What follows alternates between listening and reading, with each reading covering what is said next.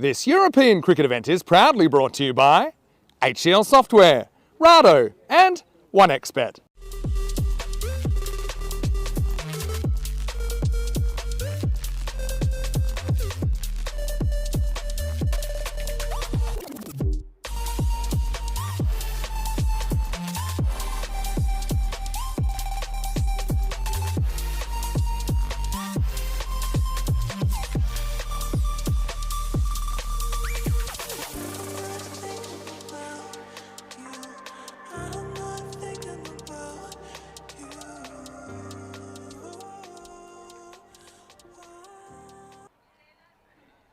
It's time to say goodbye to T10 and welcome T20s from the national capital of Bulgaria. This is the scintillating Sofia. We are coming to you live from the Vasilevsky National Sports Academy. Things are heating up here as we get ready for the quadrangular Women T20I series over the next few days. Now it's time to go down for the coin toss as both the captains are with the match referee Mr. Narayan.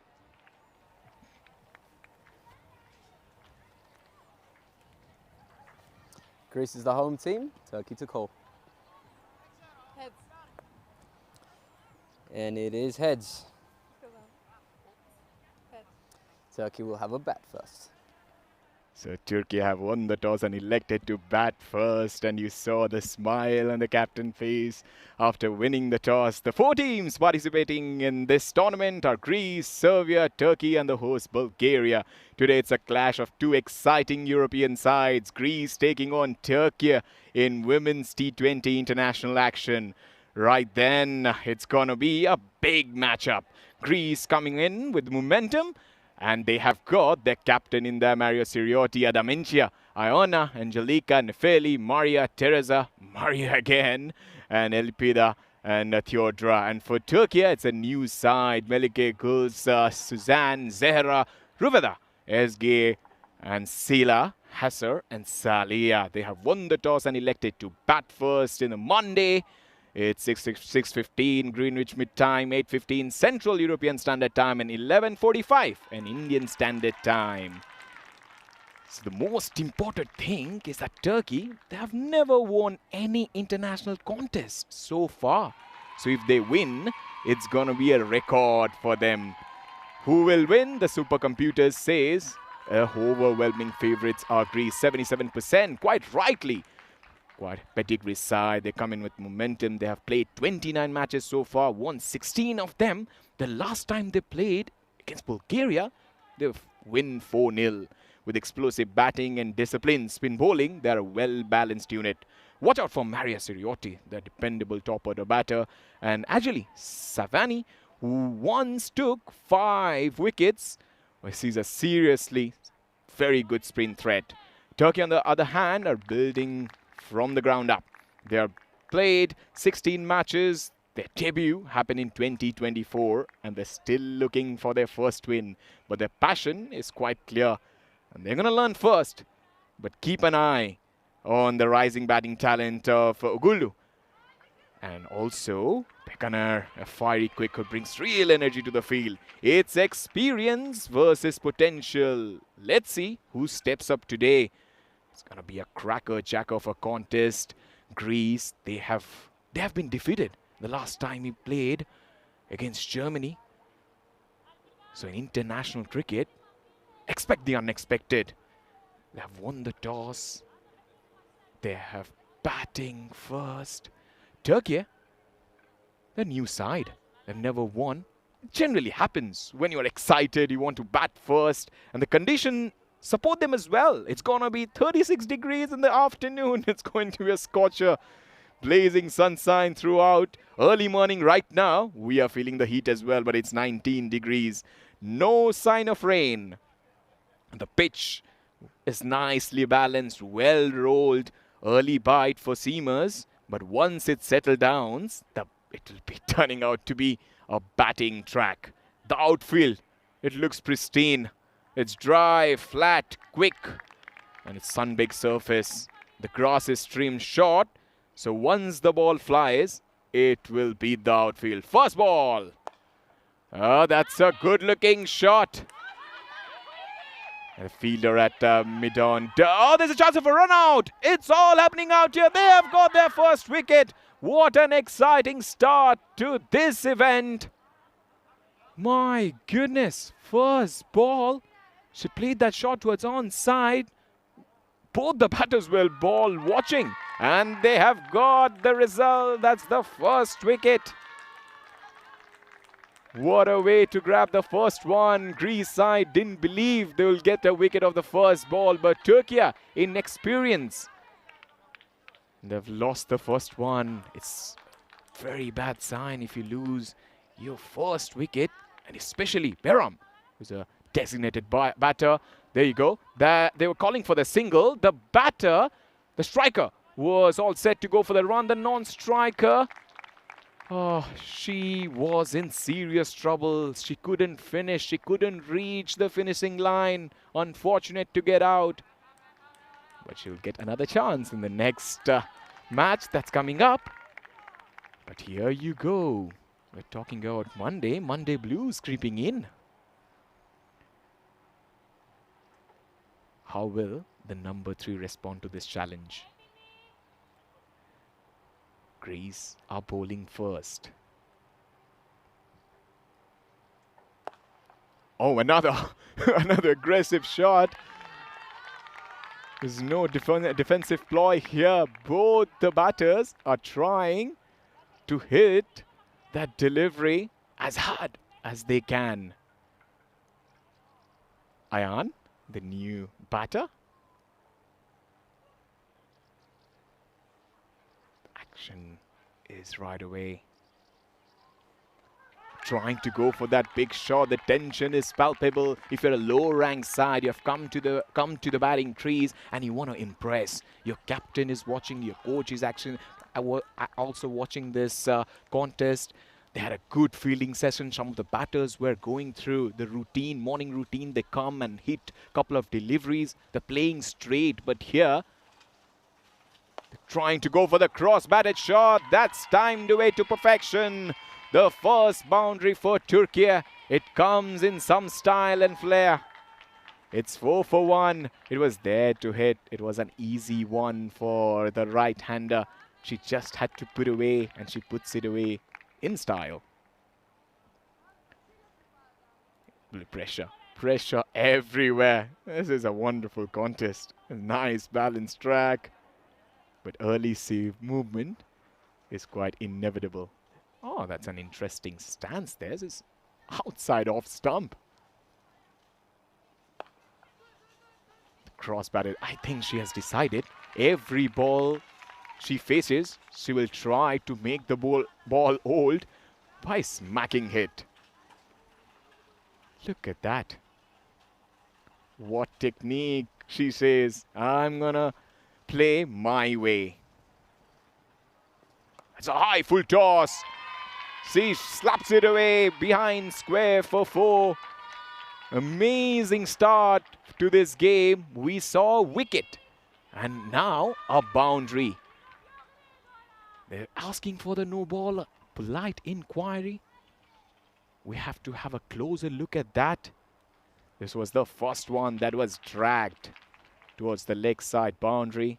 The second one was way high. It should be a no ball. It's quite surprising that the bowler, Adamantia McCree, is also feeling the pressure. That's what big games, big tournaments bring out of you. She has taken 1 wicket in 2025. But in the last year, she picked up 10 wickets. And her best figure came against Czechia women. 4 for 8. The average is 5.9. The economy rate is incredible. It's 4.98. Good looking shot. Oh, she has dropped it. My goodness. I cannot believe what I'm just seeing. Maria, it was timed quite hard. Oh dear. In and out. First over done. The razzmatazz of T20 cricket has arrived. That's how our tour looks. I'll be Rico Full was joining me in the ECS Bulgaria. But right now, it's Monday, 7th of July. I'll be taking you through the action. ECN, Bulgaria T20I's women. Bulgaria, Turkey, Greece, Serbia. On 10th, we'll have the big boys play as well.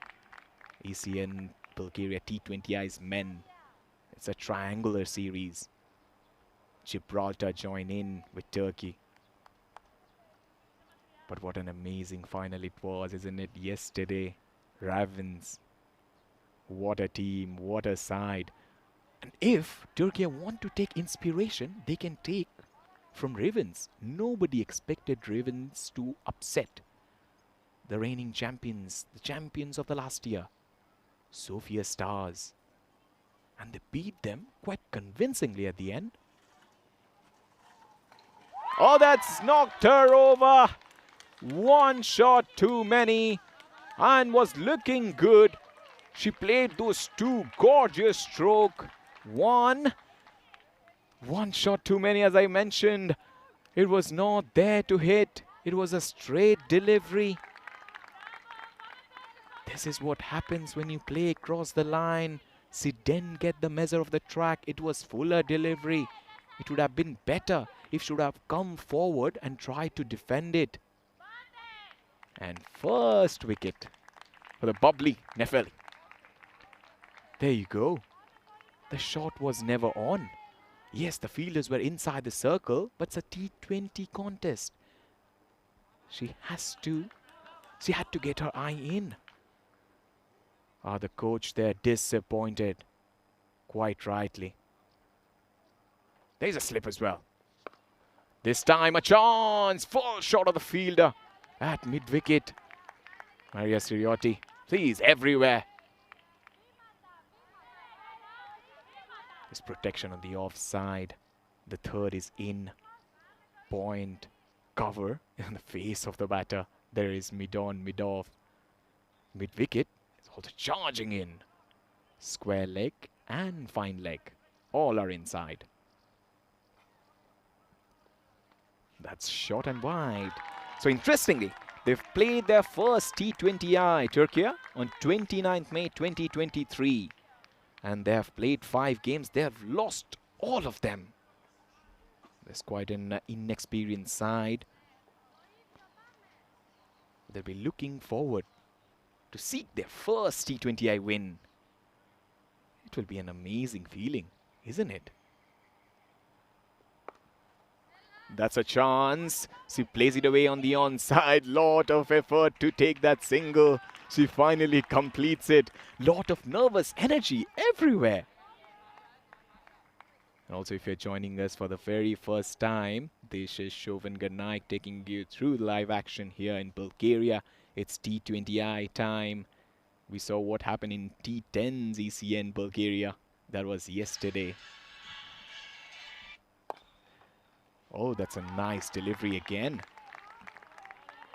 But Greece are a formidable side, to be very honest. Whenever they have played any match against the low-ranked side, they have won it.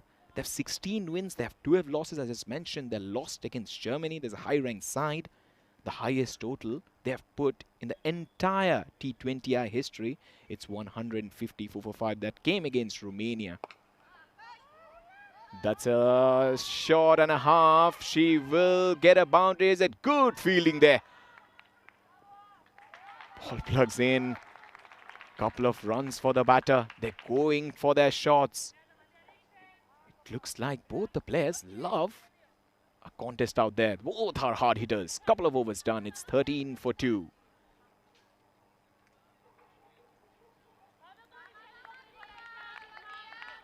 It's a bright day here. It's an amazing day at Vasilevsky National Sports Academy. So whether you're watching it from New Delhi or London or Prague, cricket is alive and growing in Bulgaria. And also from the grounds of Vasilevsky, NSA, that's a no ball down the leg side. The sound of leather and willow now joins the ranks of greatness. And also, this isn't your typical cricket venue. On one side, you have the dense pine woods onto our right, and the walking trails from Borisova Radina, oldest, largest park in Sofia. Oh, that's played away. That's a beautiful shot behind square for 4. What a start it has been. We have seen a couple of wickets, but these batter have no fear whatsoever. She puts it to the fence for 4. We're talking about the ground and a place where locals jog and cycle and picnic as well. Encircling the cricket field and facilities buzzing with activities.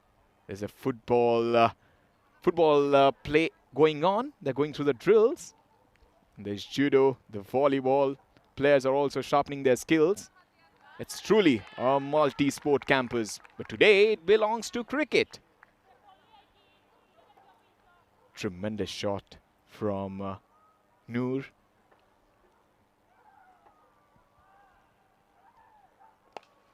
Nice shot.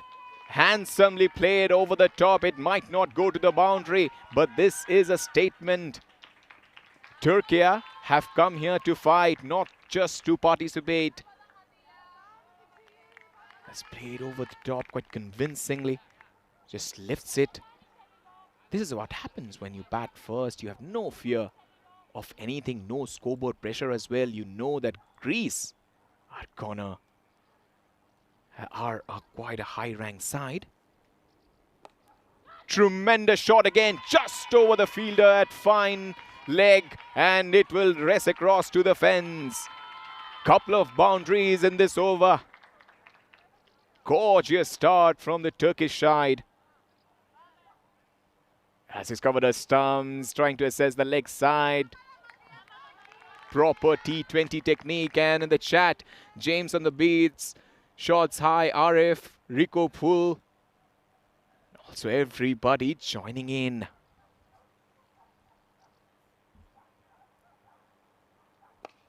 That's high. Will it be a catch? She drops it. One more chance goes begging. That's the second drop of the day. You don't expect Greece side to do that. And yeah, and hi to Saidul and Eastern Supporters Cricket Club Australia. Great shot, nearly the first Maximo. Absolutely. Tay Burns is also in there. Hi to everyone who is joining for the very first time. Rob Thompson and Vinny is also there. Hello everyone, and please like and subscribe to this channel. This helps us to get a fast reach. But this is a fierce start from the Turkish side.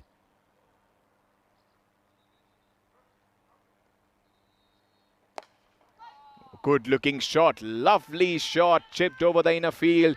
It might not race away to the boundary, will get couple of runs. It has been quite a fluent start from both the batters right now at the crease. We saw 2 wickets going down in a quick succession. But here, Turkey are playing it cool. Not nervous at all. That's out. That is out. Timber for Makri. We know what she can do. We mentioned her prowess with the ball. She has picked up already 11 wickets in her international career. And another one, she will be joyful about it. Because you miss, I hit. Proper seam presentation, ball little bit tailing in and then going away after pitching. Hard shot to play. She tried to take the aerial route. She is disappointed. She has to perish.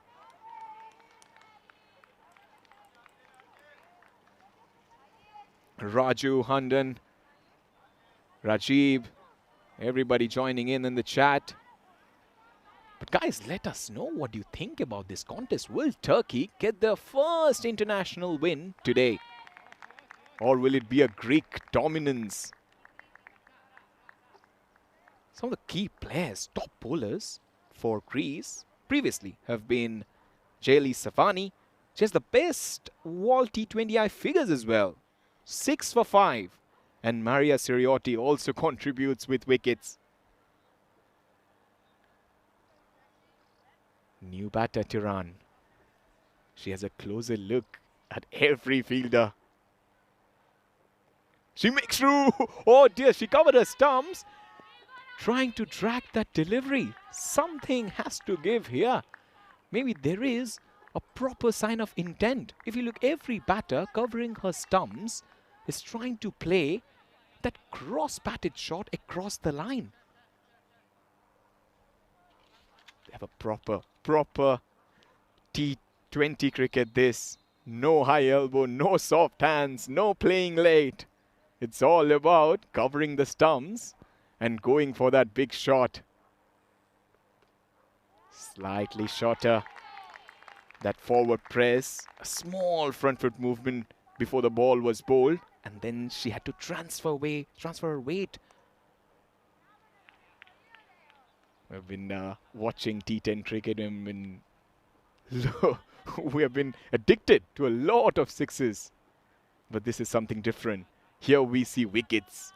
Every single delivery, there's a chance of getting a bowled or a catch. But also, don't forget, both the batters have shown intent. That's what we need from a low-ranked side. Oh, head over the ball, shoulders in line. What are we watching here? She ensured that there is balance in full face of the bat. Just look at that. It's amazing stuff. Judging the length, this time she didn't decide to go front or back foot. Tay Burns said Greece should win. Turkey too experienced. Inexperienced. I beg your pardon. Nicely played again, playing it late, getting behind the line of the ball. She is doing a good job here, judging the length. Because the first ball she played, she didn't care at all. It was kind of an open stance. Front foot was slightly open to the bowler. But here, he's playing it in a very different way. The choice of shots can be questioned, but again, these sides play T20 cricket quite rare. Greece have played, as I mentioned, 29 so far, but Turkey, only 5 matches. Pro Gamer said, why does Turkey not block? Yeah, there's an inexperienced side. That can happen, Pro Gamer. And Tay Burns is also there. He's saying power play. Yeah, these are power play. Couple of fielders outside. The kind of score put pressure. They have not put any fielder outside those 30-yard circle. Everybody inside. There's a mid-on, mid-off, mid-wicket, square leg, fine leg, a slip, backward point, point, covers, and mid-off. A very good vibe among this Greece side. Every ball cheered by all the fielders on the ground. Will she get a single? Yes, she does. This is intelligent stuff. She played 3 dot deliveries. Then she decided, I need to take a single. And she finishes it off quite nicely there. Yeah, just guiding its soft hands. We have mentioned her batting. But this is an intense contest. You never know what's going to happen when these two sides play. Supercomputer says 75% Greece and Turkey 25%. But whenever Turkey scores runs, that winning proportion just goes up.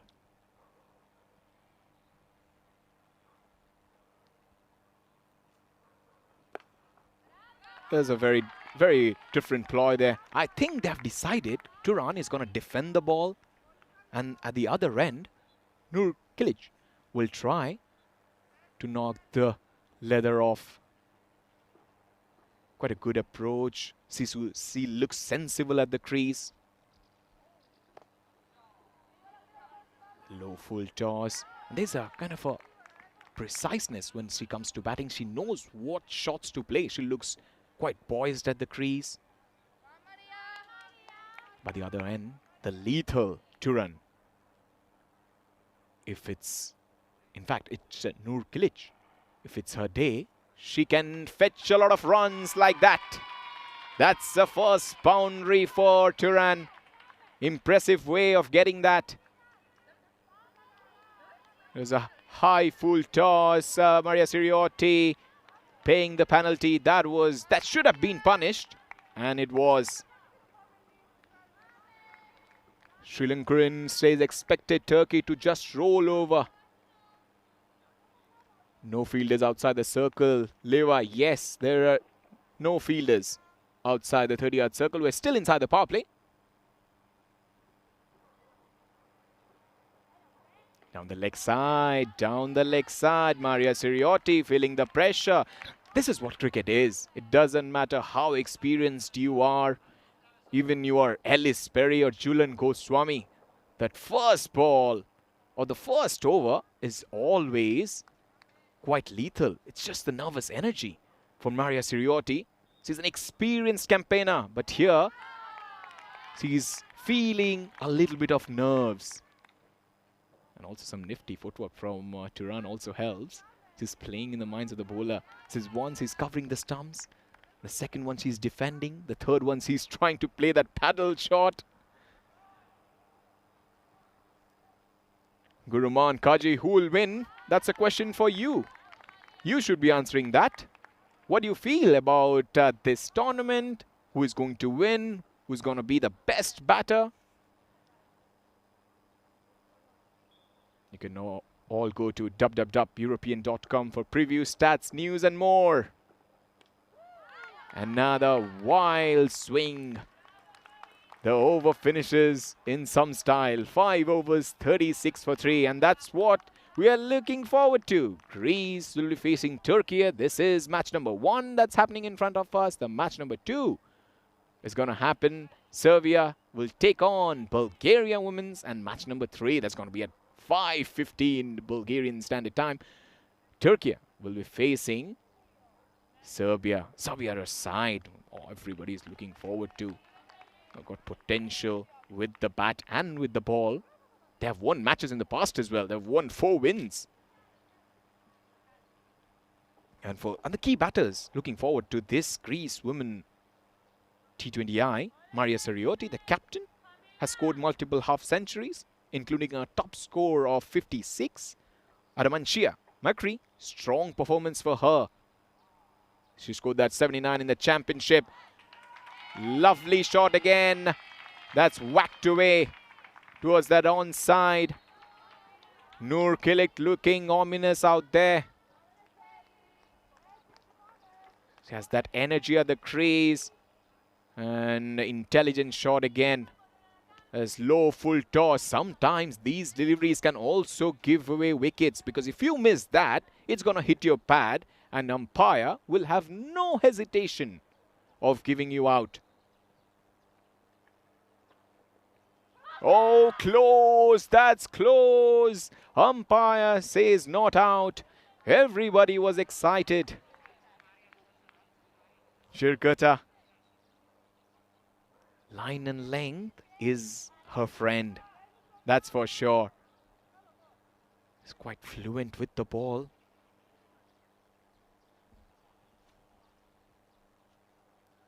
It's also hitting the right areas. But she has a lovely wrist position if you watch it closer. Dragged towards the onside. That's a very good run up. But maybe she's trying to set her beautifully here. She's pulling it a little bit outside the off stump and then she's bringing the ball back in. That's a great change up. And sometimes the batter can go through the shot too early. So he's trying to play in the minds of the batter. Couple of fielders closed in. Oh, that's hit her bat and helmet as well. She needs to be careful here while she's trying to play that shot. And look at that. Boom! Oh, we are quite lucky we play cricket in these eras. Or else before, it should have been right on that nasty face. Helmets. Helmets, wonderful thing, isn't it? And she's extracting some extra bounce off the surface. Little bit of extra bounce there, but she manages it. And if you look, there's a clear intent at both the batters. We saw that was Nur Kilic was being aggressive. Turan at the other end, staying low, playing intelligent cricket.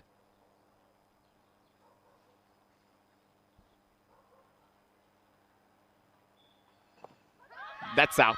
That is out. Yes.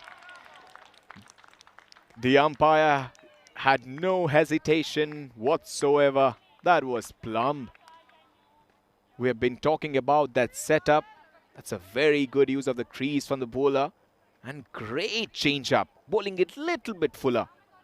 Great variations in pace and length. Coming forward and caught napping. Another wicket down. And we have got some Turkish supporters as well. Jenef Avyali says Turkey. It's a T20 match. Yes, Sopnotori.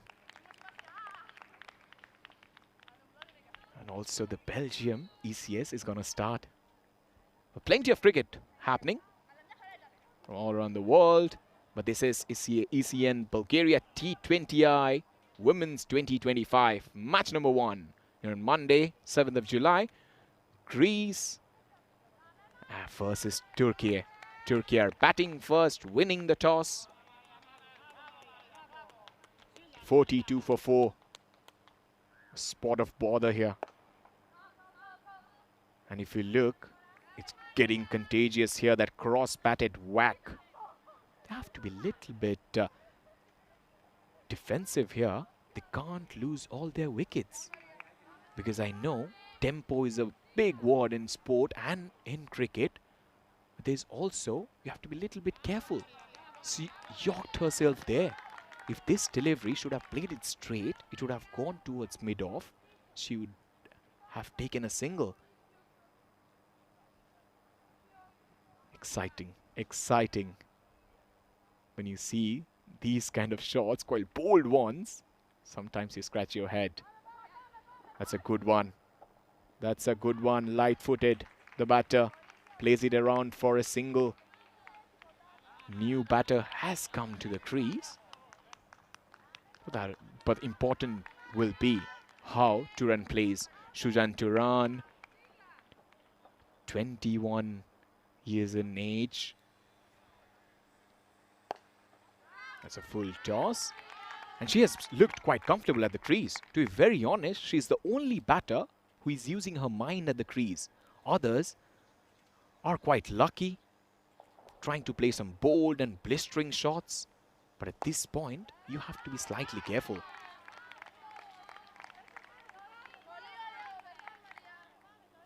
Gulhatun Kiliz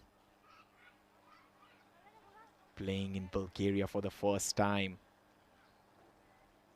Maria Seriotti. Will she be able to contribute and bag her first wicket? She glances it away. Delightful stroke, and what a way to open your account. Kilic gets her first boundary, and it helps that Turkey has scored. Just go a little up than 45. It's 47 for 4 after 7 overs. So far, action is guaranteed. We saw Melike getting out, bowled, Adamantia knocking her over. She scored 4, and then Julse. She was out, didn't play any deliveries. There was a collision there with Melike, and then Kokshu Ayan scored 9. Hesgi was LBW. She struck 3-4. She was playing beautifully. Just threw her wicket away. Suzanne and Gulhatun are the two batters right now at the crease. Punched away. She will find the fence for 4. At one point, I thought the fielder will try to cut that off because she was fielding at deep square legs. She had to make that big sprint, but the ball wins the race. Quite balanced at the crease. Impressive shot from the right-hander. And as I mentioned, this is pristine conditions. It's dry, flat, quick. And the sun is helping that ball go towards the boundary. Next delivery.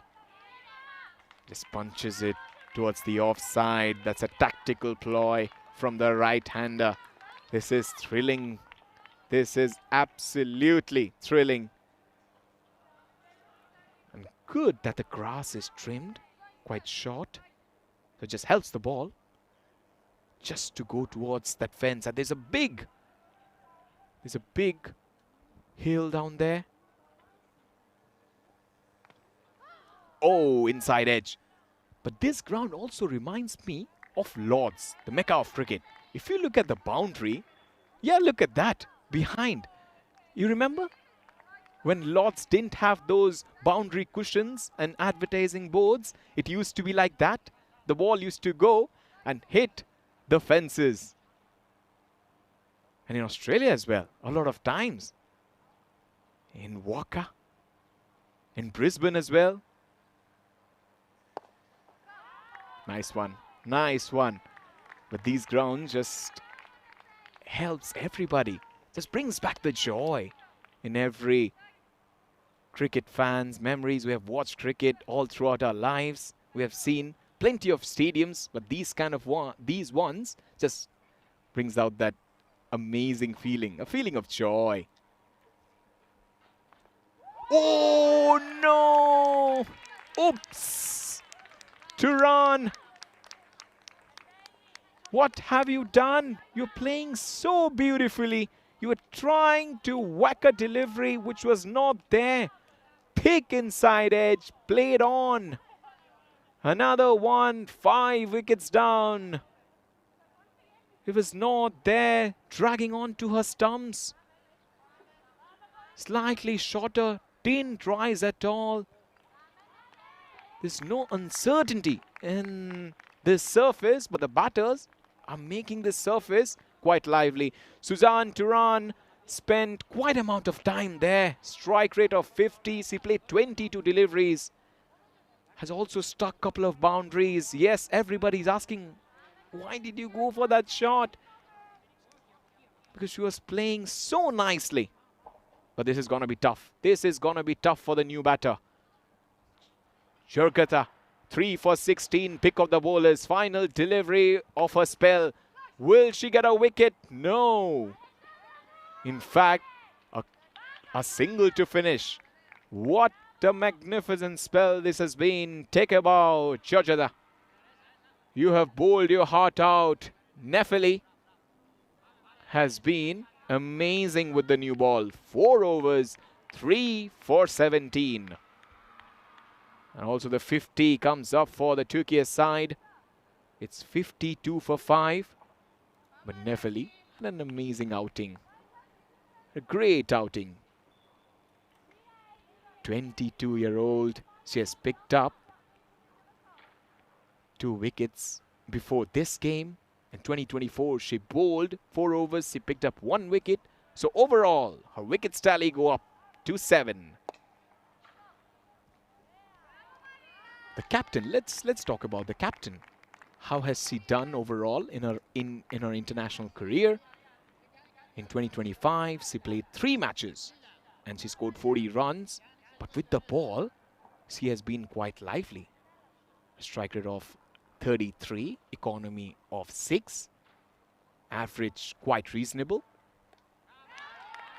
Top stuff. Yes, that's the way. That's the way, madam, you should play. Akpinar, I can imagine she's under pressure. Heart must be thumping. And after that, she did just shadow practice.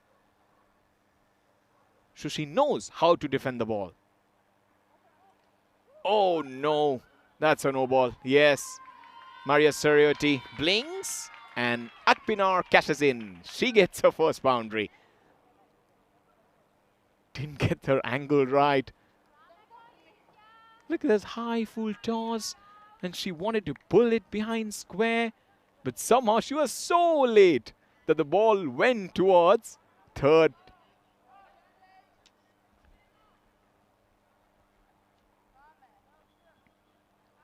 But it's very important when you are... Oh, that's a free hit. When you're facing a free hit, you have to go. Have to go. She tries. She tries. I somehow feel the bat lift. The movement of the bat before playing the shot is so high for Akminar. She's not able to control herself. Her head as well is not still. Look at that. She's moving away.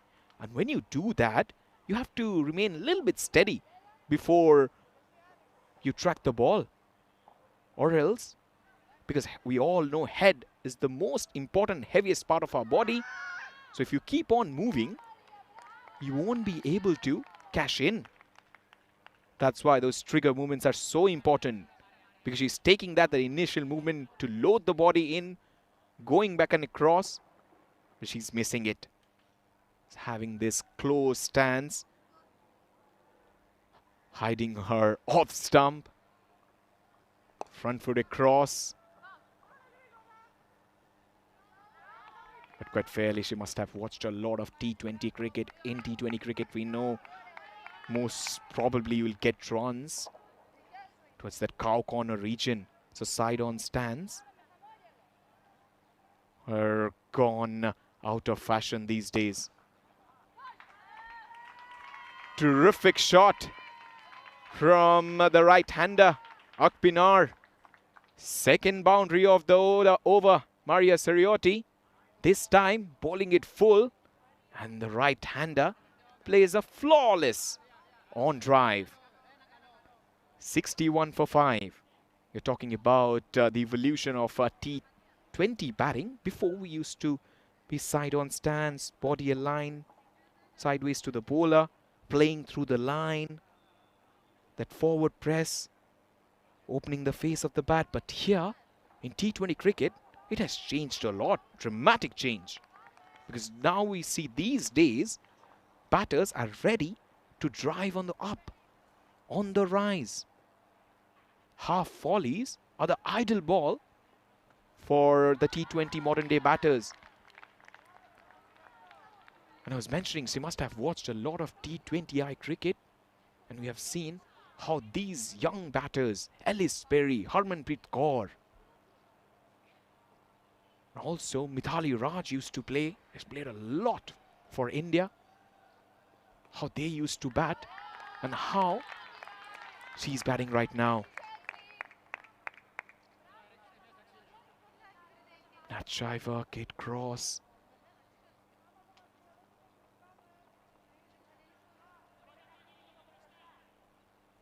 As I was mentioning, everybody was inside the circle. There is one fielder behind the batter, deep. Nicely struck. This is good cricket. The timing is good. And she looks quite stylish and smooth at the crease. But today it's going to be a scorcher of a day. It's going to be high towards that 37, 38 degrees. Early morning, we are feeling the heat.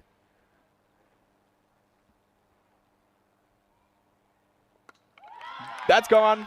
That's gone. She wanted to play a shot that was not there. Quite aggressive at the crease. But this time, she has to perish. That was quick of the surface. Intelligence shown by the bowler.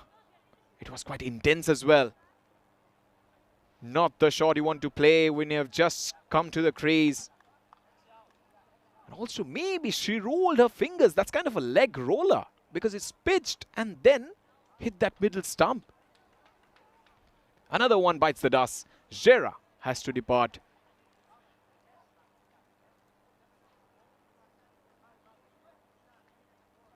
Let us say hi to Karagon. Everybody watching there. Rob Thompson. Thank you, Esgi. Our thoughts and love go to our family at this time. Absolutely. But a lot of people from Turkey tuning in to this broadcast. Thank you so much for watching. And if you're watching it for the very first time, do like and subscribe our channel, European Cricket Network. You're watching this wonderful game happening in front of our eyes, where Greece are facing Turkey. It's 62 for 6. And also, the first question of the day comes here. I've taken a leaf out of Rico Full's book. First question of the day is, which country has never changed its name? I'll give you a couple of overs to find the answers.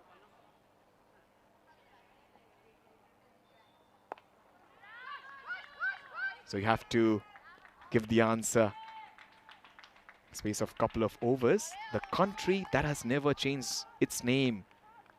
Please write it in the comments. We'll have a wonderful interaction here.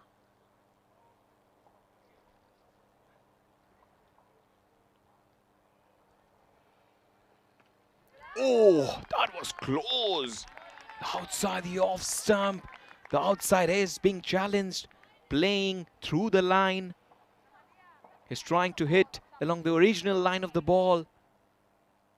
At the very end, that drop. And then it whizzes past. He's trying to back away as well. Moving towards leg to make room for that shot. And that's how the calendar looks. In Belgium today, Rico Full and Phil G will be taking you through the action. And then Germany, Sweden, England, Wimbledon. 28th of July. Croatia, Germany, Romania, Hungary, Switzerland. Then we have the Medal Shield and Western Shield. That's the most important tournament in ECN. European Cricket Championship as well. Then Italy, Cyprus, Malta, Spain, a couple of times. And we end the year with European Cricket Championship Women. So plenty of action. So there's a lot of reason to join the chat on our YouTube channel. First signs of Savani. Nicely bowled, nicely tossed up. She has been a wicket taker for her side. As I mentioned, she has got the best World T20 bowling figures in international. For Greece, 6 for 5. She gently puts it in around that off stump. That's the beauty. And Sri Lankan says Greece. No, it's not Greece. The question is the country that has never changed its name.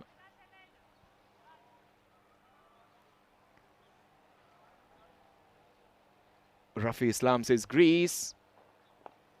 I give you a couple of clues. It's near Romania. And also it has a mountain range called Vitosha. And on the other side, we have the Black Sea. Turkey, not really. That's shorter. You know what, Shavani reminds me of a young Amelia Kerr. I watched Amelia Kerr for the very first time. She was a 14-year-old. She used to bowl exactly like this. Absolutely, trust me. Go on YouTube and check Amelia Kerr, 14-year-old. And now she's a leading leg spinner in international cricket. She used to come up. She used to be very short, like Savani. She used to just put in there the ball, taking ages to come down.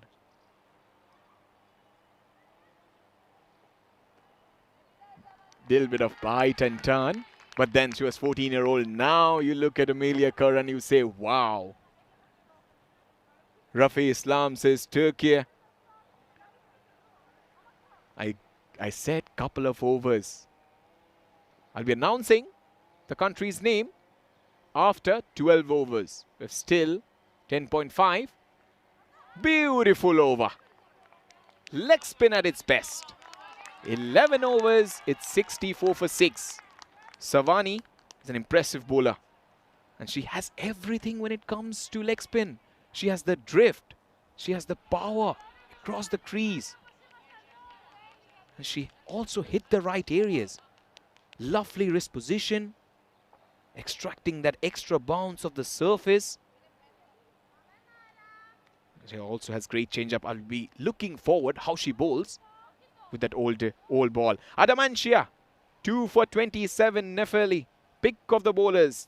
17 runs she has conceded and she has taken 3 wickets. Maria Siriotti. Unusually, 3 overs, none for 19.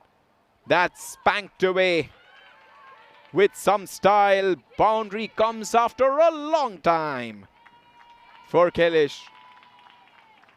Boundary that will give her confidence and joy at the crease. Quick on his feet, impactful. And she looks resolute. Is talking about Safani's bowling. Also the non-bowling arms as an important thing when you are bowling leg spin. It's used for balance and direction during delivery. Verfesioti bowls a cracker. Bowls a cracker. Beats her, all ends up. She didn't expect there. If you see, she has a split stance, feet little bit apart, so that she can play those big shots. But everybody in T20 cricket wants to clear the front leg, isn't it? Plays it towards the offside. She's reading the bowler's hand, because the bowler is also trying a lot of variations here. A lot of variations. And we are in 11.3 overs. Is scupped from one side, the rough half. It can also help in reverse swing if you can do that. Tries to drive on the up. But the good thing about Kailesh is that she has a low bat lift. Look, she doesn't lift it up. That's compact and close to the body. High elbow. That's a classic technique to play those straight bat shots. Whoa. And this surface is also doing a little bit of trick. Even though it's sunny, get that sharp movement. Extra bounce has been a friend for all the bowlers. And if you are meticulous, then you can get a lot of purchase from the surface. Plays it through the line. No run. So, the last time, the country that has never changed its name. The answer, Romania people say, and Rob Thompson says, I know Shoban. Okay, Rob, you little beauty. So the answer is Bulgaria is one of Europe's oldest countries, and it's the only one that has never changed its name since its founding in 681 AD.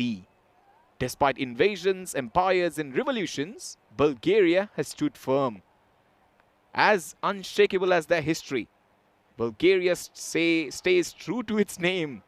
And just like a batter refusing to leave her crease, here is Shenik. He's not trying to dance down.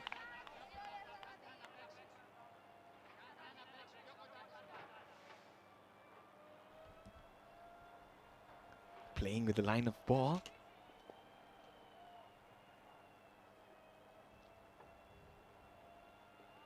It's down the leg side. With the leg spinner, you have to be little persistent. The skipper plays a huge role when you have a leg spinner. You have to take care of a lot of things. And here she's trying to bowl in around that off stump.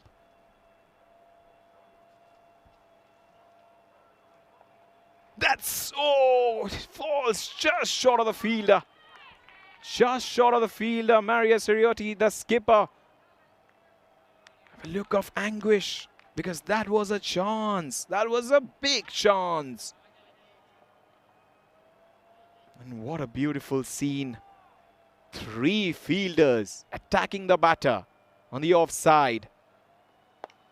And she plays it towards mid-on. She's trying to steal a single. Doesn't go for the run. This is spitting cobra here. Safani knows that the batter is under pressure. One shot of anguish will get her wicket. But the batter is resilient at the crease.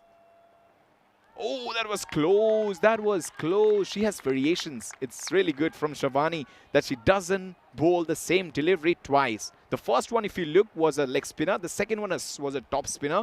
The third one was kind of a zooter. Playing in the minds of batter. It's slightly shorter. Maybe she tried to go for that googly. Played uppishly. They will get couple of runs. Very interesting when something like this comes in front of us. Leg spinners are always match winners. Always match winners. And the wicket here is an AstroTurf. That's why it's fast, skiddy and quite unforgiving. That's why the seamers we saw got plenty of carry. And now the spinners are relying on the pace of the pitch. Slogged. Effortlessly played. It won't go to the boundary. But signs of aggression from Shenik. She knows that is very important. If they post something around 120, 130, Greece will be coming out to chase. Yes, Greece are a pedigree side. They have won 19 games so far. But here, it's a different kettle of fish.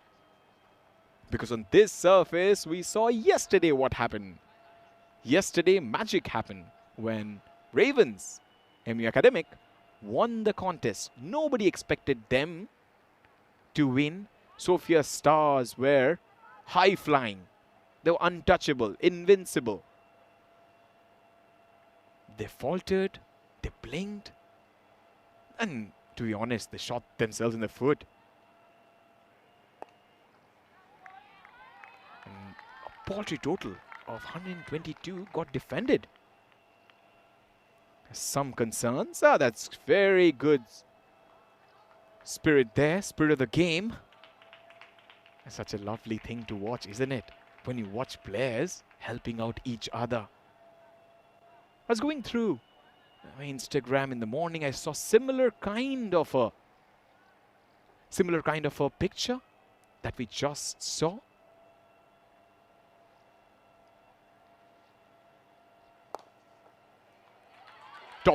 Top shot, confident strike, will back her for getting to the pitch of the ball, playing through the line, picking the length, playing it to the full.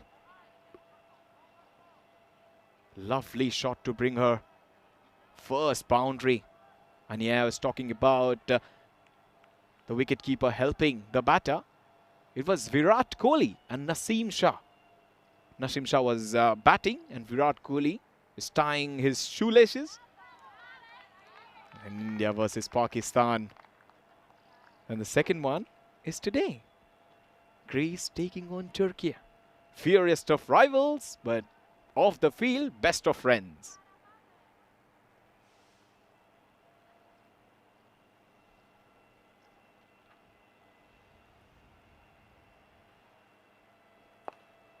Nice one. Nice one.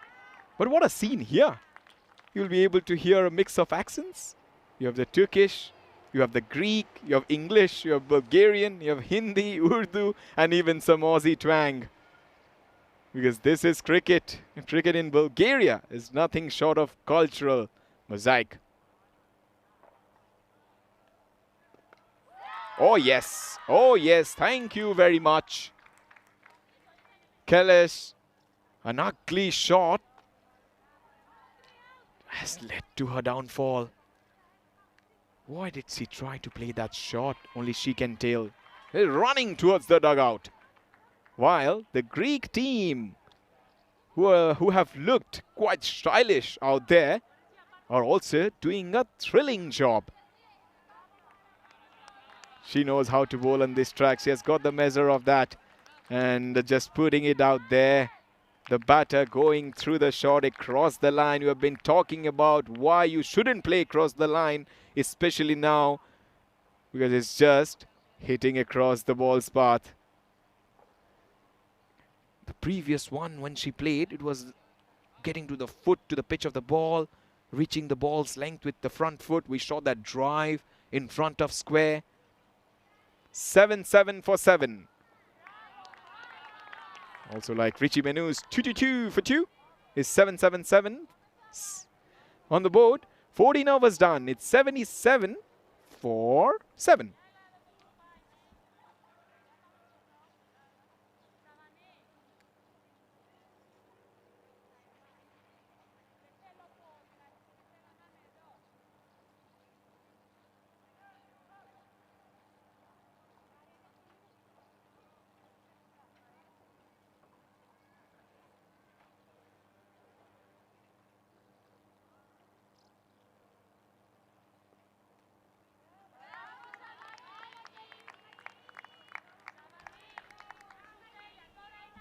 Plenty of people.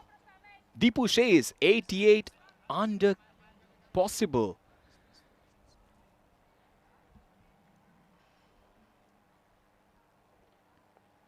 And also, Faizan Akbar, 101 over please. Bikun says, what a shot. Women are far better than some men cricket. Eva says 95 plus. And Sazal 97 over. There's plenty of discussions here. Naveen says, my language is Pashto. It's quite popular language on the other side of the world. There's a lot of Afghani players playing, were playing in the previous tournament. That was ECS Bulgaria.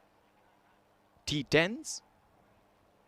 They used to speak Pashto quite fluently. That's a nice stroke. Confidence booster. Out of nowhere, she has played a gorgeous shot. Cynic showing her power and skill at the crease. And also the predicted score goes to 98. Nirmal 90 under now. You're maybe not watching the game. It's over. It's over.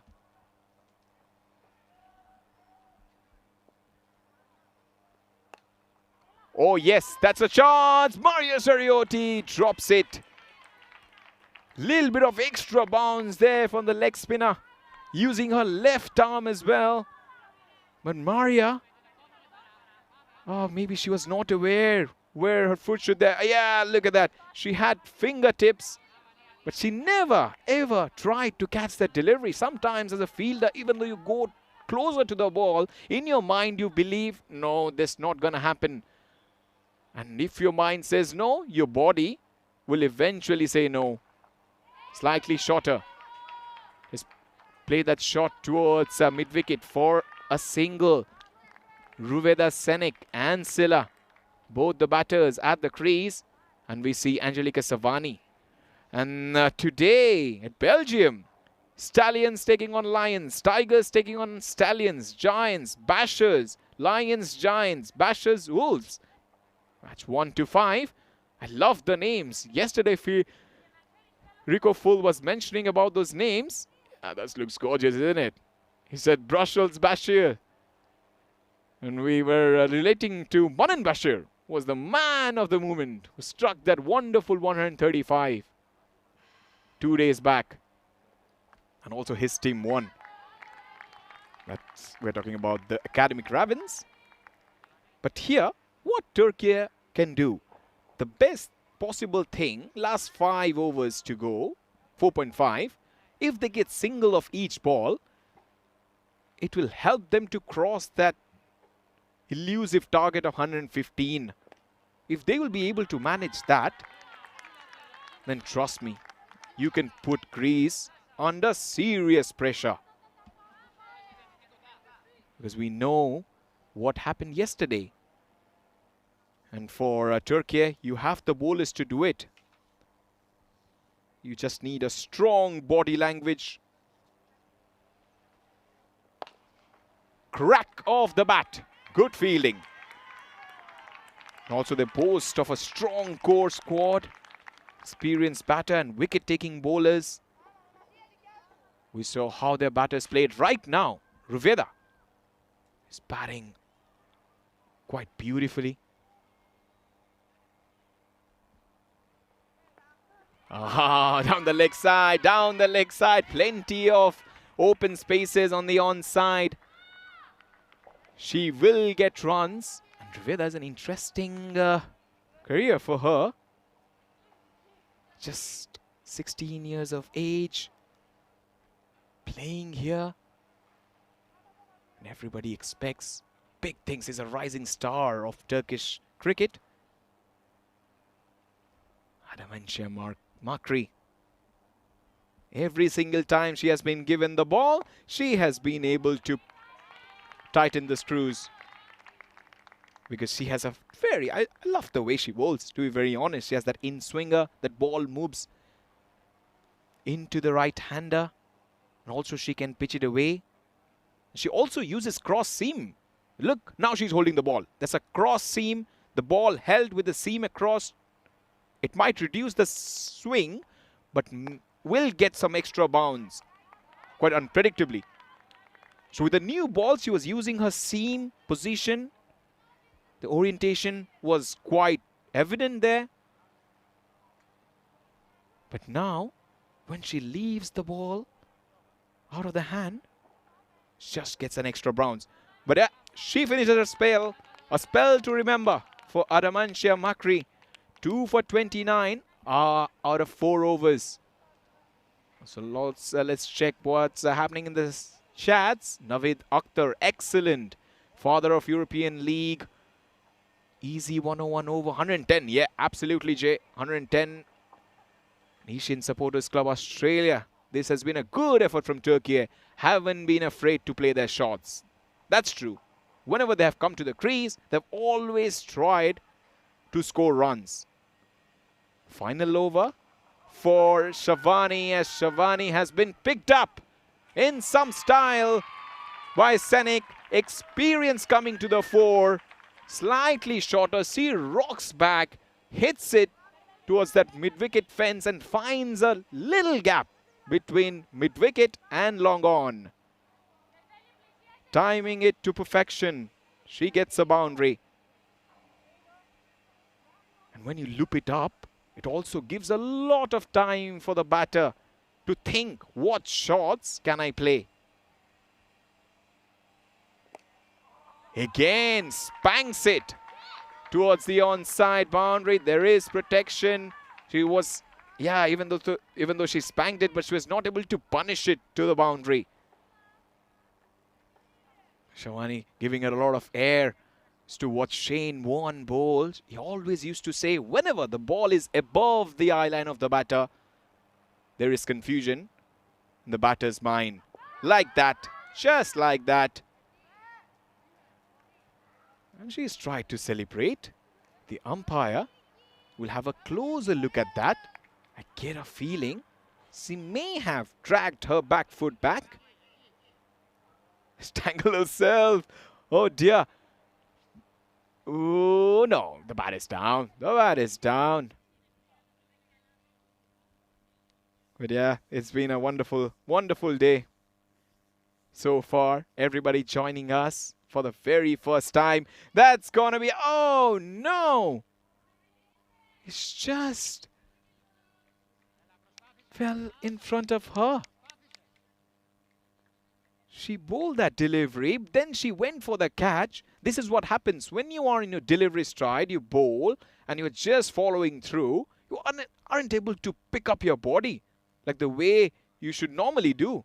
That's what happens when you bowl leg spin, because you collapse after bowling. Yeah, just look at that. She is there. She is there. The previous one.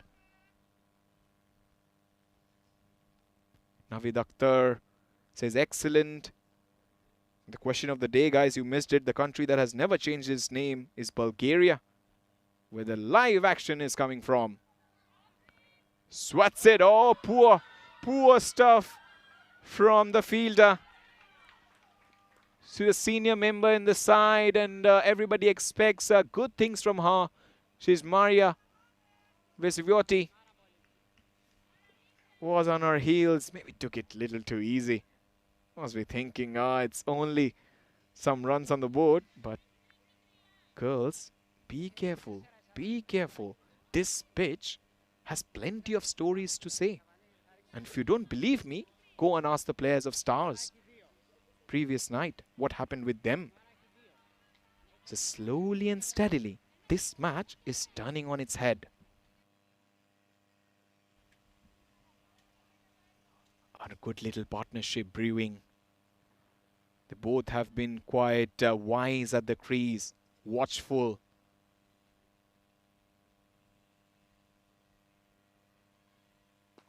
Oh, that's masterly played. Will she be able to get a single? Yes, she does. She's doing the right thing, to be very honest with Del Dream. She's trying to give the senior batter, the batter who has runs under her belt, quick off the vlogs. Giving the strike to her, while Senik will try to dismiss it. Oh, that was close. That was close. Quite intelligently bowled there from Vishwati. She was the one who missed. The previous misfield happened because of her. Maria Vishwati just rolling her fingers. That's a leg roll I've been mentioning many a times. She has some sort of variation. She takes the aerial route. Couple of fielders will get across and she will complete her second run. In fact, they only take one, is it? Yes, it is. Little surprised because the ball went up high. They had plenty of time to go for that second run.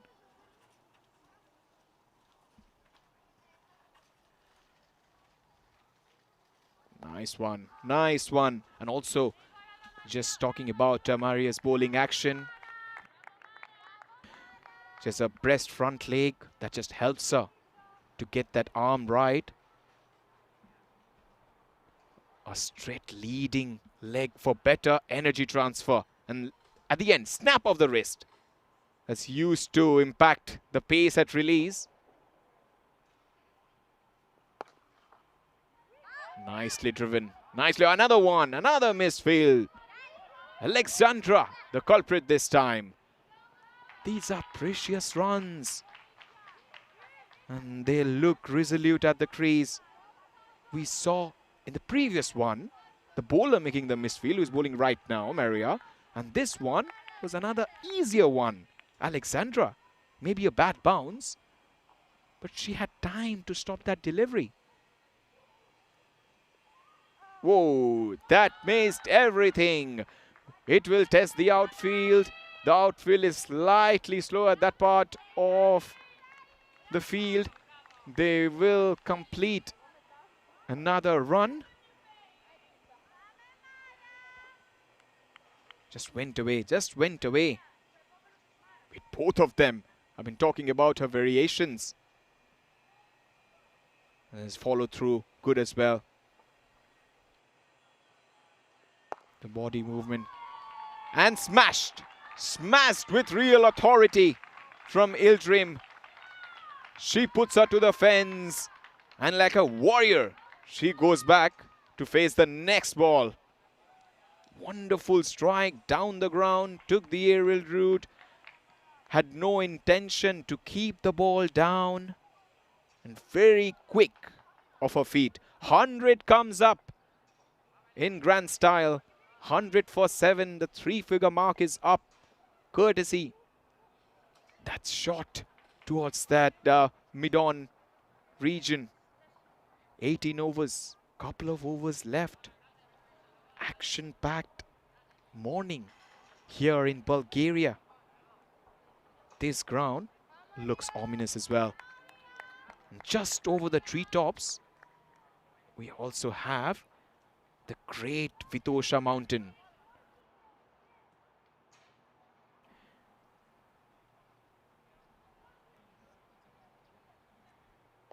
Nicely bowled, but the air is crisp. The outfield is fast. This is amazing setting here. There's no grand pavilion here, and not a 20,000 seat stand, but just open fields. The buzz of community and a pitch laid with a lot of hope. And I really hope that this game and this place will keep growing. Maria Sariotti, experienced campaigner with the ball. She tries to point where she gathers her momentum to bowl. Very strong action. I watched her when she was playing for... Oh! Beautiful shot again for a couple of runs. Masterly played. Cheers across the ground. And a lot of people have come just to watch these two sides play. And more, they want Turkey to win their first T20 international. Down the leg side, down the leg side. The pressure is building. But that's cricket. That's cricket with a serve with a dash of elegance. You see a lot of stylish player. And the players are locked in a thrilling battle of nerves. As she tries to fetch it. And that off-stump region. Senik is growing in confidence. After every single stroke, she looks at the field. It's a very good way of concentrating as well. Every single time she plays that shot, she watches the ball till the very end. Even after playing, even she's standing at the non-striker's end, she's watching the ball. That's how good batters concentrate. Because when you bat for a long period of time, like she has done in a T20 contest, that's one way of playing the shot. That's one way of focusing. You just watch the ball. Never take eyes off your ball and just leads to a great amount of success. Since many batters do that. Because batting can get boring at some times because when you score, you keep on scoring and scoring. But if you watch the ball where it goes now, she's watching everything. And at the very end, she's watching the ball. It has gone to the umpire. That's focus. Is already there. And the ball has danced off her bat.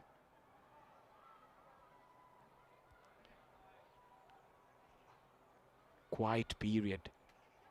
And the last over will be coming up. They're checking whether it's Maria Siriotti finishing her spell. Constant touch between the umpire and the match referee. And to be very honest, these are pretty experienced umpires. They just officiated the final, the whole tournament in here in Bulgaria. The T10s, ECN. Clear-cut communication.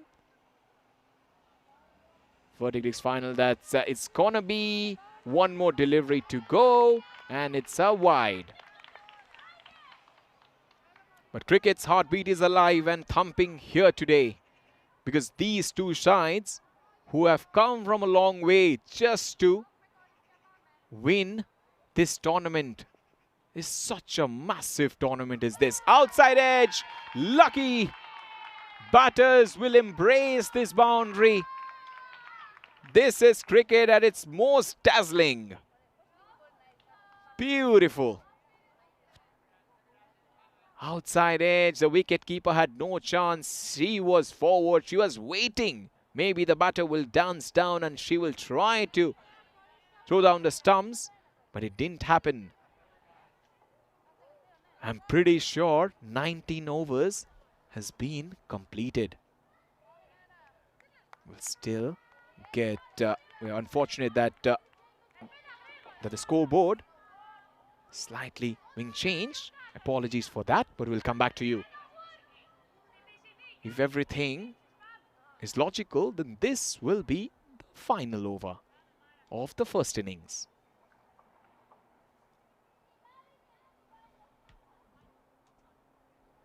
$100 has already come up. Smashes it. Good fielding. Good stop there on the fielder.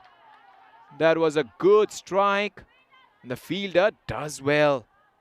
Stops a Sutton boundary. Alexandra, oh, good footwork. Good right foot.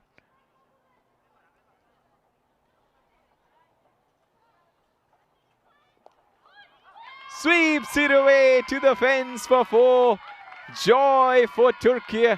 Agony for the Greece side as she helps the ball on its way to the fence. The right leg was down. We're talking about how she plays her shots.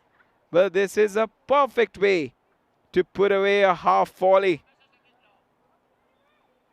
Nicely played. She's reading the bowler's hand, identifying the variation early.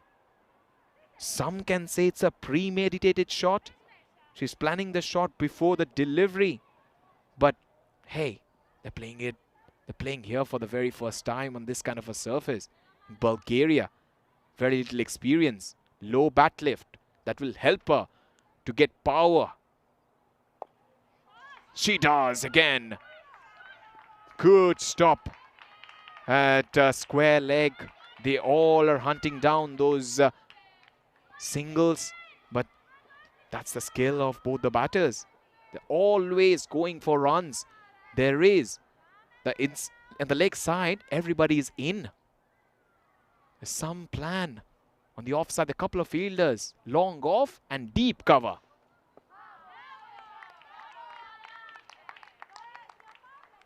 Couple of deliveries to go.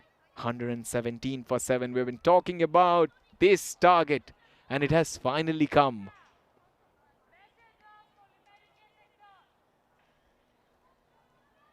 As we say hello to all our YouTube watchers.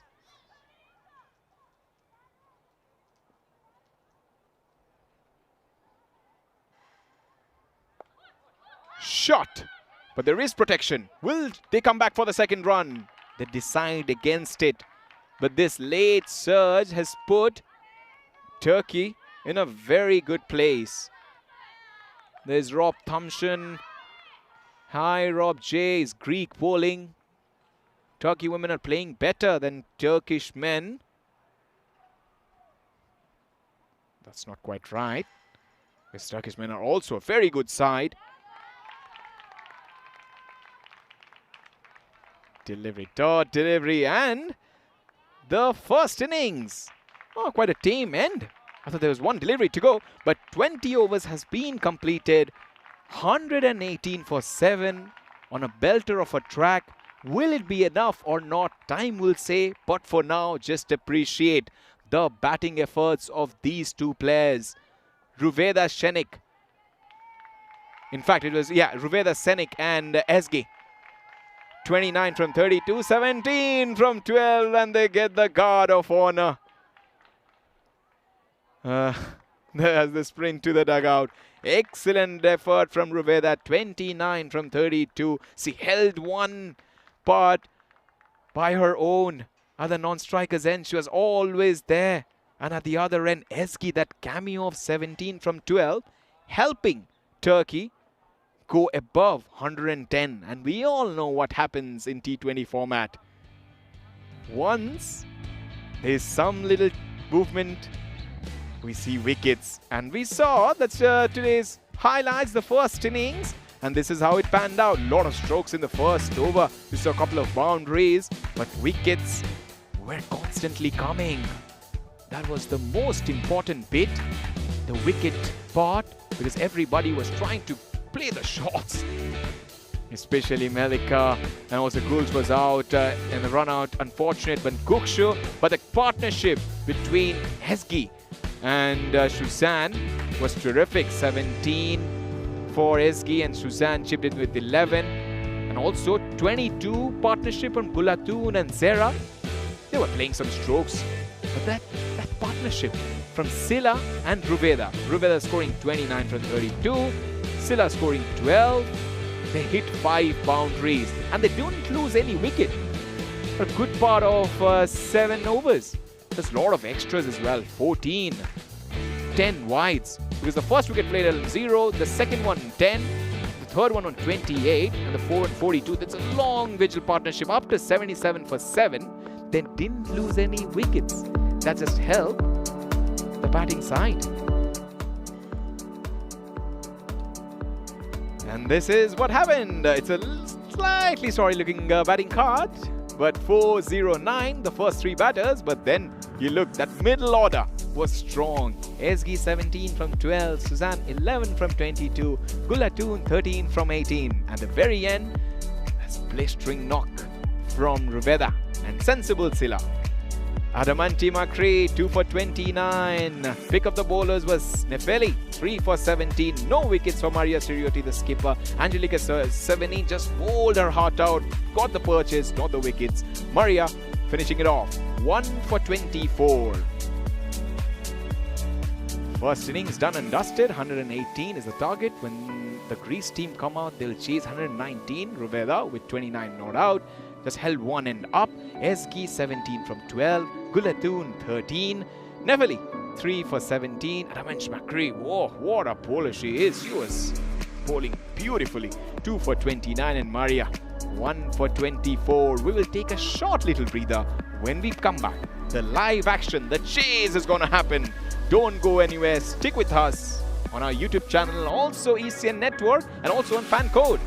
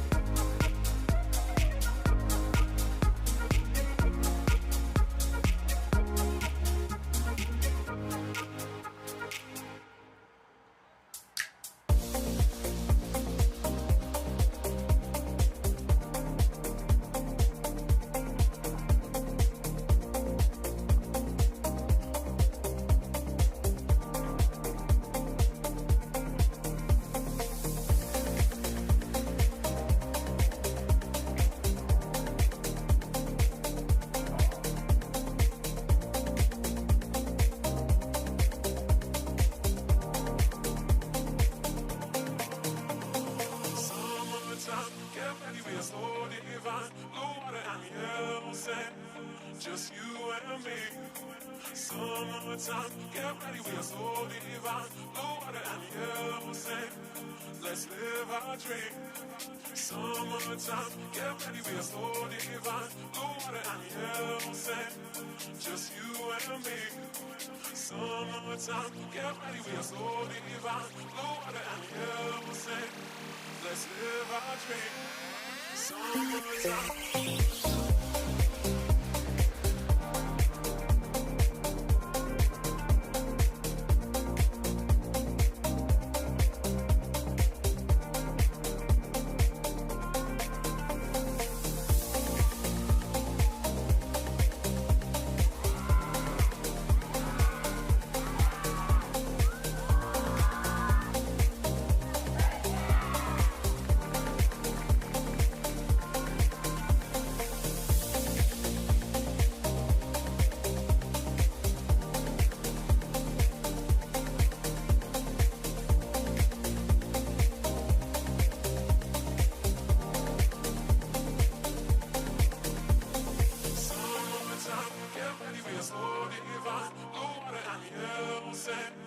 Just you and me. Summertime, get ready, we are so divine.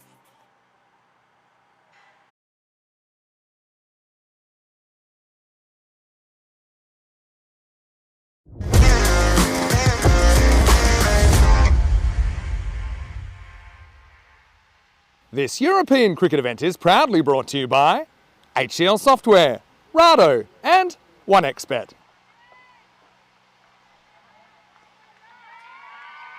From snow-capped peaks to scoring pitches, Bulgaria brings the heat.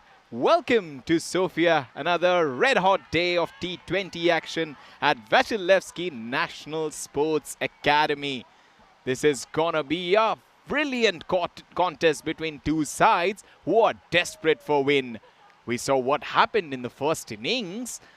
Turkey batting first on a flat surface, scoring 118 runs, losing 7 wickets. That amazing partnership. They were 77 for 7. This amazing partnership between two batters who promised a lot.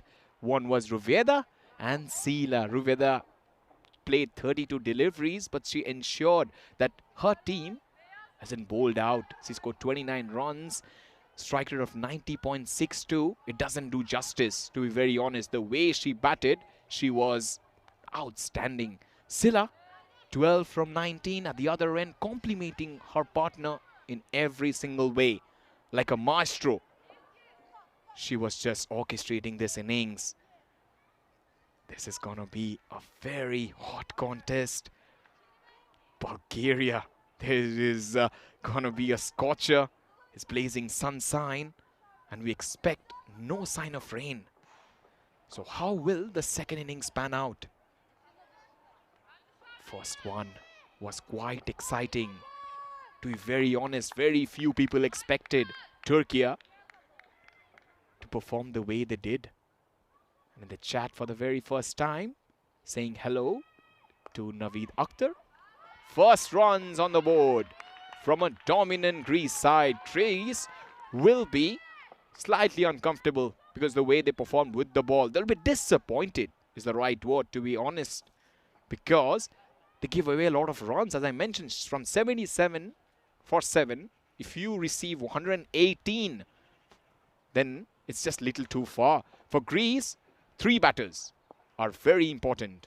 Maria Siriotti is going to face the first delivery. That's wide. Not a good start from Nur Kilic. Maria Siriotti, the captain, scored multiple half centuries, including a top score of 56. Adamantia Makri, also at the non-striker's end, watching her partner bat. Strong performances in the past. A valiant 79 in the championship. Whoa, nice one. Yeah, it will be given as wide, but it's kind of swung back in. And Ageliki, the consistent wicket keeper, batter, also big task at her disposal.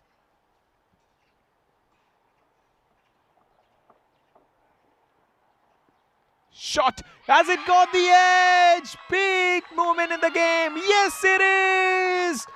Maria Siriotti can't believe it. She doesn't want to leave the batting crease. Somebody needs to go and say that you are not out. Oh, I thought for a reason, because the umpire, I thought there was a kind of a edge onto that.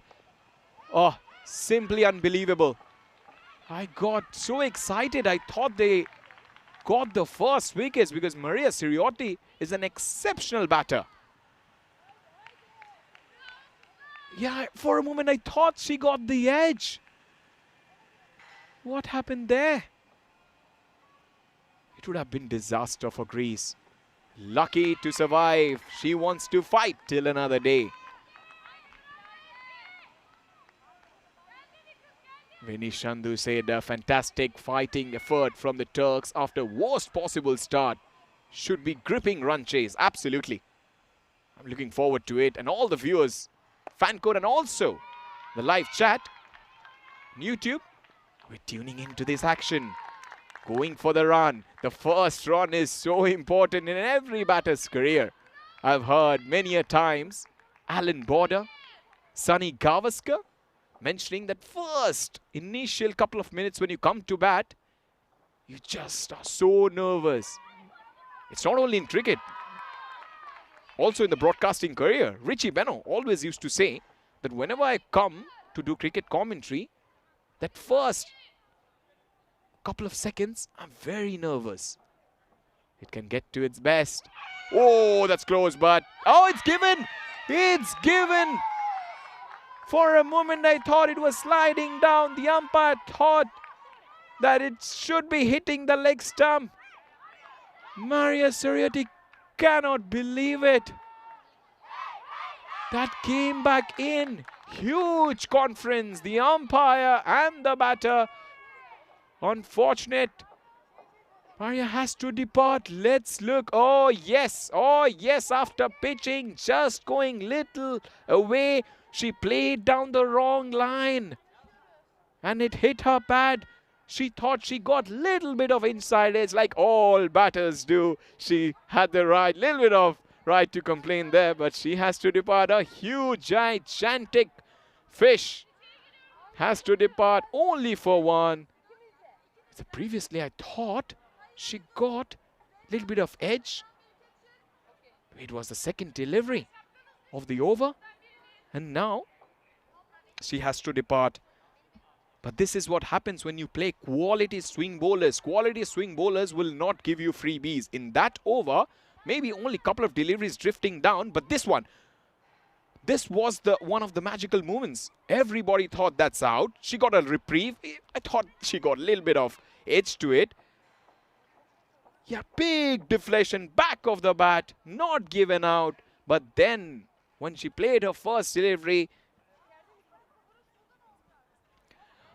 and maybe also our producer, Alex, has given us a tremendous information that it might be a free hit because the previous one was a no ball. Well then, guys, you're watching the game quite close.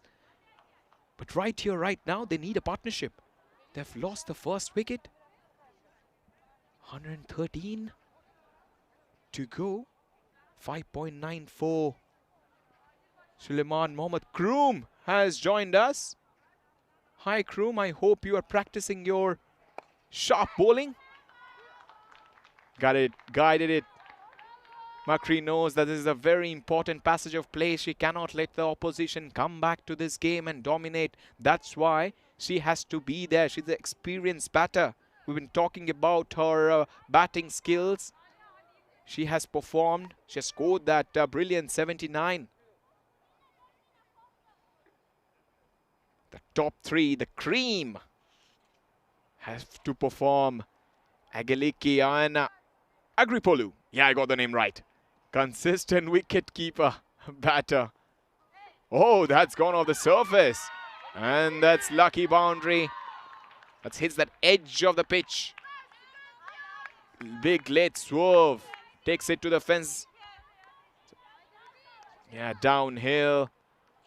And unfortunate, that's given 5 wides. Girls, you don't have too much runs to defend. But it'll be a big approach. How this dominant Greece side chase this total. Because whenever a big side comes up against a low-ranked side, minnows is the word that most people use, they try to dominate. They want to kind of show off that we have got the skills. But sometimes it can go the other way around. It can bite you. A couple of instances comes to mind. Australia playing against Zimbabwe. T20 World Cup 2007 first game for Australia. And that's men's I'm talking about. And I still I still believe that they should have won that, but they got beaten. And that side had Ricky Ponting, Adam Gilchrist, Matthew Hayden, Brett Lee, and they lost to Zimbabwe. Zimbabwe's golden batter at that point in time was Brendan Taylor, and he finished off the match by hitting a 6, if I remember. That was a tremendous chase. Australia batting first, and they got what they deserved that day. They played poorly, and they lost the match. So things have started to shape up very differently. Good contest here, says Ash. That's a good shot. She finds the gap towards that long on region, wide long on region. Mercury will get a boundary. She's showing her class here and pedigree as a batter. Batting like a surgeon. Needling that finest of gaps between mid-wicket and mid-on.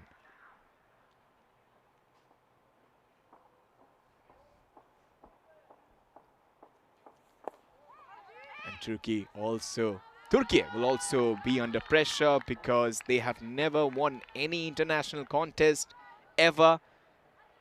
And many a times we have seen sometimes people get desperate. In life normally as well. When you don't achieve that thing and you just feel like, oh, I'm going to do it, but it doesn't happen, but eventually it comes. That's just a different feeling. But right here, right now, they have got this match by the scruff of their neck. 17 for 1. Greece side is in trouble. They have a lot of runs to defend. And this pitch is slow and it's turning. So if they have good spinners, they can do a lot of good things.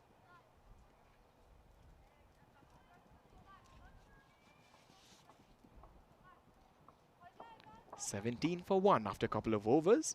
And after this ball, on this day, what happened will come up. It's a new segment that we have introduced. Right through her, right through her. So, on July of 7th, that's today, it was the birth of MS Dhoni. The Indian captain, the most successful Indian captain, one of the most iconic captains and finishers in cricketing history. And one of the best wicket keepers, sliding down the leg side, not out given by the umpire. He was born on this day in Ranchi. And he was known for his calmness under pressure, known as Captain Cool. He led India to the 2007 famous T20 World Cup victory, 2011 ODI World Cup, 2013 Champions Trophy. An unmatched legacy. And still, fans till date celebrate his achievements. Also had an underrated test career. His leadership, India just reshaped their cricket. They played 90 tests, scored 4,876 runs with 6 tons and a win percentage of 45 as captain. What a player he was. It was a joy. It was a joy to watch him bat and field and do his captaincy. Unique cricketer was MS Dhoni.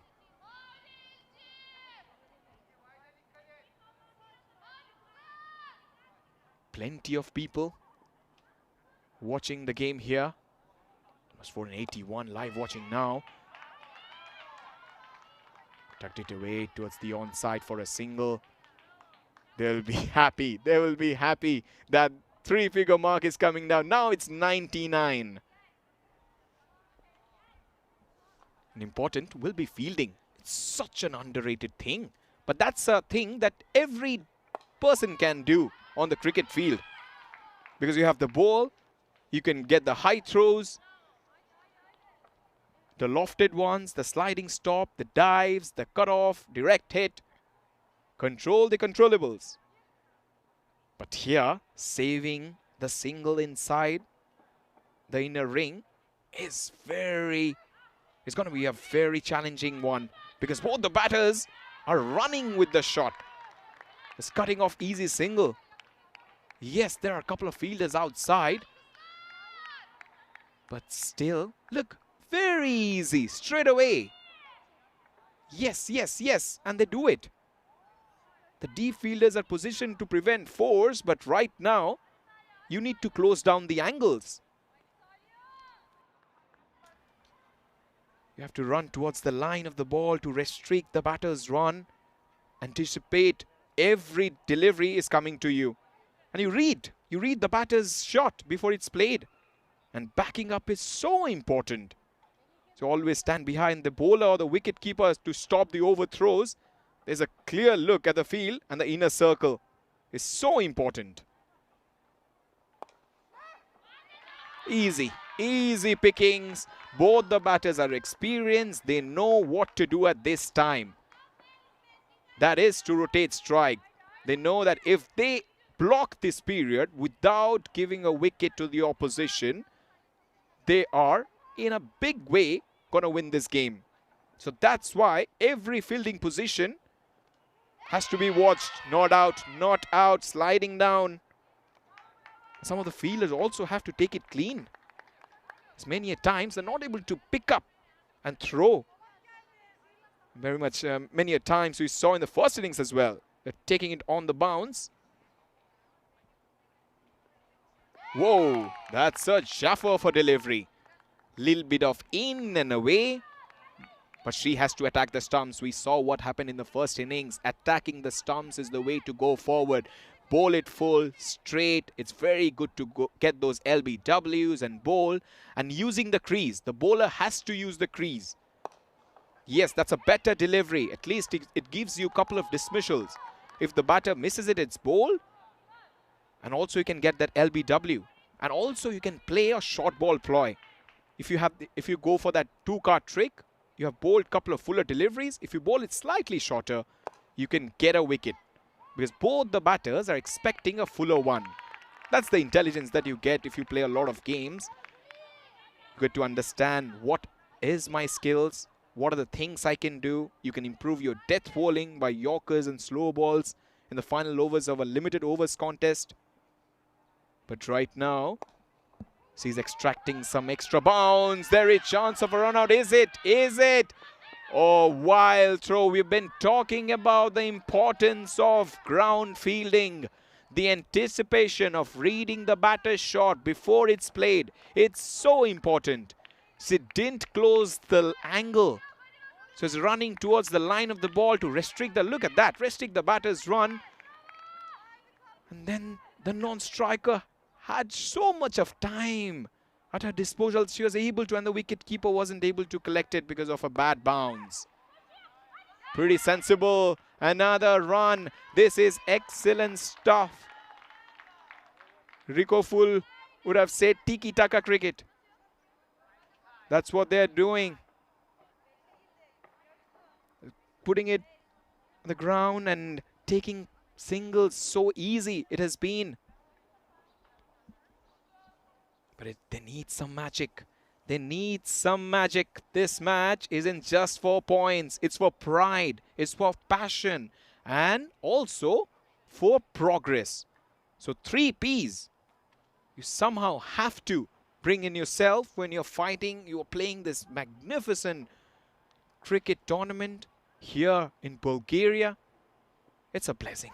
It's a blessing for every side who have participated here. Live from the land where the East meets West.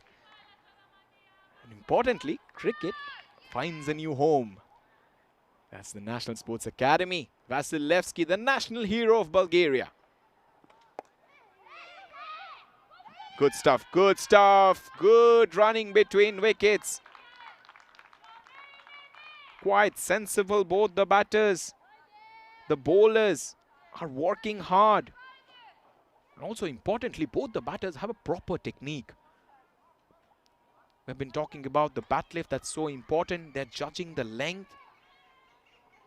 Also not deciding too early whether to go to back or to front, transferring that weight.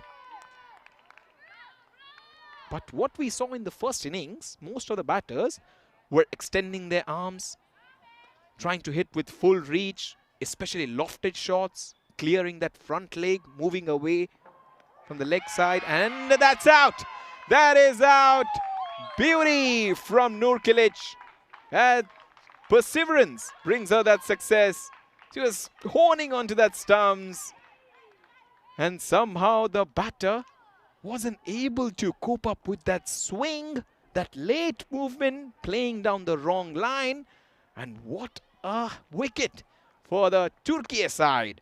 They're overjoyed. Played down the wrong line, cross-batted shot.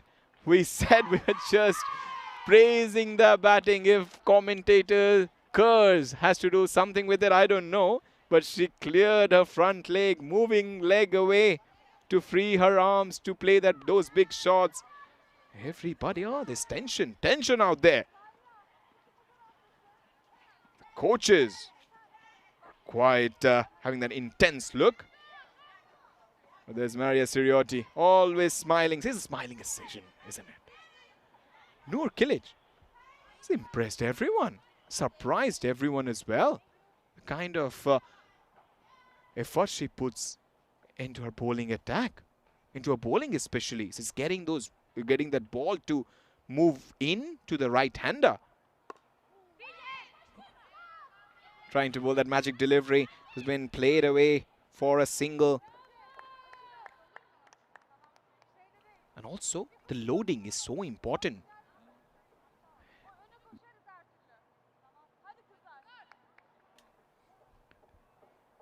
That's very important for her, how she finishes down the leg side. She will be disappointed with that. Very disappointed. Very good action there. That point where the bowlers gathers momentum to bowl. The arm positioned. The loading and the side-on action is perfect bowler to have in your side. And that played away. That is nothing, just a defensive push. And it has gone so far. They get a couple of runs. It swung slightly and just a defensive push, guided away gently. Lot of grace in that shot. Top effort. Excellent.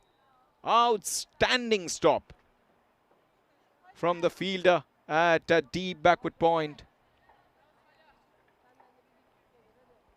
Events coming up. Belgium, ECS and ECSW. Here in Bulgaria today is ECS. And then we go to Germany, Krefeld, ECI, ECS and ECSW. Women's and the men's as well. In Sweden, Stockholm, Budapest Cup, Hungary. And the most important and also the most fascinated one when we hear the word Wimbledon in England. 28th of July. So Wimbledon brings the best out of people. England is the mecca of cricket, the home of cricket.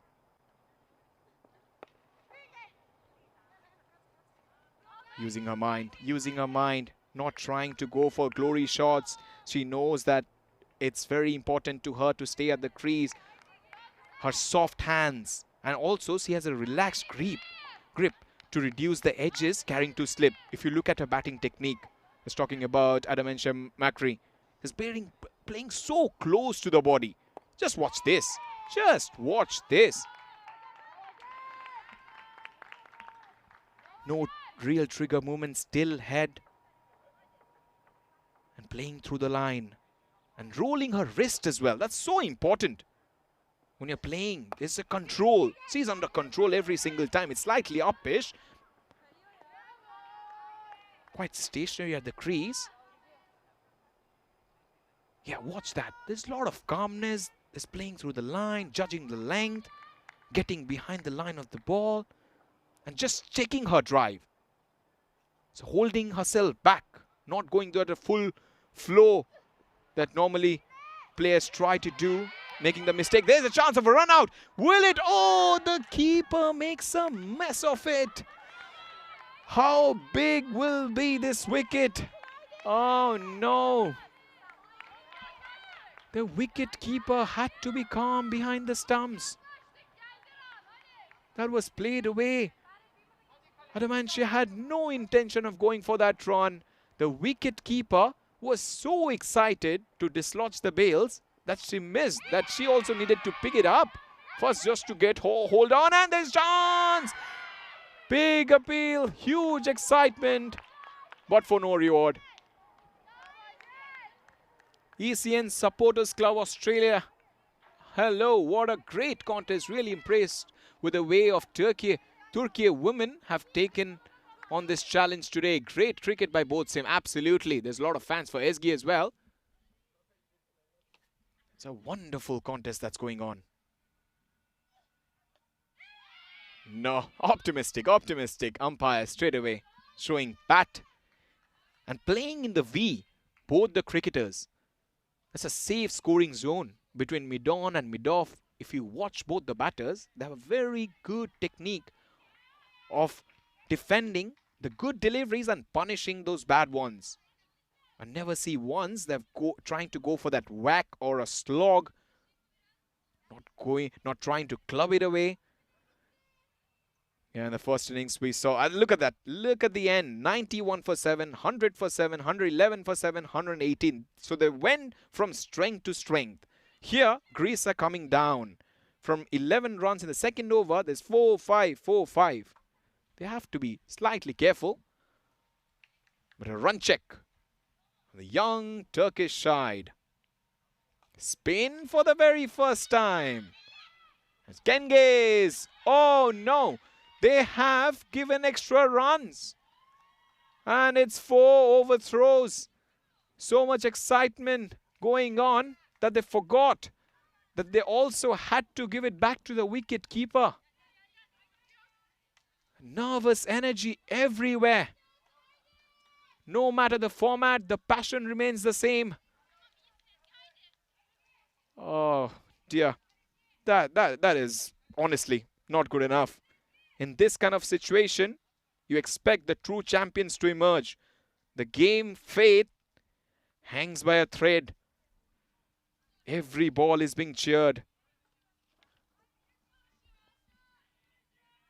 But those 4 runs in a flash will just hurt the chances of Turkey. How will they respond to this challenge? Remember, Turkey have never ever won any international contest. Nicely played. She understands the situation. Oh, they're going for the second run. This is top running between wickets. To be very honest, what running between wickets? Little flick of the wrist and the ball had gone towards that offside fence. There was a fielder who protected it, but straight away running for their lives. Dip and turn, dip and turn. That's the way they're going to bowl. She has to be accurate. She cannot bowl down the leg side. The square leg is in, the fine leg is in. We expect a wicket here. Oh, there's a chance of a run out. Yes, it is. Is it? Is it? Yes. Finally, they've been able to get that important wicket that they were desperate for. Couple of chances went begging, but this time the batter was caught napping. She went for the run, but there was no conviction. Oohs and ahs on the field. Ah, horrendous wicket. They played away. Look, the fielder, strong arm. That's what. Wicket keeper didn't panic this time. Batter straight away. Yes, let's go. Let's go. Wicket keeper holding and running down the stumps in a flash. Wicket keeping at its best. We talked how important is wicket keeping. takes it clean, whips off the bail. And the most important, she collected without fumble. And didn't expect the ball to take it on the bounce. Huge wicket. That's what happens when you just put a low total on the board. But the glove work has been excellent.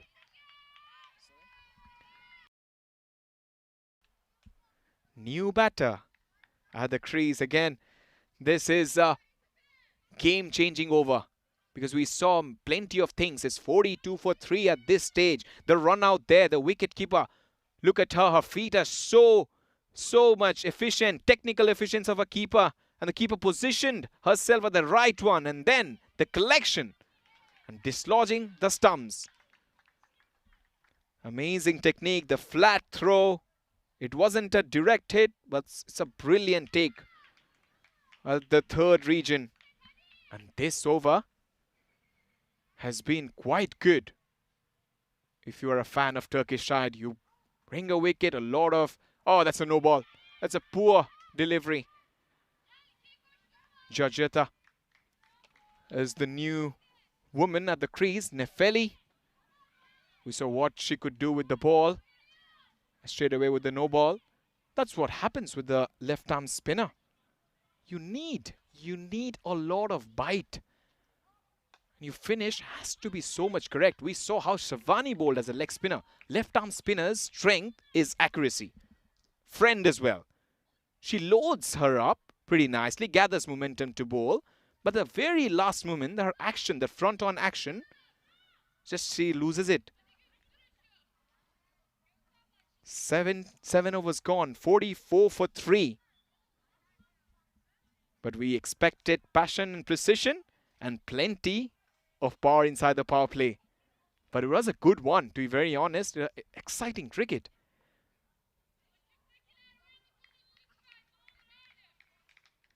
Wickets kept on tumbling down for Turkey. That long partnership helped them to save their grace and score a target which the bowlers can defend. Honestly, pretty impressive. And all the people in the chats have been so happy with the batting performance of Turkey. Oh, what happened there? She wasn't ready. She wasn't ready. She will bowl it again. So no damage done. And also one of the facts of Bulgaria. It's a valley of roses and liquid gold. Guys, did you know it? It produces over 70% of the world's rose oil, which is used in luxury perfumes like Chanel. Nice one. The Rose Valley near the town of Kazalank blooms in late May and June when the air itself smells like a dream, and we can smell the dream right here, right now. Also, even the breeze smells like roses for Turkey. At the sense, a cliffhanger of a contest. Good stop. Top spot. And on this field, cricket blooms with same quiet elegance. There's a lot of elegance there from the Turkey side. Everybody expected them to be flat. But the way they have performed so far has been gorgeous. Something to take note of. And now, Nefeli can't go for the big shots because she knows that if Greece lose a wicket, then it's almost game, set and match. 75 needed from 75. Turkey, we saw during the warm-up, the agility, the explosiveness, the electricity. And also they're quite purposeful. Very purposeful. They were the coach. They're very quick. They're practicing. The wicketkeeper also practiced. At least 10 to 15 minutes taking those catches, short ones. That's why the glove work has been spectacular. The first time, she was not able to pick it up clean. But the second time, she did the trick. Very good wicket keeping. That's number 5. Ruveda, Shanik. What an over it has been for the bowler. The verge of a maiden. Has it? Yes, it is. It's a maiden over. That's fantastic. Very good use of the crease from the bowler. And she set her up beautifully throughout the over, pitching it outside the off stump many a times. And Goksu Ayan bowls a maiden over. 8 overs, 44 for 3. Greece women are slightly struggling. They need a catalyst, someone who can change the game, a game changer. And we all know Shafani has been quite spectacular with the ball, but with the bat, is not tested. That's on the leg side.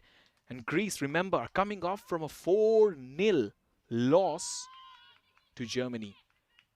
The last time they won, it was 27th of October.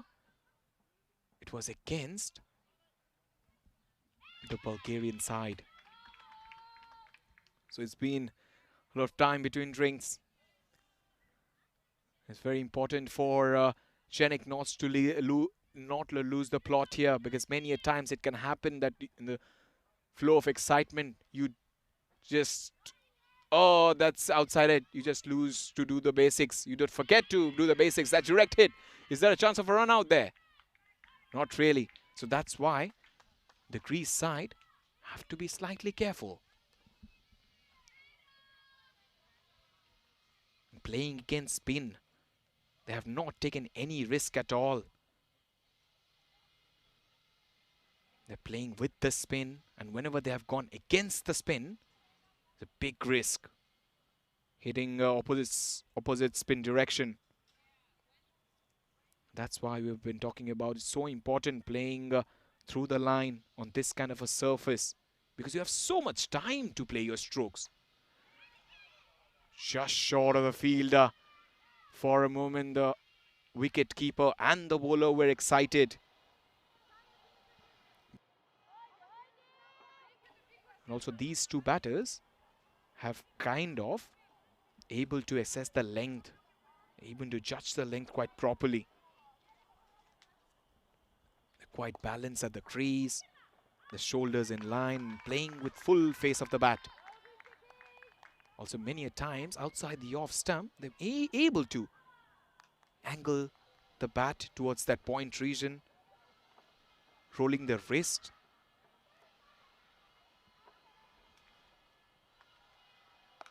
She waited. She finds the gap. This is an important boundary. Yes, it is. That's what the doctor ordered for the Greece side. What a way to bring up their first 50 as a team in this tournament. Slightly shorter. We talked about that side on stance. He waited for the delivery and dispatched it to the fence for 4. High elbow, classy technique for these kind of a stroke. And she has got a very still head, watching the ball close.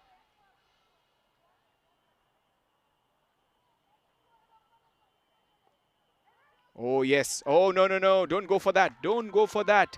You will get chances. Don't need to worry. A big over comes to an end. Or is it only one ball left? But the left-arm spinner is actually losing it for the Turkey side, leaking a lot of runs. So it's been expensive so far. Girls on a surface which has offered plenty for spinners. Slightly shorter. There is fielder. They will get a single. Lot of oohs and ahs every single time they run. The communication hasn't been great from both the batters. 9 overs gone. It's 53 for 3. Last 11 overs, they need 66.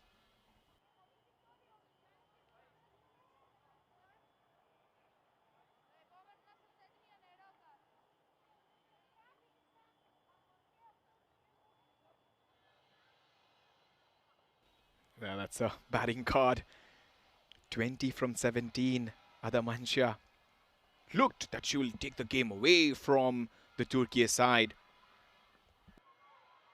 but she couldn't do it. Her innings was cut short. Excellent grab. Nicely played. Nicely played. But these shots are quite valuable. But sometimes these can also lead to your downfall. Because if you play it straight, there's a chance of a leading edge. It's better off playing that cross-batted at one point. Because in the leg side, there's only one fielder. Just as the length very quick. Here's a chance of a run out. No, she is safe. She is safe. Running with the shot. Better to be safe than sorry. Because Georgetta was in trouble for some time. Dragging her bat. Dragging her bat. Good job.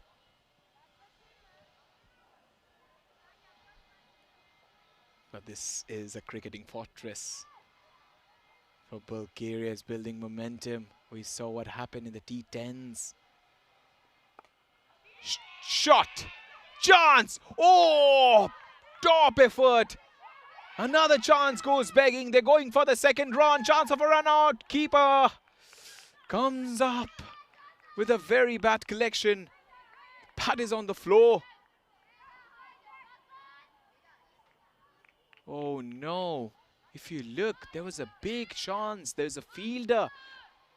But the fielder was slightly nervous because when you expect the ball come to you, you tend to overrun it. Yeah, there you go.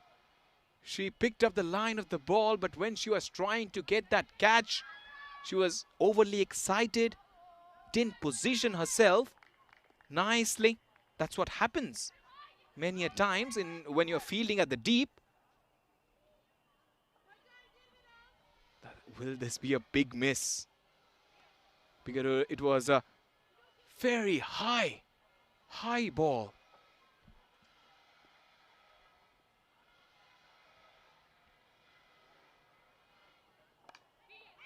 Smartly played. Protection is there. They will get a single. Will they go for the second run? There is a big opportunity for a run out. Have they? Yes! They have got the fourth wicket. Turkey have been excellent, and this wicket keeper is changing the whole complexion of this game. That's Ruveda Shenik. Excellent glove work there. They were going for the run. Little bit of hesitation. And that's a direct hit, is it? Oh, lovely, lovely bit of fielding down there at the deep. She was patrolling the boundary like a hawk, attacking the ball, and also made sure that the ball had hit the stump, somewhere near the stumps. Look, excellent anticipation there. And cut it off beautifully. Amazing, amazing technique. And even the coach is down there for the high five. It means they're doing something right. The most important, she has become the most important member of that huddle, is the wicket keeper. Woman in action every single time. Ball goes anywhere. She's there behind the wickets. Very good collection behind the stumps. And Greece keep on losing wickets. They need someone to stay out there. Slightly determined at the crease. The energy at the other end. They have been quite fierce. Heavy competitors are the Turkey side. Turkey itself as a country. Big, big country. Huge, powerful skills in cricket.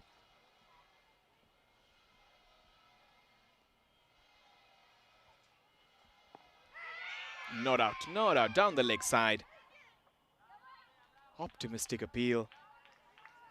But what will happen right now is that Savani will definitely feel the pressure, because she was the one who was guiding this chase. 12 from 15. But she must be feeling that somebody should be there the other end. Because whenever you lose a lot of wickets, halfway mark, 58 for 4. And that's the European Cricket Championship women. The emerging nation, Czechia, Malta, Greece, Croatia, Sweden. And the Challenger division, there's Italy, Germany, Spain, Austria, Cyprus. And in Premier divisions where the big boys play, big women play, beg your pardon, England 11, Scotland 11, Ireland 11, Netherlands and Jersey. It's going to start at the 1st of December. It's going to end in 20th. Plenty of action. Katama Oval and Malaga. Spain. Great country. Great weather. Great food. Hard hands. She finds the gap. Will purchase couple of runs. There's a huge moment in this game because this game takes a lot of turn every single time we watch it. Like yesterday we watched with Sophia Stars and Ravens.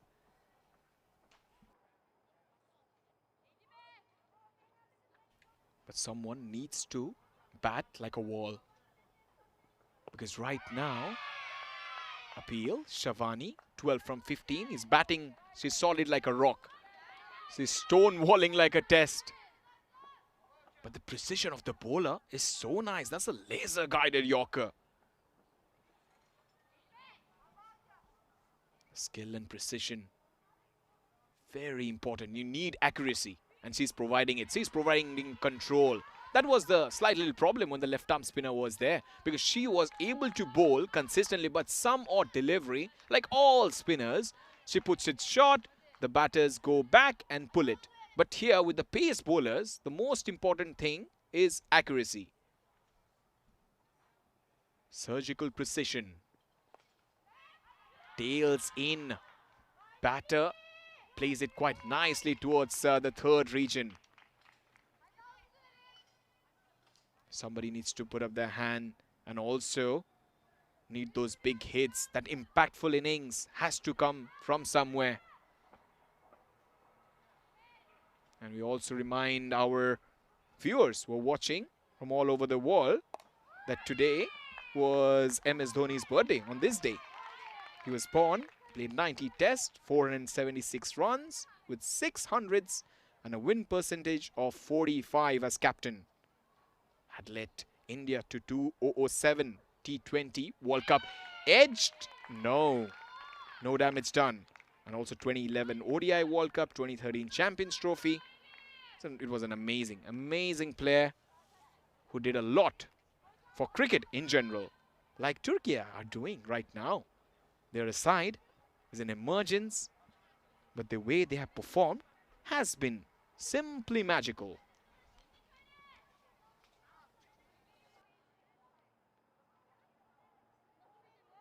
Also plenty of action coming up.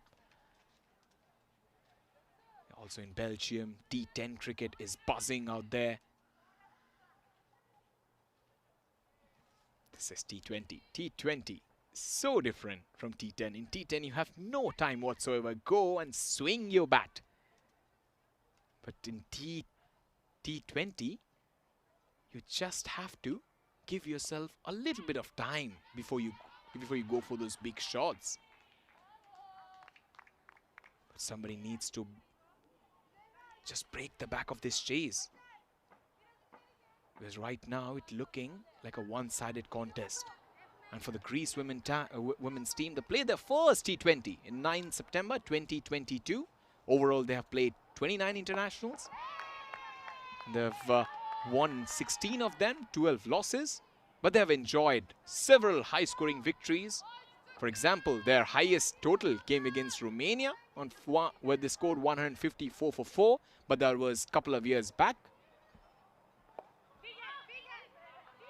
That's played nicely. There is one more single. And for Turkish women, they played their first international on 29 May 2023. In total, they've played 5. They've lost 5 despite showing promise with individual performances.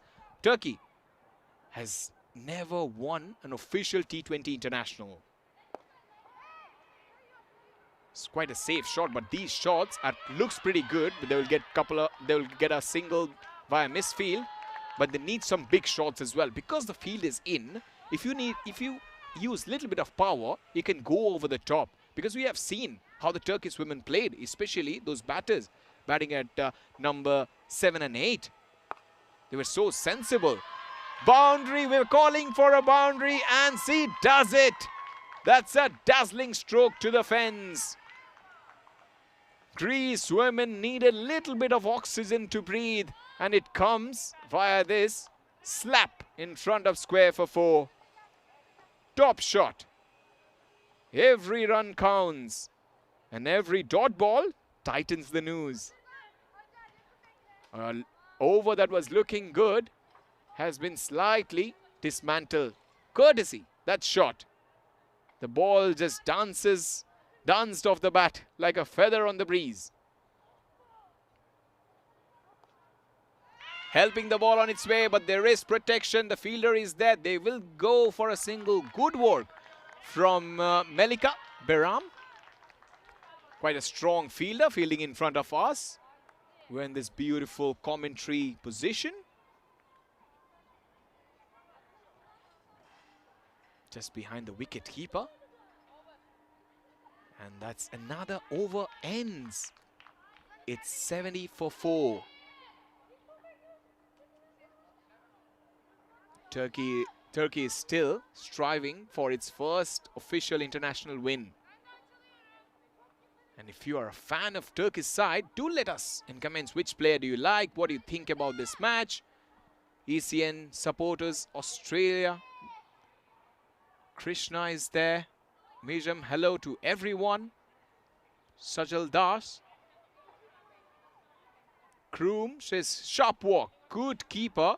This level makes one massive difference. Yes, we saw how important wicket keeping can be when it's done in good style. Lazily cuts it towards that fielder. Lazy elegance, I meant. From Shavani. Shavani can do no wrong. She's an impressive leg spinner. And also, with the bat, quite handy. So far, we have seen her producing the goods for her side.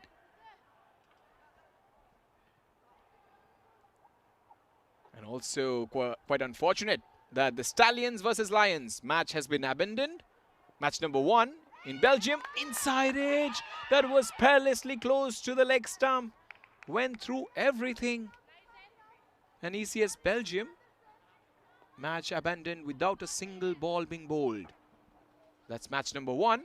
Match number 2. This match delayed. So is raining at this point in Belgium. Stallions taking on Tigers. Using her wrist to very good effect is Savani. She looks a woman in her mission. Angelika Savani, youngster, playing for the very first time here in Bulgaria. 24 years of age. She did play against Germany, batted, scored 7 runs. So this is her second most important outing with the bat. And she faces a stiff target of 119. Interesting wicket-keeping position. You can see it from your screen. This is what we have seen in test matches as well. Yes, sometimes I've seen when Ravindra Jadeja bowls, that's a negative line. When you're bowling from round the wicket, MS Dhoni has been many a times standing the leg side. We've seen it in test matches in day 5 or day 4, if the test match is in 4th innings. It's very unique. We're saying it in a T20 contest. And also, just recently, if you have watched India versus Australia, Marnus Labuschagne bowling leg spin. And Alex Carey was also feeling as kind of a similar position where the Turkish wicketkeeper Ruvieda is keeping. Her position is down. Yeah, look at that. That's an interesting position. Now she changes. And also it can be helpful for Turan just to target her gloves. Generally, if you are not getting your line right, you can improve your line if you target. Exactly like that. She's targeting the wicket keeper's gloves. That's run out. That is out. Yes, yes, yes. Top walk from the bowler, and the fielder was outstanding. That's a gem, and it lifts everyone up. That's a huge wicket. That's the game changer. Out in a spectacular fashion. She has sent her packing, and that's a scalp worth celebrating. Oh dear, another one bites the dust. They have been quite ordinary when it comes to running between the wickets. Maria Polimeri scored 11 from 13. That's why I said that was a moment of magic. 74 for 5 after 13. Ruveda and also Suzanne have been terrific with the bat and with the ball.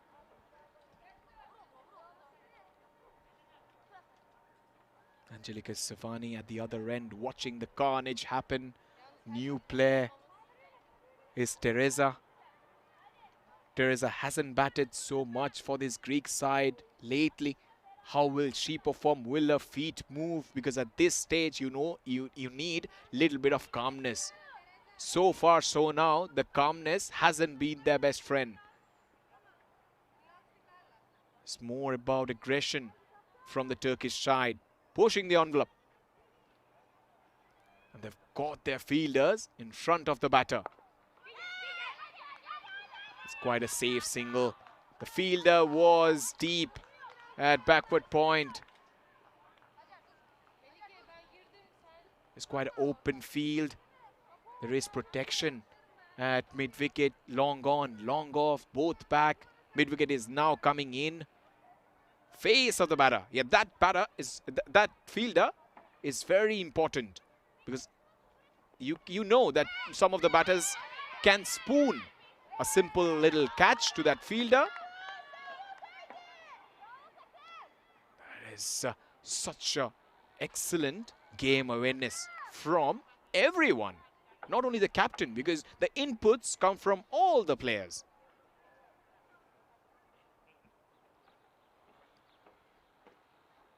Short again.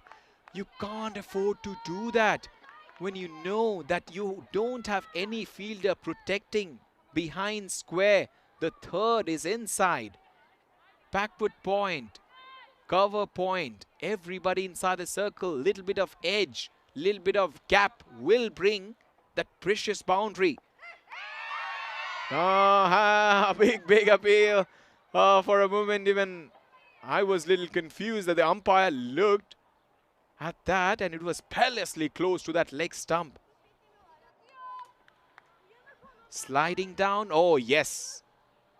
Sliding down the leg side. The impact outside the leg stump.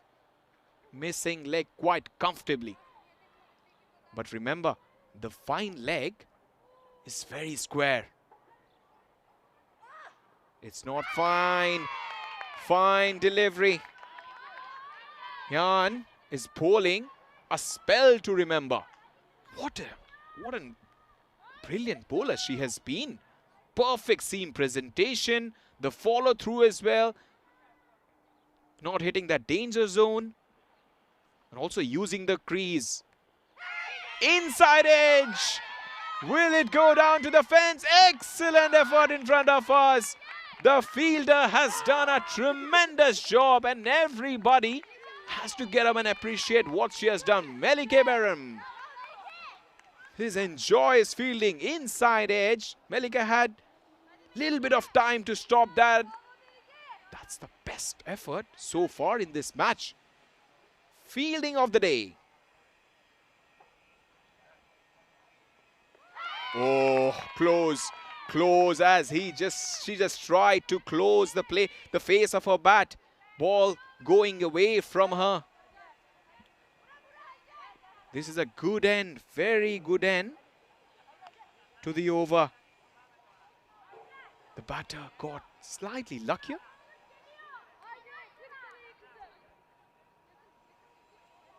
.41 needed from 36. Will we see some big shots? We saw plenty of big shots from Turkey. Turkey were aggressive.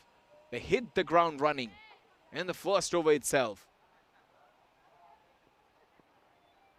But here Greece are feeling pressure.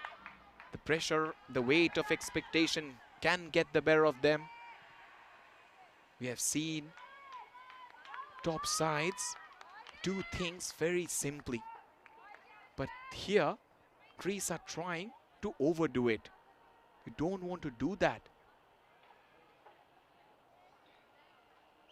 Fatma, Faizan, hello. Plenty of chats going on as this side, this match is a gripping one. 79 for the loss of 5 wickets. Greece need 40 from 35. Selic with the new ball was excellent, and now she has to bowl with the old ball. In swinger, that's so close.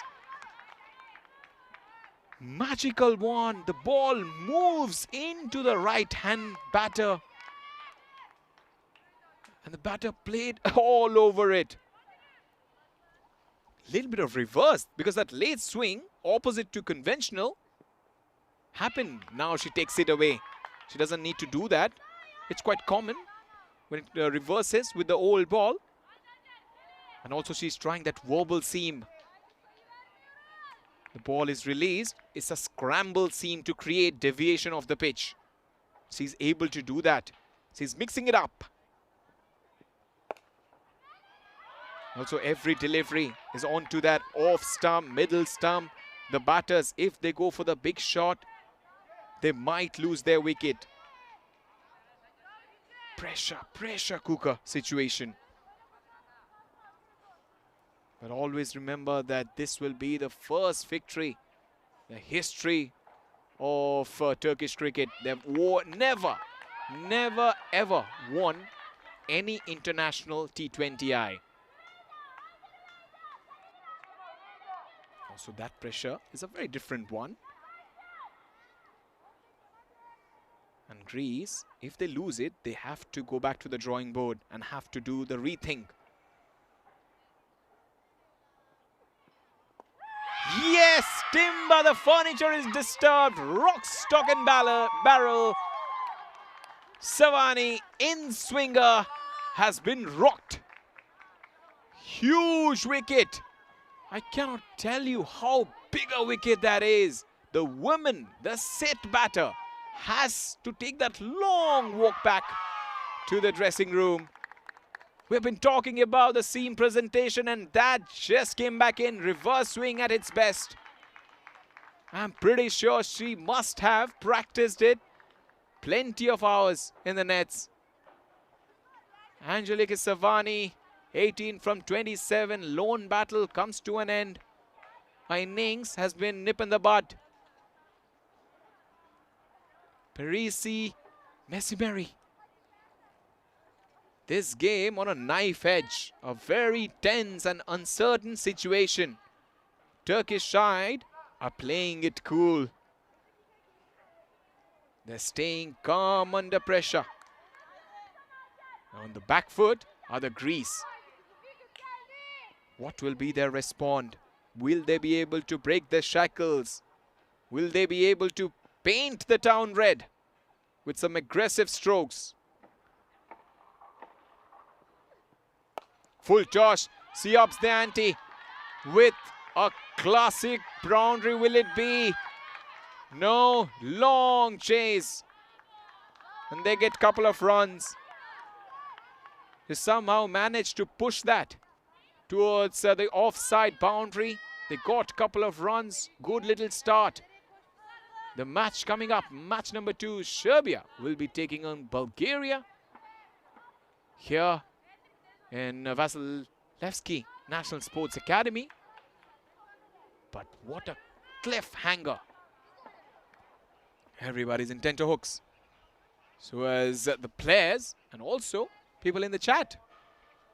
Plenty of discussion happening. High full toss. Oh, she somehow manages to defend it. Didn't take that aggressive option. She had the chance to do it. Watch that. That's a big full toss and it's signal no ball. It will be a free hit. Parisi, Messi. First ball, she timed it to perfection. Now she gets a free hit. Outside edge, squeezes behind square for 4. Greece are still breathing. Somehow they have been able to create chances, but they're not able to catch it on the Turkish side, while the other end, Greece will be rejoined. The fun and the smile is back in the Greece campaign. It's 90 for 6, 29 needed from 29. Turan is an experienced seamer. She has to try something different. Outside the off stump is a good delivery. Yes, now they have done the right thing. They pushed the woman back towards deep third. High full toss again. But this one should have been dispatched. I don't know much about Parisi Mesmeri's batting skills, but normally when you get a full toss outside the off stump, when the field is in on the offside, only one woman back, that's long off. You try to hit it, because if a little bit of chip will also give you a couple of runs. And Teresa and Parisi, they both have been defensive so far. Theodora Parisi Mesmeri. Another dot ball. He's just 19 and is playing at the biggest of stages. Did play in 2024 against Czechia. Struck that crucial boundary. Oh, if should have been 8 feet tall, it would have been a simple catch. Good end to the over. Both the batters playing sensibly.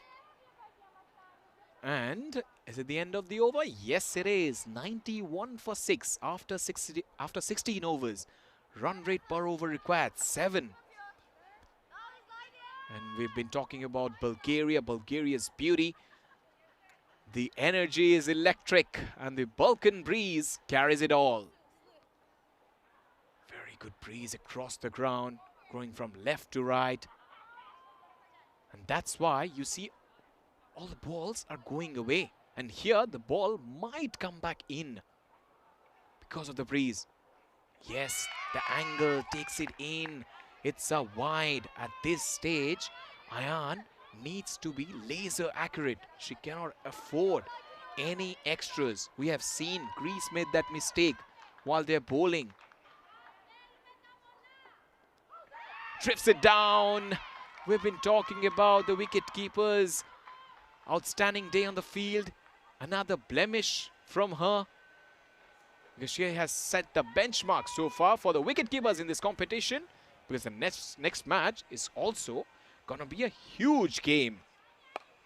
We also need to see how Serbia play. So late to reach the field. Appeal. And it's a not out. She took ages to knock the bails off, because the fielder at cover region took a long time. Look at that. And the bowler, even though it's a direct hit, the batter had a lot of time almost to read a newspaper and reach the non-striker's end. Oh, inside edge, big inside edge, huge optimistic appeal. Greece women must be breathing a sigh of relief. Upish, fielder takes the catch. The left-arm spinner takes the easiest of chances as another one bites the dust. This time it was Gulzes Zenziz who was hunting down that single. Slightly Upish, spooned.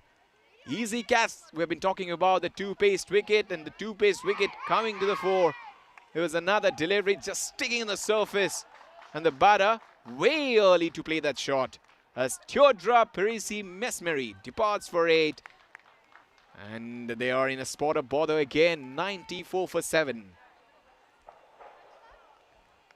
But the baton has been quite ordinary so far for the Greece side. Looking at the score, they've lost 7 wickets. They didn't get a good start. Gulse was run out for duck. It's a golden duck. Melik batted her way out, but she also didn't survive. She only scored 4 runs.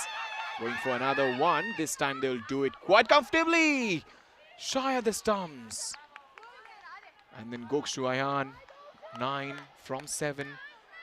But that partnership was really good from Ezgi and Suzanne in the first innings. That just led the way how Turkey will play this game. So chipping, Gul Hatun chipping in with 13, Zehra 9, Ruveda Senik take a bow. The wicket keeper has been the best player because she scored 29 from 32. We're talking about Ruveda Senik wearing 5 behind the wickets.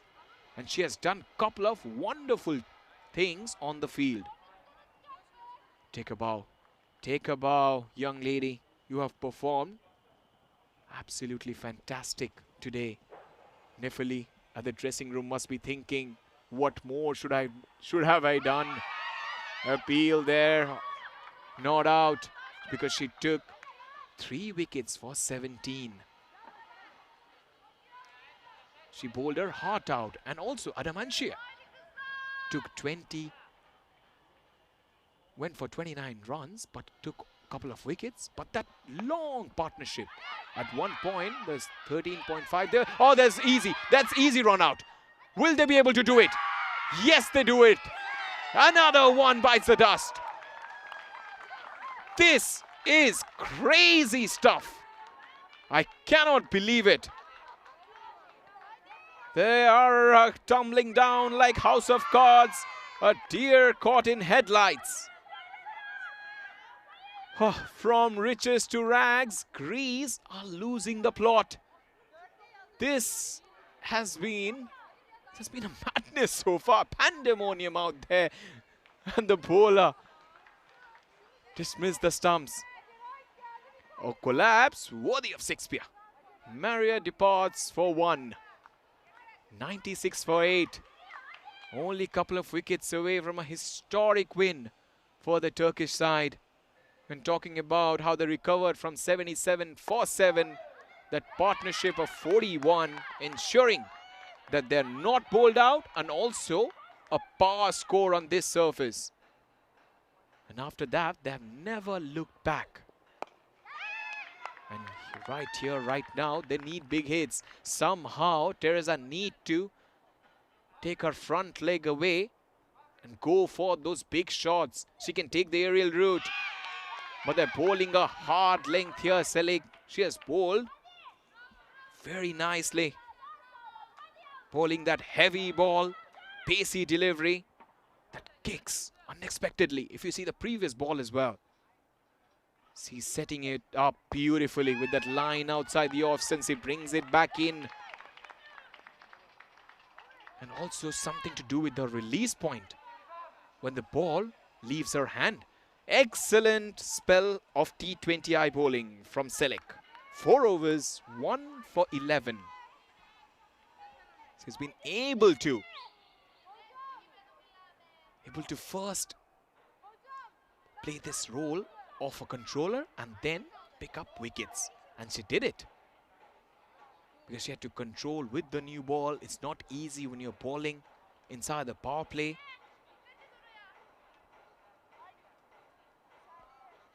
And Turkey women are confident inside the circle. That fielder, the left arm spinner, is exactly there for any push or up-pitch drive.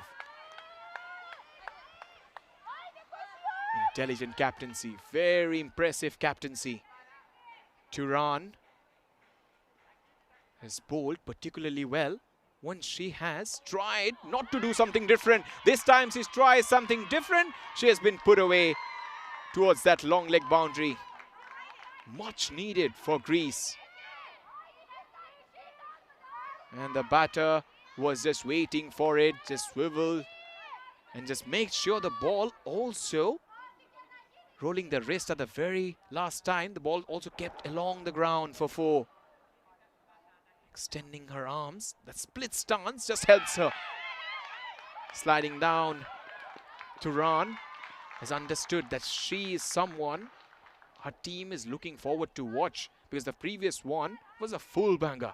And this one, she tried to attack the stumps. Whenever you attack the stumps, you get lot of wickets. And she who hesitates is lost. They have been cheeky and classy. This game is hanging by a thread. Oh, she's been hit.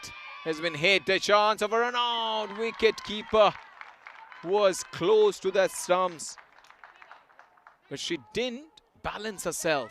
She's on a movable position. Movable angle. Look at that.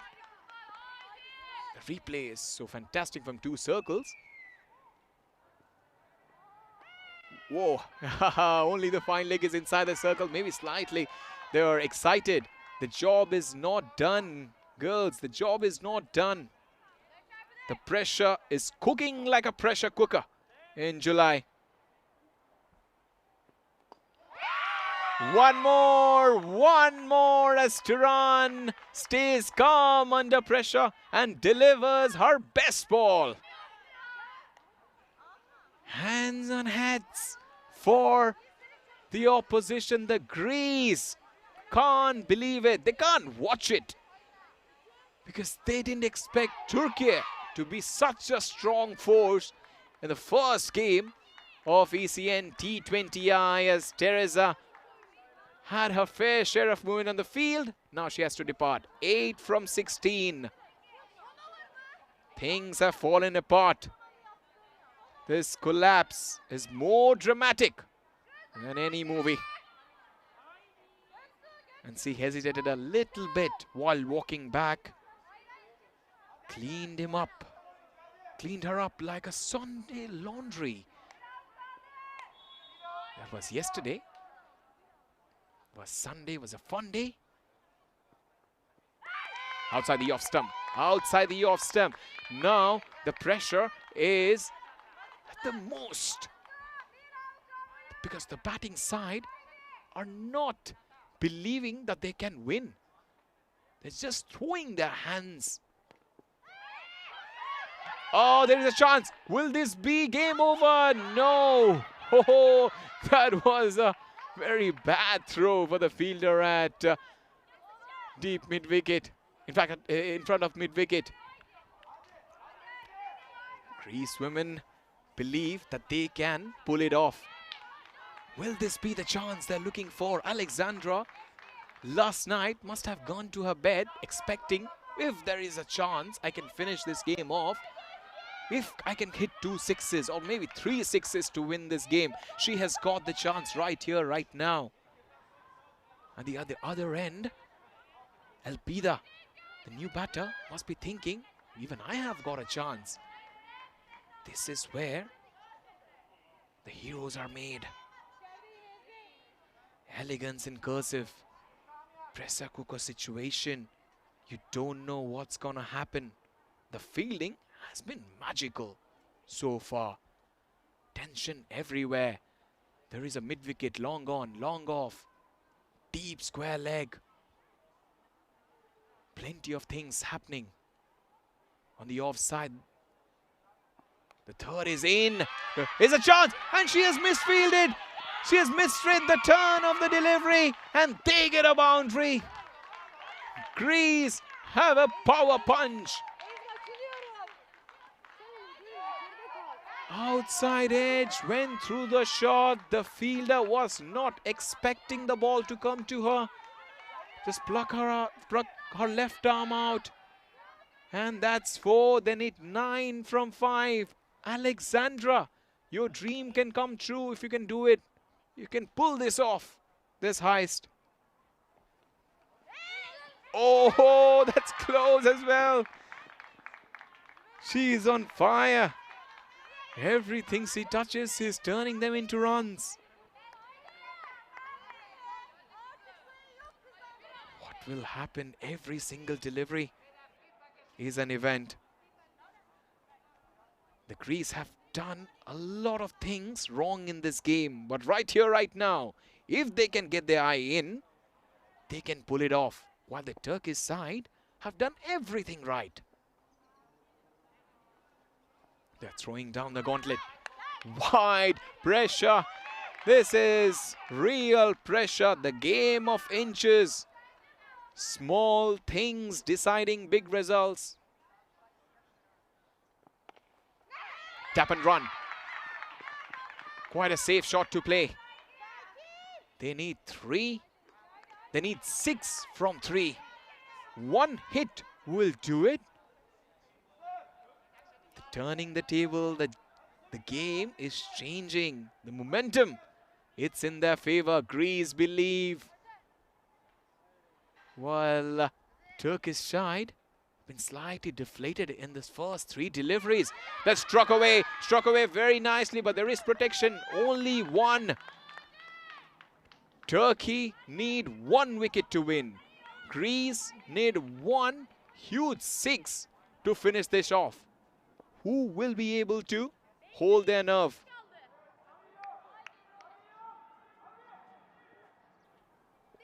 Power hits needed. Someone can, if she can bludgeon this away, it's game over.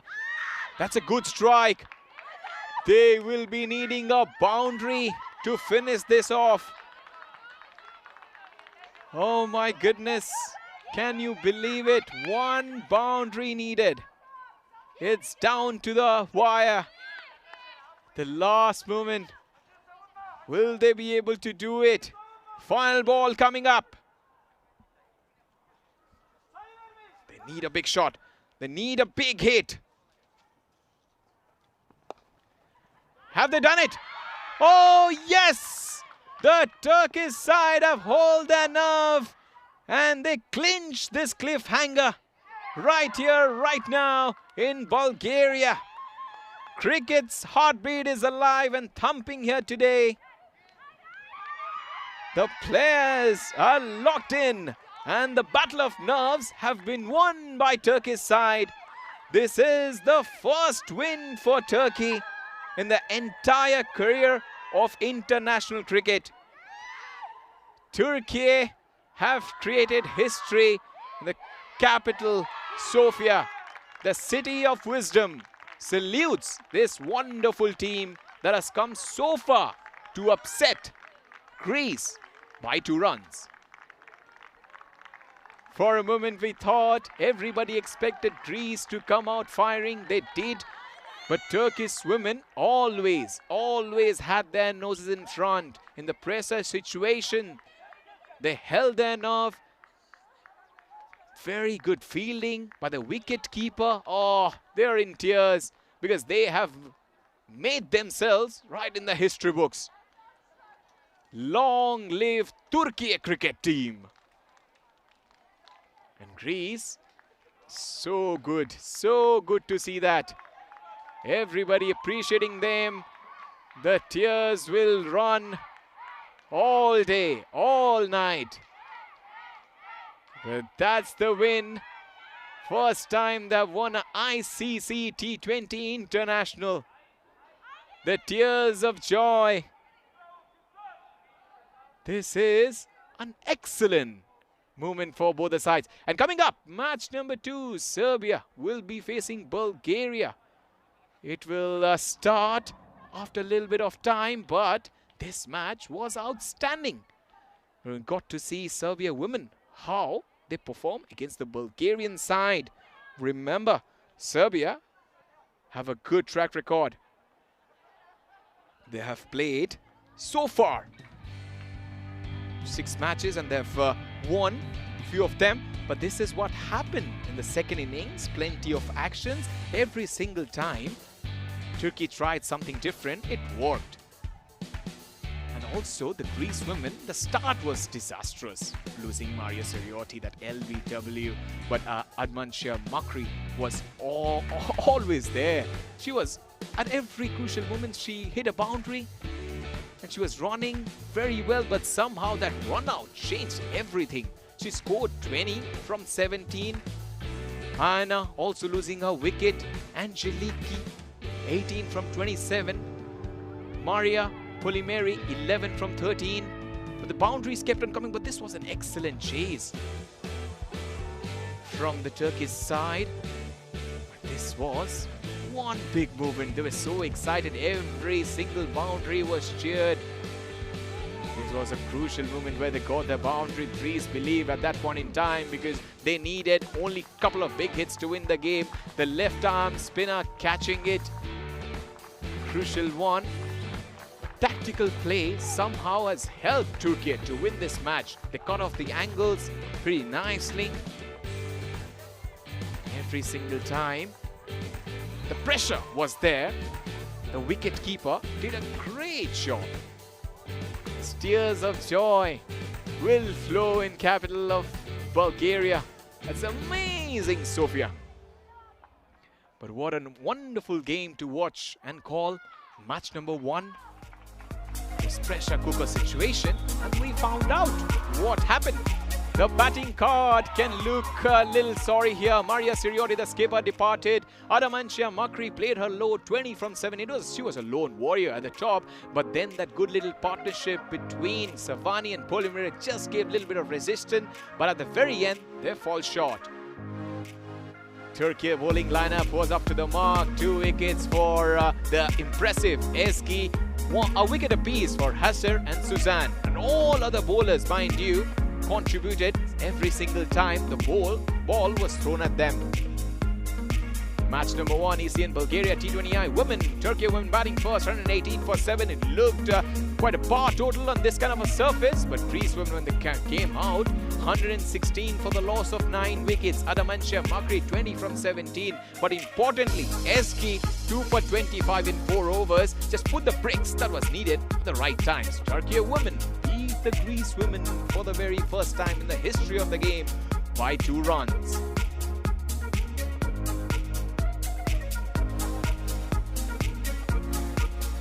So right now, we'll take a little bit of breather. When we come back, Serbia women will face the Bulgarian women. We're moments away from that. So I'll catch you after a little bit of time. Don't go anywhere. Subscribe to our channel, like our video, and in the comments, hi to Vinny Sandu and also Ash, ECN supporters Australia. Everybody joining in. And it's a big upset, huge upset coming from Land of Wisdom. Suleiman, Riaz, Abdullah, everybody in the chat had a great time. So let's take a short break. When we come back, match number 2 of ECN Bulgaria will be up next.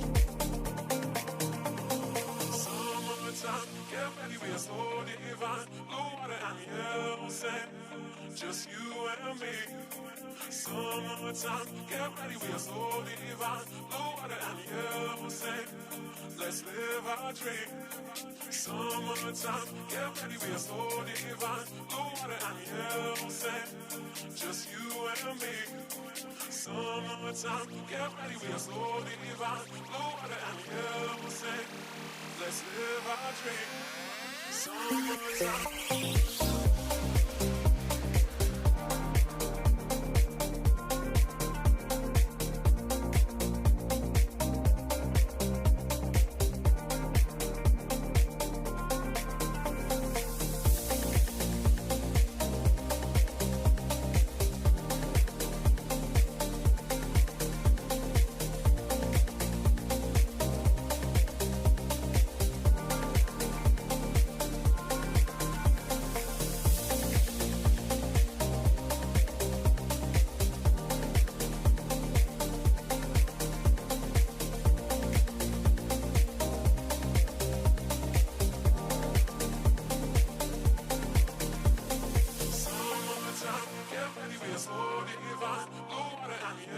sand, just you and me. Summertime, get ready, we are so divine. Blue water and yellow sand, let's live our dream. Summertime, get ready, we are so divine. Blue water and yellow sand, just you and me. Summertime, get ready, we are so divine. Blue water and yellow sand, let's live our dream. Summertime.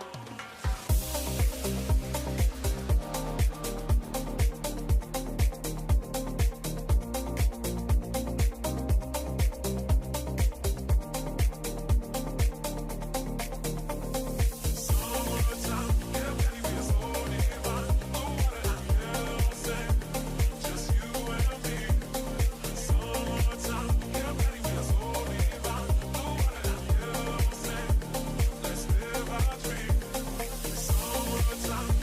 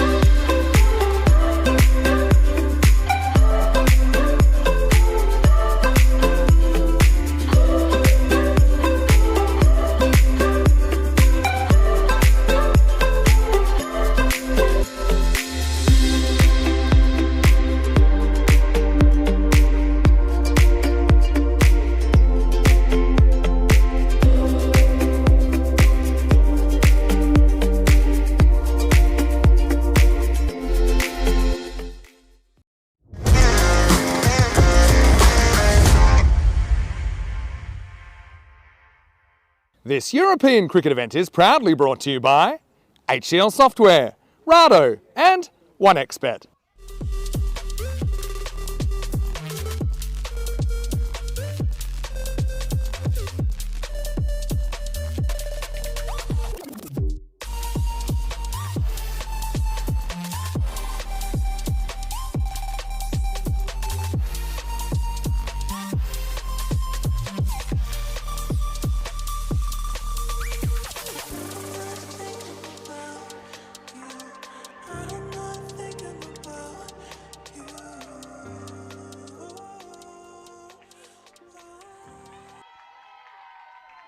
Welcome to a fiery Balkan battle. It's Serbia taking on Bulgaria, and the stage is set for a clash of pride and power.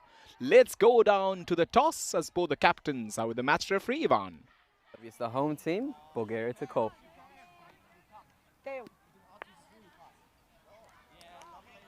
It is heads. We're choosing bowling. Serbia to bowl.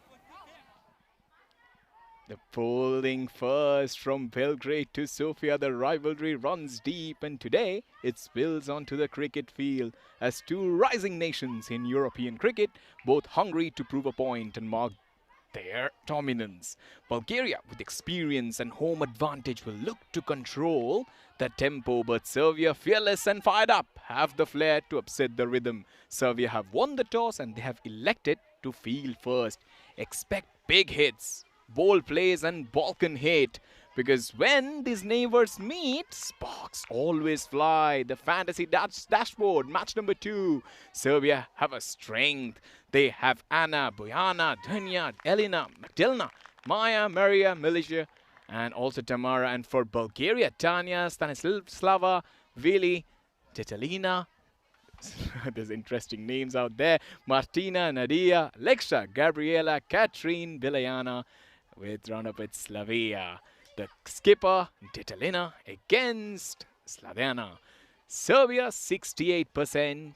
Bulgaria, 32%. The supercomputer says that's because Serbia are 58 in the ICC Women's T20I rankings, while the other side, Bulgarian side, are 74th. Battle of nerves. We saw what happened. History was created 1 hour back. The Turkish side winning their first international dominating victory against formidable side of Greece. Nobody expected. Will the tables turn? Will Bulgaria upset Serbia? Only time will say. But we are all set for the first ball. Action is speaking. So as the heat. Shot ball, cut away, straight to the girl who is inside the circle, and cheer you can definitely hear. That's from the Serbian side. And also Bulgarian fans are here. They're playing at home. There is home advantage. These players have participated and played a lot of local tournaments on this kind of a surface. It'll be important how they cope up with the home advantage. Home brings out the best, because home is where the heart is. Fuller one, little bit of swing there, extra bounce as well. We saw what this track can offer. It's a quite fairly balanced neutral track, offers opportunities for both bat and ball. Little bit of extra bounce, the bowlers won't mind. Flicked away, glances it away, it goes down the hill. Protection is there. They have got 2 runs on the board, but it feels like 200 because the kind of a fan following this team has Bulgarian side. If they got it right, then these fans will be delighted. Disanaika and Sarandeva, both the batters at the crease.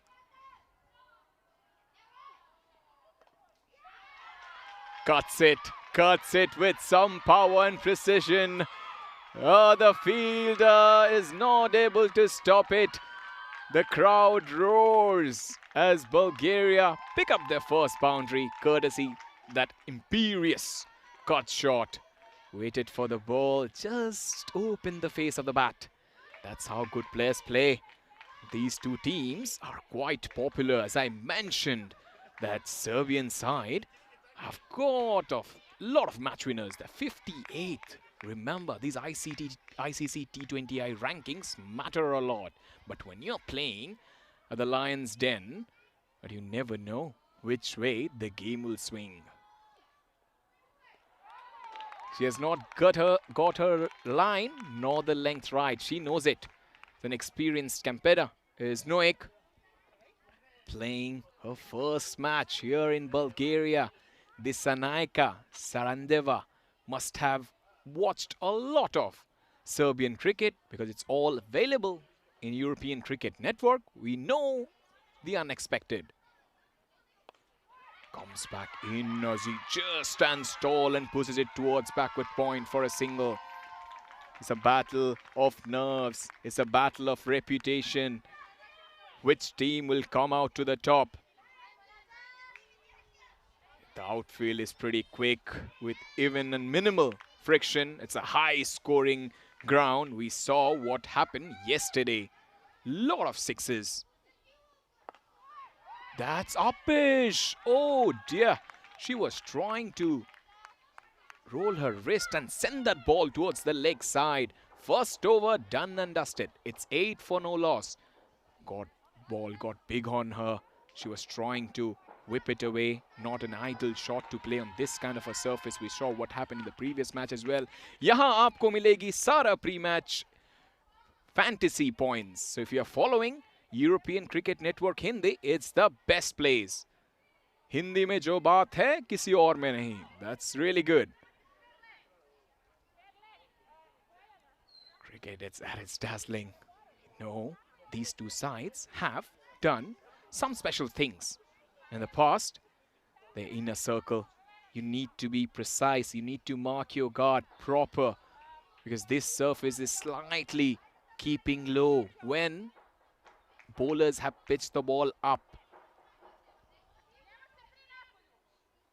He pitches it first ball. It goes through everyone. The wicket keeper was also bamboozled by the bounce. There's something in that surface. Every single time the three-quarter length rises. He's trying to go back and pull. The keeper was in a very different and difficult angle to pick that up.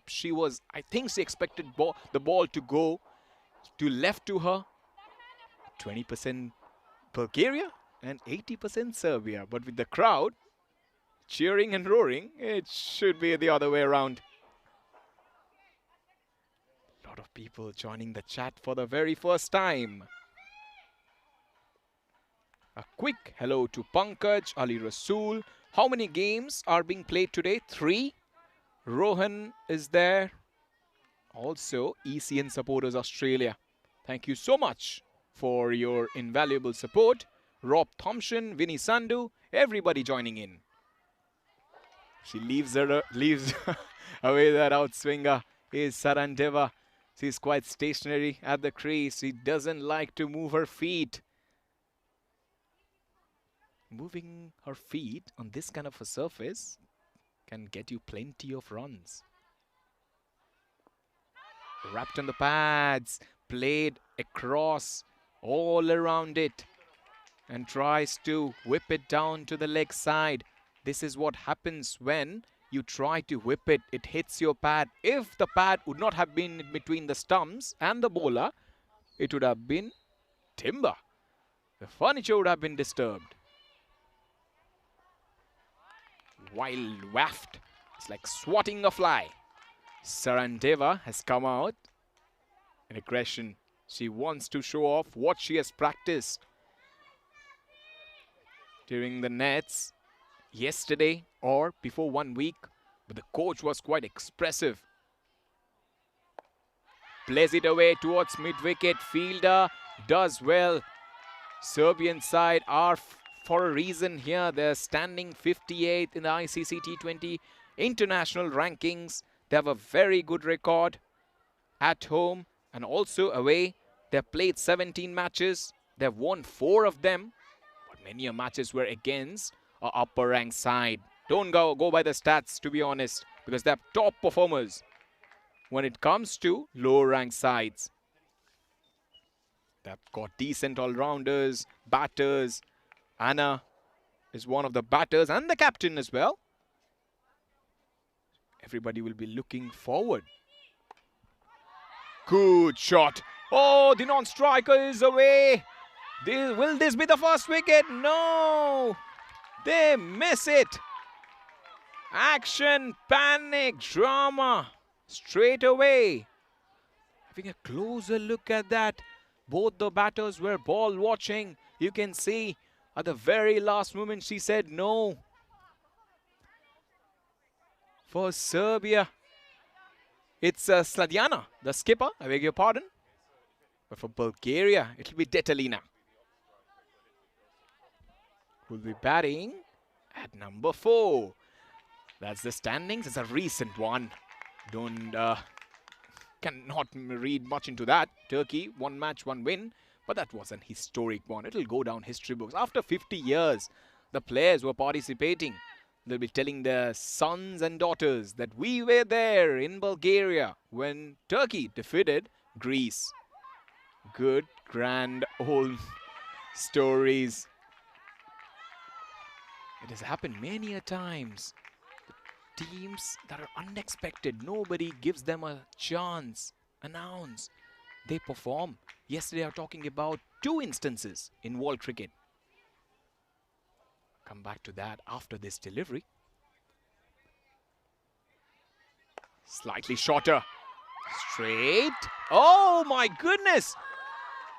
She has picked the woman who was there at covers.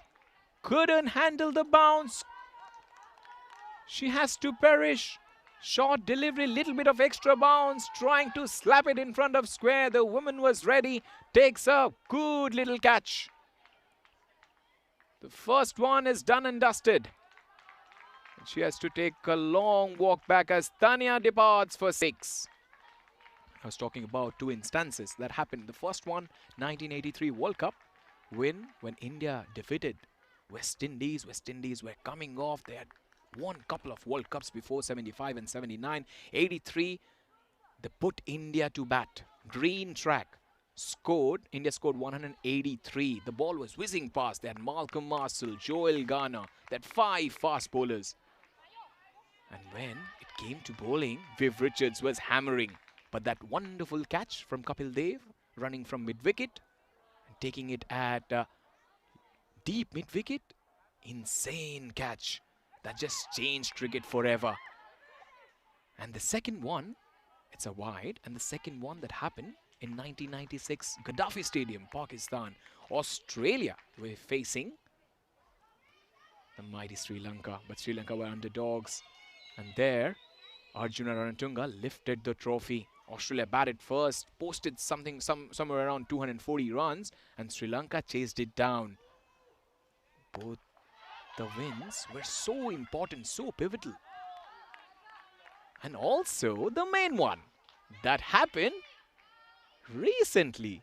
New Zealand were playing the final against South Africa. And what was the result?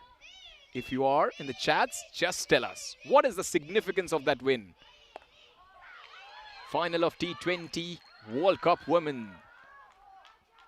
If you are in the chats joining for the first time, that's your first question of the day. New Zealand beat South Africa, but what was the main attraction? What was the main achievement in that match? I'll give you a couple of overs for that.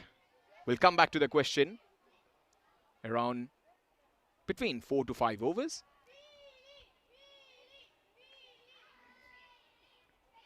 Wide, wide. Noik is just going through her pace. And Serbia, they have performers throughout. And importantly, they have the seam attack, which can trouble a lot of people. They have Sladiena, the skipper, explosive finisher. The first T20, she smoked 19 and also carved 4 for 16 with the ball. Became the woman of the match. Swatted away in style, misfield. The ball will not race away to the fence. There is protection down on the deep. The leg side, couple of good runs. They have Militia as well. Magdalena, useful lower batter.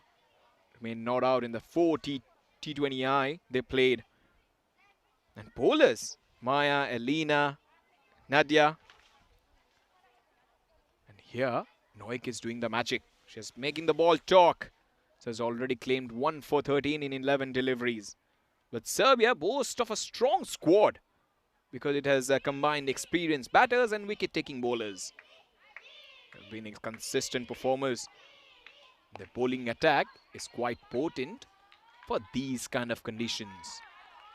3 overs completed and it's 17 for 1. The question was, New Zealand beat South Africa in the T20 women's final. What was the significance? What was the magic story behind that win? But it's quite hot out here. 34 degrees. Almost it has gone to, it feels 45.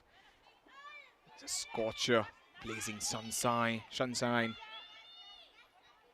Early morning, there was a cold breeze, but now it's a hot one. Pristine conditions to play cricket. The surface has somehow settled down.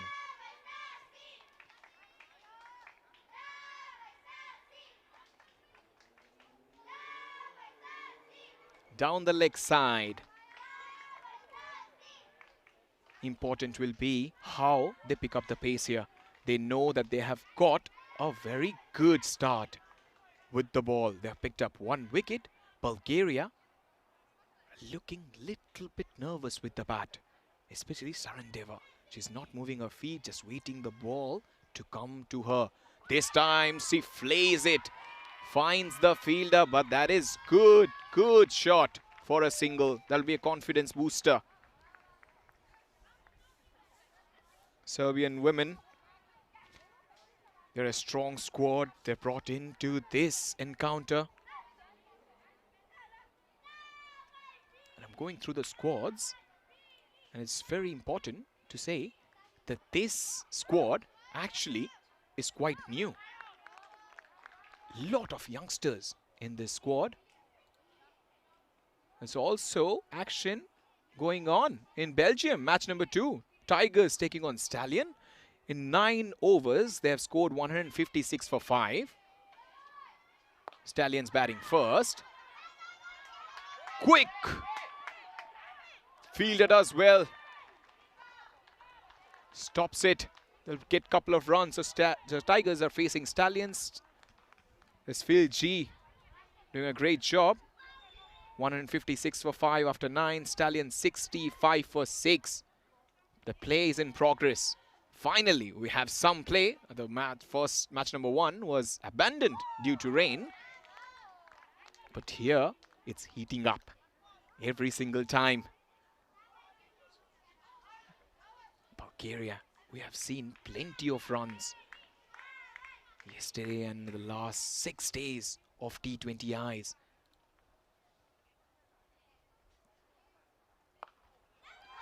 Shot. There's a crack off the bat. They will get single. And for Bulgaria, it's another lesson they should learn. How to play straight. I know a lot of players play multi-sport. Some of them are wrestlers, play rugby. And you know that when you come to Bulgaria, you'll have those big, bulky shoulders. Very strong, very fit country. And yesterday I went to Lidl and I found a lot. Oh dear. Bad bounce. And that's 4. They may not realize this boundary is not so crucial, but at the end of the day, they get 4 runs. And if they lose the match by 4, they'll be blaming the fielder for this. Took her eyes of the ball, was in a very different angle to stop it. She couldn't do it. Crucial boundary. I was talking about yesterday. I went to Lidl and we're looking for a lot of snack bars and proteins, and it was full of it. Felt like it's a kind of a fitness studio. Everybody was so fit. And you can see Bulgarian side all looking so fit at the moment.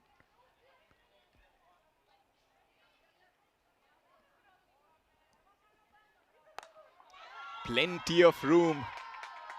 She loves it. Nikolova loves some of the width. If you give so much of room, they will thrash it away. And Nadia needs to remember that the first wicket she got, that was a beautiful delivery she bowled. She can't afford to give width. When she dismissed Tanya, catcher was Elena. Nadia's most important thing about bowling is the way she has that braced front leg. A straight leading leg for better energy transfer. And the seam position as well.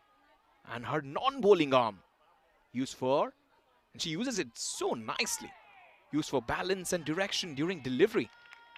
Has walked a lot. Here she has got that in-swinger, ball moving in.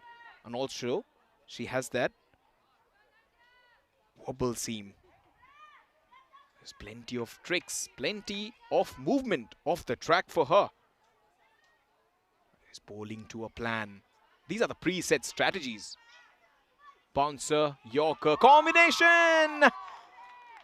Oh dear, they have lost the second wicket. And Nadia has the last laugh. The previous two deliveries was way down the offside. No chance for anyone for this. It went in and zip-crossed across. It was too quick for her. She couldn't believe it. Ball after pitching in, crashing the stumps. Stanislava, enterprising innings comes to an end. She is out. She scored a one boundary. That was a big one. A big wicket. Because she was trying to play those cross-batted shots. And these kind of shots we have seen plenty of times are effective when the ball is full. But when the ball is in around that good length region, it generally jags back in. That's a wicket she will love. She will cherish. Because that was a setup. Outside the off stump, away, then bringing the ball back in. A skill of the bowler. I was talking about preset strategies she has. Will she try to bowl this big booming in-swinger? She does. This time she is slapped in front of square. She will be able to stop it by herself. But 2 for 15 inside the 2 for 16 inside the power play overs. Only a couple of fielders out. That's the fine leg. And deep mid-wicket.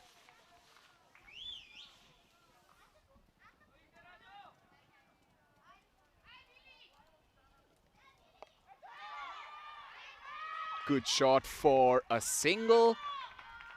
And the new batter, Vicky Nikolova. Vili has some experience. She has played in 2024 and 2025 as well. She has an average strike rate is much more better, but she will be able to look to improve. As in total, he has got 57 runs, but she has hit 5 fours in an international career. Will it be a 6th one? Not quite. As Runikova will take a single and try to get the strike back. And that's the end of another over. She will strike for the next over. 5 overs, 31 for 2. This tournament has been exciting, and we saw what happened yesterday and also this one. It's European Cricket Shield. 15 till 21 of September. Action-packed. Katama Oval, Malag will be buzzing with cricket. And all the women's side will be looking forward for this challenge because it's gonna be passion, glory, adventurous. Fantastic place to play cricket. Oh, that's a cross one. So, the important thing is the question that I asked. Why New Zealand victory was so important? Because they lost 10 games. 5 to Australia and 5 to England. before going to the World T20I. And we saw what happened there. They won it. And won it quite convincingly. Beating South Africa. It's the best New Zealand team I have seen for a long time in terms of women's. Just imagine you are going to play international cricket and you have lost a lot of games. Strong shot towards long leg for a single. You're going to play international cricket and you have lost so many games. 10-5 zip to England and Australia. And they also got defeated. I think the first match was against India. They beat India at Dubai. And then they never looked back. But were thrashed by Australia as well. Chance. Oh, fingertip stuff. Fingertip stuff. Overran. Going for another one. They completed in a canter. This was slightly shorter and then she went through the shot. There was a fielder anticipating a lot and coming forward and talking about that match. It was a huge game and the way the New Zealand side, Amelia Kerr, was all over South African batters. She batted really well and bowled as well. And knocked her over. Another one bites the dust. Nikolova was trying to play a cross-batted shot to a delivery which should have been played at the front foot. Through the line. And one miss. Her wicket and furniture is disturbed. There's nothing short there. The shot he wanted to manufacture. Her innings has been cut short. Vili Nikolova has been dismissed for 9. And it's 34 for 3.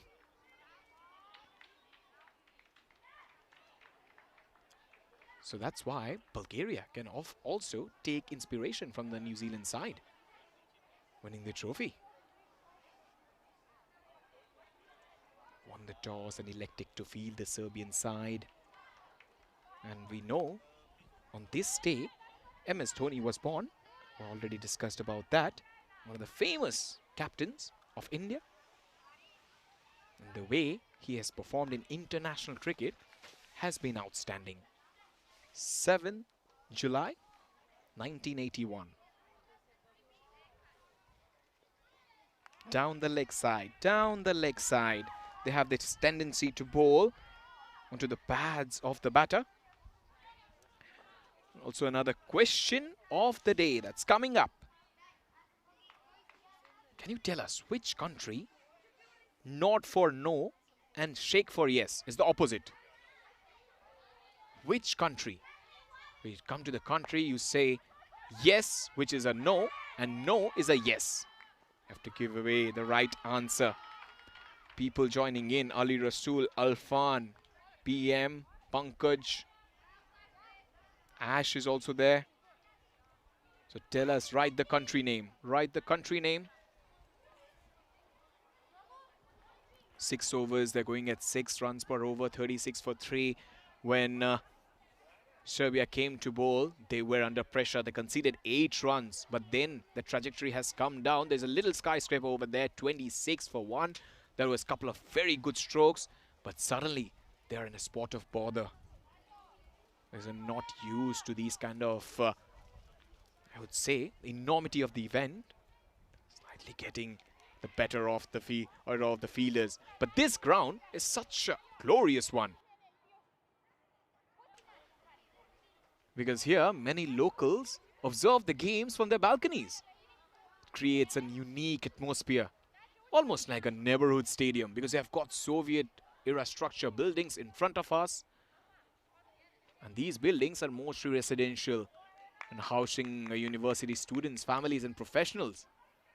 And during matches, it's common to hear cheers or commentary from windows. I've heard a few of them saying that, you should have hit that for 6, or you should have defended it.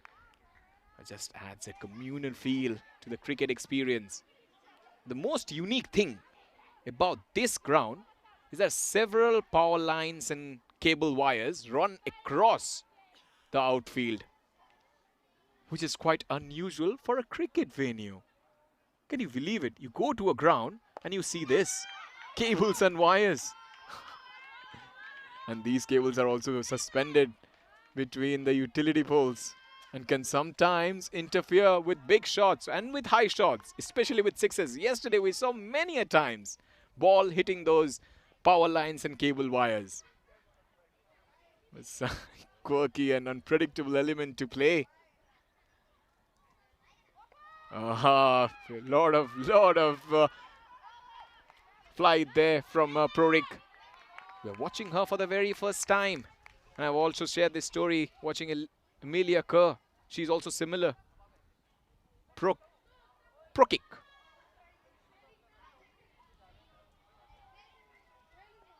Oh, outside the off stump. But this is unique. The blend of urban life and grassroots cricket. This creates a charming and very human atmosphere here. A sense of community ownership with neighbors and passers-by and students, especially the medical students, all becoming an unintentional spectators. She drops very good this one, even though she bowls pretty high. Oh, misfield will allow them to go for that second run. There's not good stuff there, not really good stuff from the fielders. Previously we saw what happened behind square, now in front of square. Taking her eyes off the ball, taking it too easy.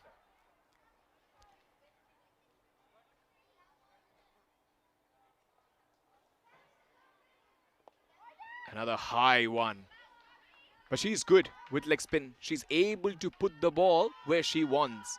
And also, one thing is that with the advent of these international leagues all around, it has helped a lot for the international cricketers. Now, for example, Prorik has come to bowl.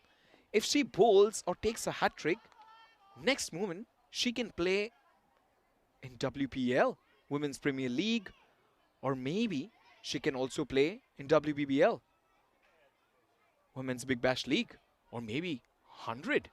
Who knows? There's so much broadcast going all around the world and everybody is watching every single movement. So it doesn't matter. We saw what happened in the men's cricket when Romanian bowler, the slowest bowler in the world, Pavel Florin, just burst onto the scene back in 2018-2019. He was invited to play for Melbourne Stars, for BBL. So these cricketers need to understand there's so much of camera, so much of attention being shared, if little bit and information as well. A little bit of a good innings or some huge sixes or a hat-trick or very good catch can put you into that international cricketing map. You never know. People are watching you every single time. So Prokic has that sense of awareness on the field. She's straight away going towards mid-wicket for stopping the batters for a single. Is a good little cricketer. But this one is new one. Trakovi. Ronekova. Has she got a little bit of bat to it? But it was out. The impact was outside off. Because 43 for 3 can sometimes be damaging. When you don't have much experience, you can be stuck in the mud and you don't know how to rotate strike. In Bulgaria, we have seen the grounds are brilliant.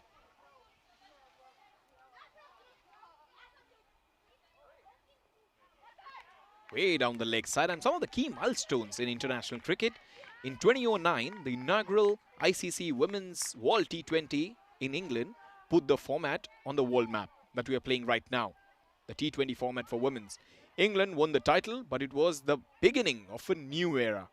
I'm definitely watching that contest as well, live. Has she got edge? She is trying to walk or... Oh, she's a walker. For a split second, she thought, maybe I'll get rid of this. But the umpires are the best ones here. He's got a little bit feather straight to keeper. Watching that dismissal and the way she reacted after getting out reminded me of a special occasion. That was the Ashes. Stuart Broad, the left-hand batter and a leading bowler for England, former. I think it was Ashton Agar bowling, and he just tries to cut that delivery. And Michael Clarke took the catch. It was right in the middle of the bat almost, and he didn't walk. That's changed a lot in Australian English cricket after that. Every single time, everybody reminds him for that. But that was true. Going back and trying to cut and not walking. A similar kind of a thing could have happened here. She knew she hit it. Everybody knew in the ground, even the non-striker. But she was like feigning ignorance. 4-4 for 4. Sutarova is the new batter at the crease. And in 2015, Australia won the World T20, showcasing stars like Meg Lanning and Ellis Perry, players who have become the household names. That's true. Ellis Perry, Meg Lanning, super cricketers. The performances in this format of the game have been outstanding. The best thing about them, that is, they never give up. They're so hungry, these Australians. After winning 10 titles, 20 titles, they will never give up. They will try to win that 21st as well. And in 2018, ICC awarded full T20 international status to all matches between women's team of member nations, expanding the game globally. So 2018 was a revolutionary year for a lot of women cricketers across the world, especially the Europeans. Now we see all these matches, they were added to women's game in 2018. And in 2020, the Women's Big Bash League became one of the world's premier domestic T20 tournaments, attracting top players and growing huge fan bases. We all know how Women's Big Bash has come through every single year. They produce number of matches. The standard of cricket is high. And everybody who gets chances, you have to earn your chances. Unless and until you do something outstanding, they will never call you for these leagues. So all the cricketers playing out there, they have to remember this. One performance can put them into the world cricketing map. Yeah, in T20, we know a little bit down the leg side will be awarded extra runs. And the final one, in 2023, the launch of Women's Indian Premier League, elevating women's cricket to new heights, intense competition and global viewership.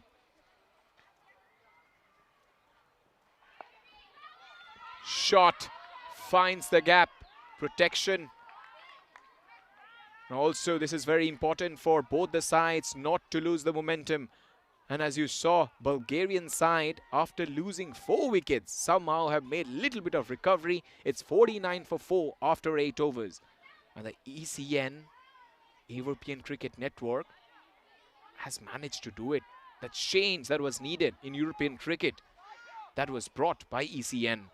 And women's now everywhere, they want to play in this tournament because they know one good performance, one excellent catch, or one brilliant bit of run out, there'll be global figures when it comes to cricket. So Serbian side need to remember this. They're 58th in the ICC rankings. Cricket Serbia is growing. Hi to Montelius and Ash as well. How are you guys doing? Bolo need to get more side on. Absolutely, there's much more chest on. That's the one we have already discussed. See, pitches it. And when you are pro kick, you always think how much pace I can generate. Because yes, she gives turn, especially on this kind of a surface, the artificial turf. The ball doesn't turn as much as the turf wicket does. If she bowls this in subcontinent, I can tell you, she will be unplayable because she has the pitch. She has that target. Every time she bowls, she's able to get that drop.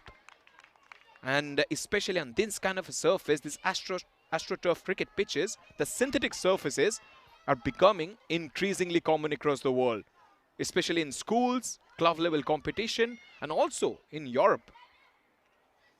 So whether you are playing for a club team or any international side, these kind of wickets really help you, because these are like bright green carpet-like pitches. It balls comes onto the bat very quick, and for the bowler there's always something. It's a chance, just short. And if we go down to the pitch,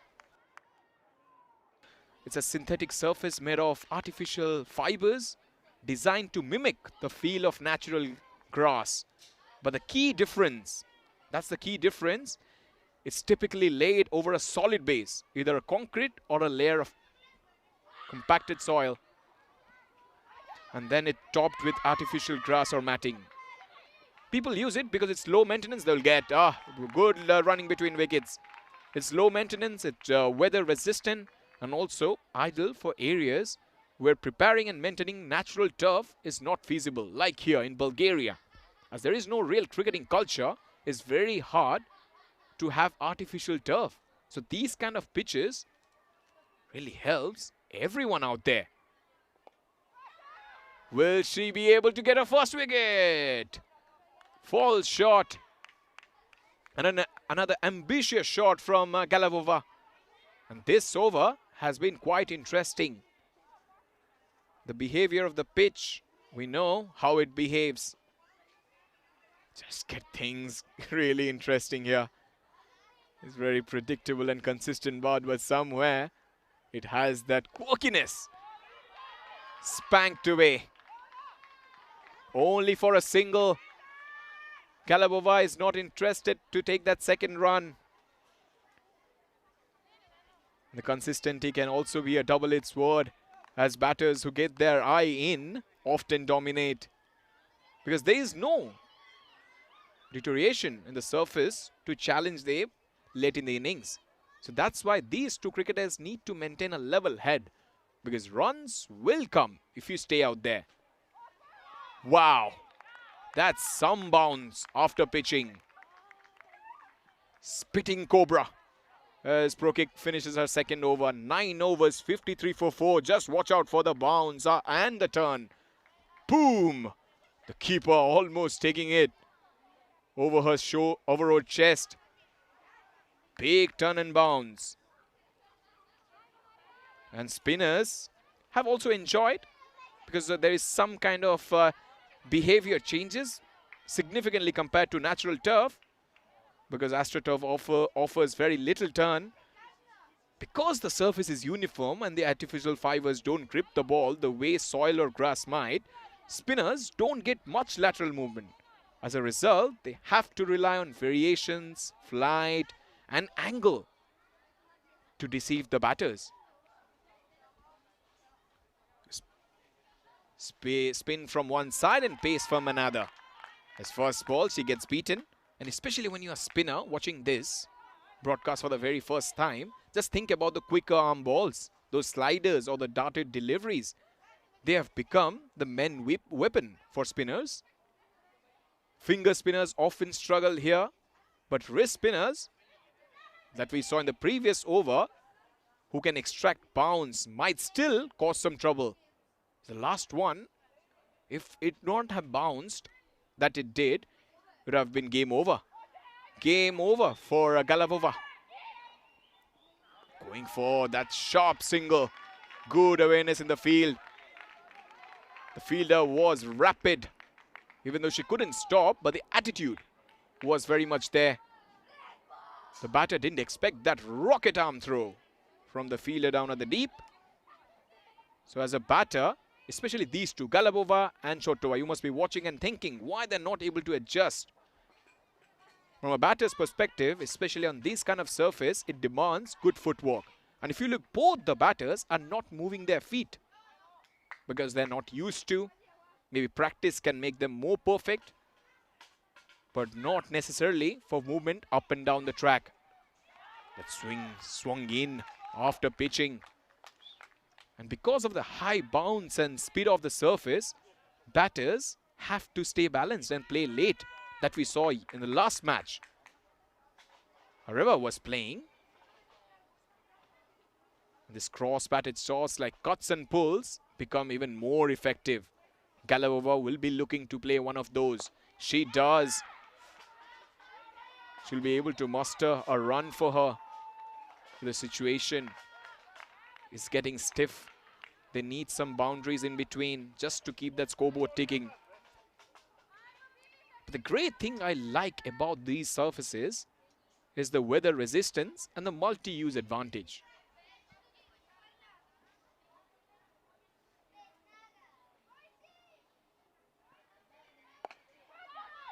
Magnificent shot. Oh, one. For a moment I thought she has cleared that mid-off fielder. Was pretty much aware. Also a very fit side. They can take some magical catches as well. That's what. Look at that. For a reason, I thought, because of the crack of the bat. I was talking about weather resistance. The AstroTurf is gaining popularity all over Europe because mostly of the water resistance. Because you all know what happened in Belgium. If it would have been a normal turf wicket, game over. No play would have happened. But now you saw Stallions are playing really well in Belgium. Match number 2. So you don't have to worry about match getting washed out. Even after light rain. The surface drains very quickly. Chance for a run out there. The fielder, direct hit. Have they got the wicket? Umpire is looking closer to the square leg umpire and the verdict is not out. So the surface quite drains pretty quickly and dries faster. This was that miscommunication. Both the batters were running at one end, then they decide to go at the other. Direct hit. I've been talking and praising about their fielding skills. They have been on the ball every single time. These Serbian fielders. And very good technique there from the bowler. The 10 overs, 57 for 4. So the surface that you're looking in front of your screen, the surface drains quickly and it dries faster, which is a huge bonus.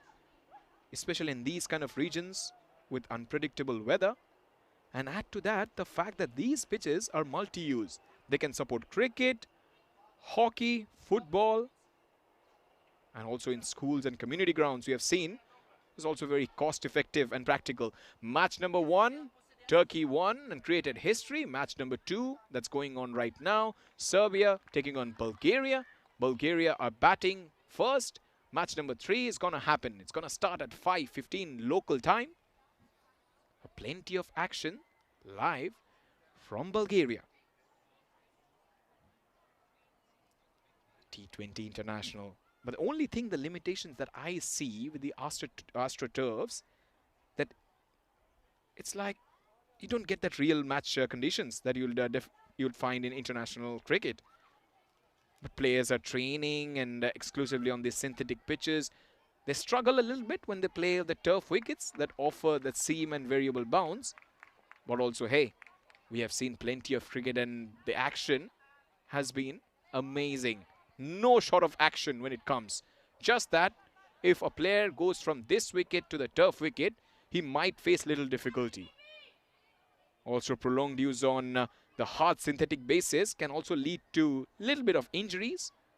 But I love playing on these kind of surfaces because everybody has similar kind of advantage. There is no home or away advantage. Because on this kind of a surface where you know the ball is not going to turn a bit, maybe Purik can prove me wrong here by turning one past away. But with limited turn and bounce and swing, you can manage. But this surface has played its tricks. Here the batter's grace is met by Brokic's leg spin art. Halfway mark, 57 for 4. Bulgaria will love to score 57 more. Generally, you double the score. If they double it, it's going to be something around 120. And they get 120. Serbia will be sweating. It was the first match. We saw what happened when Turkey's side batted first. Everybody thought it's going to be an easy chase for the Greece side. But a little bit of technical default from the batters. It happened. It happened that they lost the game quite convincingly. So those deliveries, if you're watching it from the screen, a mobile screen or laptop or television, it might look, oh, they come back for the second run. Good running between the wickets. Galabova is growing in confidence. She has spent almost 2 overs at the batting crease. Every single time she's trying to play the ball off the square and run. Has got a simple technique. Watch ball and try to hit it. So watching it from the screen, you might think flight is too much and it's gonna go over the batter or over the wicket keeper. But not. She's pitching it at the good length or the fuller length region. It's dipping. Look at that. It's dipping. That's brilliantly played for 4. That is some shot from Galabova. When talking about is dominating the spin, and she shows what a classy batter she can be under these kind of conditions. Pitched up. Pick the bones out of that sweet spot of the bat. This is what happens when you spend an ample amount of time at the crease. On synthetic turfs, you can get runs.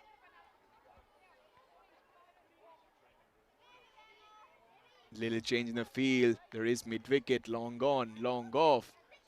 Protection is on the onside. Down the leg side. Will it be back-to-back boundaries? Fielder will do the chase. He'll try to cut it off. They get a couple of runs for it. This is excellent stuff from Galabova. Actually, they get one. A little disappointed. But this over, 2-4-1. Elena, as first one was full toss, overcompensating the second one, bowling a short delivery. And the third one is also short. Just plays it away towards the deep square leg. But Slavia and Biljana, 2 players who have shown how to bat on this surface. This is Serbia women winning the toss and electing to bowl. Already this over has fetched 8 runs.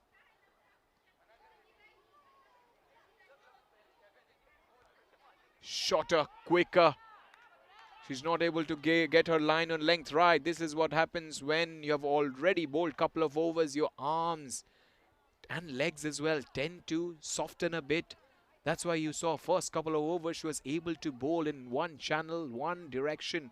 But if you want to bowl a long spell, you need strong arms and strong legs as well. That's what's happening with her. She's not getting her radar right. And if you don't get your radar right, Galabova will gallop you for 4. And the batter is dominating here. He waits for the ball and just swats it around. It's a dazzling stroke. Gets 4.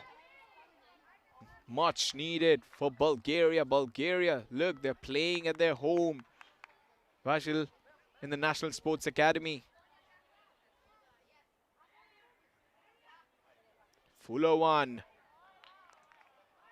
More extras. She is disappointed. Look at her. She's having the teapot as well. Just because she has bowled an expensive over, all her confidence has been lost. 9, 10, 11, 12 runs. 12 runs he has conceded so far in 5 deliveries. Will it be 16? Protection is there. She will rotate strike and also have the strike for the next over. It's single. It's 13 from the over. 15 in fact. Another over done and dusted. What batting from Slavia. Remember, that was a full toss. She puts it away to the fence. Then the bowler panicked a bit. Elena bowling it short. Then she went back, hangs back, and then pulls it in front of square for 4. And the one that she played it away, rolling her wrist. This is what good batters do. This is batting at the top for a reason. Is not only filling the numbers. Good players always take opportunity to score good runs.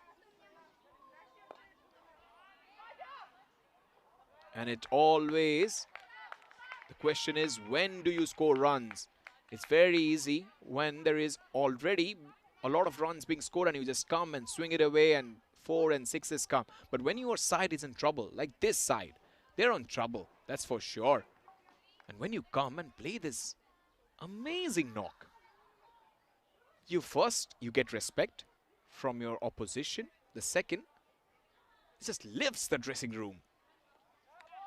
And that's what Galavova is doing right now. Every single time she has come to face any delivery, she has a proper method. Look at her. She's just settling down. She knows she's not panicking at all, moving her feet. That's very important as a batter, to move your feet. And she's doing those little exercises just to let the blood flow running.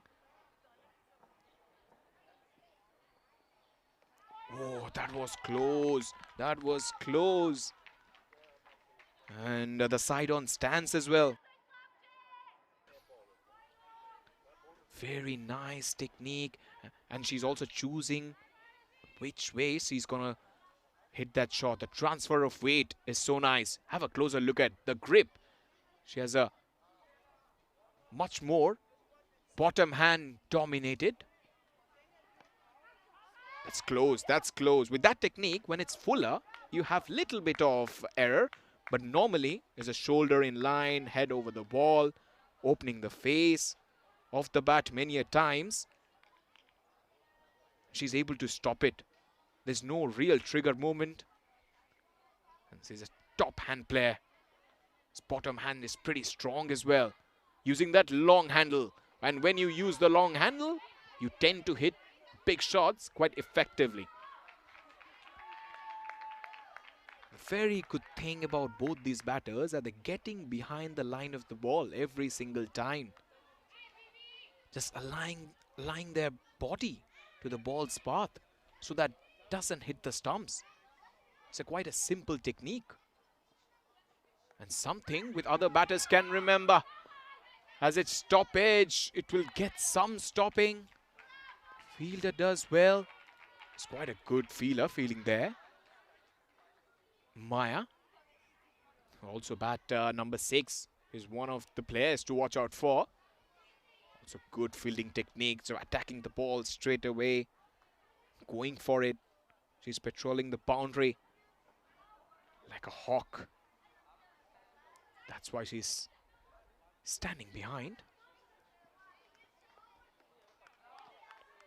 Little bit of swing away. And Mesarik also has to be careful that she doesn't give a lot of width. If you give a lot of width, the batter is waiting. She's not having this trigger movement. She just has to somehow, if she touches the ball, it will go behind square. And behind square, there is no protection. There is only one fielder at point that's inside. So plenty of spaces behind square. And as a batter, you have to be little careful. Just play the field. Yeah, I know you got a simple technique. You practiced this way all your life. Little bit of application can get you more results. 12 overs, 76 for 4. And in the chat, plenty of people are giving their opinion. Bulgaria struggling to hit offside. Yeah, Montelush, I was talking about that. I just described her technique.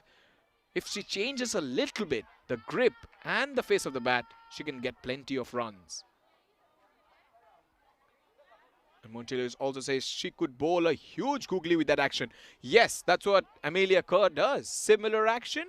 But for googly, you need a lot of strength in your forearms as well. And a googly will happen if your back of the hand faces the batter. It's a pretty hard delivery to bowl. But if she can practice it, and in this tournament, if she can deliver it, then kudos to her. As new bowler, new face, we're watching her for the very first time. Sladiana Matievki. Oh, that's went through everyone. Sladiana has come and she has bowled a magic delivery. That slow arm action is putting a lot of revs.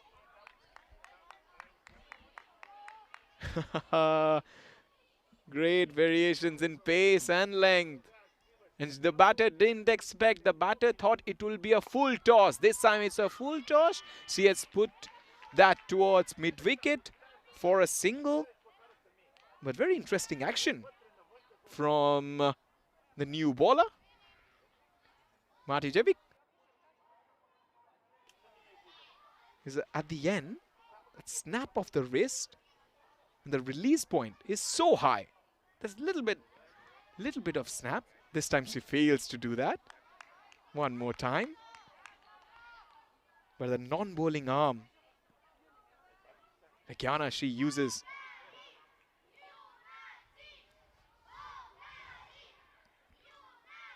Oh, that didn't turn because it was kind of an arm delivery from Matijevic. That's the one she does. She doesn't have a real follow through, but the reps she puts in, it hits the surface, that seam hitting the surface and just taking the ball into a different direction. This time she waits, she pulls it. The fielders have been talking about and showering praises. The way they have fielded down in the deep, not even one missed field. It's very good when you talk about the Serbian side. Serbian side, 58. Catch! Wow! That's the catch of the day! That is outstanding. That's off top draw. Goodness me. How quick was she going down? He was flighted. Absolutely picked the bones out of that, and then so close. Movement of magic from the right arm off spinner. Sladena, you little beauty. And a good little partnership comes to an end as Biljana has to depart after playing a gorgeous innings, I would say. It's a vigil. Because this one was very important. Important wicket coming for Serbia at very important time. And that lost it.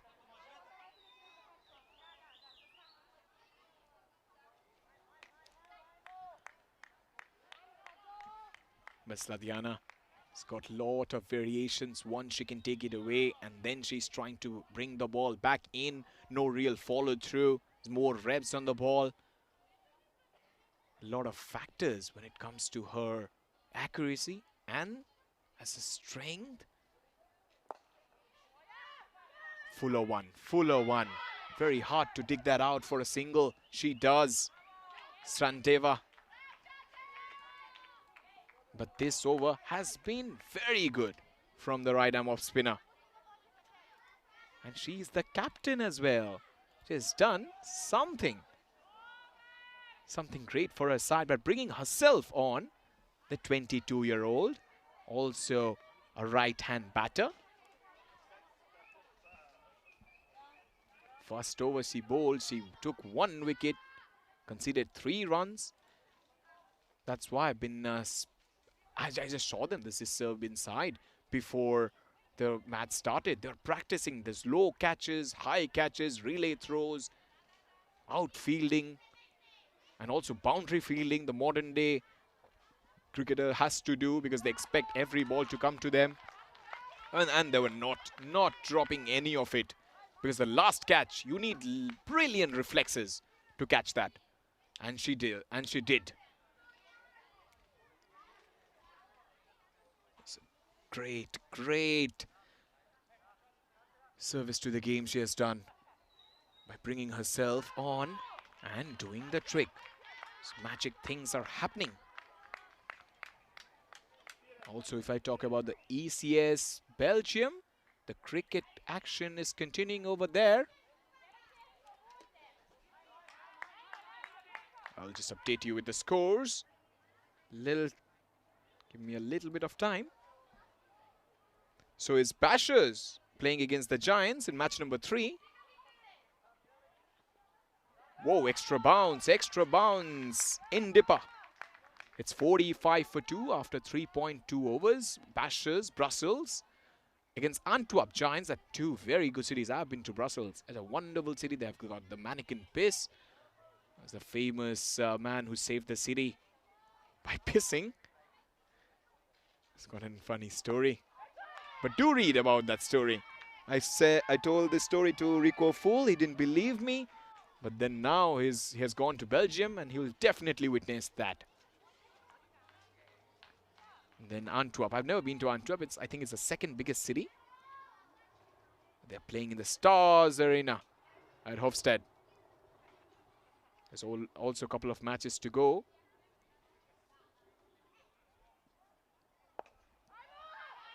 Full toss. They're going for the single. The striker has reached. The non-striker was very quick. The striker was having a hard time because she had to play the shot and then run. Look at that. She was not interested. First she said no, and then she completed that single. She has a smile on her face once she finishes or completes the run.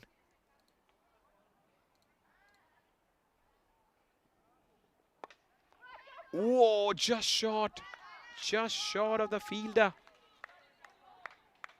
The bowlers have been terrific. Because this one was a little bit far away, or else it would have been, if it would have been at the catchable, then these fielders would have caught it. But the game's rhythm is set. Now just watch it how it's unfold like a symphony. In the theatre of cricket, every ball in Bulgaria has been a scene stealer. 81 for 5. Their competitive side is Bulgarians. They're not giving up. 81 for 5, but still they believe that they can post at least a decent total on the board. Just falls short of the fielder. That was an aggressive shot. The fielder was quite energetic. That was a strong one. Came sharp, one bounce.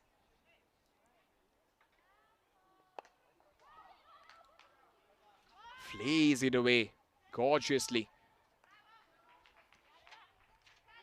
It's very important for both the cricketers, especially the batters, just to have a rhythm to their batting.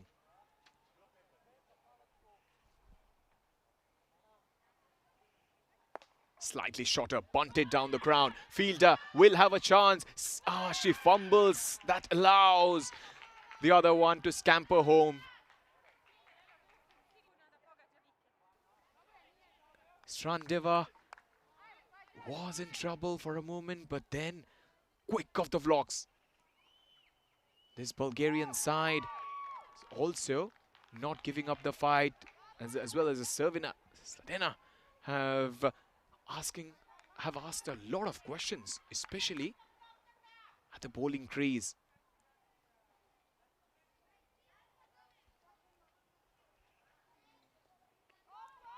No, it won't be possible. Won't be possible. You have to get to the pitch of the ball and then drive it. It's very important for the batters of the Bulgarian side. But this innings has struggled. Honestly, the first 4 batters not able to score a lot of runs. There's a misfield, and then it was slightly turning away from her. Then Tanya opening the batting, scoring 6. Then Stanislava scored 8 from 12. Vili Niklova 9. Talentina, when the first 4 batters of your side have gone in single digits, you feel the pressure. Then Slavia comes. And this is the calendar 2025. Right now we are in Bulgaria and Belgium. Then we have Germany on 14th of June, 21st of July. We have Sweden, Stockholm. Then England, Wimbledon. It's going to happen.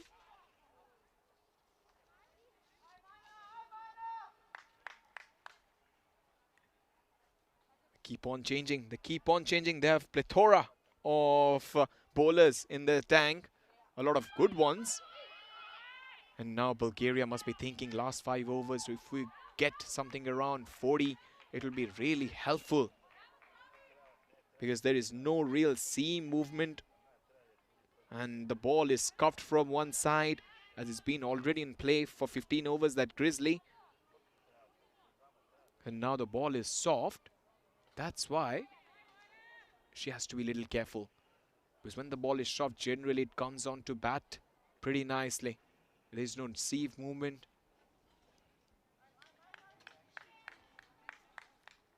And we're talking about the batting side. And Biljana scored 9. Then Katrine scored 5. In fact, she's batting right now. So 26, one player, 5 another. That's crashed to the fence for 4. That's a top shot from the right-hander, Galabova.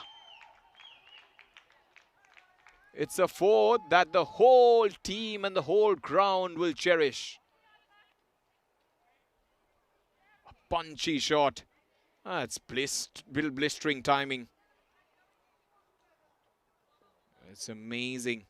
Batting from the right-hander. It's fiercely struck. And that's why I mentioned about this batting lineup. They have struggled, but getting these boundaries always helps.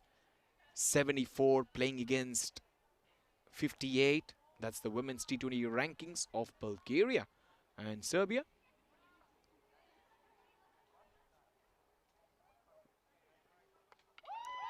Oh yes, the furniture is disturbed. That's an outstanding delivery from Mezarovic. She has come and Anna has bring in the magic. As Fuller, no way you can play that shot to this delivery. Anna says, you miss, I hit. It's a sparkling one. A sparkling innings comes to an end. 30 from 29. Slavia Galabova has been outstanding so far with the bat. One little mistake has made her down and go to the dugout. It's 90 for 6. This is what happens when you just try to hit that shot without any real conviction. If she would have believed that she could hit it, yeah, I can understand she was just trying to up the ante. Only few overs left. Good thing is that she didn't play for herself. She could have easily stayed out there, get a 50. The score would have been 115. But she decided, let me go for the big shot. And you need big shots to get a reasonable target. Changes on the field. That's cut back in. Cut back in. Batter played down the wrong line. Then realized that the ball was coming in. Another over comes to an end. 90 for 6 after 16.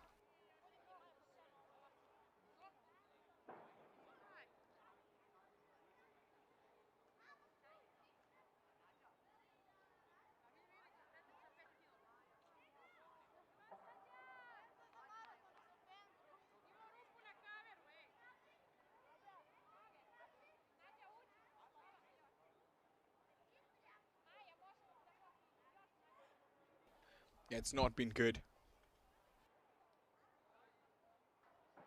Not been good for Bulgarian batters. This track hasn't favored them. But I still feel if they manage something around 115, they will be pretty happy. Because it's 4 overs to go. And you get those runs.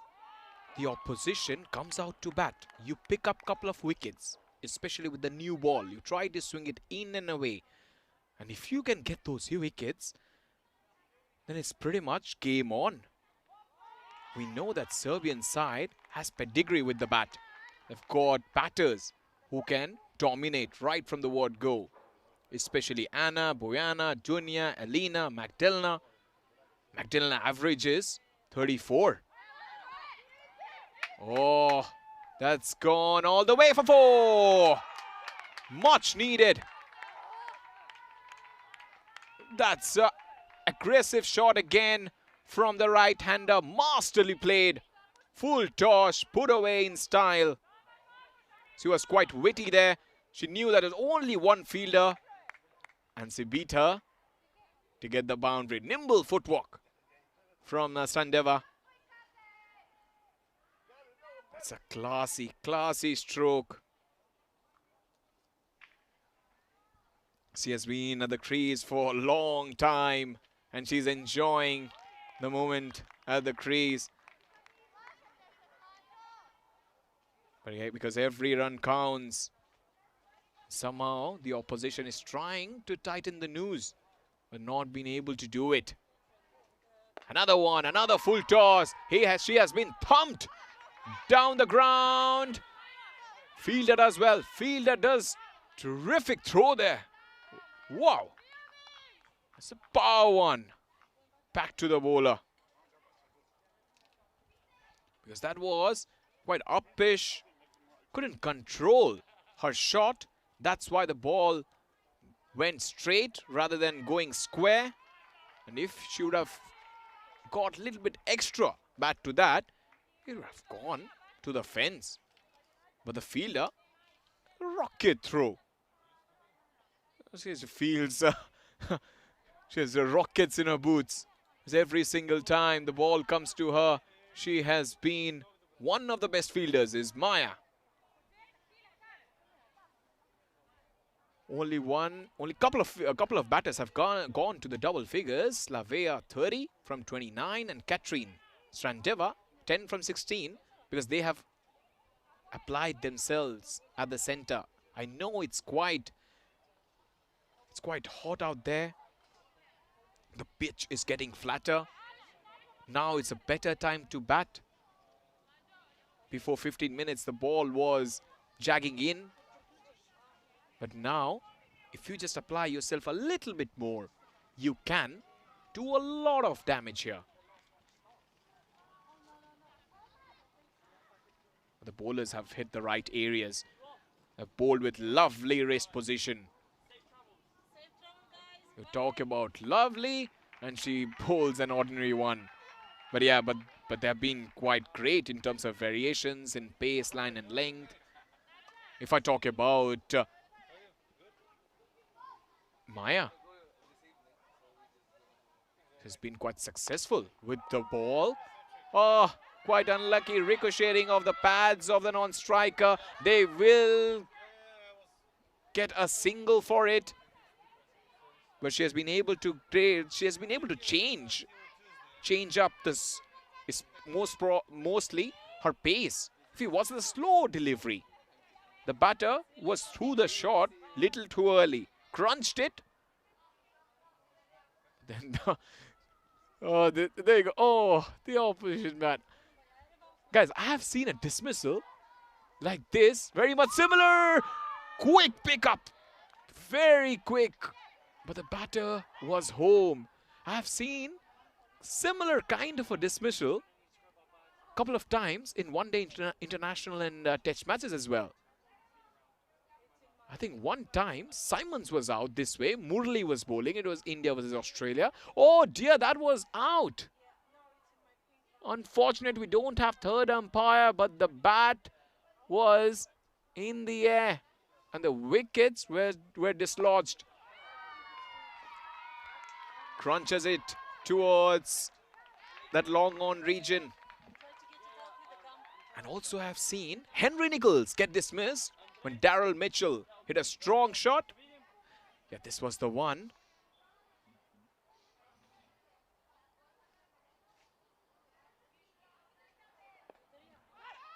100 will come up for Bulgaria here in the National Sports Academy. They have played wonderfully well. They have kept their cool. When the aggression was needed, they have played those big shots.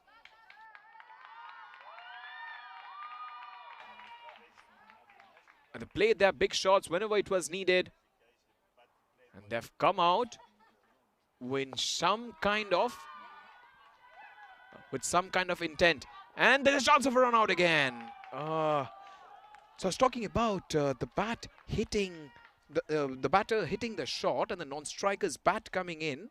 One time I've seen it was, I think, England versus New Zealand, and Daryl Mitchell hit a strong shot. Henry Nicholls was the batter, and his bat was stuck. I think it was Henry Nicholls, yeah, and he was given out. Oh, that was, or maybe it was the other way around. It might be the other way around. Maybe Henry Nicholls was batting. So in cricket, we have seen some of these kind of situations. And I think it was Michael Clarke batting and hitting a shot. Maybe it was in Melbourne. Morley bowling. Simon's bat coming in between. The catch was taken. Correct me if I'm wrong in the chat, but these two instances come to my mind. Want to lose umpire, what is there? But the very good thing about these kind of dismissal is that you get viral in the reels. Because many a times in test matches we forget what happened, but these kind of dismissal can just make you an instant favorite. 18 overs gone, it's 102 for 6. Strandeva 12 from 19. Ilarionova on 2. Somehow there is some kind of a twist left in this game. All the people who are tuning in on Fan Code and also on YouTube, do like and also let us know, how is this Bulgarian side playing? They are playing for the first time in their home. Plenty of anticipation, fan following. Are you guys enjoying it or not? And what will be the target? What will be the final target in the first innings? And I've already got an answer. Oh, misfield! Misfield again. We have been writing poetry and praising their fielding efforts down in the deep, but this time slightly shorter. She spanks it towards that fielder at long on, and she misses it. Tracked towards the onside. Add 2 to that. Oh, yes, they do it. Yes, they do it. The throw was at the non-striker's end. That was a very difficult one. So tell us, what will be the final score after 20 overs? Mohammad Arafat says 112 under. Damim says 117. Thrower Ahmed says 112. They're on 106 now. Oh, that's bowled. That's hit wicket. Can you believe it? For the very first time in Bulgaria, we have seen a hit wicket. It'll be quite interesting to see the replay. She bowled that delivery. The batter went so back. She crunches it towards her stumps. The bails go flying around. And the ball is quietly caught by the keeper. This is extraordinary stuff. And Gabriella punches and she says, yes, I've done it. Maybe she wanted to put the next batter in. Can be a ploy. If it's a good one or not, only time will say. The first ball. Stoilova trying to play on the drive, on the offside, misses it completely. 7 deliveries to go. Swing and a miss. Last over coming up. Yeah, we are enjoying all-time comedy of errors, says Shawn. Absolutely. The kind of performances we have seen, especially in T10. It has been quite funny. But this one was a really a gem as you try to play a slash and you slash it onto your stumps. Final over, 106 for 7. AI says 111. Nelson will be on the board. Senthil Kumar, 115.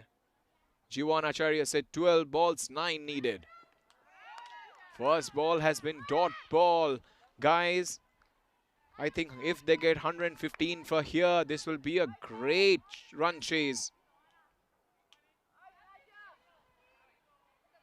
Final over has been given to a bowler who has been the most brilliant in today's play for Serbia.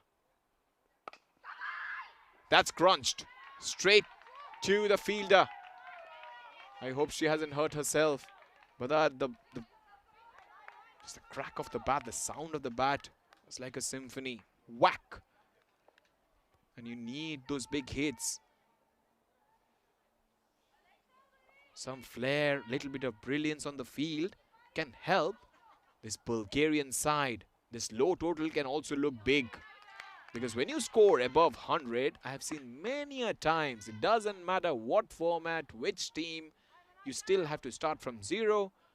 1 or 2 wickets down, you will be under pressure. And this is going to be a long run chase.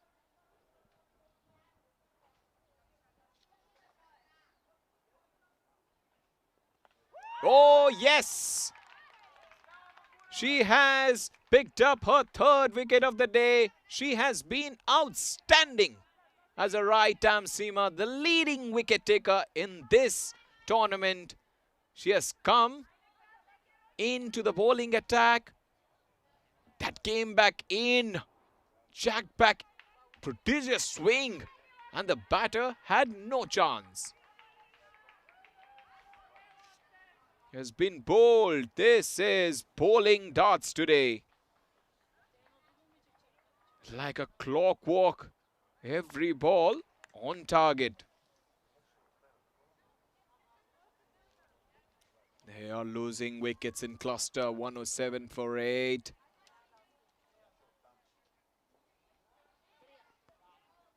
Pulled away effectively.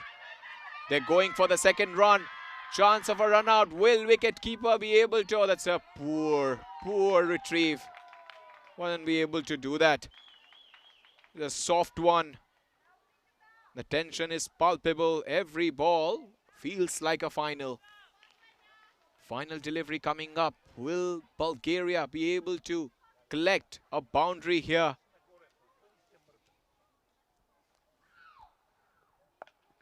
Four runs, is it?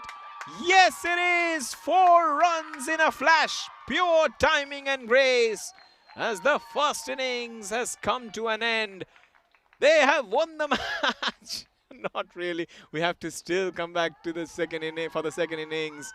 113 for 8. Yes, they can dance some Bulgarian flavor. It's everywhere. They have got their fans, their supporter here. Everybody cheering every run for them. 113 on board. And all the people who predicted 113 on in and around, congratulations to you guys. You have been absolute champions. Bulgaria should be thinking here they can win this game. Katrine Strandeva there, 13 from 21. Last shot was hit by Martina. There with the bat, she just swatted it away for 4. But this highlights will be dominated by a couple of batters, especially Slavia, 30 from 29. Whenever she came to the crease, they were down and out. At one stage, they were 44 for 4. Then a sweet little partnership with Katrine ensured that they were not bowled out. And the boundaries kept on coming, so as the wickets. Many a times we saw some rough shots, many bowls, many catches, many fantastic strikes. And Martina playing that shot for the last boundary was very much needed, but a lot of extras there. 21 and 20 wides. Will this be a big difference between the two bowling units? One tried a lot harder, actually, to be very honest. Serbia are a better side than this. They will come back in good style. But here in the first innings, they've somehow not been able to put any pressure on the batting side. They let the batters off the hook, and Bulgaria, whenever the ball was pitched up, they're ready to punish it. That last boundary kind of swung the game in their favor. Just the celebration tells the story. There you go. Punches the air, glove love everywhere, and the dance. The first innings has just ended. We saw boundaries, sixes, fours, big hits, and some brilliant fielding. First four batters look somewhere else. Stania 6, Stanislavas 8, Vili 9, Gelatina 5. But after that, a long partnership from Slave and Biljana. Biljana playing 15 deliveries also ensured that they had a good total on the board. And at the end, that 4 just swinging the things. 113 for 8. Oh, you need a lot of extras in that. There's 20 wides. If you just cut that 20 wides, then it's going to look like a low total. Pick up the bowlers, 3 for 25 from Nadia, 1 for 23 from Maya, a wicket apiece for Maria and Anna, and at the very end, Slaviana, the captain, holding a captain spell, 4 overs, 2 for 17.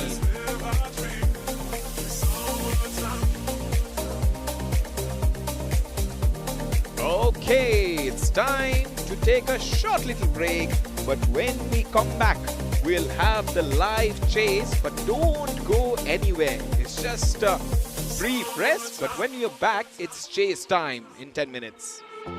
Ciao.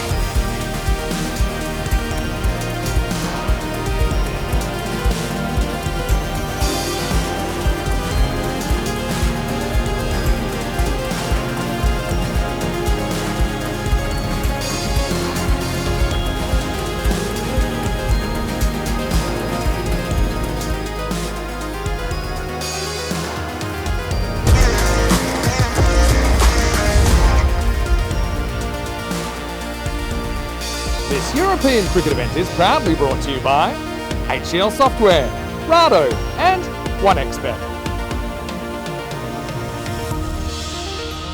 Hello and welcome back. It's Serbia taking on Bulgaria. Welcome to ECN Bulgaria T20I Women's 2025.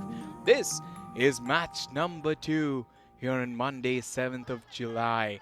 And we saw what happened in the first innings. Bulgarian women put up a fight, a fighting total.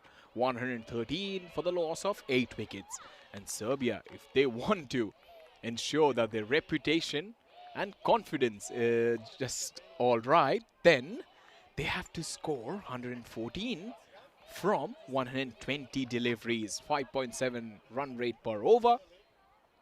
As I mentioned, their reputation, because Serbia, right now, they're 58th when it comes to ICC Women's T20I rankings. They have 13 matches they have played so far. They have wins under their belt. There are 4 wins.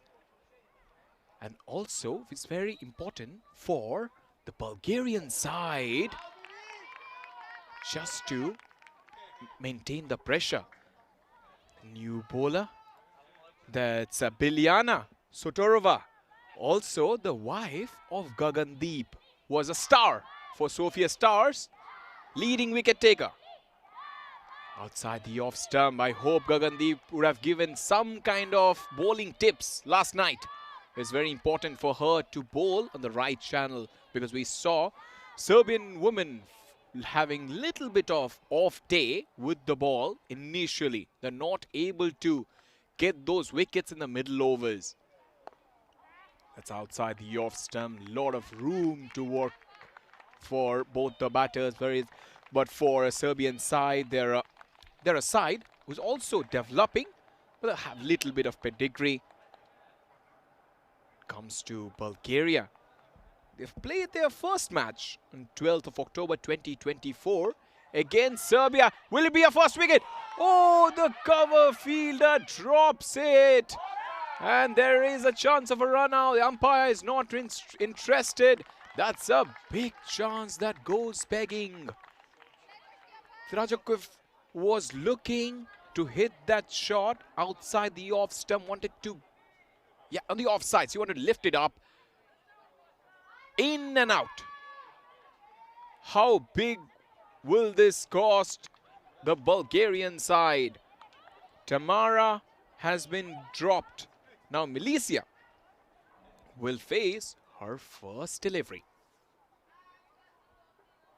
Slightly shorter.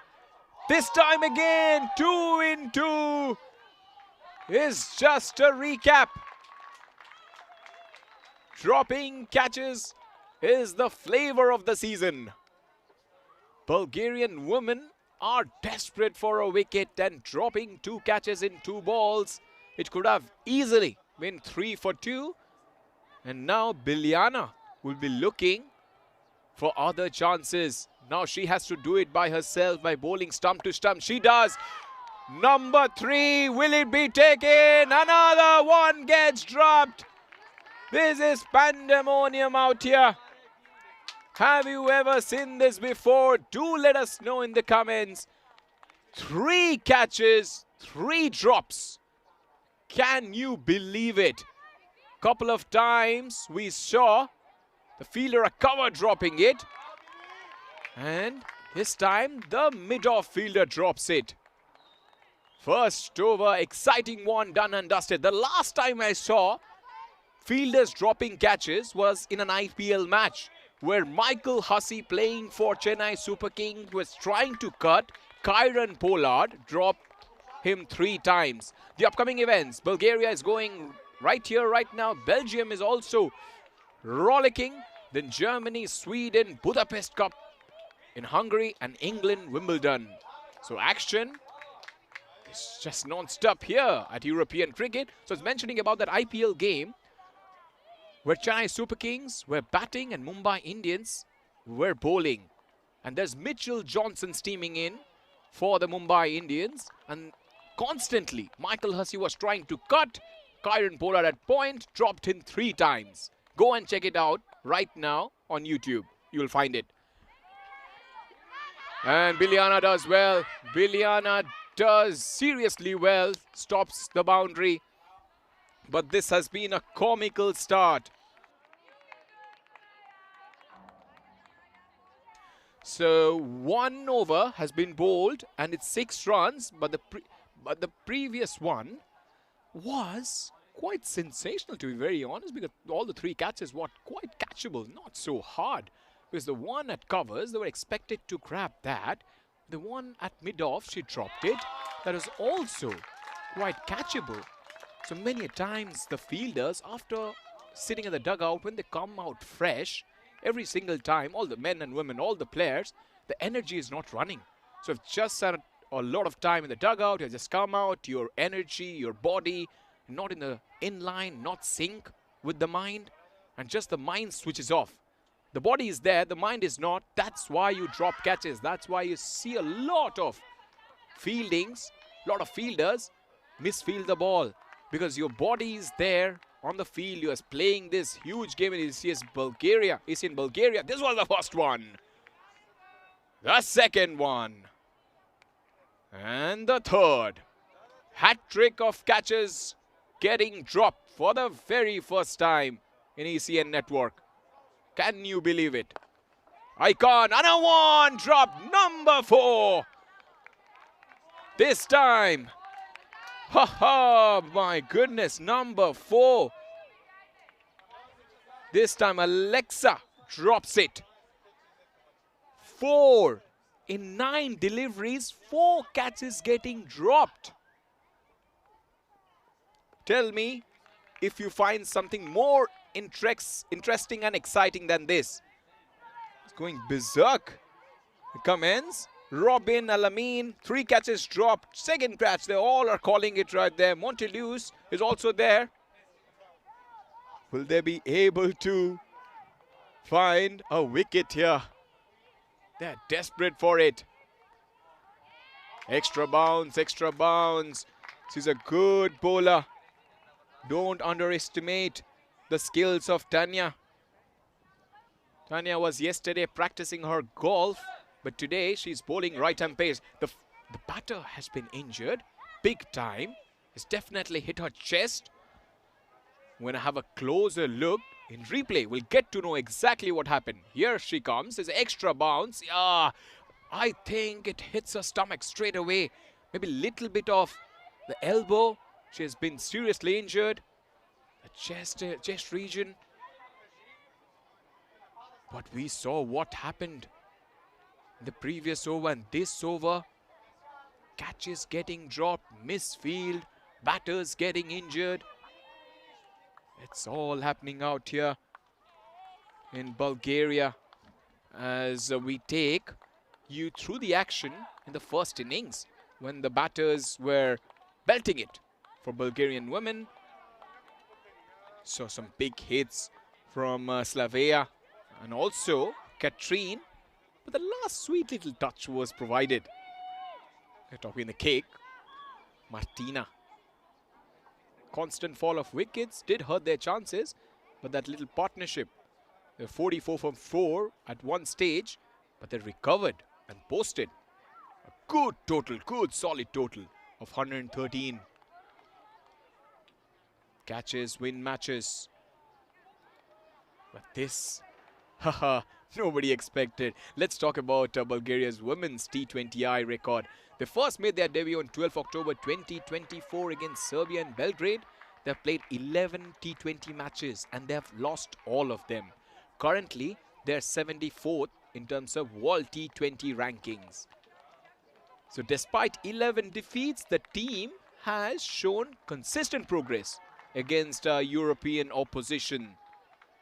And when you talk about their batting, Detalina has scored the bulk of the runs, 147. Vili as well, for 97, and Slavea. We saw them when they're batting first, and the bowling. Stanislava, 8 wickets in 8 innings, averages around 15. Gabriela, 7 wickets in 11 innings, and Biliana, 5 wickets in 10 innings. And we saw what Biliana could do when she has the ball in her hand in the first over. She created opportunity. This time an opportunity to get runs on the offside. Batters playing that back foot shot and running straight away. This has been an action-packed morning and afternoon so far. Both the side, and the recent T20I matches, they went on a tour to Estonia in May 2025. The first T20, they scored 87 and the opposition chased it down. The Estonian team chased it down by 8 wickets. The second T20, it was the narrowest of defeat, where Estonian side scored 75 and they couldn't chase it down. In fact, they scored 75 and the Estonian team, oh, this time there's another injury. Wicket keeper, with the wicket keeper severely injured, must have hit big time. And cricket injuries can be bad. It takes months to recover. Another sharp delivery and again hitting her abdomen. Was not ready for that. Oh, straight away, straight there. And hopefully that region is well protected. And we saw the batter getting hit exactly a couple of deliveries back. Same position. It's 2 overs done. It's 10 for no loss. So in the third T20I against Estonia, they lost by 6 runs. So that's that the opposition had scored 115. They went 109. So second and third, they could have easily won. So this side has potential. When you lose narrowest margins, you definitely have the capability and also the temperament to turn things around. That's why Bulgarian side should take a lot of heart out of those matches that was played in Estonia. Yeah, you have lost 11 games, but your batters have performed. Like Karunikova has scored 147. The bowling has been a standout. Has been Sarandeva leading the pack with 8 wickets. The recent matches have been competitive. In Estonia, those close finishes have given them an edge over any side they play in Europe. Here Biljana bowled her heart out in the first over, created 3 opportunities. Unfortunately, none of them were grabbed.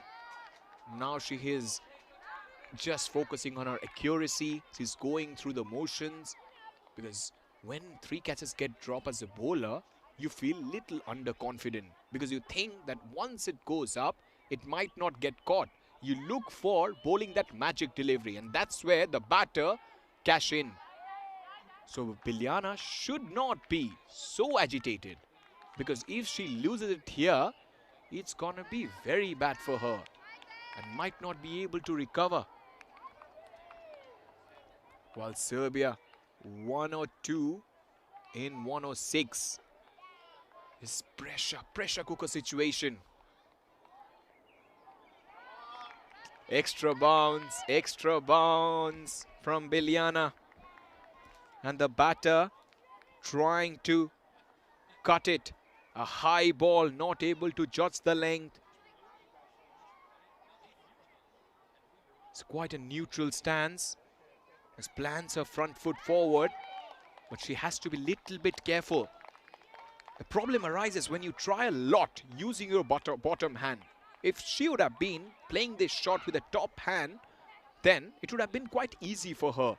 But now, she's just focusing to power it, not caress. 2 fielders behind her, waiting for a catch. She's not able to control it. She's not able to control the line and length. That's what happens when you drop catches.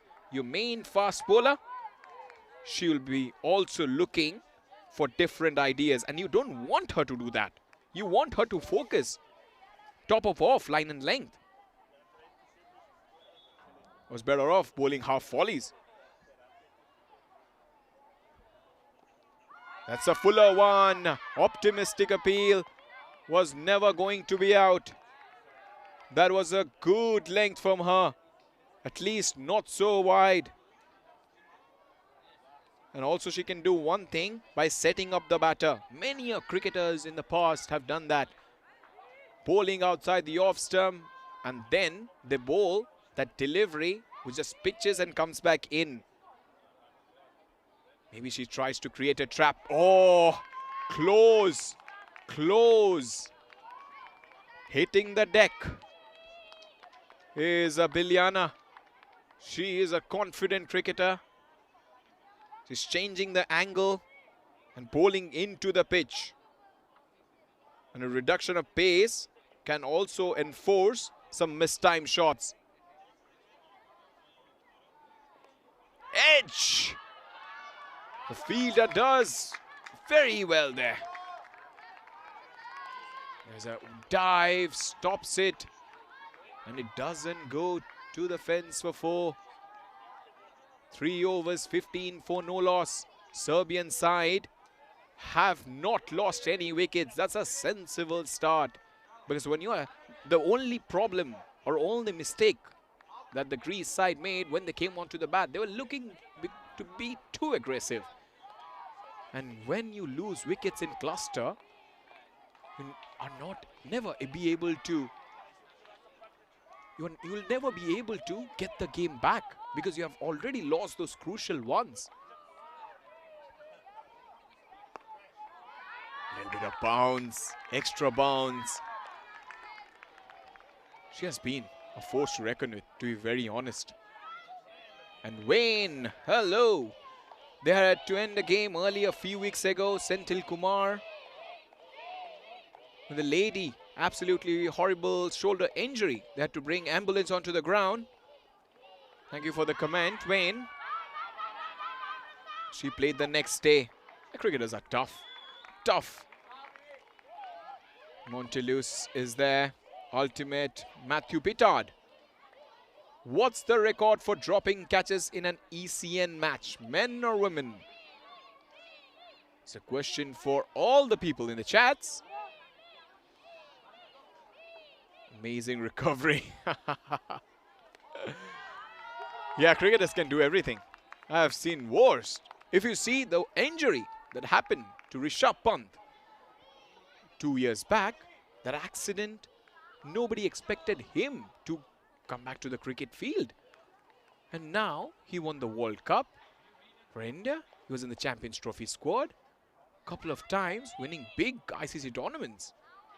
As I said, they're so resilient. The top cricketers are so mentally so strong that nothing deflates them. And here as well, the same thing has happened. Both the batters and also the wicket keeper are pretty strong mentally. Many a times you can easily leave. Once you get hit, you say, oh, I'm just feeling the pressure. Can I go and take a break? But the tough cricketers always stay on the ground. They try to fight it out. They don't run away from the challenge.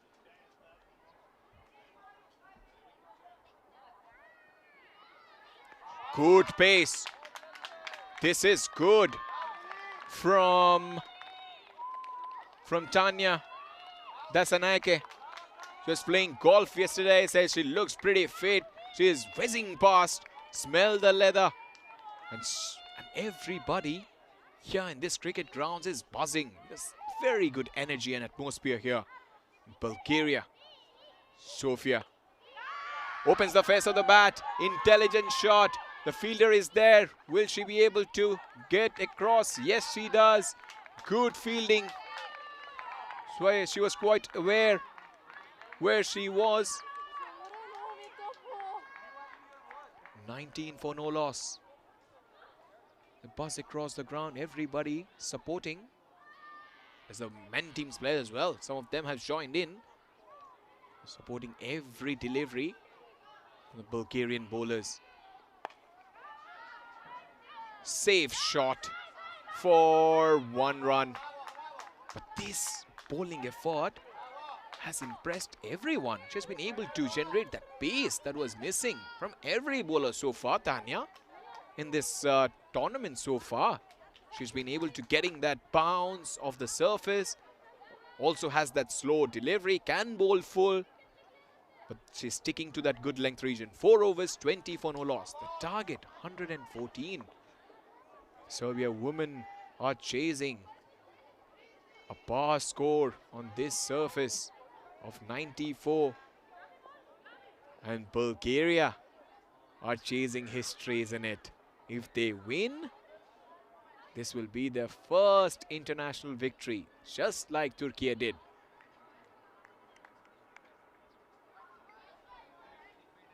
New bowler, Gabriela. Pacey. She has to settle in one line and length. When you're a new bowler, your team has bowled well. You don't want to let the team down by bowling wides, no balls or bouncers, which can fetch runs. Fielders, both the fielders behind square are in. She's appealing for that. That was quite interesting appeal.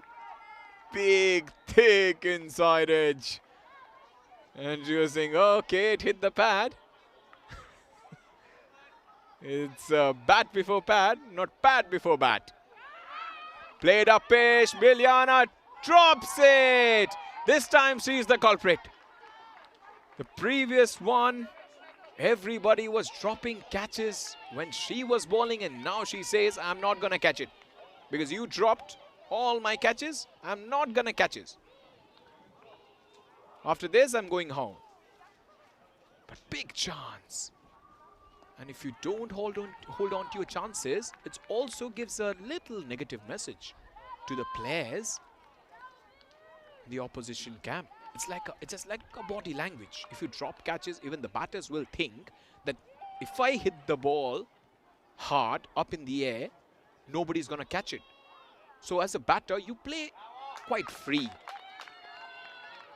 Every single time you play a big shot, you are not having this tension that I might be caught.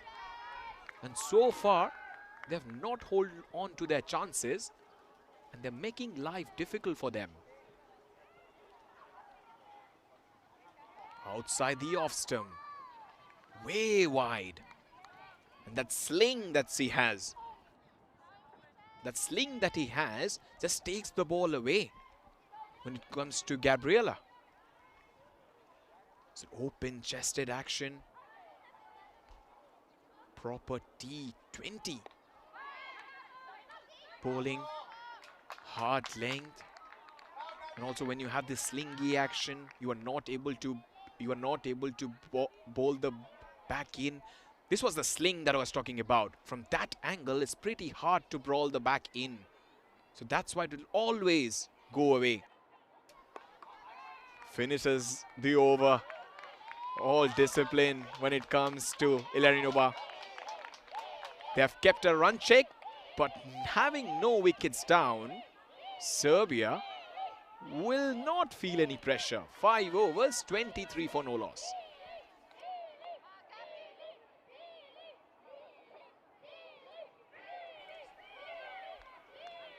.91 needed from 15 deliveries. Upcoming events, Bulgaria, Belgium. I've been to Belgium. I've been to Brussels. Wonderful city. You have that Old Town Square. You have Mannequin Piss. You've got brilliant waffles. Oh, that's top waffles. The nightlife is pretty good. And also Budapest. Budapest, the Parliament building of Budapest is so glorious. That's high full toss. Will Tanya be able to cut it off? Yes. Rocket arm. A super cricketer. I'm talking about Budapest, the Budapest memories. If anybody has gone to Budapest, do let us know. I love the Parliament building. That's wonderful. And then you have a lot of places you can go to, the churches, the cathedrals. You have the Lions Bridge as well. And the nightlife is brilliant.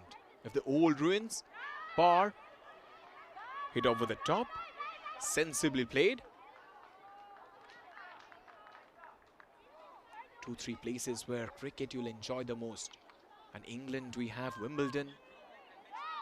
In Wimbledon, the 2019 World Cup final was England versus New Zealand.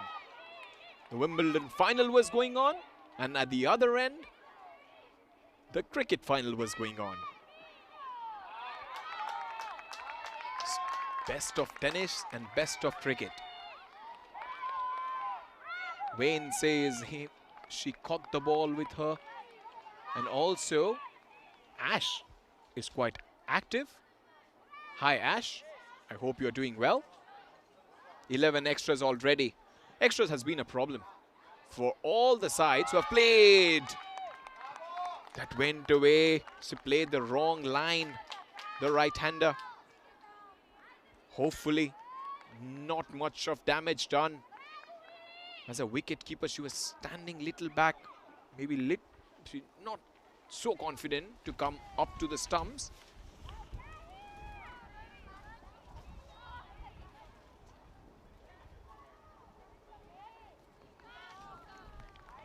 One more extra added to the total. But I was checking the women's rating. We have pretty good teams. The first one right now is Australia, who are leading 31 matches with 9,260 points with a 299 rankings. That's the women T20I team rankings. She has a big toss to chase, but Tanya does again. Pretty nice job. They'll get a couple of runs. These two batters are taking the game away from the Bulgarian side. Something has to give. They have to make some changes at the bowling crease because this has been a pedestrian bowling lineup so far, except Tanya, who has bowled pretty well. They have to hold on to their chances if they want to come back to the contest. Australia is leading. England have played 43 matches. They have 11,911 runs. India 10,800 with 263 points. New Zealand, the world champions, 34 matches they have played, 8,600 runs. South Africa 7,954 with 241. We have West Indies, Sri Lanka, Pakistan. We have also Ireland, Bangladesh. Sharp throw at the bowler's end, 30. And there you have Bangladesh, Thailand. But these sides, after Netherlands, UAE, Uganda, Namibia, Tanzania, Indonesia, Nepal, Hong Kong, they all are in reckoning. In T20 format, this is the best way ICC has introduced to take women's cricket forward all over the world. You have Canada at number 30, Spain. You saw the championship gonna happen in Spain, 62 points. And you have Germany, who have 56 points. Germany have grown in leaps and bounds in women's cricket. You see our co-commentator Tina Goff playing for them, for Germany. And you have Brazil, Myanmar, Isle of Man, Sweden, Denmark, Japan. Lot of investment in cricket in these countries. Then you have got in 40s, we have got Sierra Leone, Cyprus, Gibraltar, China, Kuwait, Botswana, Samoa and Greece as well. And we know what kind of... And today, the most special thing that happened, Turkey are beating a 48th ranked side, that is Greece. Greece have 614 points and they have 28 ratings. There is France in 49, Oman, Croatia. That's one of the places I definitely want to go and visit. We have Austria, Bhutan in the 50s, Romania, Serbia on 58. So ICC rankings work. If you beat a higher ranked side, then you get points and also your rating increases. Down the leg side, it's Norway, Philippines, Cambodia, Singapore. And in 70s, we have Bahrain on 76, 75 is Belgium, Bulgaria is 74, Czechia 73. Czechia never registered any win. And also Bulgaria, that's why the points are 0 and the ratings are also the same. But Cameroon are also growing. Investment in cricket is also happening over there. They have got 25 ratings and 51. So these sides, especially Turkey, tonight they will be in the top 70 for sure. Somewhere around 71, 72. They have squeezed their way win because they have beaten a famous Greek side that nobody expected them to create history. Can Bulgaria create history? Only time will say. But if they bowl this way, there's no fast or fiery or no flair, then it's going to be hard work for all the players involved. It's going to be a long day. The sun is beating down. It's a good little breeze from left to right. If they are able to use the breeze to good effect, wicket-taking opportunities can happen. That's rising. When you drop so many catches, you don't expect yourself to win any cricket matches. We saw many a times. But these two batters, Tamara and Militia, like proper true professionals, they have taken up this sport. They're not giving it away, helping the ball on its way, and it runs down to the fence, down to that car park. Another boundary for the Serbian side. Beautiful roll of the wrist beside the line of the ball. Excellent technique. They move to 40. Still they need 74. They need some magic, the Bulgarian side, because they've not got plenty of runs to play with. Bowling has to come somewhere. Martina, Alexa, Gabriela. The batters who failed, they have to somehow create chances on the field, because Tanya was quite impressive, and I get a feeling, give an over to Tanya. She can create some chances, the way she bowled. And the way you can do it is to bring in the field, give Tanya the ball, just tell her to bowl full. If you bowl full on this surface, the ball is stopping and also staying a little low. Opportunity and chances are given to those who want to get it. And if you don't have the urgency and the awareness, then you will falter. Because this Bulgarian side is full of talents. I've seen cricketers like Gabriela, Tanya. Sparkling stroke through the offside. Save your legs, that's 4. Nobody will try to chase that, as Perisic plays a pristine cover drive. And it ends the over. 7 overs, 45 for no loss. Serbia women need 69 from 78.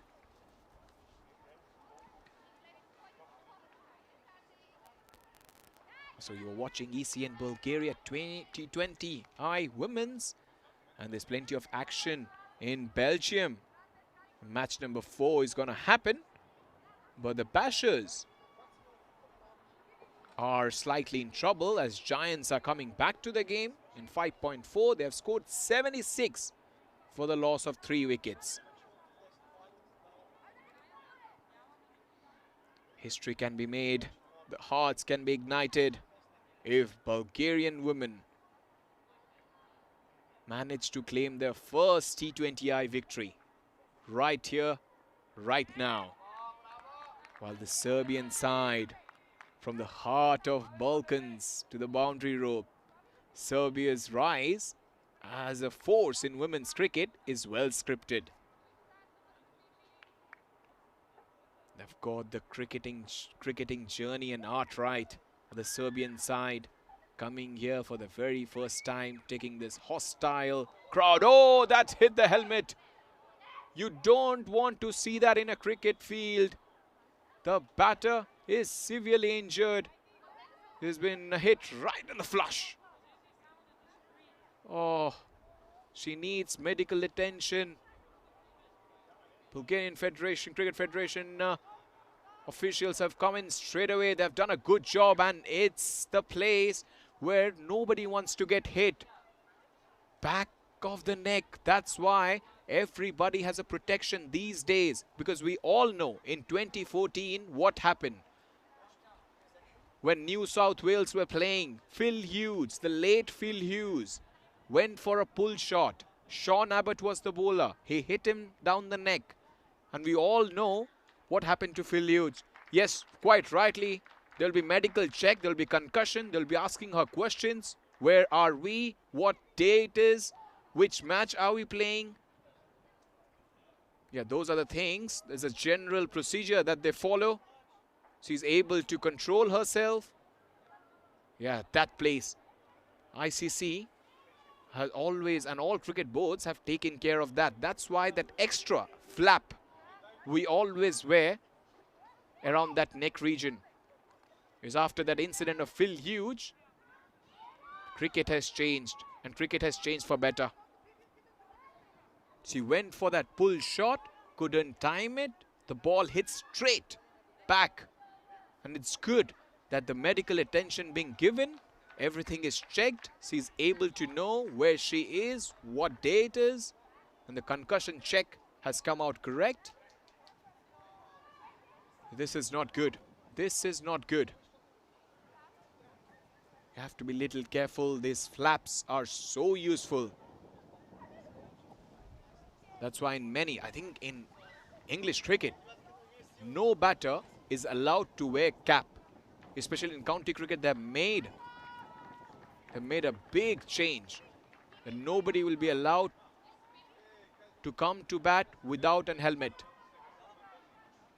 Because if you come and you play a sweep shot or you play a ramp shot and it hits you straight, the chances of getting hurt are bigger. And especially at this age, you have so many protection from everywhere. Every part of the body is protected so much. You don't want anything or anybody to get hurt.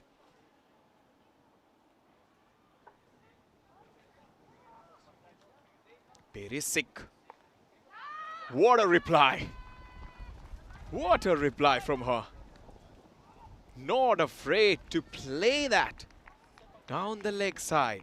The previous ball, that's the confidence of this batter. And everybody in the field asking her, are you okay? Are you fine? And she says, yes, I'm ready for my next battle.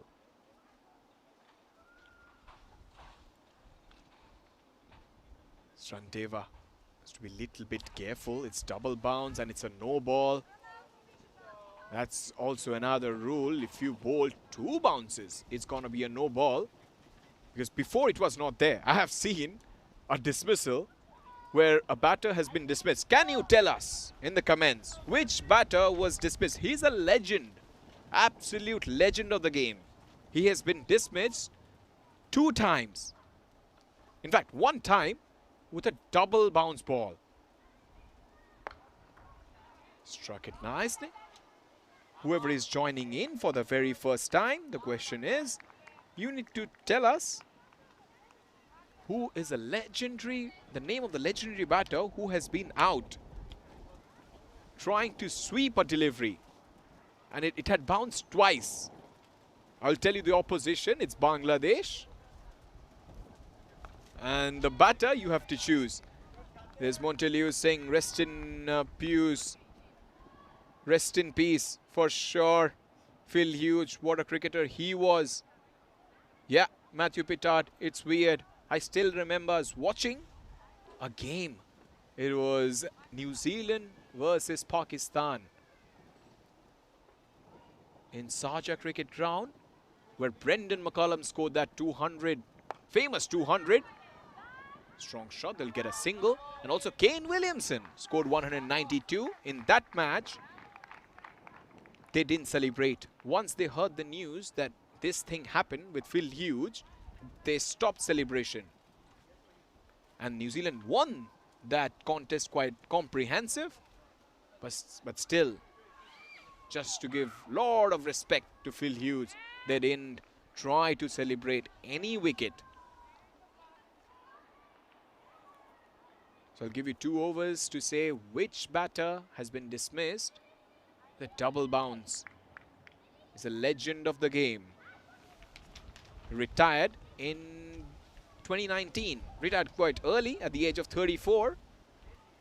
Played IPL a lot. Played alongside Virat Kohli. Virat Kohli's best friend as well.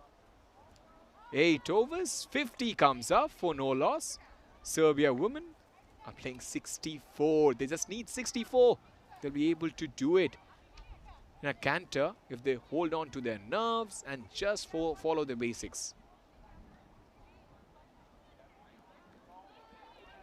Senthil Kumar says they bowled 50 plus extras against Serbia in 2 matches they played against Serbia. That's a really good start. Very good stat from Senthil Kumar. Because here, extras have been aplenty. They're brought back Biljana, and Biljana has been pumped down the ground for 4. Huge cheer from the dugout of Serbia as they feel that this game is almost in their pockets.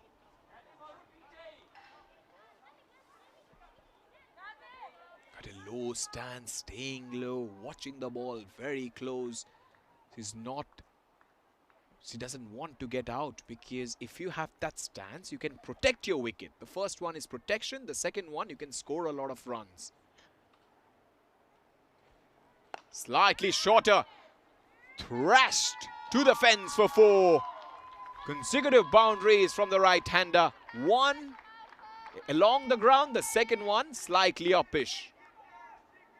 Slow delivery. Waited for the ball. Then thrashed it. Beautiful shot from Trakovic. Yes, Sean is given an answer. AVD. Oh! It's a beautiful husky there. Running like a gazelle.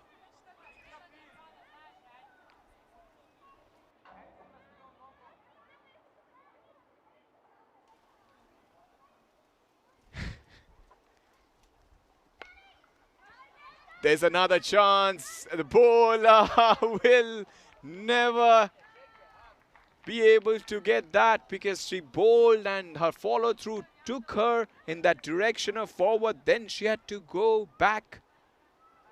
Biljana, good seam presentation. He was trying to play the ball uppish. He was not in a position to take that catch.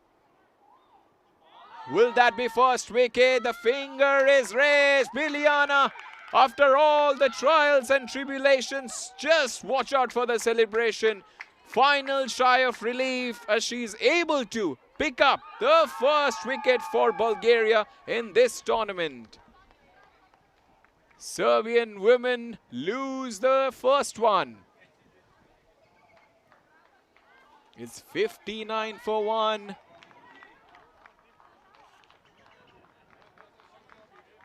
That was Plum. He's trying to play that cross. Her right leg was down.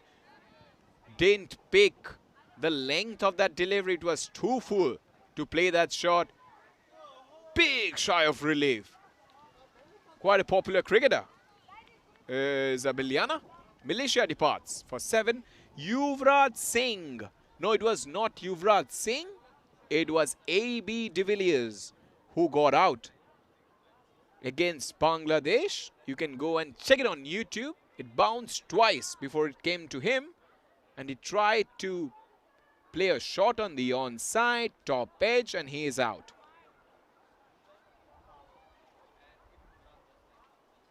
But good one from Matthew Pittard. Bowling it full. Great seam from the bowler. Absolutely Wayne. She's a strong woman. And if you look, she's at the very end, there's a little quick wrist action.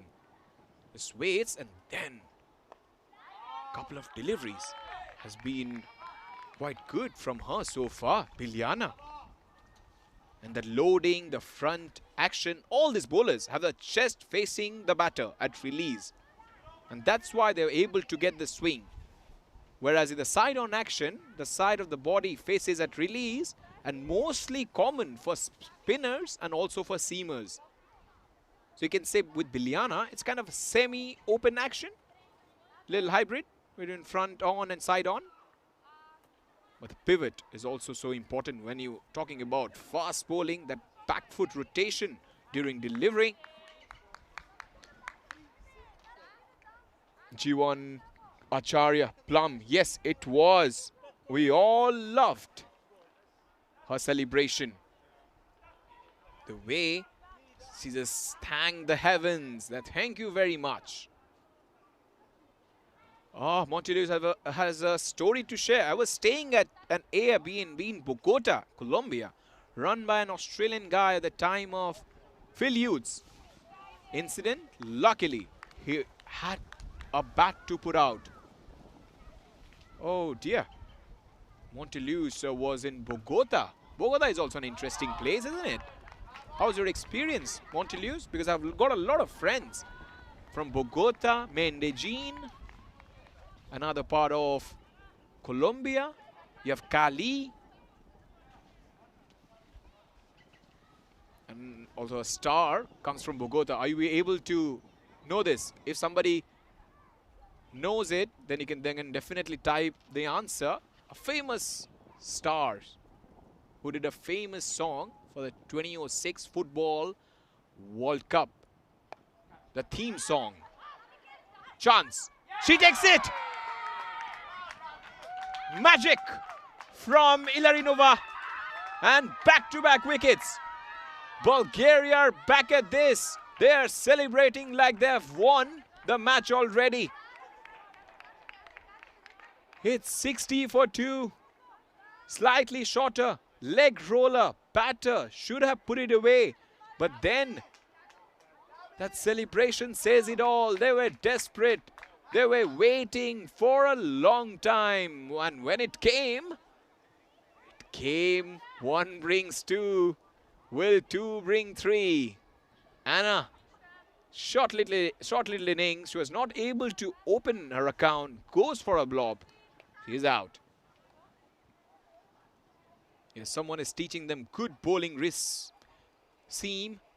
And also, Wayne is saying it's good to Mesarovic is a good batter.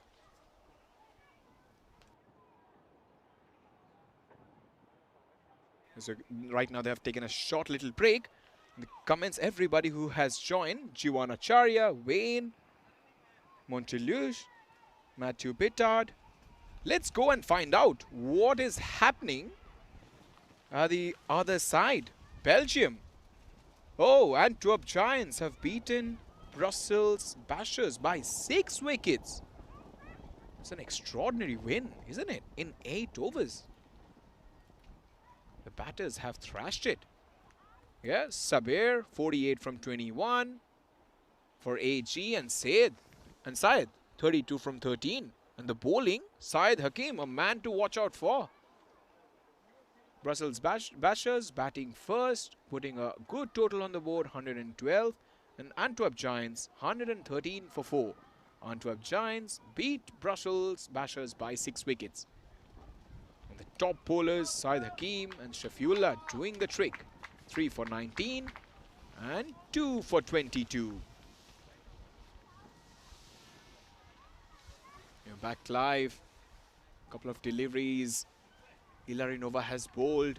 She has created opportunity. The new batter at the crease will be Magdalena Nikolic.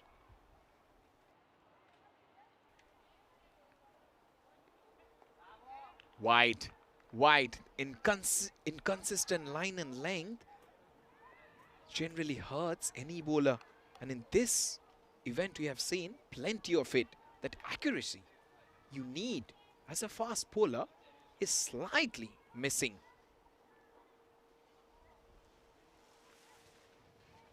The way she is get ready to bowl. Tanya is there and she will stop it. And Gabriella, after bowling a couple of overs, she has been able to finally pick. Oh, look at this. She's ready. Like a boxer. Oh, so using that pivot. The back foot rotation during delivery. Did you watch that? That's very important. And all of the follow through. The whole body movement after the ball is being released. And that arm path. It goes down straight. And very importantly, she is using the direction during the delivery, the non-bowling arm. She's putting it back. Using her back. That's why she's getting little extra bounce. Bulgarian women will feel a little shy of relief to see the back of both the batters who are dismissed. It's Anna was dismissed for naught and Militia. But right now, the batters who are at the crease, they can demolish this opposition. Especially Nikolic has a reputation for big hits. If she is set, she can fire. While at the other end, Tamara has been the best batter in this match. If I can remember, only 25 years of age. Has also played for other teams. Serbia women, Lavender Lionesses. Also bowls right and medium fast.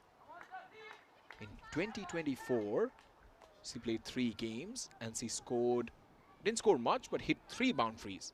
And in terms of bowling, also picked up 4 wickets. Is one player to watch out for. Because here she has shown temperament. That's the most important. Temperament. To stay out there. And also, I did ask you in which country there is, when you nod, that's yes, and when you shake, it's no. In Bulgaria, it's a fact you all should know. In Bulgaria, where the matches are happening, nodding your head means no, and shaking it means yes.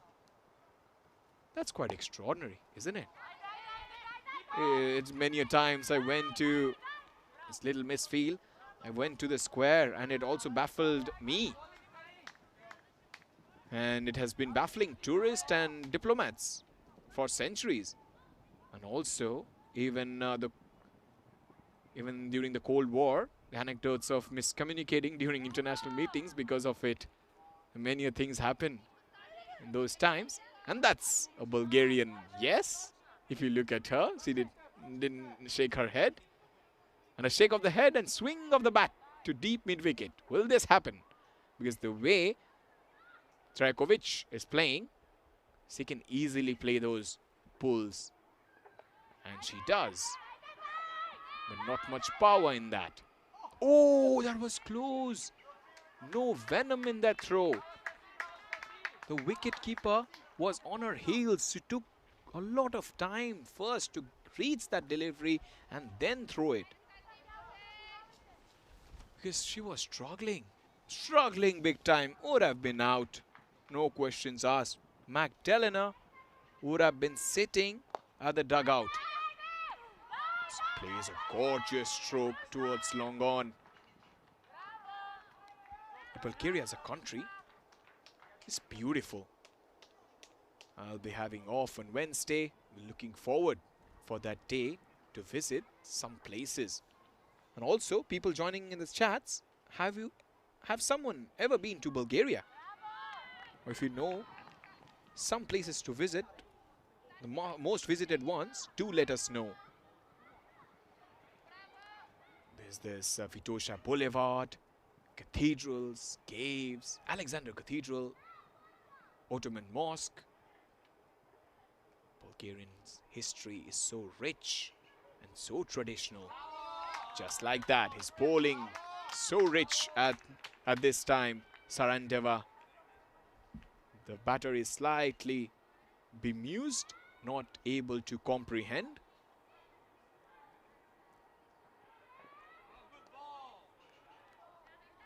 Just going through the motions every single time she bowls, she watches her feet. That's also very important. Many a times when fast bowlers bowl, after finishing, they look down. They should be looking at the batter. If you see Sarandava, she coming and she's looking down, and sometimes it can happen that your length, you can, oh dear, she has made a misfield. Good stop. Oh, that's 4. Oh dear, poor lady. Put her right leg in, picked up the ball, and that's a boundary. Goodness me. Slightly schoolgirl stuff. Look at that. Just stopping, able to stop it. And then from inside. Oh! Oh dear, that's ECN cricket at its best. Now we have arrived to Bulgaria. T20I women. These things happen plenty of times. She will be definitely going viral tomorrow on Instagram Reels. Plays it towards the onside.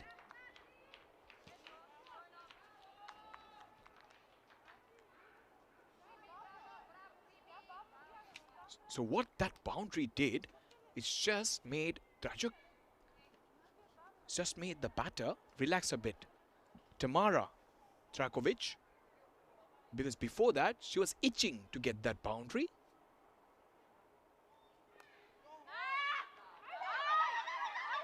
Oh, will there be a chance? Because there's Magdalena was looking at the batter. Yes, she has a wild look, a little angry look, because she was not ready to go for that single. And then on striker, with shame, didn't look at all eye to eye. 40 runs needed from only 52 deliveries.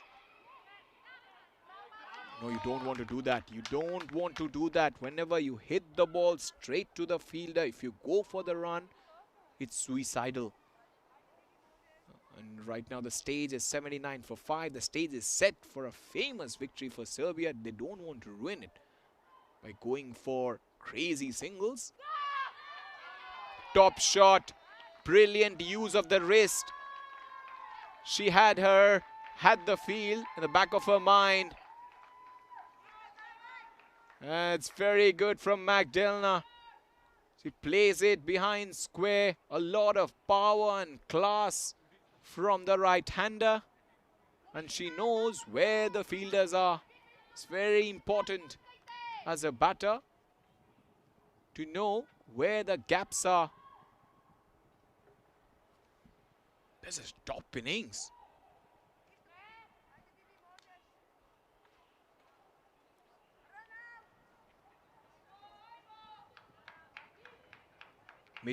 Matthew asks, is it hot there? What's the temperature? Its temperature is somewhere around 35 to 37 degrees. And it's definitely hot. For sure. Especially for the players. For us, the commentary position, it's really good, to be honestly. And this time to the left of the fine leg. She's playing with the field. She's using all her elegance here. And she is quite a tactical cricketer, is Magdalena. And at the other end, Tamara. We're looking for a 50. But so much of poise, so much of concentration goes behind for playing every single delivery. That's edge. There's no protection. Couple of runs, will they go for? No. They only settle for a single. And also, Tamara must be saying, let me keep the strike. 12 overs, 81 for 2. She needs 12. Serbia needs 33.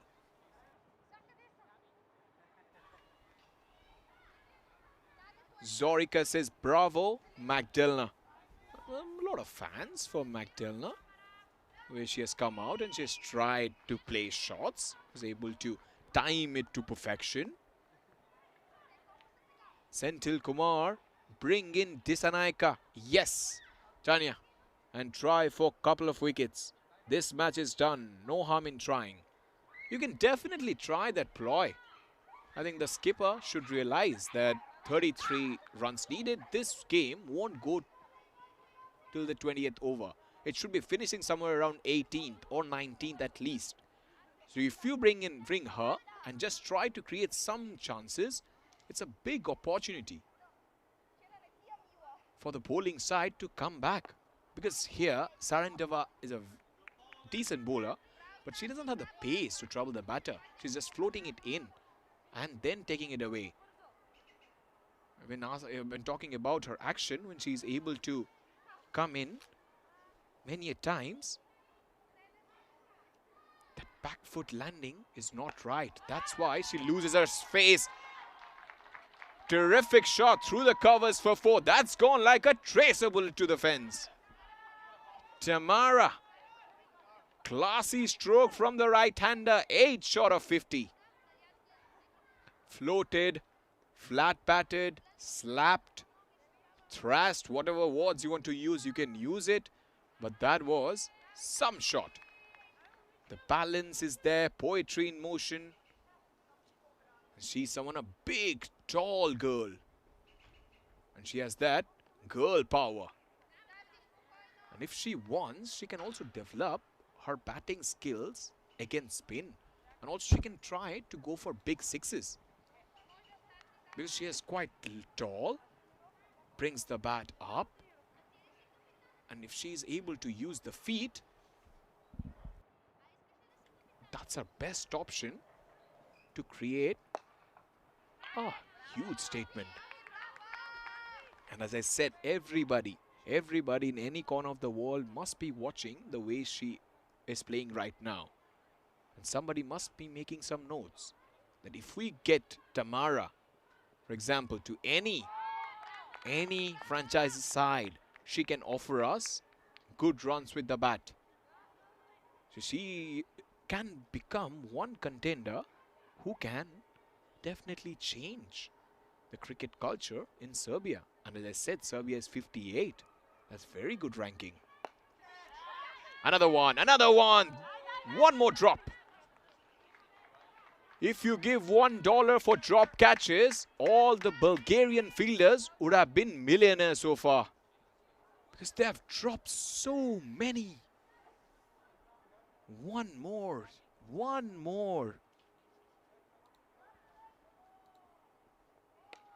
That shot. Oh, manages to stop it. Somehow manages to stop it. She slipped. She crawled back. She picked up the ball. And then she managed to stop a sudden boundary. That was time to perfection. Quick pickup. Good job. But that draw from Gabriella, she must be feeling the pain because she's a very good cricketer. We have seen her with the ball. She picked up that wicket, the way she reacted with the bat as well. She will perform in future matches. But dropping such a sitter just makes life more difficult.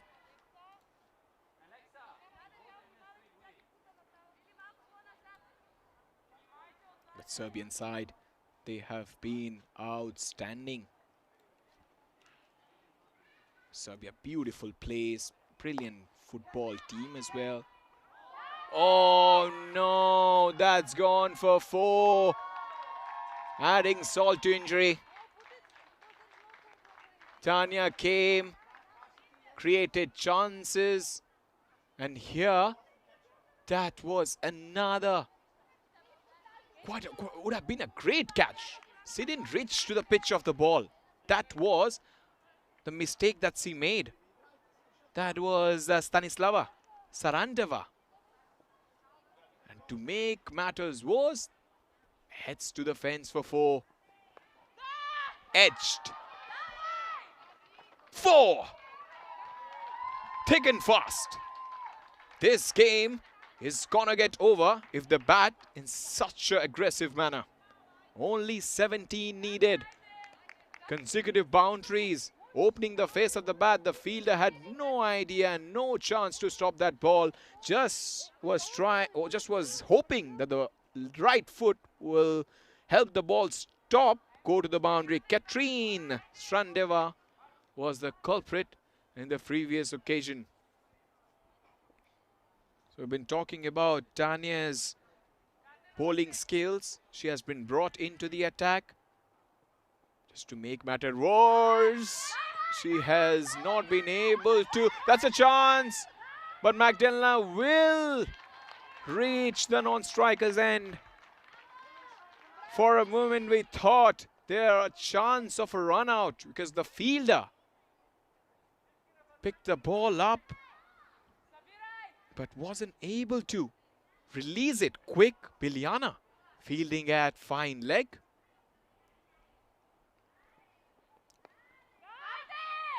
Squirts it in the gap. Good fielding this time by Katrine. This goes down and stops it. Oh, outside edge has been a friend for the Serbian batters. 15 from 38. Serbia will be looking to close this down. They don't want to take it towards that 18th, 19th over because they know if the game is stretched, the tension will be palpable. It's pretty hard to manage under this heat. And the mistake that Tanya has made, she has every ball, she has been predictable. Not even one ball, she has tried to bring the ball back in. Is bowling in an angle, it's going away. And even Magdalena knows where it's going to pitch. So little bit of variation and just bringing the stumps into play will help. She does this time. That's over the top. Will be a big chase for the fielder. The chase will be in vain as 100 comes up for Serbia there with that classical stroke. That's a super shot from Magdalena. This is a proper batting clinic. One on the offside, one on the leg side. Little bit of in dipper and is under control. Watches the ball till the end and flicks her wrist. The ball wins the race. 104 for 2. Just 10 needed. They need inspiration on the field. And it hasn't happened. They've dropped at least 7 to 8 catches. And when you do that, 7 to 8 catches, it's unheard of. Because they need 10 from 37. At the other end, it's going to be interesting. Tamara needs 6 for the 50. 6 for the 50. And Nikolic. Magdalena, then 22. The way she has played, batted over the strike rate of 130. 169. Will she give a chance to Tamara to complete a dominating 50? This has been a proper domination.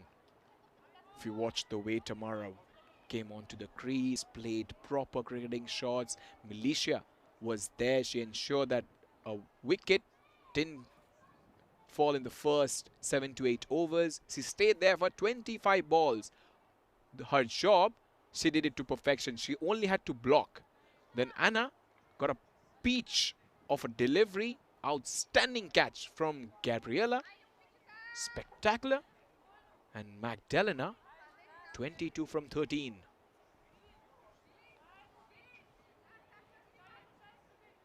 A lot of field changes. And they have decided to have a ring field on the offside. Little strange, but we just need 10. He defends it. Maybe she's trying to give the strike back to Tamara so that she completes her 50. Everybody inside the circle. At this stage, you need little bit of aggression and determination. Because 104 for 2 in 14 overs. Batters to come. Boyana, Junior the wicket keeper. She can bat. Elena, Maya, Maria, Nadia, and the skipper at number 11. But I talk about extras. Wide. 26 wides. In total, the extras has been 31. Just look at the graph of both the sides. Cluster of wickets. Wickets at regular intervals cost Bulgaria, the home side, while Serbia have been quite silent in their approach. But whenever they got chance, they've been able to pounce at any opportunity given. It's a no ball. It's gonna be a free hit. But for Tamara, now every ball is a free hit. Even if you tell her to defend, she might not do it because she is in a quest of 50. It'll be a terrific half century and the first half century of this tournament.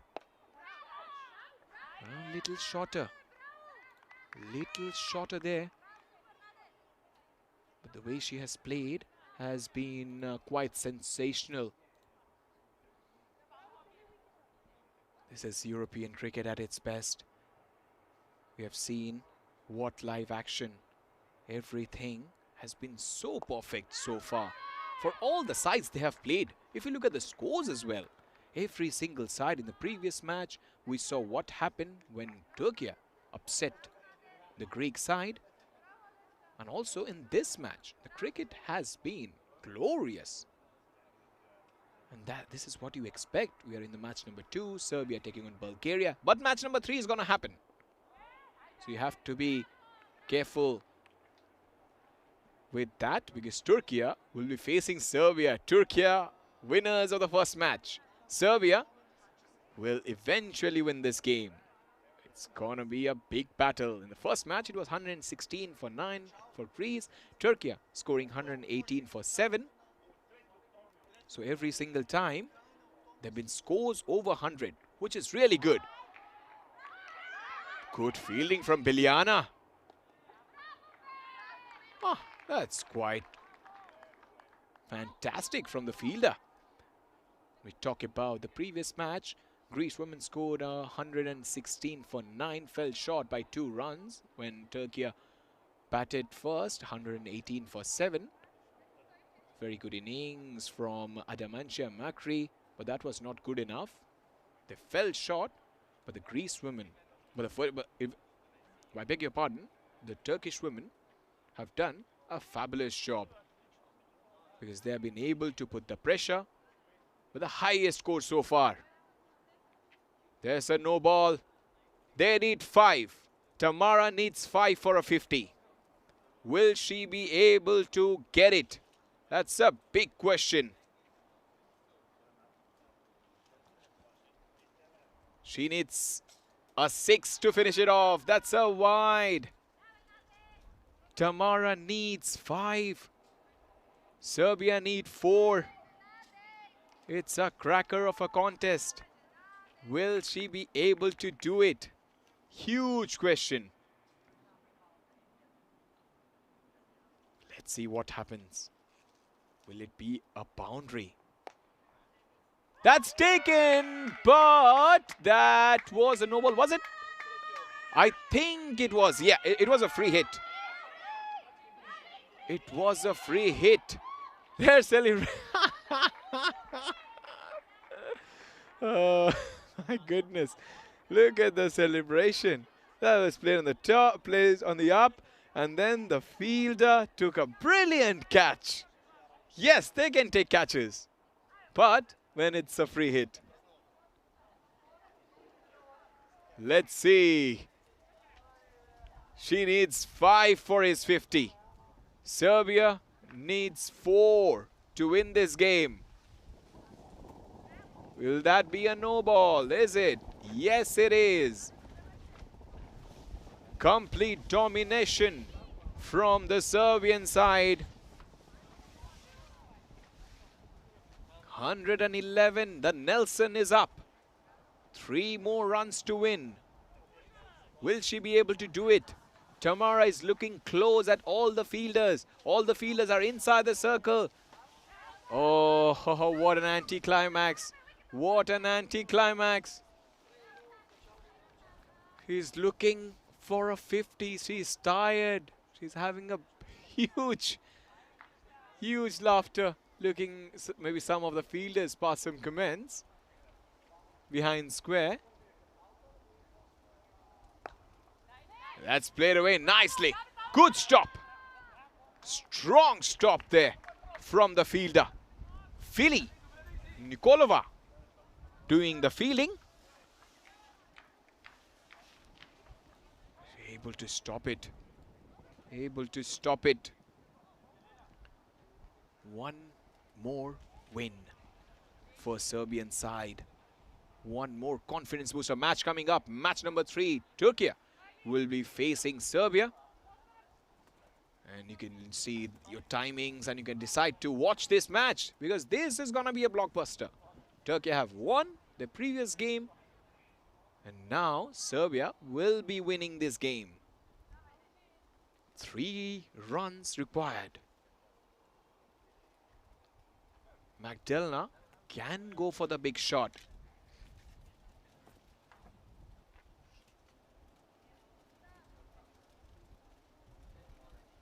Let's see, will this over be the final over of match number 2? Oh, no, fielders are now quite active. Everywhere we saw that catch by Vili in the previous over.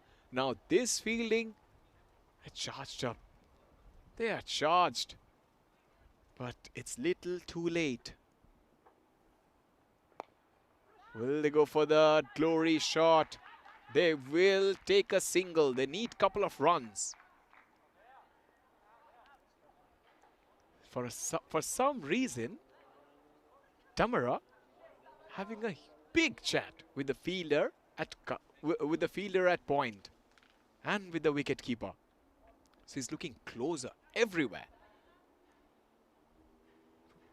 Long walk back will it be for the Bulgarian side because they were shining bright in this match, but little bit of indecision and some poor technique in terms of catches have cost them this game. They dropped 7 catches. 1 to win. Big shot. She misses it. Will they go for the single? Yes, they do. Serbia have completed it. Red, blue and white. Tonight they shine bright. Serbia stuns the field with a commanding win against the home Bulgarian side here, the capital Sofia. They have played some outstanding cricket as they hug together and they will later go for a shower because they have played for plenty of hours here. Special credit to Tamara. What a batter she has been. She has been not out. She has played 56 delivered, not out, 46, 6 fours, strike rate above 80. She ensured that Serbia crossed the finishing line against Bulgaria. The final match result, Serbia win against Bulgarian women by 8 wickets. The match coming up, match number 3, Turkey will be facing Serbia. So winners of the first match against the winners of the second match will come together for a blockbuster of a contest. Don't go anywhere. ECN is rising and today we saw some brilliant piece of batting. That was catch number 1 getting dropped. You'll see a lot. This was the second one. Catch number 2. Fielder was the same. This was catch number 3. Yes. And then the catch number 4. And after that, we saw plenty of action. This was catch number 5. She had to score runs, isn't it, Tamara? Every single time it was down the leg side. She played a masterful knock. Accessing all corners of the field.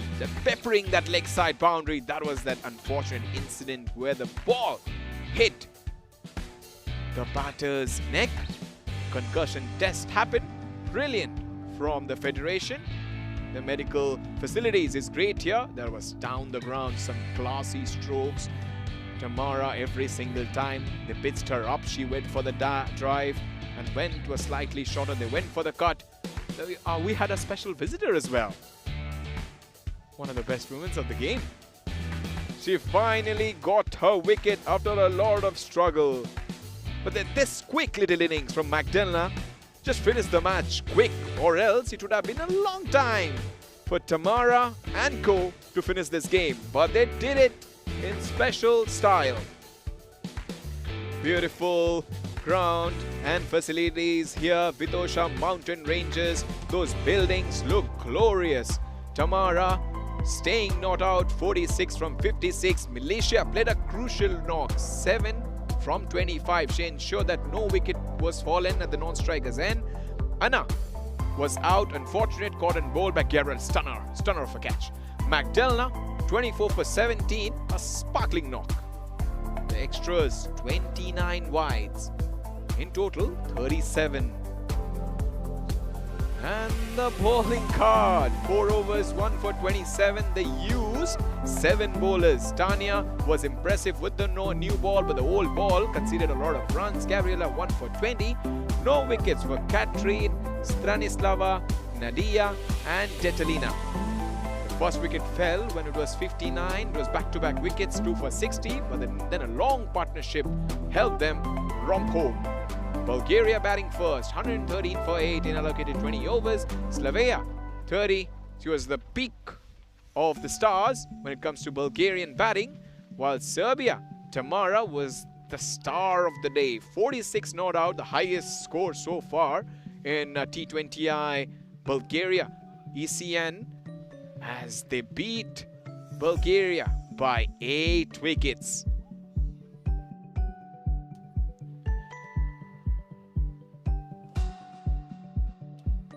Okay, then we will take a short little break, but when we come back, I'm pretty sure we'll have the next match, and it's gonna be a blockbuster because Serbia will be taking on against Turkey. Turkey are an emerging side. Serbia are right up there, 58th in ICC Women's T20I rankings. It's gonna be a classic contest. Don't go anywhere. When you come back, you'll have match number 3 live. Take care.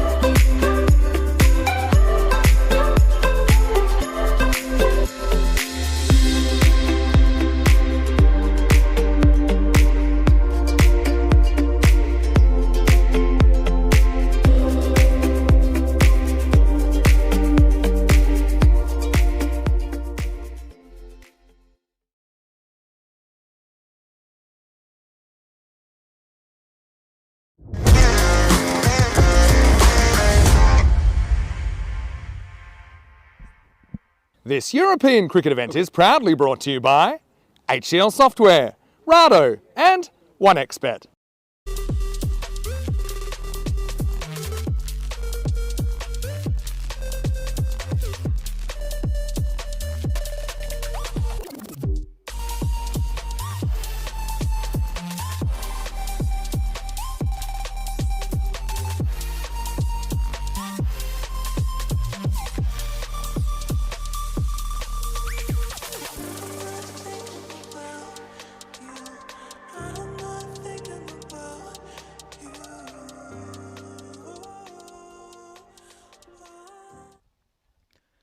Live from the land where East meets West, cricket finds a new home.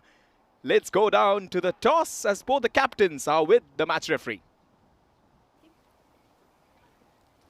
I wish you luck. Thank you. Oh, thanks. There you go. Turkey's the home team, Serbia to call. Head. It is tails. So Waiting. Turkey would like to bet first. Absolutely, what a scenery that is. The Vitosha mountain ranges, the Lions Bridge, the cathedrals, the caves, everything coming together for match number 3, ECN Bulgaria T20I. This is Turkish women facing the Serbian women. Turkey women won the toss and electing to bat first. No hesitation whatsoever. They're doing the template what they followed in the first game against the Greece side. They batted first. They fight it till the 20th over. And here are the playing 11s for Turkey. Melike Bayram. They've made one change. Tugu as a new face in that side. Suzanne Zera Ruveda. She has been outstanding. The wicket-keeper batter. Ezgi, another player to watch out for. 122 points for her. Gulhatun, Sela, Gokshu, Hacher and Salia. For Serbia, Tamara, 78 points. She showed how to bat on this kind of a surface. Mileka, Anna, Magdalena. All of the players are ready. Who will win? Turkish, 40%. Serbians, 60%. The supercomputer is slightly biased towards the Serbia because Serbia have more pedigree and class. But Turkey women, the way they have performed in the match number 1 of this quadrangular series have been outstanding. Nobody expected them to come out trumps against a powerful Greece side. There they batted first, scored 118 runs for 7 wickets in 20 overs, while the Greece women fell short by 2 runs. In that match, Ruveda Senik was outstanding. She will be keeping wickets, 29 from 32. Again, she has to do her job. Adamanchia Makri scored runs for Greece, but that was never enough. Ezgi, with the ball, will try to challenge the batters. 2 for 25 she took. Here, Turkey women will be excited to take on the field. They just clinched that first match by humdinger of a contest. They have got points. And also, they have got little bit of class in them. The first ball coming up. Short and wide from Nordic here because she knows that the first over is so important. And Nadia also picked up wickets in the first match when she played against the Greece side. Now, she has to do kind of a similar job. She's a bowler who looks to first couple of overs, she will look to hold one end up. After that, she will go for her best deliveries. She is someone who likes to pitch it up as well. So 42% for Turkey and 58% for Serbians. Turkey won the first match and now and the ICC also will make some changes. They will have their rankings. They'll be somewhere around 69 to 75. And for Serbians, they also back their first win against Greece. They're 58 in terms of world rankings, and that will also improve because Greece were the side to watch out for. They were 48th when it comes to T20I rankings. Because they're already 614 points at the 28 ratings, and this match is played as Vasilevsky National Sports Academy. What a placed to do it for the Turkey side. And the conditions have been quite favorable for the fast bowlers. They have dominated whenever the breeze is blowing from left to right or diagonal. And it's a very good ground to play cricket. Artificial turf has exceeded everybody's expectations because it's a genuinely good track. Because all the matches that we have played, in every match, the score has been 100 and above. She hasn't got her radar right so far. She's trying to settle in. She's a fast bowler with a lot of passion and class. She generally likes to pitch it up, as I mentioned it before. And she also likes to talk to herself. She's a good one. A lot of bowlers in the past as well. I've seen Glenn McGrath talking to himself. And also Brett Lee. Little bit uppish. Oh, they get their first runs off the bat. Senik opens her account. That'll give a lot of confidence for Ruvieda Senik, the wicket keeper, who fielded outstandingly well behind the wickets, kept everything in check, and also with the bat, she possessed a lot of class in that first match she played. What one win can do for a side. The first boundary that's thumped towards long on for 4. Behram brings up her first boundary, and in some flair and style. Little short delivery, batter was up to it. Bad bounce for the fielder. Nobody can do anything about that. This field has some uneven patches, so you have to be a little bit careful when you're fielding inside the inner circle. One shot too many. Nobody knows where the ball went, and nobody knows how she survived. She will get a couple of runs for it, and she does. Oh, big collision there. Both the players are down on the ground. I get a feeling. Huge collision. And everybody somehow have come together and tried to pick her up. We'll have a closer replay.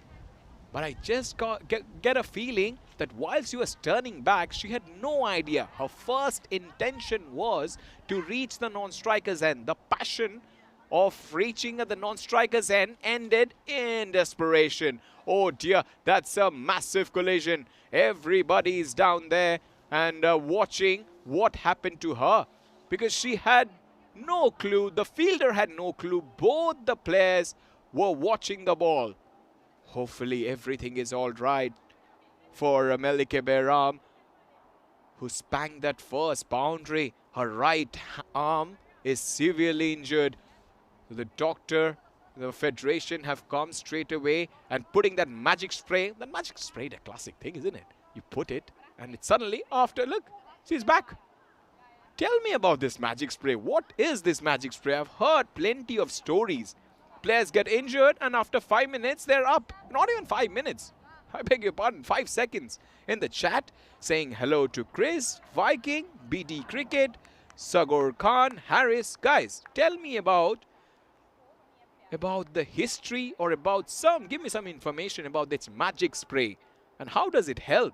In 5 seconds, you have such a tremendous blow and you're up and running.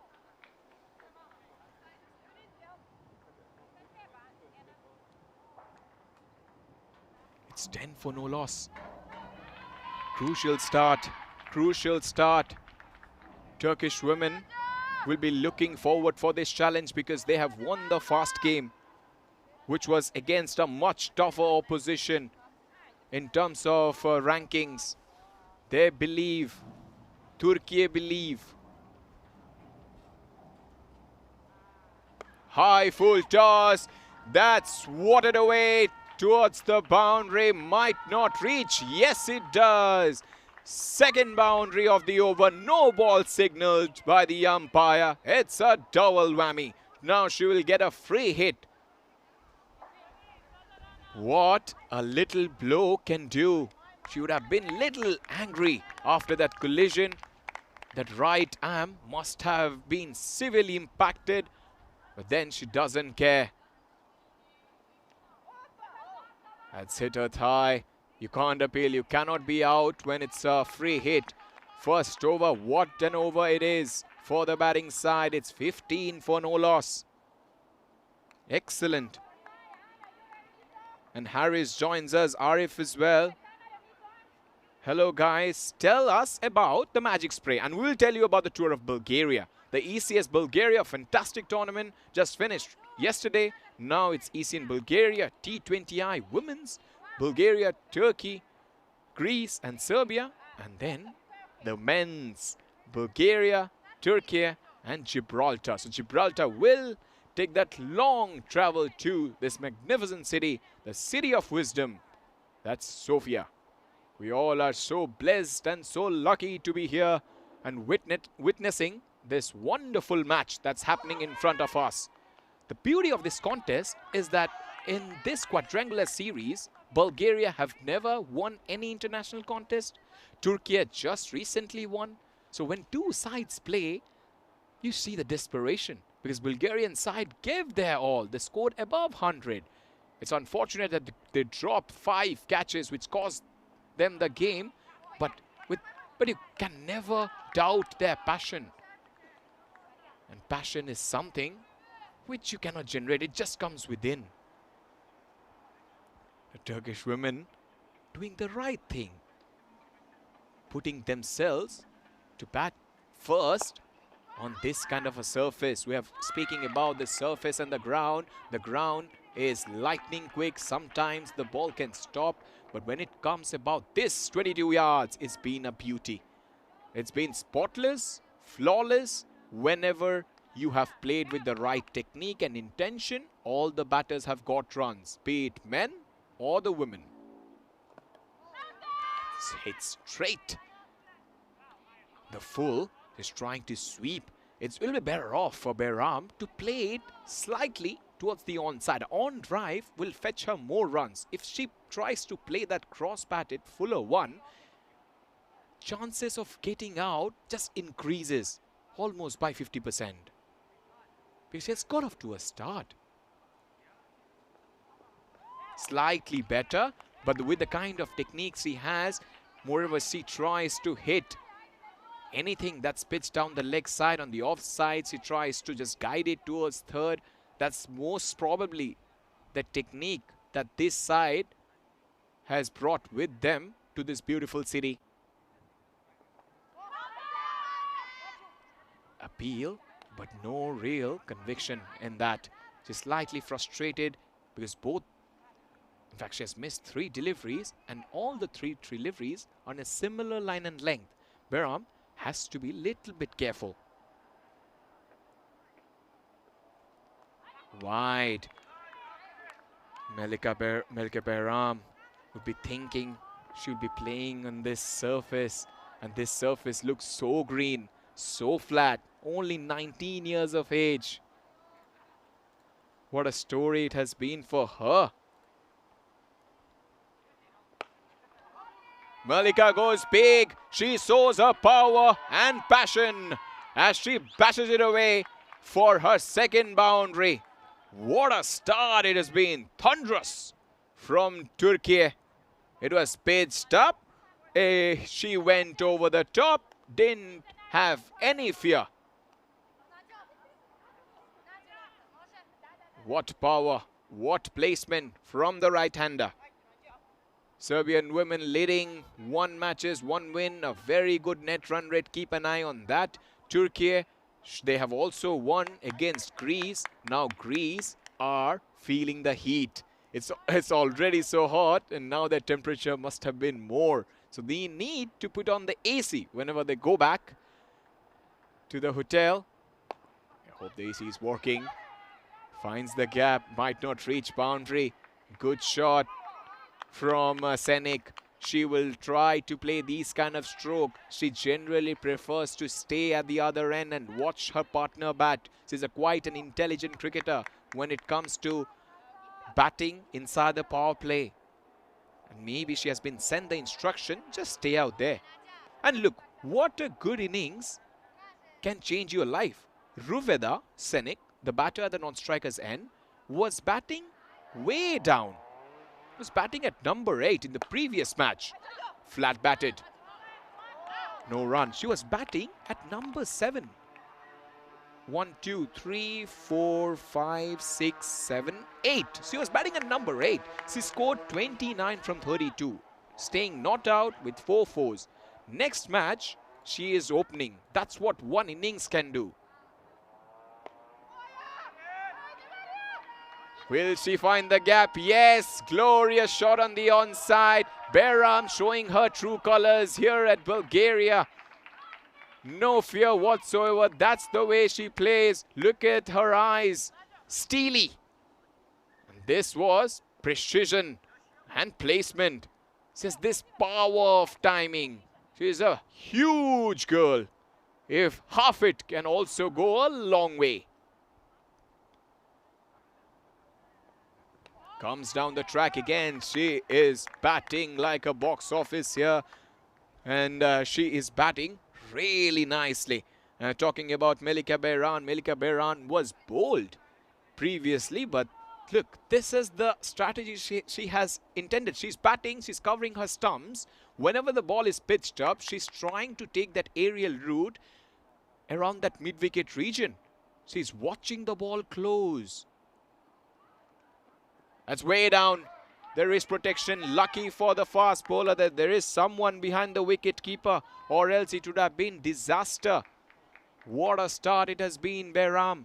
Behram was bowled by Adaman Shiamakri for the Greece women who bowled pretty well in the first match, and Melika was out, but here she has come out all guns blazing. 18 from 9. No batter has batted so fearlessly in this tournament so far in day 1. Shenik will be looking to close down the over, maybe by defending or maximum taking a single.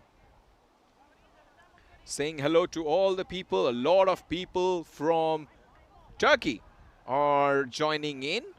Syed, Melika, Zeynep, Sena, Sania Khan.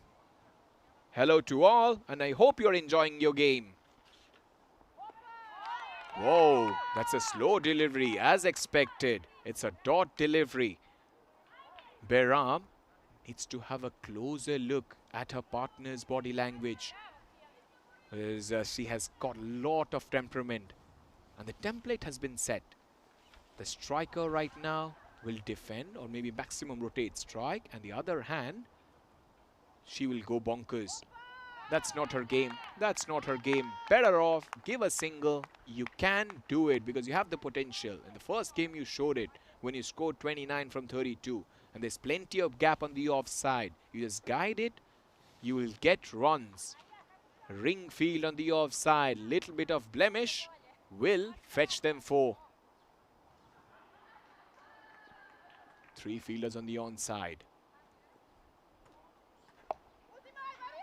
Strikes it, misfield, might not return for the second. They will get a single. This has been an impressive start for Turkey.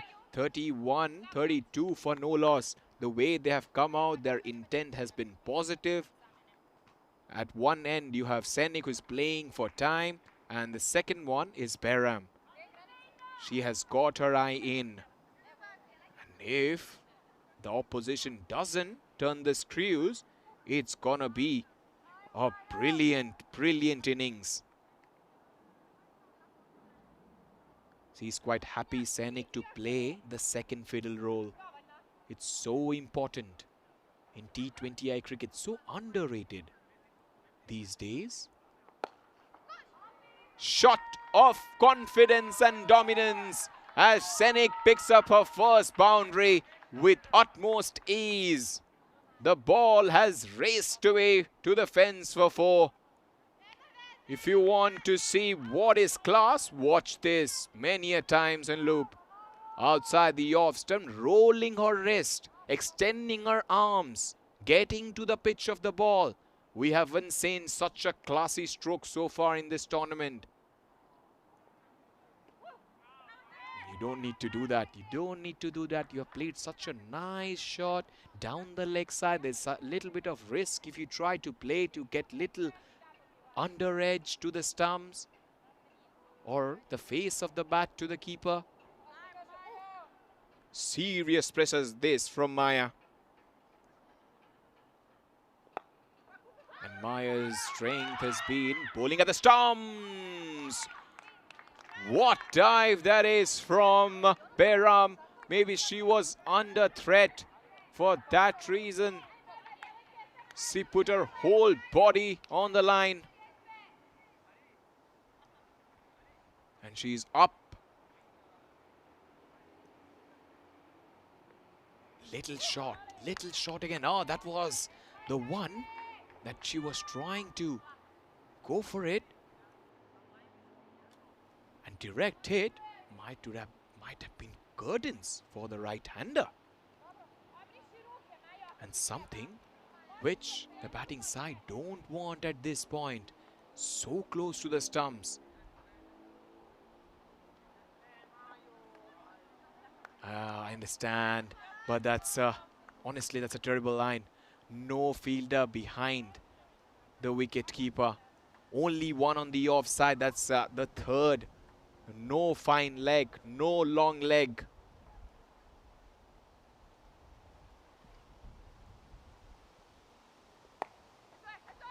Will she find the gap? No, she doesn't. In fact, she doesn't even take a single. Little sloppy from both the batters. Behram and Senik both were ball watching. And after playing that shot, maybe she was appreciating her shot. And it can happen when you play a good shot. You say, oh, look what shot I've played. You try to brandish your bat and your short range you show. But in T20, it's such a short format of the game that there's no place for proper placement and timing.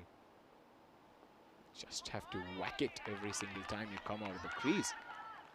But in women's cricket, you've got a lot of time, because Ruveda Senik have shown that in the first match, the way she played. Just carried her bat through. Almost played 5 overs by herself. And look what it has done for Turkey in this match. Behram is feeling like she owns the stadium, because it's 18 from 9. 4 overs, 38 for no loss. You won't believe Turkish women before this game won the first match. And before coming to this tournament, they never won any international. That's quite strange, isn't it? In the comments, what do you think about this Turkish side? You can mention us. Turkey is very good, but they have no answer to Salya and Elena's bowling. Let's see. Yeah. Harris, there is Arif, Rashid Khan. Guys, are you impressed by this Turkish side? Let us know in that comments. Cricket happening everywhere. Also in Belgium. Slogged for 1. Behram looking impressive. Every single time she plays that delivery, she goes for that run. And match number 3, where Giants beat Bashers by 6 wickets. Now match number 4 is going.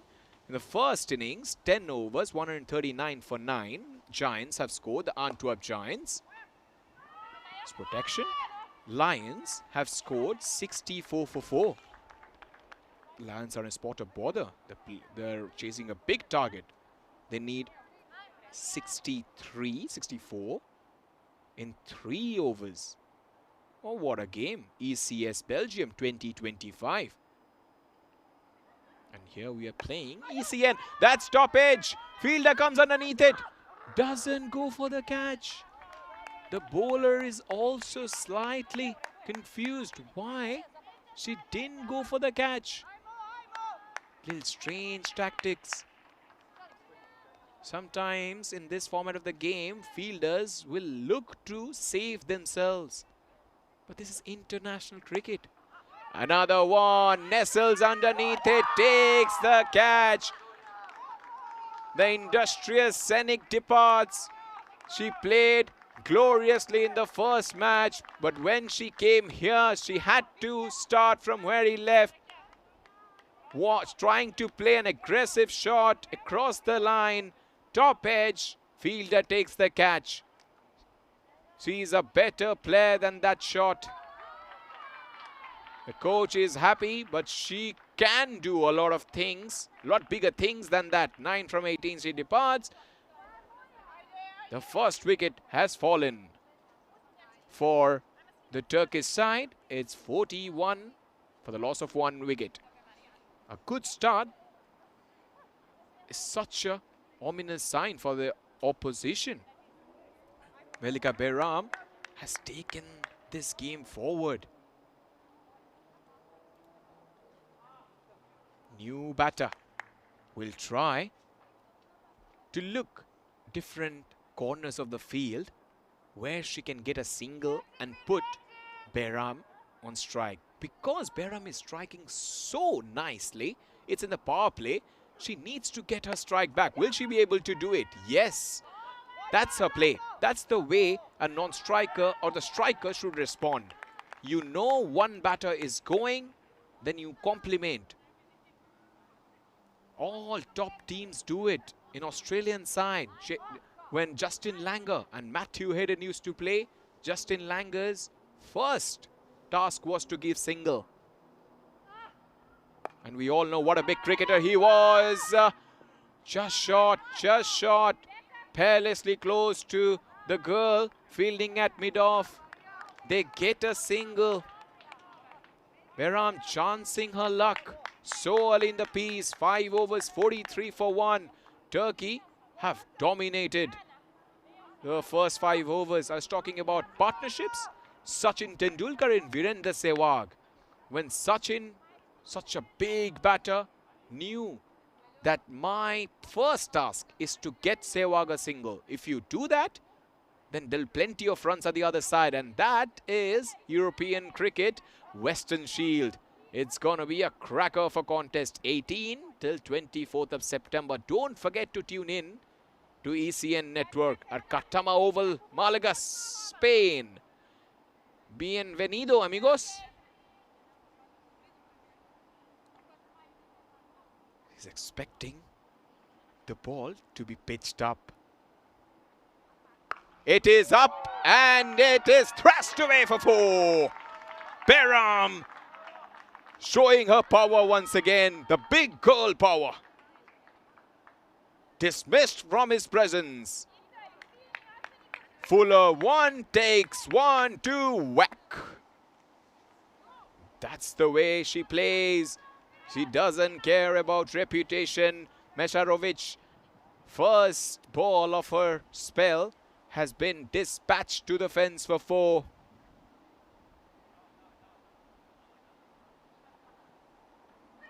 Oh no! After hitting that glorious shot on the onside, Behram tries to punish once again, trying to slug it down the leg side. Missed the control of the shot and the ball hits the timber. What an anticlimax.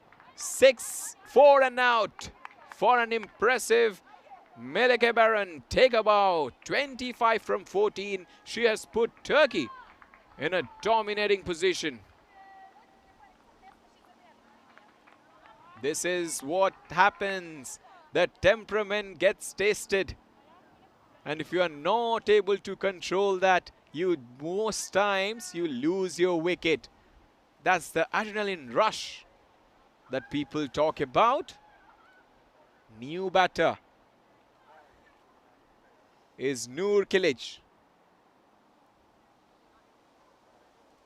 They're changing a lot when it comes to this batting. Oh, that's beat everything.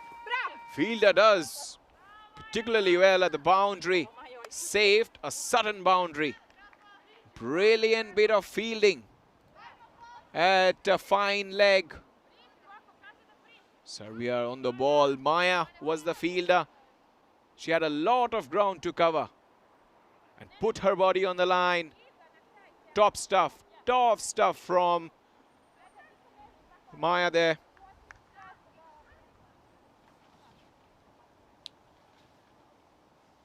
Too short of 50.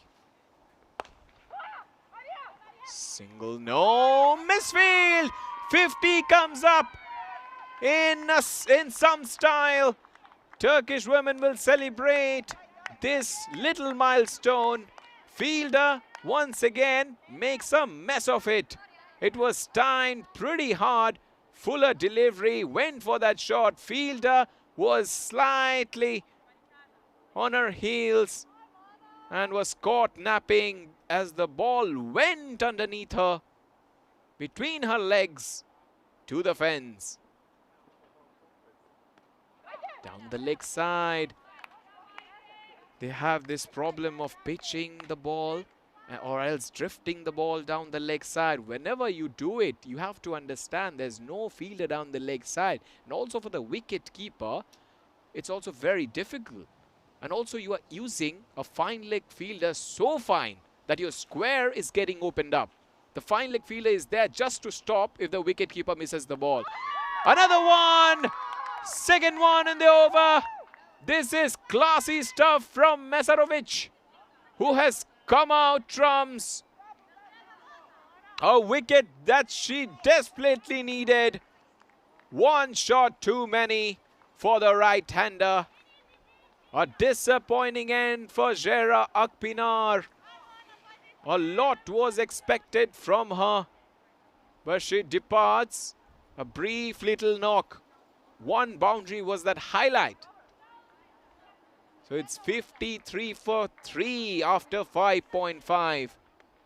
Turkey slightly losing the plot. They have to be careful here. They cannot lose wickets in clusters. Whenever you do that, the opposition pushes you onto the back foot. And the Turkish women, if we talk about them, they won that contest against Greece. But it will be important how they perform here, as the pressure is on. And sometimes when you get that monkey off your back, when you win your first international, either you tend to believe more or you take the pressure on you, and it's disaster.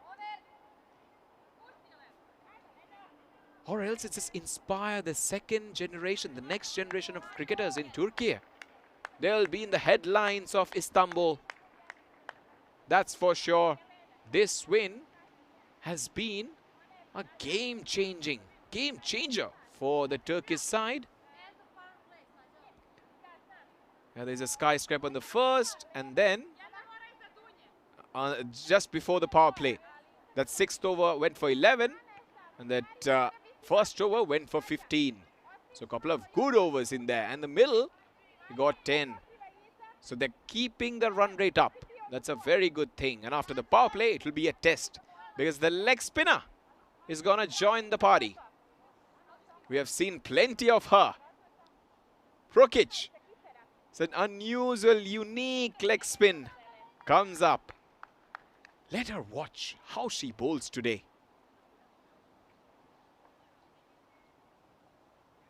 Little steps. Full toss. Oh, she's an incredible bowling action, trust me. I don't know how she manages to pitch the ball and get that drop. Look at this. Extraordinary. And I'm pretty sure the next delivery, she will pitch it. Somehow it will go, it will turn, and she will get the bounce. Next delivery is very much expected. It's quite kind of a script that's written. And here she comes. She gets a lot of turn as well. The batter does well, riding the bounce. But you have seen bowlers in the past do that many a times. Pavel Florin from Romania does it many a times. Playing for Stars yesterday. Spartans, beg your pardon. Good little action. Has that rotation of that front leg. Oh, that might be a no ball. Yes, should be. Has been dispatched to the fence for 4. Kilish knew where the fielder was. She needed to hit that ball. She struck it quite brilliantly, and she picks up her first boundary. High full toss. Batter waited and waited for ages. Hits it middle of the bat. Sweet spot. And the ball pings off his bat.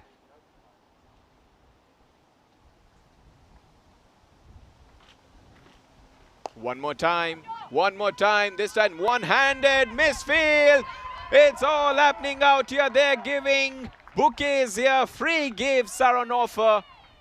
They're misfielding one after another. She's in agony, she's angry. Why she shouldn't be. This delivery was quite good, it was dipping. The batter had no intention to play that shot there. If you look, she tried to go over extra cover first. Then she dragged it towards the onside. The fielder, bad bounce, but still, you need to be behind the ball, not beside the ball. Couple of boundaries. Kilis, 10 from 4. It's been a scintillating start for the Turkish side. Smiles everywhere. The Turkish women are enjoying, like people enjoy when they eat doner kebab. Picks the gap. Not quite. No, she has to go back. She was so excited to go for that second run that she forgot that she has a partner. She hit that shot. That's never no ball because it was just dipping at the very last moment. This over has been ordinary from the leg spinner. Another full toss.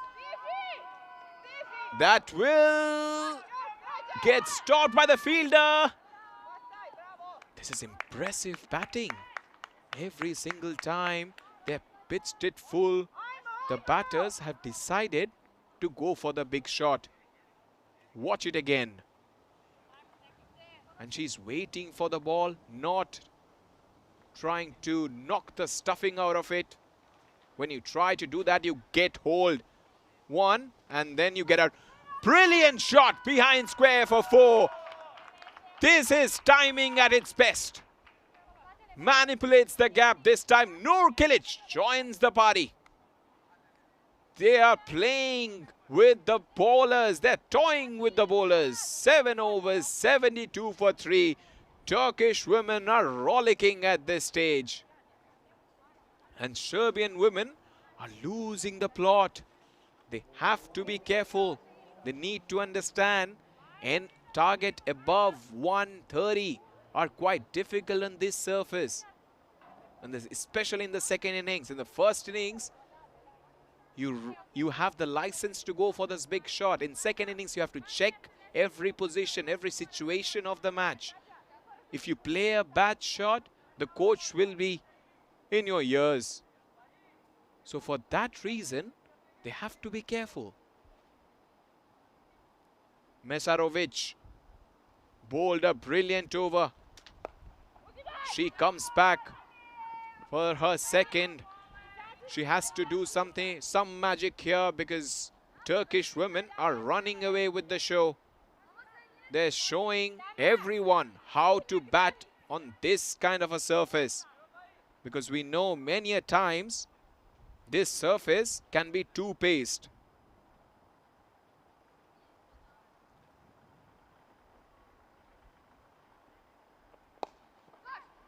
Top shot.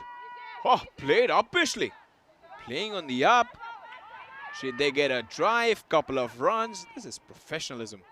The coach must have worked a lot on how to play those shots. These are technically perfect shots. You need hours and days and years to perfect those strokes. The technique has been immaculate. The placement has been glorious. One more, add one more. This ball is taking a guided tour of historic Sofia non-stop. The ball goes everywhere. Lucky that it didn't go to the boundary because it was too slow. Important will be how they will handle this situation. The high pedigree side, Serbia, they know how to win big games. Will they go for the single? Yes. Call and run. No doubt whatsoever in their mind. They've got a clear script.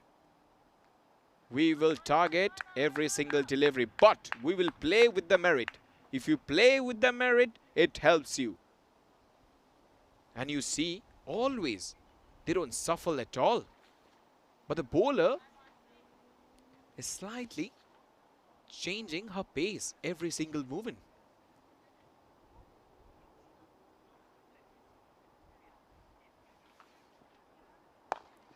Nice. Such a good technique she has. Noor Kilic is drawing that imaginary line. Because you saw what happened when she faced. Look at that. That eye-level deep ball. She must have practiced many a times drawing that imaginary line. When you are in flight, you don't judge the length of the building. Because from the top, it looks in a similar height. Shot. Gloriously put away for 4. This is wonderful batting from Noor Kilic. Every single time they have bowled a bad delivery, they have been punished. When talking about how she picks the length and also her body reacting. This is very important when you're batting. You have to make your mind blank so that the body can react to every situation. She is not playing predetermined shots. And the hand-eye coordination is so important.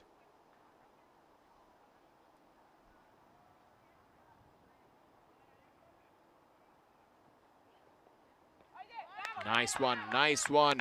That went away and came back in. Mesarovic has been expensive this over. It's 2 overs done. 2 for 20. She has conceded.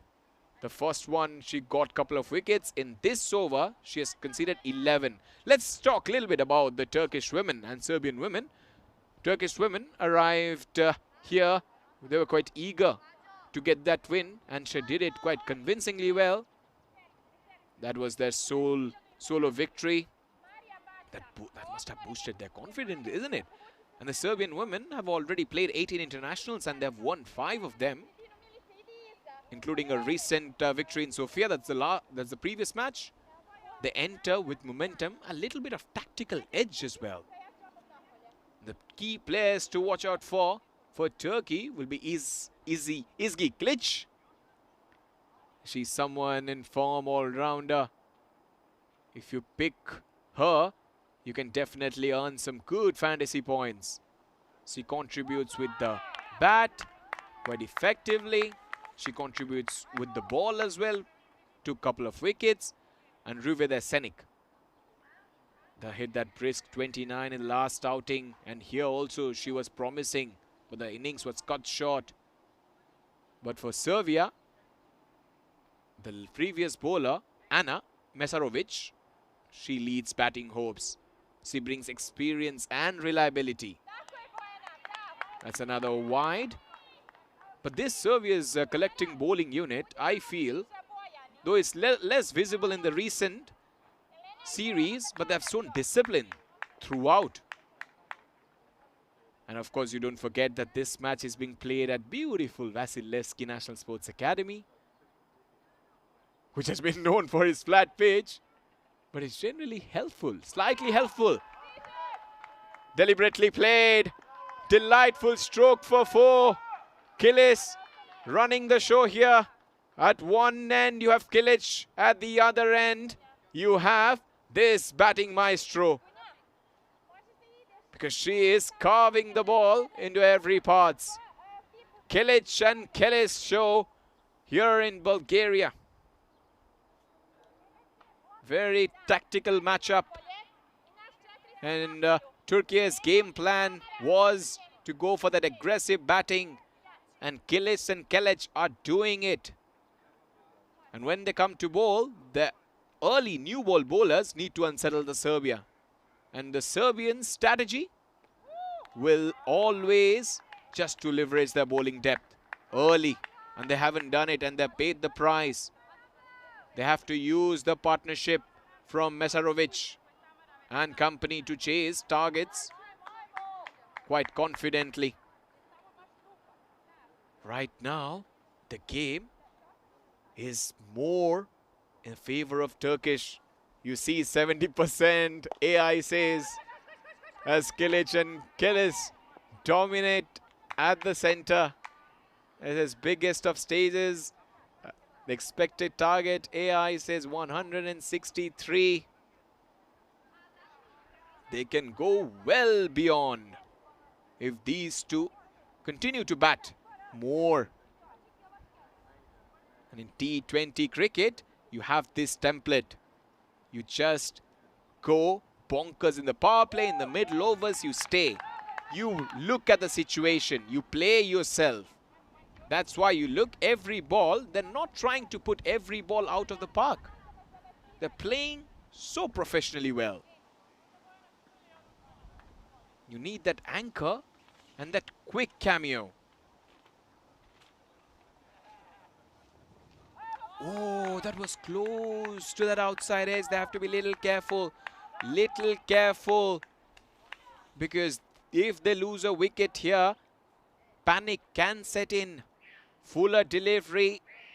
Enticing for the right-hander to go for that big booming drive. Whoa. Bit of deviation. And just look at the bowlers. Eyes there. Yeah. Little argy-bargy going out there. Because once she got outside edge, she had a closer look at the batter. This is quite funny when this happens. But I would say Turkish women have made history today. Their hearts must have been ignited because they claimed their first T20I victory. And we have seen in the past, in women's cricket, whenever there is something important or special happens, everybody in the cricketing world wakes up. Oh, nice one. Nice one. She's pushing the batter to the back foot. And on the back foot, whenever you play, you have a chance of not being able to assess the leg side. Doesn't need to get crammed in. Whoa, my goodness, that was perilously close. Perilously close. Losing a little bit of shape. Trying to hit it hard. That was so close. Oh, goodness me. It would have been disaster for the batting side.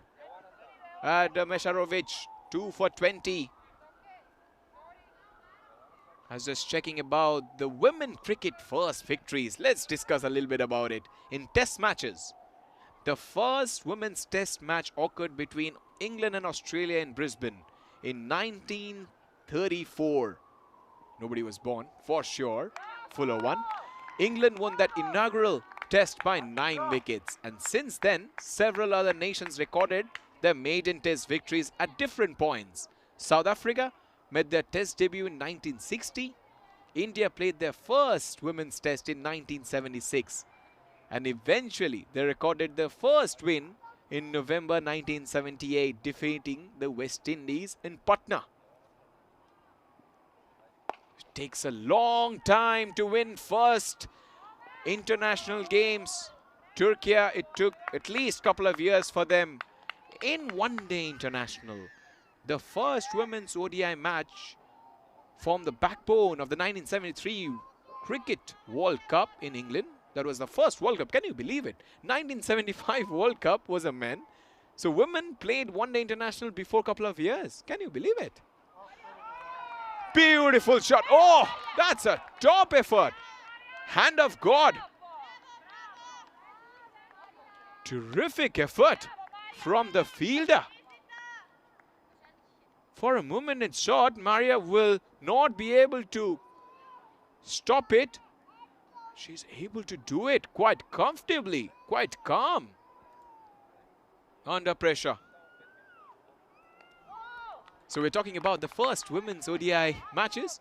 The opener between New Zealand and Jamaica on June 20, 1973 was abandoned due to rain. But that same tournament was featuring England's first official ODI win, beating an international 11 just days later.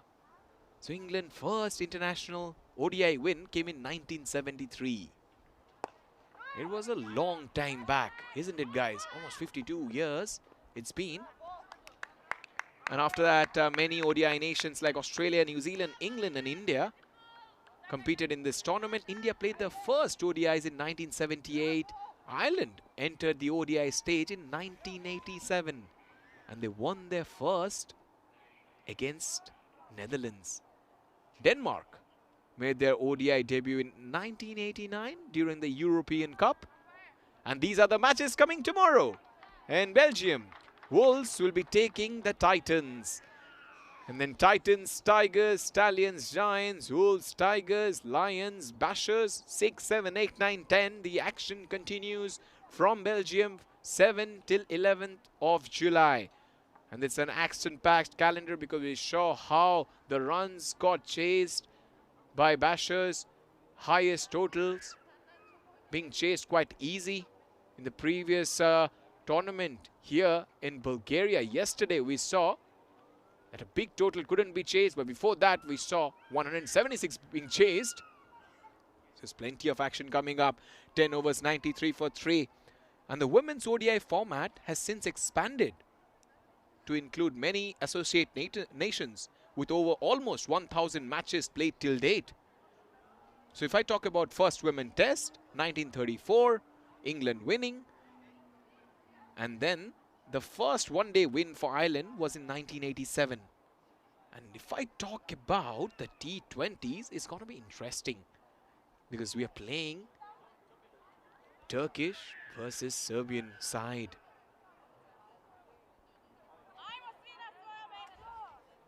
Because Turkish side created history today. And in at no point they were trying to lose it. Every single time they tried something different and it worked. It worked every single time. And here, look what one win can do wonders for a side. Turkish women, nobody believed that they could do anything special in this tournament. Now they are placed 10 overs, 93 for 3. It looks like Serbian women are playing. They are the newcomers and Turkish women are the experienced sides. So it's role reversal. It's quite funny that how one innings, one individual innings, one individual bowling spell can change a nation's history. Now let's talk about the T20 International. The very first women's T20 International was held on 5th August 2004. England versus New Zealand. England winning it by 9 wickets, marking their first ever win in this format. So 21 years back, this wonderful game, the history was made in England when England won their first match. And more recently, on 18 March 2024, England secured another first. They defeated New Zealand by 27 runs in what was England's first T20I meeting with New Zealand. And other nations like West Indies, their first T20I, they defeated Ireland in 2008. Rotation of strike is pretty good here from Kilic and Kilic. And Stephanie Taylor scoring that 90. Then from Pakistan, the 53-run win against England at Edgbaston. The first win on 11th May 2024. Recently, the first women's T20I win where Sarah Glenn took 4 for 12. Close appeal. And Australia first win came in 2009 when they won the inaugural ICC Women's T20 World Cup. Solidifying their dominance like these two sides. Kilic and Kilic are playing some extraordinary cricket here, ladies and gentlemen. Because these are shots from a top order batter will be happy.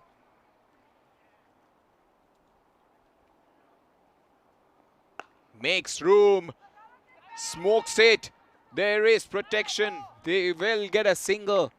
And talking about the associate sides, Thailand's first ever T20I win came on July 2018. That's exactly 7 years back against Netherlands as they defeated UAE by 7 wickets. And also Thailand went on a record-breaking run, winning 17 consecutive T20Is, including early triumphs over Ireland and Netherlands. And for Netherlands, the first T20I win came when they beat Thailand women, leveling a 4-match series 2-2. And that win in the second T20I, they chased it by 5 wickets. That's a no ball. That's a no ball. That was so high. The batter had plenty of time to wait for the ball and hit it in front of square. And they will get a free hit. That's a filth, absolute filth there. She'll be disappointed. Is the skipper of the side. Has been brought herself for the very first time in this match. Free hit will not be punished. Fielders, she's getting tired. Kilish, she didn't go for that run. I'm surprised. That's 11 overs done. It's 101 for 300 comes up. The fourth ball of the 10th over. There's a little bit of action going out there. But the bowlers, they have looked toothless. Barring Maria and Anna, because they've picked 3 wickets. The others, the economy rate 12.5, 18, 6.5, just not good enough. So Gibraltar women, the first win came, the defeating Estonia by 100 runs. For Philippines, it was 2019. For Namibia and other Botswana, they won in 2018. Botswana, Lesotho, Malawi, Mozambique, Sierra Leone and Zambia.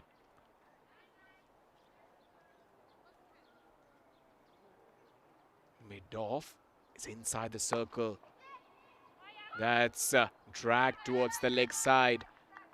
Both the batters getting frustrated at the crease because the runs have dried up. Those runs should have come thick and fast. But they're feeling the pressure. They think that if they don't hit boundaries, that scoreboard will not keep ticking. Oh, that's another misfield, is it? Is it? Chance to stop the ball. She does it, but she won't be able to stop that second run.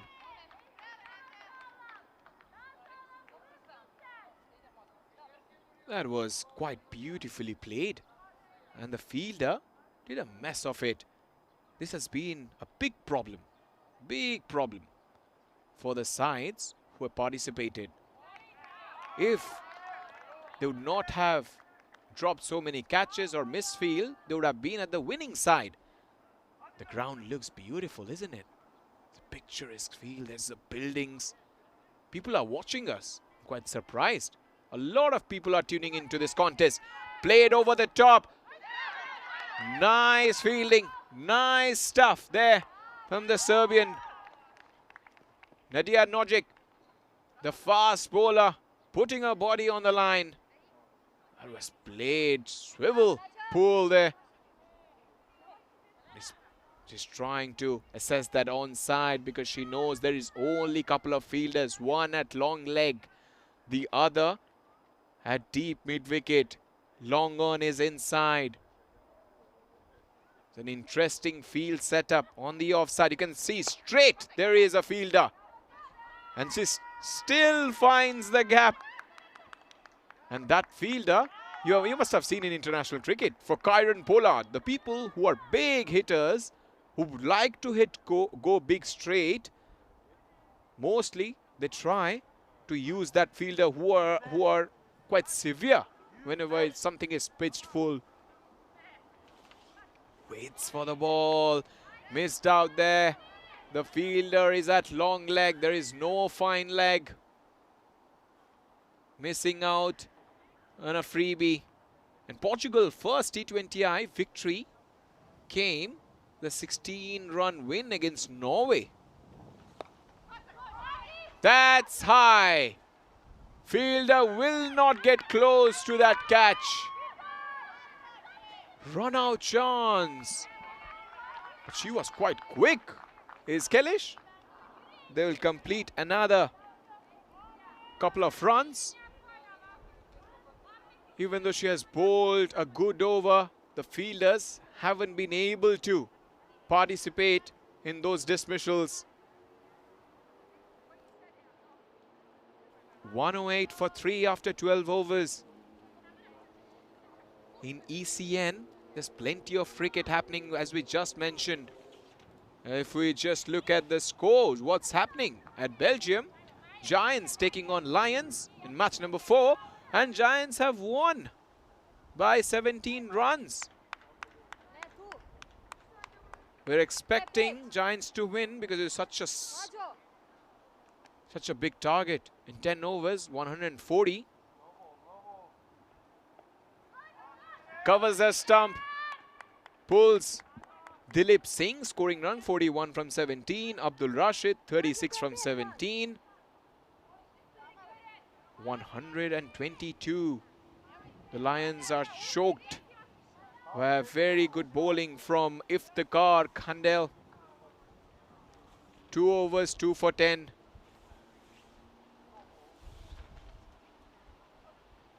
Plenty of field changes. Every single delivery, the captain is changing the field. Watch out for the turn, and she doesn't. We have been calling it in that part of the field. The ball will always go away from you. She didn't anticipate the ball to turn, and it's a school girl error. We have all done it, isn't it? Honestly, guys, come on, comment in the comments. You must have done it. I have done it many a times in school. And the coach will be going bonkers at me. That, are you playing it for the first time? What are you doing? And he'll be holding a stick. I am pretty sure if my coach is listening, he would have just ran after me after the match. Because I remember many a times we played in inter-school cricket. I was a leg spinner and a middle order bat. Might be out, might not, because she has come so forward. She has come forward. That means she is away from the 3-meter zone. And if you are coming so forward and up, you can't be given out. Oh, that's above 3 meter. Catch, yes! Straight into her hands. She doesn't make any mistake. And she has a grin on his face, a sheepish smile. That's quite wonderful from Anna Mesharovic. It was there to hit. She hit it quite nicely. Her struggle has come to an end. But put your hands together for this innings. She has played so nicely. And she should be proud of her efforts. The coach waiting for her just to come into the dugout. And Ezgi, as we all know, she has been a terrific batter. I was talking about my school days. I still remember I was a leg spinner and a middle order batter. And I batted and I got out first ball. And in that match I was so scared that I said I don't want to bowl. And then the coach was saying, okay, you are playing like a batter, okay. Then the match got over.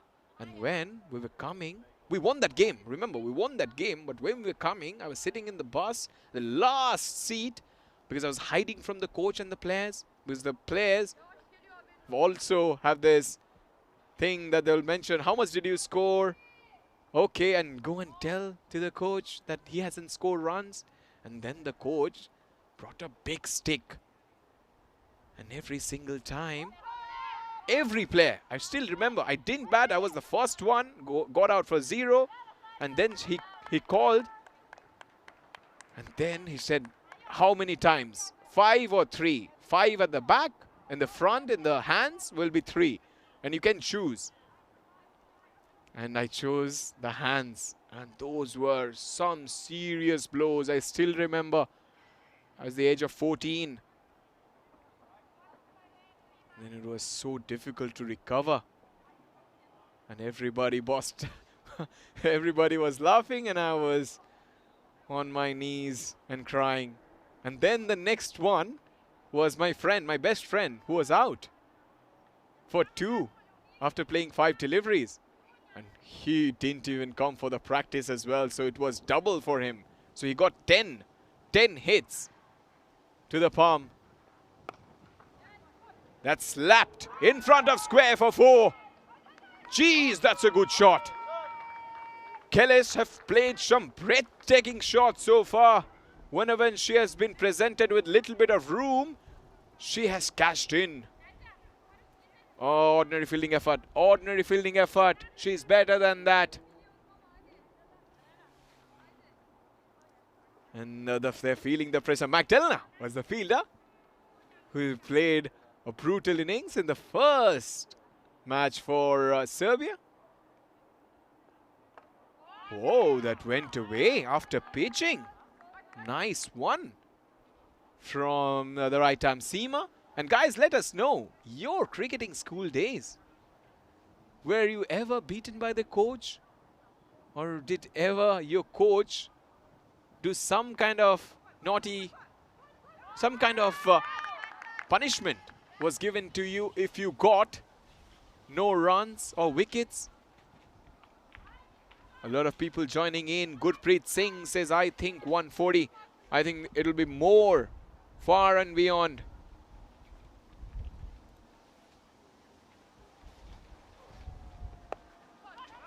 Oh, that's a safe shot. She might fetch a couple of runs. The striker was not interested. Many people, a lot of fans of Turkey are joining in. And that's a beautiful sight. We have been talking about those cable wires. Those cable wires are absolutely deadly for the batting side. Intelligent shot will bring one more boundary to Kilish. What a player is this woman. Every single time the bowler makes a little error, she is able to cash in. And that's the beauty of a batter. Such a smart cricketer she is.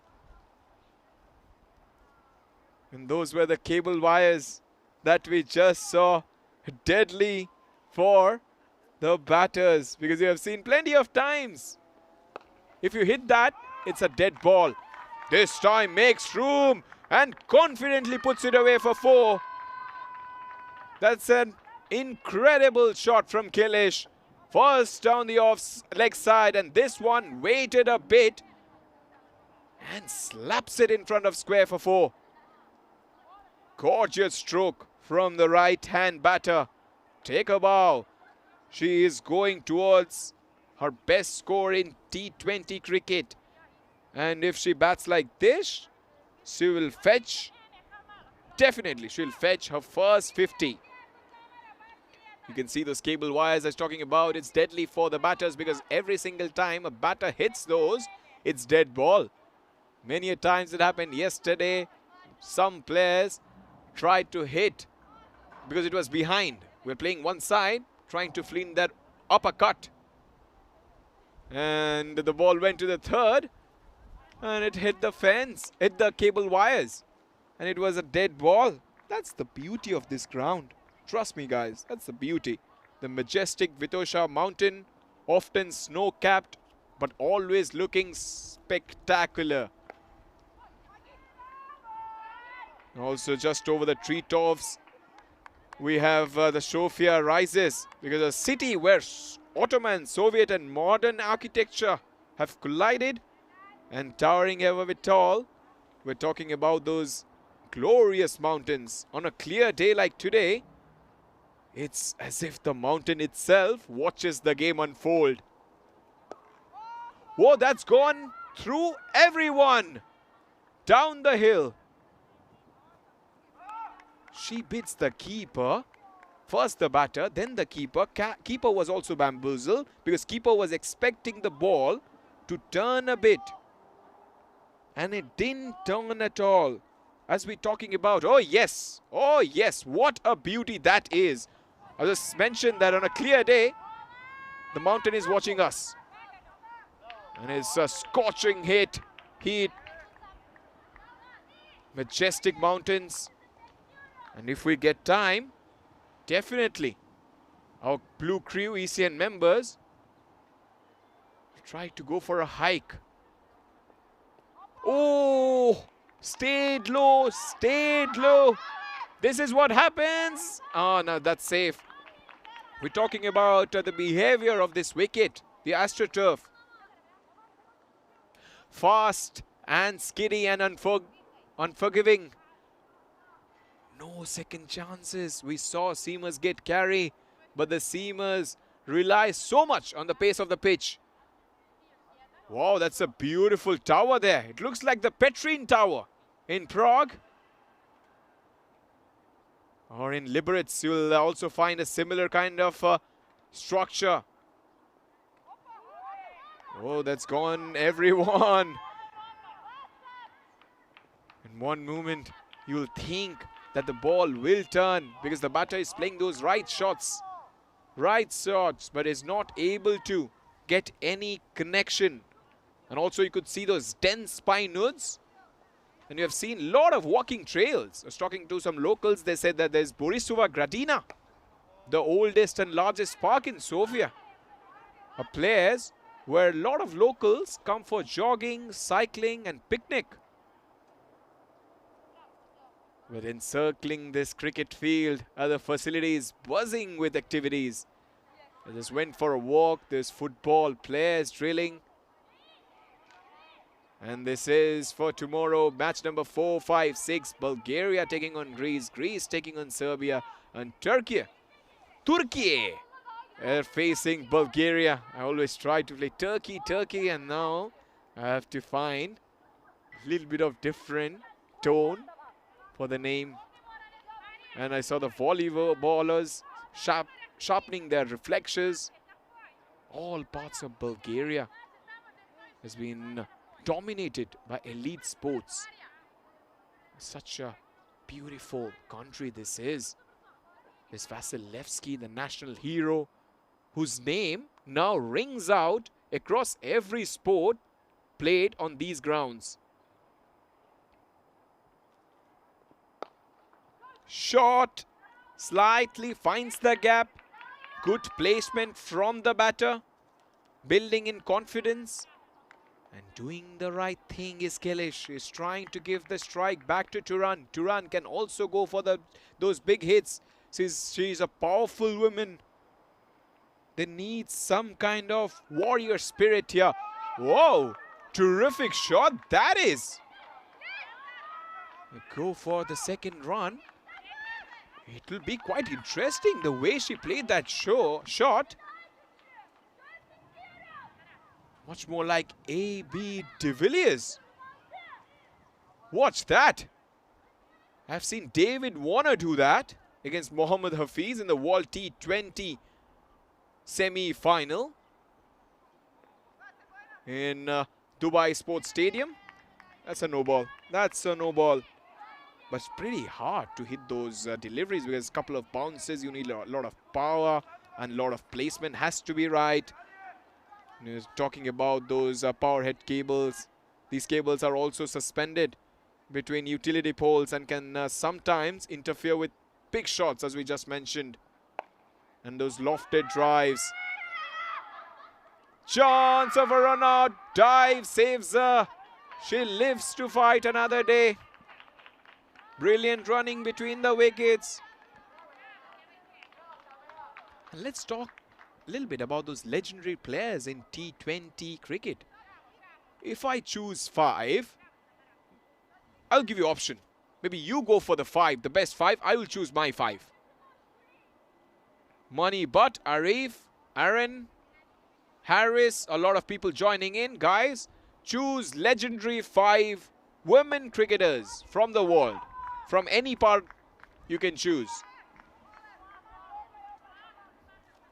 I will give you maybe couple of overs and then we will come back exactly on 17th over. There's still 9 balls. I give you time. 5 legendary cricketers from different countries when it comes to women's T20 international cricket. Because right here, right now, we are watching magic happen. Tracked down the leg side. She puts both her feet, closes those gaps and stops it somehow.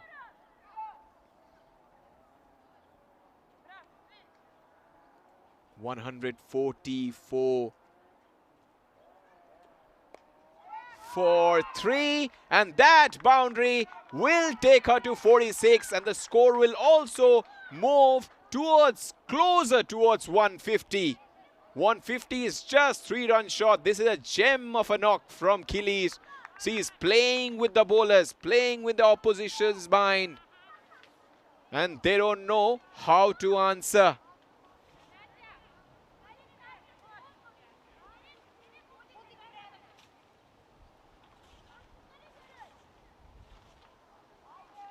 Let's see what will be the response in the chat. Navid Akhtar says Turkey will win. Yeah, the kind of performance they have put in, the Turkey team, they should be proud of their efforts. Look for this delivery. She's just 4 short of 50. Will she be able to get it? She will go for the second. No, she's tired. She just wants to make... She wants to just save her energy for the later overs, because you need later overs. You need some power hitters who can tonk it all around the park. But Kilish, the way she has batted has been ominous. Quite ominous. And these are the batting cards. Couple of good innings there from Mileke Beran and SG 25. They lay the platform for Gul Hatun Kelish and Sujan Turan to come and bash it. We're getting into the comments. They're saying Smriti Mandana. Absolutely, Smriti Mandana. I've got some answers already. Guys, you have to be very quick. In the comment section, do let us know. It's women's. Jay, you are saying about... I didn't ask about men's. Choose 5 top cricketers. Women. Short and wide. They don't learn from their mistakes. And yes, you watch the reaction. Batter was so agitated. After that, she missed that delivery because there is no fielder on the offside. Absolutely no fielder. Look at the reaction. She knows if she would have got little bit of bat, a 50 would have been achieved. Nervous, slightly nervous, playing the situation is Kilish. Don't do that. Just play according to the merit of the ball. Many a times it has happened, players in the past playing for personal milestones have not been able to achieve that milestone, and also got out a disappointment. The reaction quite evident, because there is no third. There is no deep third. There is only a point inside, covers inside, and also the 3/4, there is a mid-off. Little bit of bat is down the leg side.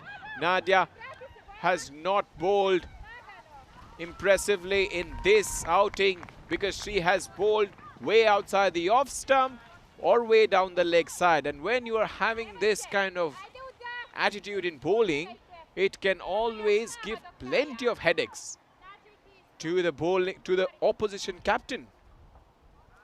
Elise Perry. That's a good name. But still, you have 4 deliveries to go. A lot of people are answering. Little outside edge. Goes down the hill for 4. Gee, that just runs away for 4. down the hill. Turan had no intention to put that delivery in that part of the region. Outside edge, doesn't matter how they come, as long as they come in this format of the game. Streaky, lucky, fortuitous boundary. Dive even couldn't save.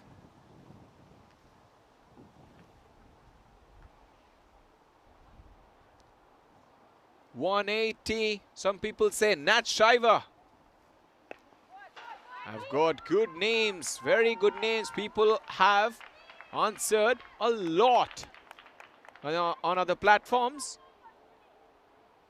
It's time to take some risk. Go Turkey. Yeah, they'll be looking to reach at least 180, because right now they have still 22 deliveries to go. And if they manage somehow 24, they have 24 runs and they're 22. If they do it, they're gonna have, oh, missed out again. Missed out again. How many times she has done it? How many? Senthil Kumar says Heli, Ditton, Perry, Divine, Saiva. Good names. Good names. Mohammad Hussein. Great effort from Serbian Turkish ladies. Heartening to see the progress in such short period. Way to go. Tracked. One more. People are responding. 17 overs gone. It's 157 for 4. Have received a lot of comments. Thank you so much, guys, for the comments. But for me, the 5 players were Elise Perry, Australian. I believe she's a true all-rounder with exceptional batting and bowling skills. Susie Bates from New Zealand. Consistent powerhouse, and she has been an inspiring captain. Harmanpreet Kaur, known for her explosive batting, including her iconic World Cup 2017 innings that she played against Australia. Mithali Raj from India, the queen of consistency and a role model for generations. Sarah Taylor from England, innovative wicketkeeper and elegant batter. So those 5 are mine. If you have any other cricketers to add, you can add. But very good comment from Yashin Hussain as well. He comments Divine, Saiva, Mendona and Healy. Yeah, Lisa Healy, wife of Mitchell Stark. Perfect role model for women's cricket. Bishma Maharoof, number 1. Bishma Maharoof, to be honest, I really like the way she carries herself off the field as well. Very good temperament, fine player. Top edge. Will she go for the second run? Not really. She moves to 49. Maybe the dugout feels it's 50. It's not. It's one shot.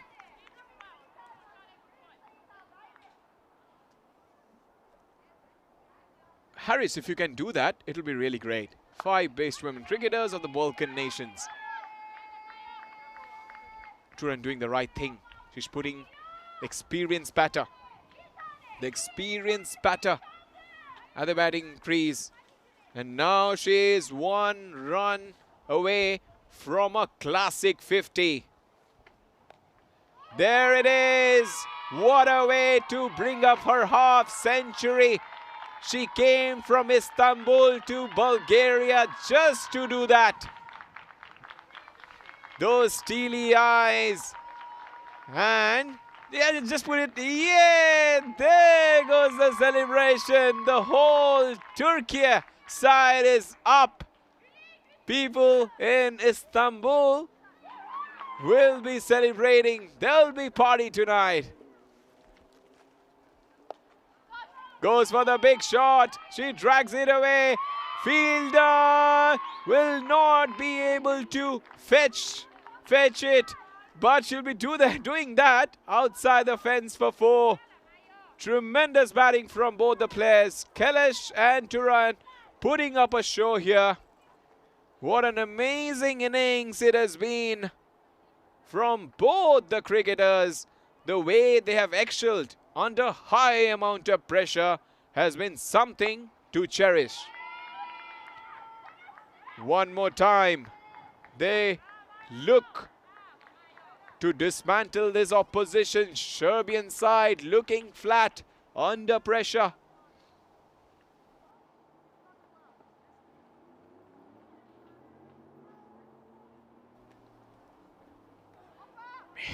Covers through. Oh, she missed out there. She wanted to go for the big shot. She knows that only if she beats only one fielder, because on the offside, there's plenty of fielders. On the leg side, there's only one fielder she needs to beat. That's the fine leg. And acres of spaces. Another over comes to an end. 18 overs, 166 for 4. Sleepy Kogar, thank you so much for your wonderful comment. Watching from Papua New Guinea. This is quality cricket, absolutely. Plotus is in there. Amazing performance from Turkey. We all know how big is this Turkish side. Harris says exceptional and great cricket. BD Tiger said those cricketers, one of them is Ellis Perry. Ellis Perry is everywhere. That's his quality when it comes to a performance at the big stage. Okay then, couple of overs to go. 166 for 4. Prokic will bowl the penultimate over of the innings. Oh, that's a good one. It's a pretty fine one. If you can deliver that delivery time and again, I'm pretty sure batters will face a lot of difficulties. Oh, that was so close. That should be out. That should be out, is it? How could the batter reach back to her crease? Because she was so long way away. The keeper took that extra second. The extra second. And that's why she couldn't dislodge those stumps. K. Wall says Bhishma, Healy, Divine, Mandana and Harish. Finally, she picks up her first wicket. The leg spinner Prokic delivers. That's her first one. She was a little bit afraid that the second bounce might have been before the popping crease. But madam, the second one was inside. Some individual milestones being achieved here. First, the Serbian side, as they look to somehow push this total down, because this total looks ominous. 166 for 5. Suzanne has done her job. 18 for 17. She was quite sober at the crease, fluent as well. Whenever the boundary was needed, she did it. And whenever it was important to give the strike back to Kilish, and she did it quite confidently. For sure, she was a little bit tired. But what about Gul Hatun? Gul Hatun will get a Guldasta. Those are the flowers. She should get bouquet for sure. Kokshu Ayan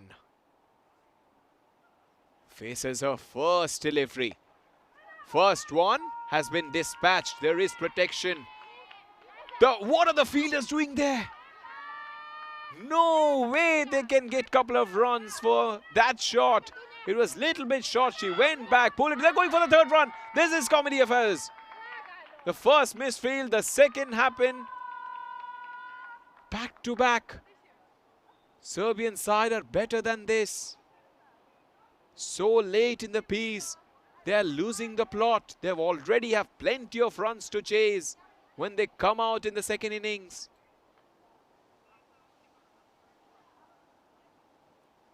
That's outside the pitch. That should be a no ball. Got her direction wrong. And the length as well. For the leg spinner, it can happen. Because the release was in a very different way. Because it didn't turn at all. No revs. She needs to check her footing every single time. because it can happen if your footing is 5 and you're doing it from the 7, you're bound to bowl no balls or short deliveries. Missed out there. But the good thing is that Gulhatun will come back, will be back on strike. Final delivery. This has been a wonderful innings from Kilish.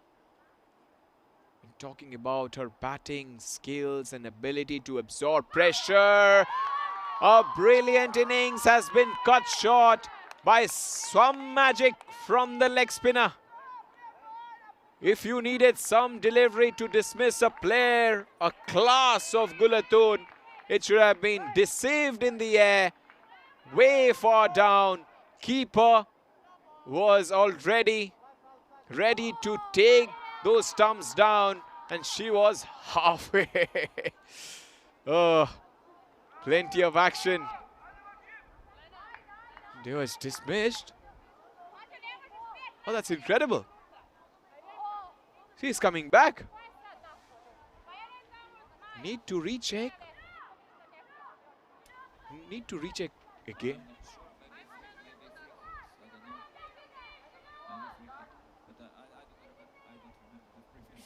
But we have to be absolutely clear, because if it's a free hit, you can be stumped. But she comes back to pull it in front of square for a single. This is incredible. She was out and then she has been called in. She didn't even manage to go.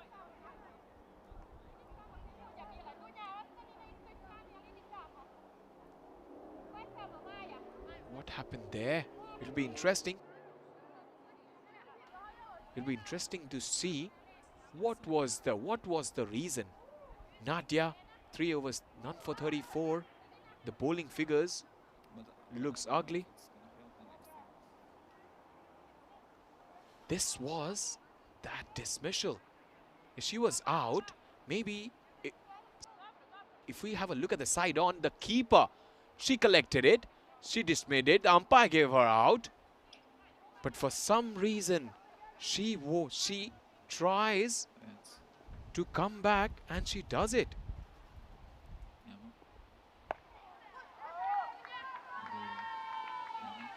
And they will take a single. This is extraordinary stuff, because Kilish was out stumped and she has been called back. That's windy. It's a windy Sofia. We have seen everything today. It has rained, except snow. It has done everything. It's scorching heat. Now it's windy. A beautiful breeze.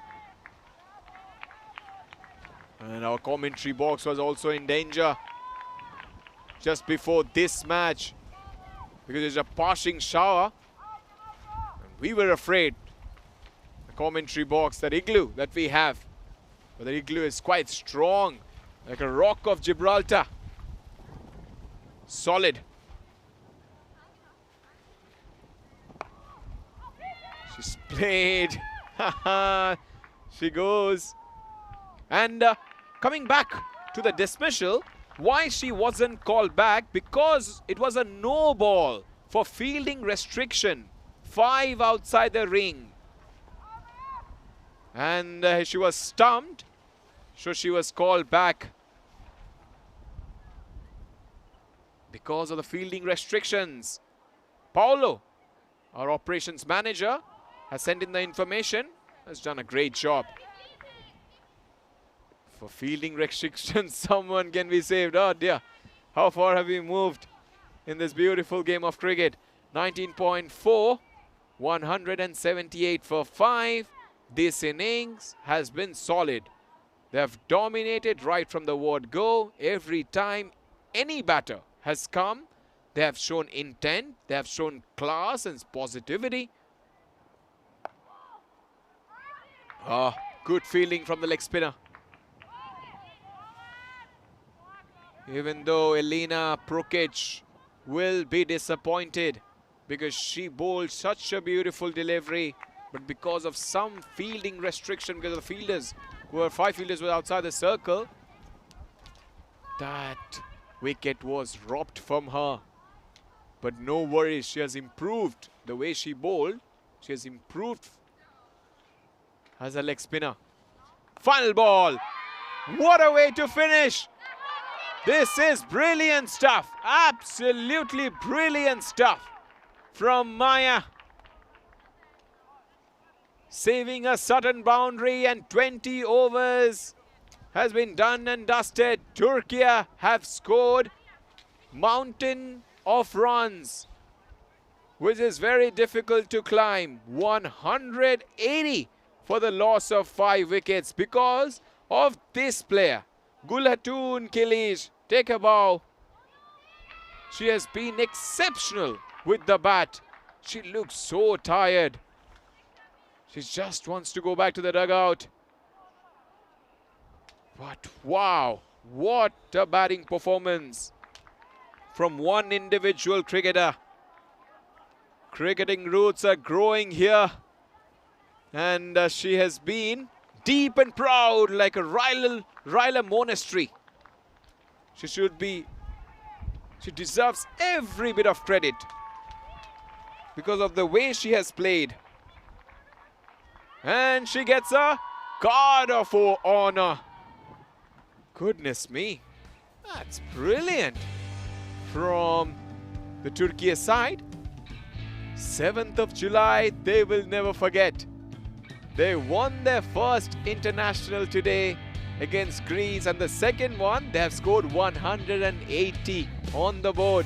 Plenty of highlights, power-packed highlights, coming to you live from ECN. Melike Behram was in a different mood. She was cutting, sweeping, driving the ball, and also diving like that.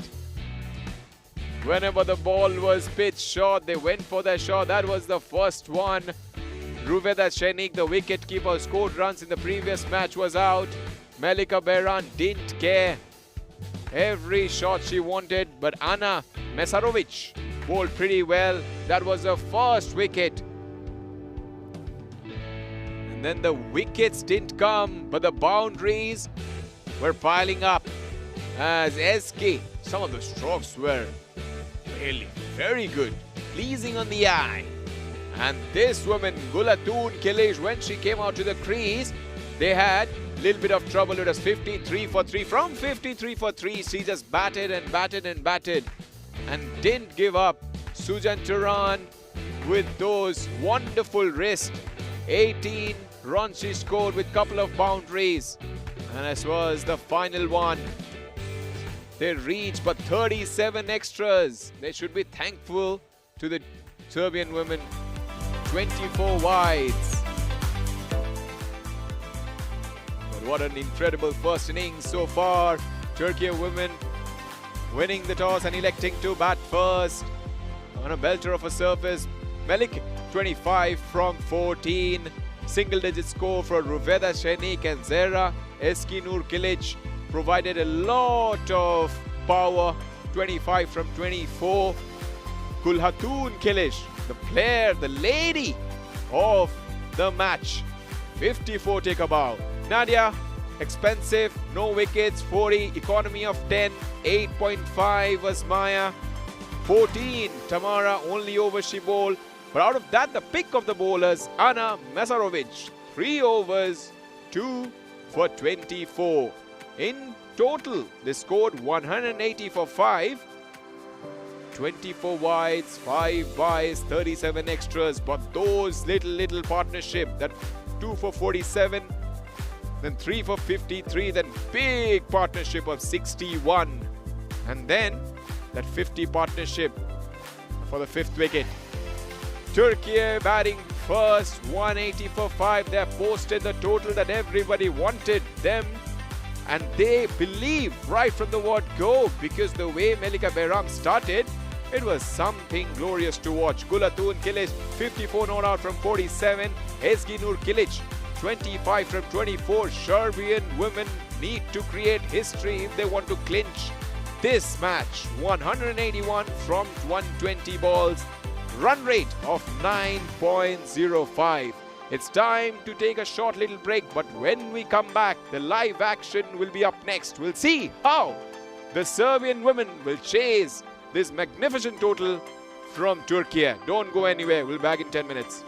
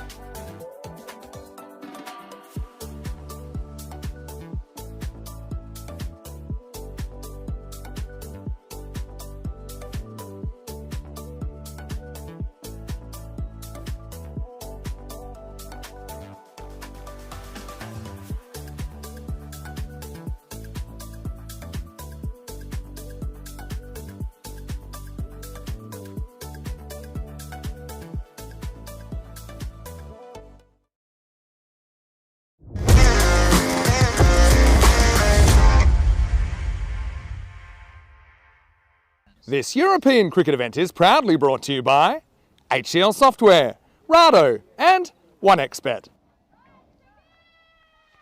Welcome back for the chase. You're watching ECN Bulgaria T20I Women's 2025. It's match number 3.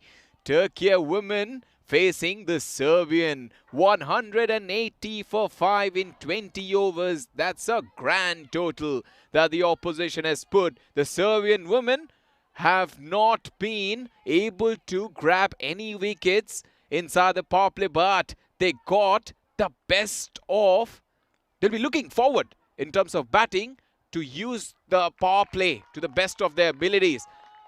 The first ball, and as we saw the Turkish women doing excellent job electing to bat first, that opening stand early on. But after those 3 quick wickets, the innings was steadied by the middle order.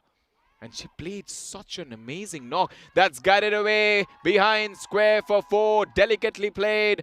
This is a very good start. Runs flowing off the bat of the right-hander there.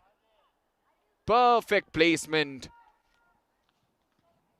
This is what happens when you just give yourself a chance. And we all know Anna and Milika can do damage inside the power play overs. What timing, what placement. This is a stunner. Mesarovic is speaking a language which the Turkey opponents are not able to understand. The first one was slightly shorter, overcompensating, bowling a fuller one. Sweet spot of the bat.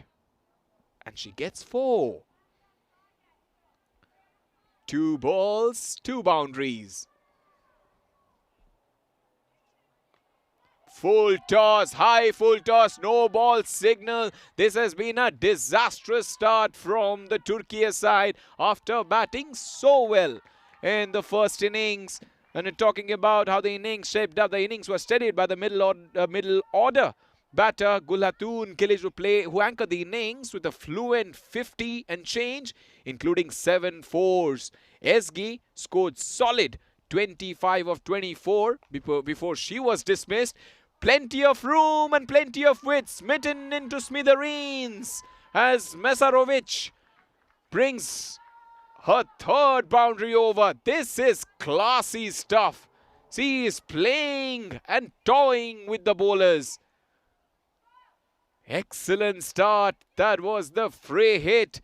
She is showing her true colors. We saw her playing some delightful strokes, and see someone who can take the game away. Just be little careful, because Anna is looking solid out there. 23 years in age, but whenever she plays, she looks like some matured batter. The first innings, Melika Behram hit 25 from 14. Exactly the innings that Anna is playing right now. They both like to use their power. And if you power the ball inside the 30-yard circle, you know you'll get the best result. That case shapes back in. She tries to play a cut shot. The 3rd is inside the circle. They have not changed the field. Well, remember, Turkey lost 4 wickets, and that 4th being Ezgi Kilic, after she played that innings of 24. But that late innings push that was needed in the final overs, Turkey accelerated and added almost over 45 runs. And those 2 fours in Nojic's over. But the bowling of Serbia was not good. The first over none and dusted. It was 16 for no loss. Well, Sladna picked up 1 wicket, 1 for 20. And Nadia was expensive. 3 overs, none for 34. So Serbia's threat is early wickets. They don't want to lose wickets. While Turkey will like, they must be having a spring in their step, because when you have scored runs and you've come out here to defend a big total, you should be looking to pick up wickets. Plenty of field changes. There is a fine leg. 2 fielders can only be back.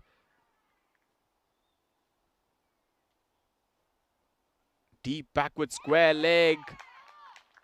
He's on 3/4. And all the fielders inside. In fact, I beg your pardon, there is a deep point. So that backward square leg is in. Whoa, top delivery, top delivery. Merisic playing beside the line of the ball. Gets beaten.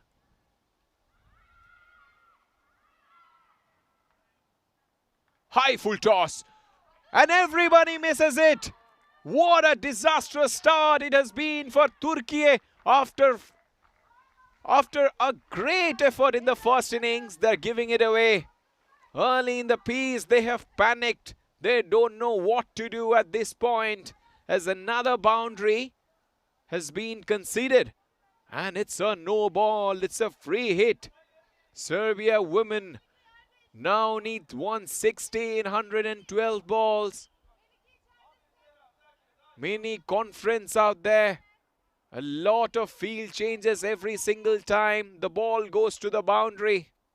Reactive captaincy. Fuller won. The Turkish middle order performance combined with a powerful closing burst. They set a challenging total for the Serbians to chase. It'll be interesting how the first 6 overs pans out. That will tell us the story. It's a good delivery for a left-hander. But for the right-hander, it's not the one you want to bowl. It's a tremendous start. Just look at the start. 22 for no loss in 9 deliveries. And they're not learning from the mistakes of the previous game. And also in the first innings, Serbia, they give away so many wides. Very good stance from Merisic. 3 in a row. No, everybody is getting a little frustrated because he is trying to bowl that delivery outside the leg stump. Now she has changed her angle. It's a better decision because now at least she can bowl onto the pads of the batter. Gorgeous stroke on the offside. A single. This is impressive. This is impressive stuff from the Serbian women. They don't want to die wandering. They want to come here and make a statement. They are a high-ranked side. They rank 58th in the world when it comes to ICC. For Turkey has just achieved their solitary win in the previous game, in the history of the game. Big inside edge. They will calmly take a single. No sign of pressure, like all good batters and good teams. They didn't panic. The ball is in their court. A sense of calmness in between those 22 yards. High full toss. Doesn't find the gap. Non-striker wanted to steal a run. Another no ball. Things going bad to worse for Turkey side. Have to be disciplined with the ball. They can't let these easy runs off the bowler. And also the wicket keeper has plenty. The wicket keeper, to be very honest, has impressed me. The way she has kept behind the stumps has been fantastic. Because she was the one who scripted a victory in the previous match by scoring runs and also behind. If you remember, those stumpings and also those run-outs was done by the wicket-keeper. So she is very vital part for this side. We're talking about, of course, Ruvieda Senik. When you are 28 for no loss, suddenly there is calmness in the dugout as well.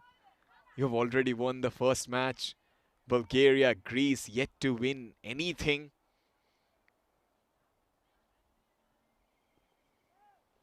She just waits. She just waits. It's like batting time. And when she comes to bat, she has a very different style of dealing with things. Outside edge. Goes past the fielder for 4. Lucky boundary for Perisic. But fortune favors the brave. She was brave. She wanted to hit that delivery. She didn't try to defend it. Runs coming thick and fast for this Turkish side. In fact, I beg your pardon, for the Serbians. 33 for no loss. It's a blistering start. No response so far from the bowling side. Uppish, crunchy. Only a single. Mesarovic and Perisic have been lovely at the crease. They're not trying to hit the ball quite hard. They're just placing the ball. Yes, exactly. Just like that. As I mentioned, they know what they're chasing. 180 for 5. They believe in themselves. They have done it before as well. It's just staying at the wicket.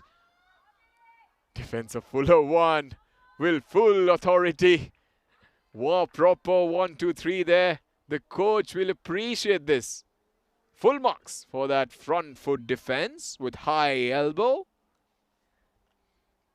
Playing along the line. That's a short ball. She missed out there. It's a good one. Chance of a run out. Wild throw. Not the throw you expect from a better fielder.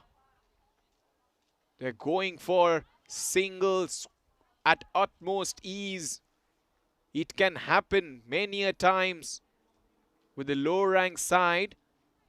They tend to tumble and fumble in pressure situation. That's what's happening. At one point we see Serbians being very calm out there. Meticulous in their approach. Just by taking the right stance, watching the ball. And their brain is absolutely blank. I was mentioning, all good batters, just watch the ball. And there's no shuffle. The control, always letting the ball come to you. The point of contact. Always under your eyes. No chances of edging. The balance is so important, especially when you're coming to bat.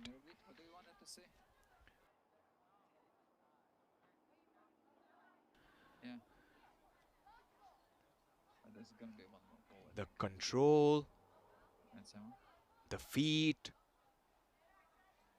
and the very active position they both are in. Reacting quicker. And if you look, she's standing at the balls of her feet, active position, reacting quicker like a boxer does. Is waiting for something short or full. Not shuffling.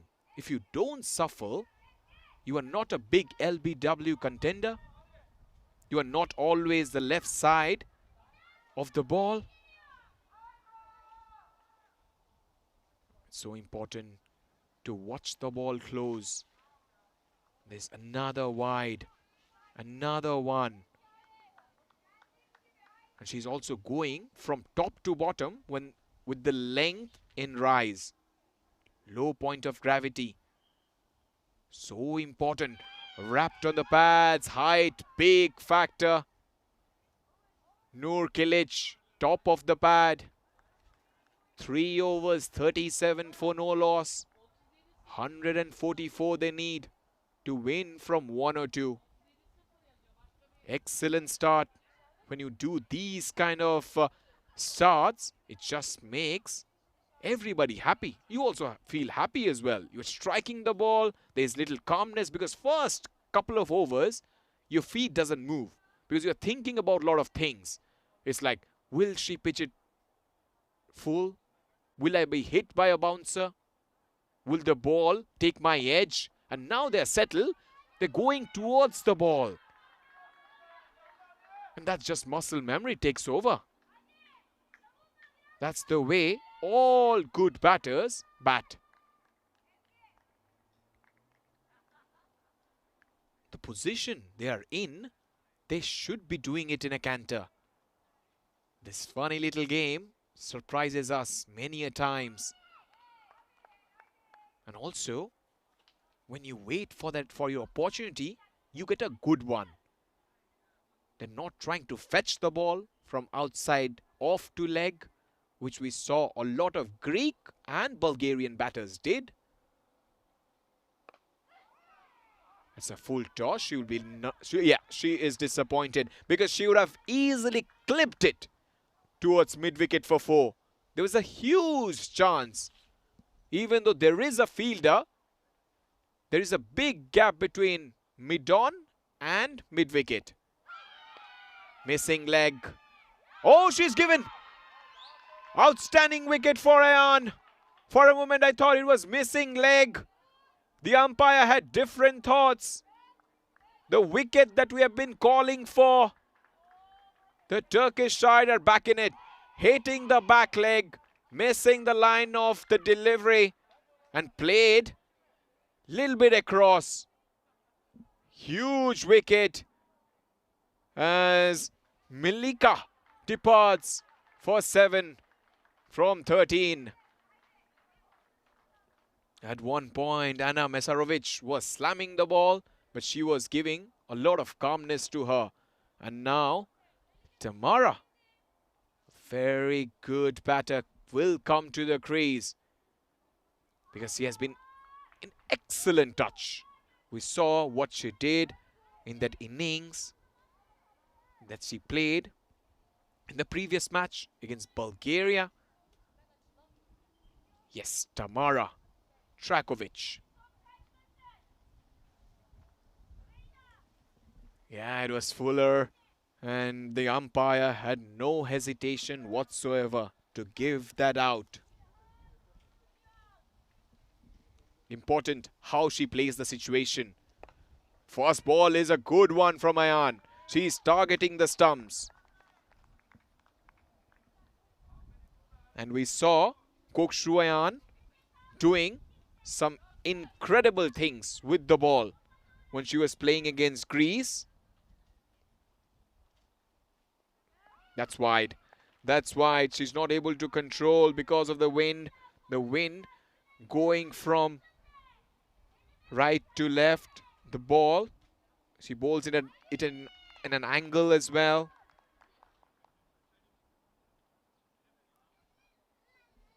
Kokshu and the skipper. The skipper did the trick in the previous occasion. Her spell against Greece was 4 overs, 1 maiden, 11 runs and a wicket. That's why we call her Captain Marvel. Leading from the front. Just like on July 7th, Mahendra Singh Dhoni did. Slightly shorter. She gets the edge. Good protection. So I was talking about on this day, July 7, the birth of MS Dhoni on 1981. The man is old but still playing IPL. And he said that I'll be in stretcher but still come and bat for Chennai Super Kings. One of the most iconic captains and finishers in cricketing history. This man was born in Ranchi, known for his calmness under pressure and cool leadership. He has led India to victories in 2007, T20 World Cup, 2011, ODI World Cup and 2013 Champions Trophy. An unmatched legacy. And also, his fans love his test career. 90 tests, 4,876 runs, that 200 against England in Chepauk. Who will forget that? We've got a couple of runs, good shot for that. And 6 tons and a wicket and a win percentage of 45 as captain. As the captain who's won the VV series in Australia. It was an Indian experienced side beating Australia first time. It was a top win. It was a triangular series. And they win that for the very first time. Also, the 2007 Cricket World Cup. It was a new team. And nobody wanted to go on that tour Sachin was retired from T20 International. He played only one. Then VVS Lakshman, Rahul Dravid, Saurav Ganguly. Nobody went for that tour. And then surprise, surprise, India defeat Pakistan in the final. Srishant taking that wonderful catch. Down the leg side, there is protection. Still remember that innings from Yuvraj Singh. What a knock it was against that high-ranked Australian side. And then 6 sixes of Stuart Broad. There was some innings from the master from Punjab. So Upish, they will get a single. And then 2011, Virender Sehwag scoring runs in that first match, scoring 100. Virat Kohli scoring 100. In Bangladesh, India scored a huge total. They lost to South Africa, but after that, they didn't look backwards. Always look forward, just like that. As Serbian side are also looking to chase this down. And in the final, Yuvraj Singh was set to go to bat at number 4. But it was actually Dhoni's decision to go in, because he played Murli a lot in the nets of Chennai Super Kings. I'm talking about the final of India taking on Sri Lanka, 2011. And then, as they say, rest is history. After 28 years, they were able to win the World Cup. And in 2013 Champions Trophy in England, a similar thing happened. In the final, it rained. England were up and above India, playing some thrilling cricket under Alistair Cook. Then Dhoni did it. Virat Kohli scoring that sparkling 50. Suresh Raina as well. A lot of things happened. And that final over, Ashwin bowled. It was an amazing victory. As an Indian, it was a proud moment. And the chats, a lot of discussions about this game. That is punted for a single. Somehow not able to. They started pretty well, the Serbian side, but it's like somebody has taken off that power plug. There's no strength at all. As Tamara faces her 5th ball. Tamara drives it. It's very good field placement. They've got a plan for every batter. It looks like they're hunting down the singles. They know the strength of the batters. That has impressed the Turkish side. Every single time, they're bowling to a plan. Especially the skipper. The way she has bowled. And the field placement has been immaculate.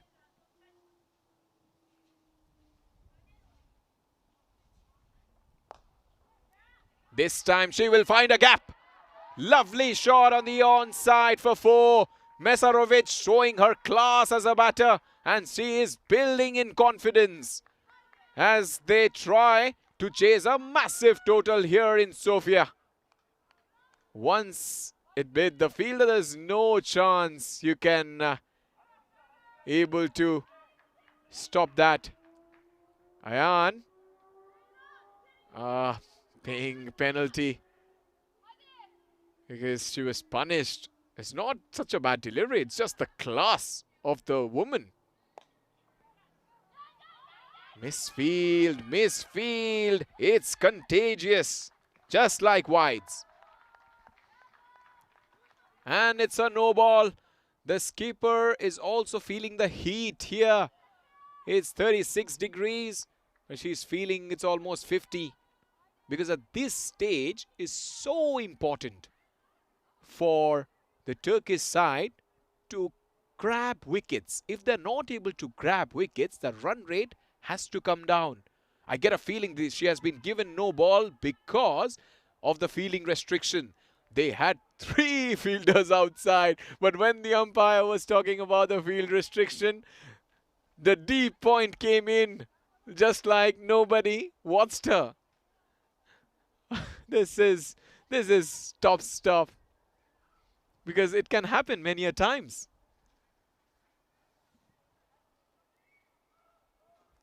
There's some sheepish smile. It's like a cat drinking milk, as if she thinks that nobody is watching her.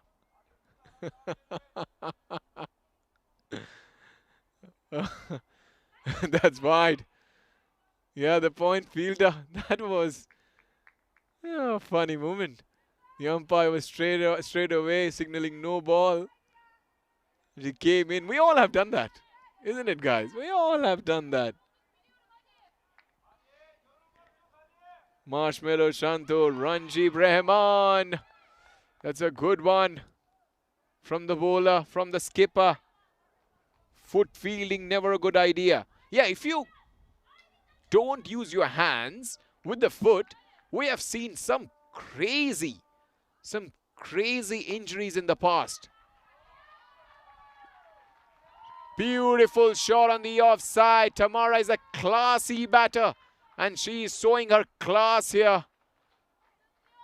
That's a punchy off drive for 4. No fielder was there. There was one fielder who was very wide. 61 for 1 after 6 overs. It can happen that the Turkish side are thinking to go towards spin. There's little conference out there. The power play has been done and dusted. Fielders can go out. And also they're gaining experience. That's why they're not getting their field right. Because we also saw that with Serbian side. It's like how many fielders you want to keep it out. Alter Ego says, good power play. Can Serbia keep it going? It looks very nice, the way they are batting. But it's just a matter of a wicket. If they get a wicket, I think this Serbian side would struggle under the scoreboard pressure. To be honest, chasing 181 an afternoon evening game here in Bulgaria is not easy. And also, it's a very interesting, if you see this pitch, half of the pitch has, the shadow has been there. There's a big trees around. And there the batter, it's actually a very tough time. I've seen it in Melbourne as well. It happens many a side because of the big stadium roofs. And here, it's because of the trees. The pitch is half covered. Shadow of the trees. Little uppish. It's a very tricky time to bat. If people are watching, they will be understanding what I'm trying to say. I have seen this in Nelson as well, in New Zealand, in Napier. And once, the match was slightly delayed because it is sunny. Can you believe it? It has happened before, guys.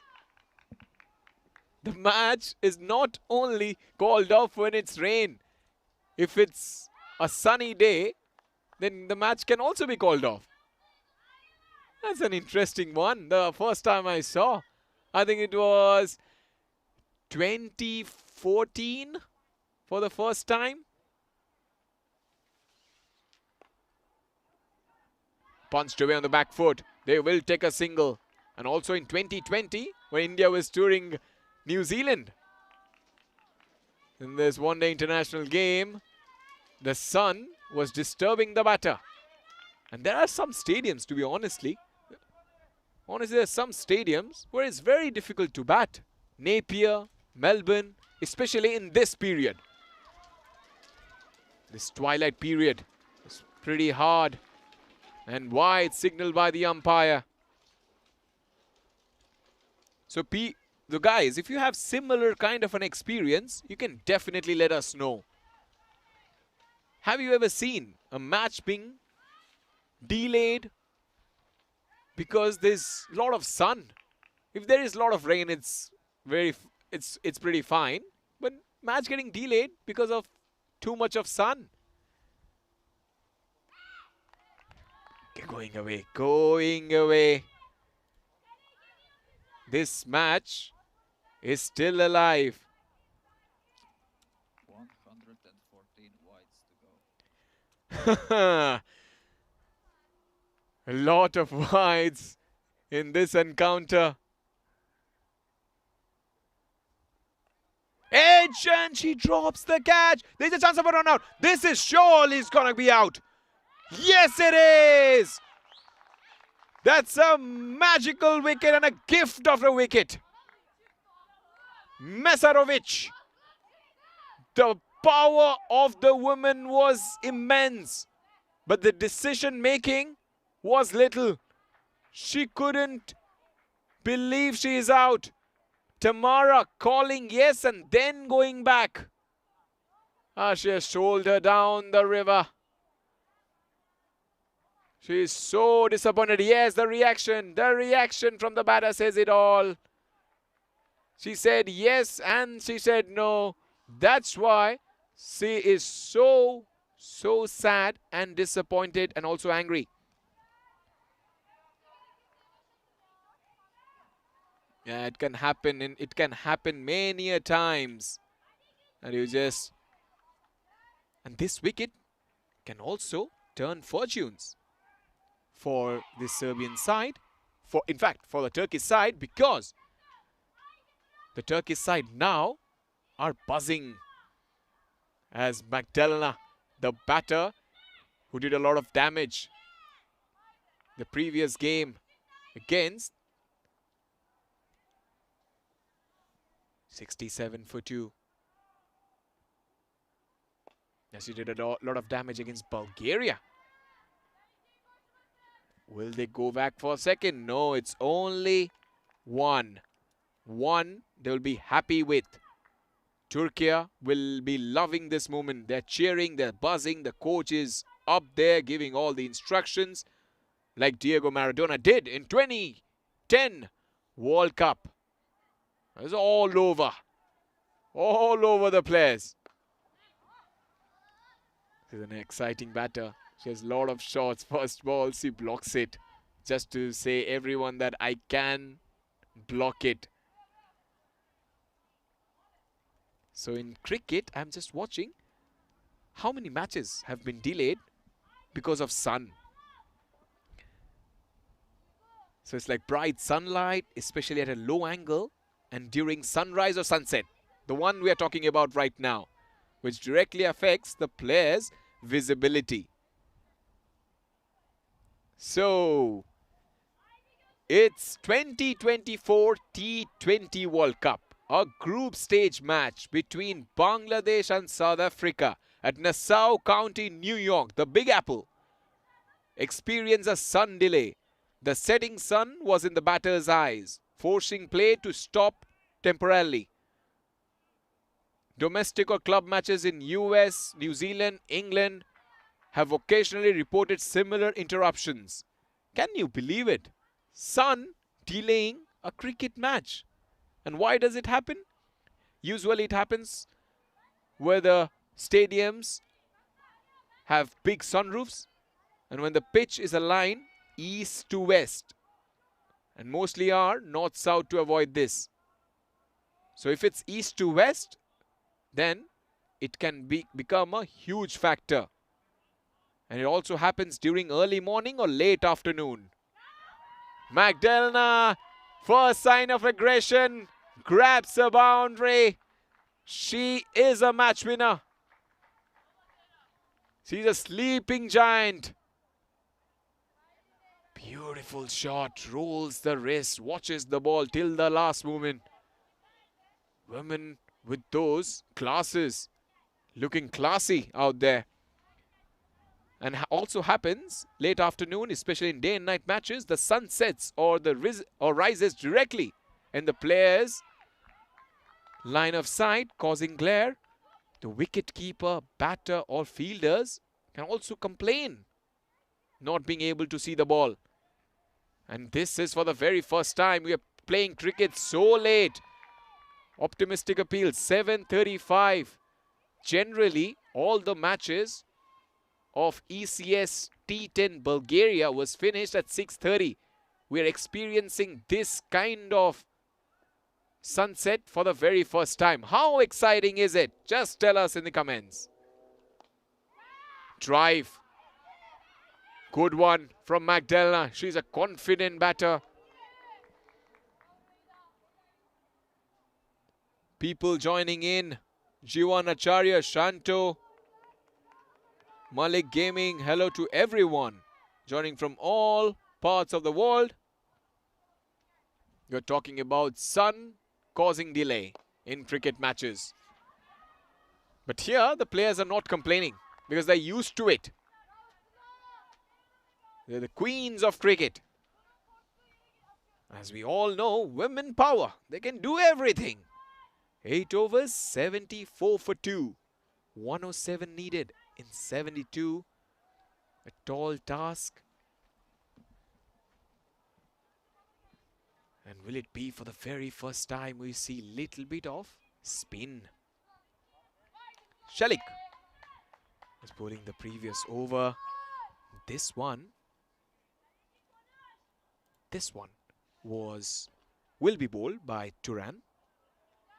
He's looking at the field, having a closer look at it. Suzanne Turan. She bowled 3 overs. She took 1 wicket for 20 runs. Good fast bowler.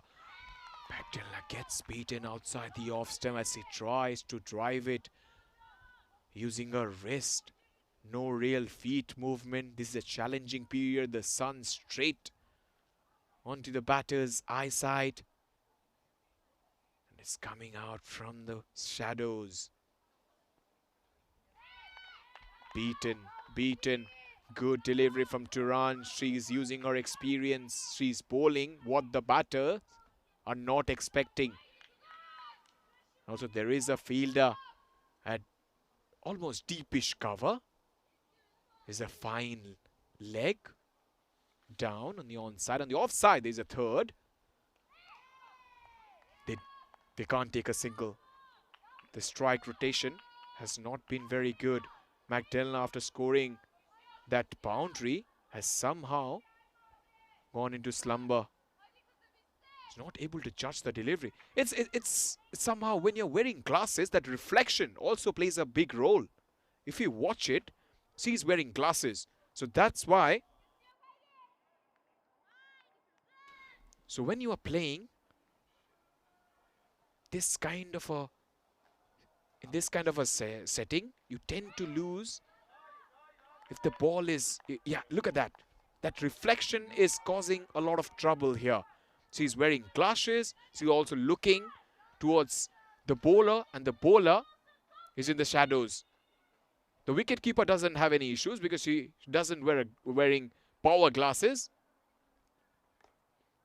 She's missing out on the full toss. She's definitely such a good batter. Those full tosses would have been dispatched, but now this sun is causing trouble. Big trouble. High full toss. Not being able to put away. She has to wait until that sun goes a little bit away. Appeal. Is it sliding? Height is a big factor because it was bouncing. Good decision by the umpire. Extra bounce can defeat Magdalena's technique because she's kind of a big hitter. This time misses it again. Sliding down. Exactly the same. Almost cut, copy, paste. She's going away from the shadows. She's looking. But now she'll be at the non-striker's end. Beautiful buildings. There's greenery everywhere. As Rico Full mentioned, that Bulgaria is one of the green countries in Europe. You can see those Soviet-era buildings and new structures as well. It's a posh area. The match is being hosted. It's a student city as well. There's a lot of medical university students have already spoken. They've already participated in this tournament. They're appealing for everything. And also sometimes too much appeal can also give a big disadvantage. There's many a times when bowlers appeal for everything, the out is also given not out. No feet movement. I still remember that test match when India was playing in South Africa. 5 Indian players. One of them was Virender Sehwag, who was making his debut, was fined. Also, I think he was also going to face some issues for the next match because he was appealing a lot. He was fined for over appeal. That was an interesting one. Saw it for the very first time. Also, we can check how many players have actually been banned or faced trouble for over appealing. His appeal is such an integral part in cricket. Another one. This is number 7 for sure. In terms of over appealing. Oh, down the leg side, little coming back in, the seam presentation, that angle, taking the ball away from that leg stump. If she wants to start from the off stump, it will be really good for Shelik. Because the way she bowls, her right hand is almost touching her ear, if you see.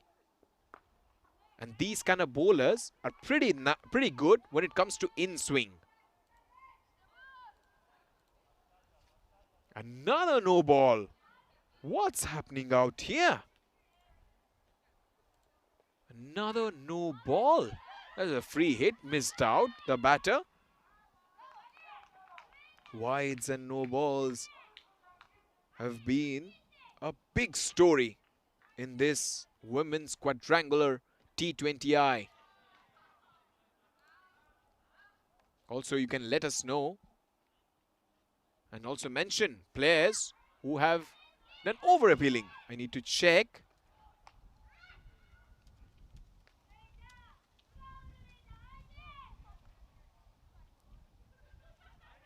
So is this changing? And this behavior can be penalized by ICC Code of Conduct as it puts undue pressure on the umpire and is also considered on sports person like.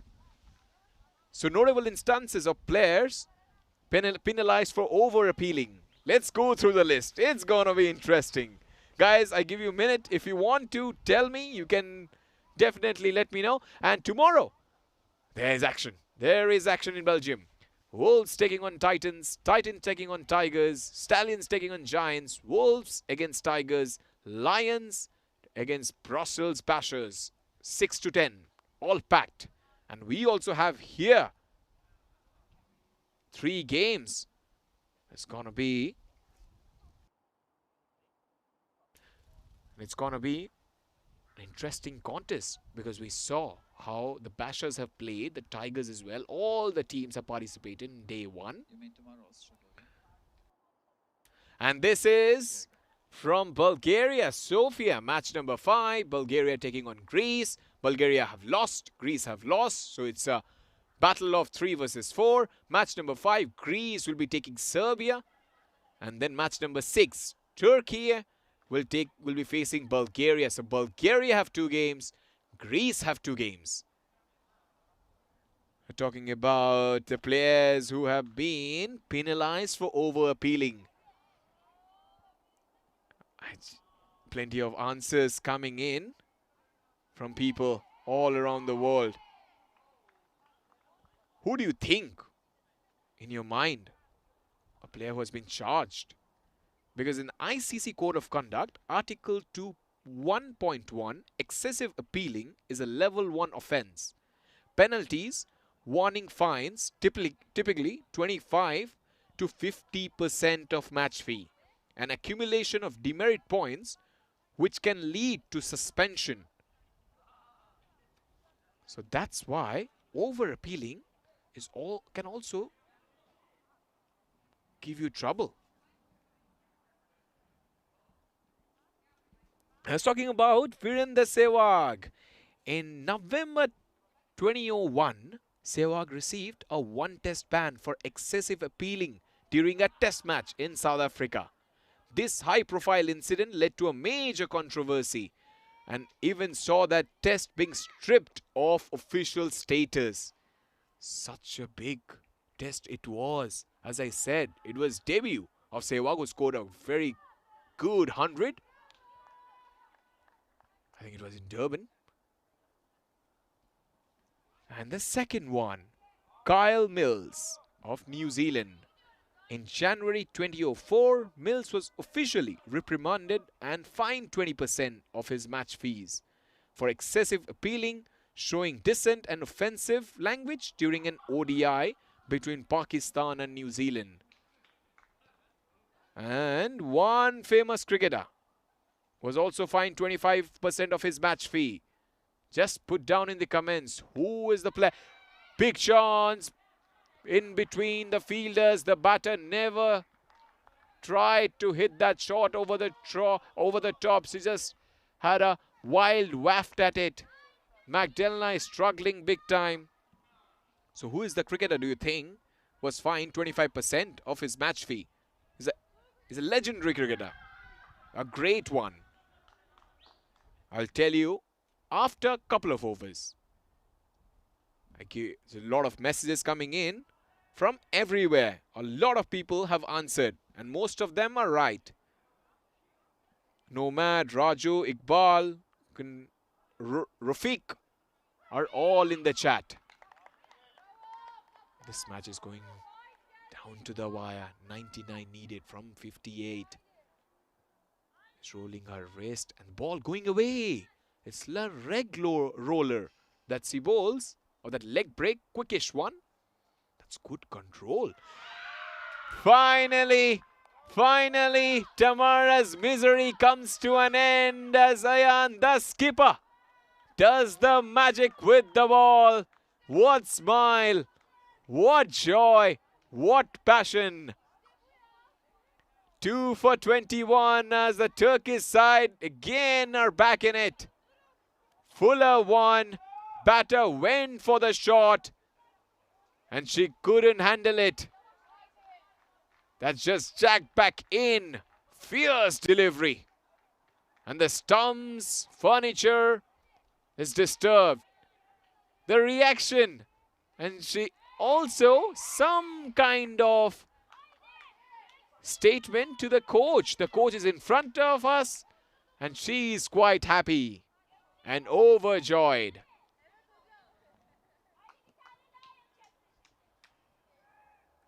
Oh, Fax has got it right.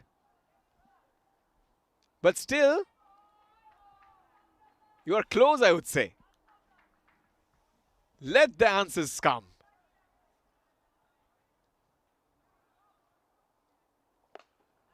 That's uppish. Ooh, heart and mouth stuff. Heart and mouth stuff. This is perfect. A new cricket sunrise in Eastern Europe. It's beginning now, the Turkish legacy.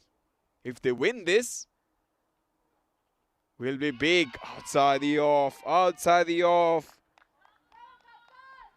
No matter the format, the passion remains the same for Ayan. As she finishes her 3 overs, so far she has been spotless. 2 for 22. Serbia women need 98. Excellent delivery, absolutely. Guys, the question is, who is this famous modern player who has fined 25% of his match fee and received 1 demerit point? Very popular. This player has most Instagram followers as a cricketer in international cricket. That is tracked. New batter will be looking to fetch that from off to leg. But McDelna is slightly stuck on the mud. 17 deliveries she has made and she has only scored 8 runs. Now it's 8 of 18. Well, Sladiana, big game for her. The skipper comes out to the center. S. Turan. Suzanne Turan has the ball. She's bowling perfect channel to the right-hander, not giving any width whatsoever. That's so difficult to hit out of the ground. At the other end, you have Goksuayan, who is singing and swinging the ball. Cracking shot. That's brilliantly played by the right-hander. Captain showing her class here at Sofia. It's a scintillating drive for 4. Gee, that's a good shot. Sladiana Matjevic. Another one! This time, it's the skipper who has to depart. First wicket for Turan. She has been able to turn the tables. And out of the blue, she picks up a wicket. And she turns the screw, increasing pressure. The captain couldn't resist that temptation as he has to make a long walk back. Another wicket for this young, dynamic side. Sladiana has to depart for 6 of 5. 89 for 4. This game is going down to the wire.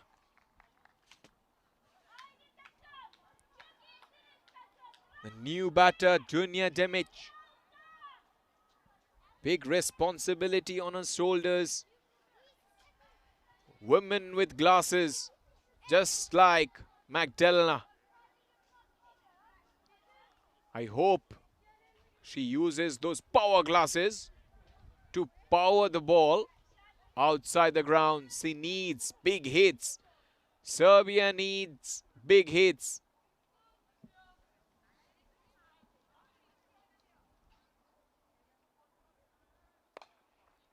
Crack of the bat. But there is protection this time. Only a single. Amazing stuff happening here. Game of inches. We saw previously how that shot was played and how she got out. She lost the plot completely there. Losing control over her shots. That's not a good sign. She who hesitates is lost. And she hesitated just a fraction. It's 90 for 4 after 12. The batters yet to come is Boyana, wicketkeeper, Nadia, Maria, Maya and Elena.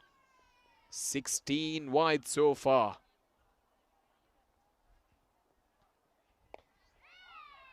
Indipper. Pretty hard delivery to bowl, but she's using this wind to her advantage. Joining in the chat. So the right answer is by Ankur Shah. And also one more. I think Jamshe Khan also gave away the right answer. Yes, it was Virat Kohli. It's Virat Kohli during the ICC 2019 World Cup match versus Afghanistan. Advanced aggressively towards the umpire, were appealing an LBW. He was fined 25% award. Yes! Selic is creating magic here at Sofia. The fans of Serbia will definitely celebrate this scalp as one of the main batters gets dismissed. That is Magdalena, who had the power and the poise. Missed the line of the ball, played all around it. Big bat between bat and pad. That's a serious, thunderous blow. Magdalena departs. Celebration will start for this Turkish side. Istanbul will be dancing for sure. 91 for 5. Just look at that left. There's only 1% for Serbia.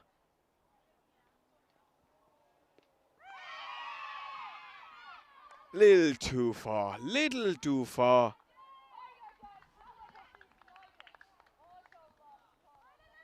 So good on you, Ankur. You have answered the right. You have answered the right way. So it is advancing towards the umpire during appeal or celebrating a dismissal without appeal. The level 1 offences carry penalties of 50% plus 1 or 2 demerit points. And also 5 players, important ones. The first one, Stuart Broad, has been spoken to by umpires in the past for persistent appealing. Saqib Al Hassan has been warned several times for over-appealing and showing dissent. Kagiso Rabada, known for aggressive and over-appealing. Help the ball on its way, finds the boundary. This is a crucial start for Boyana.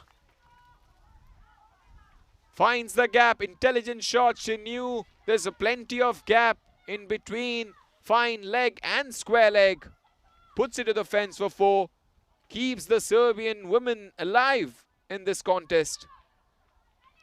So Saqib Al Hassan is one more. Kagiso Rabada, when manned a multiple level 1 offence.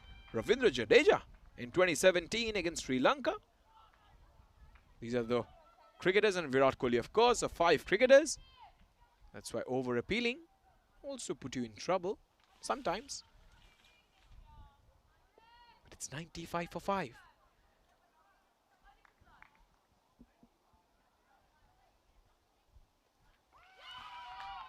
There's a wild swing, but somehow she's trying to hit that ball over the offside. If I see the offside, you can have a closer look.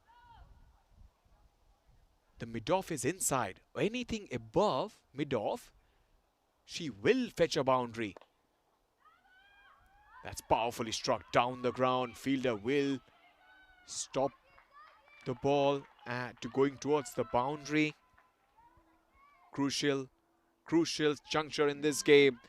There's a full outfield being covered by the fielders. There is protection on the on and off side. Boundaries are hard to get. Strong shot. There she's on fire.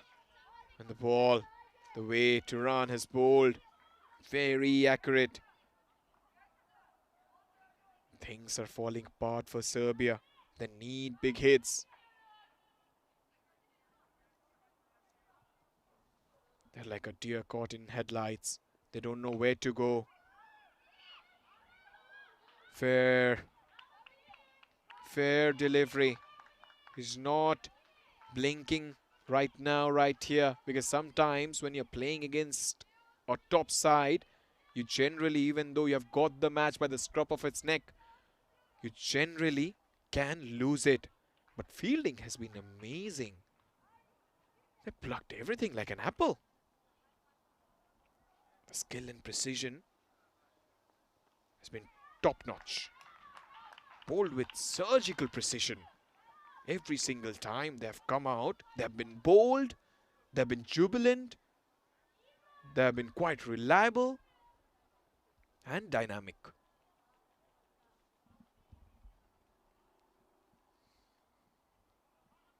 Looks at the field quite close. Onto the stumps. That should be out, is it? One more. Turan picks up her second wicket. And Boyana tried to play a shot which she was not accustomed. Trying to manufacture a shot. There you go. Caught napping. Umpire had no hesitation because it hit her back leg. There's a point. Many a times you have seen bowlers coming around the wicket. Umpires give it not out because there's one major reason. The ball can pitch outside the leg stump. This time around, the ball pitched in around that leg stump. It pitched outside the legs. If it would have been pitching outside the leg stump, it would have been a clear not out. The only thing that the umpire had to ensure that it didn't pitch outside. So magic moment for this new vibrant Turkish side. Yeah. Didn't pitch outside leg. Caught up front. Umpire gives it out. Thriller. They have played ridiculously good cricket, to be honest. Every time they have come out, they have shown intent. This pitch has stories to tell and the players are writing them.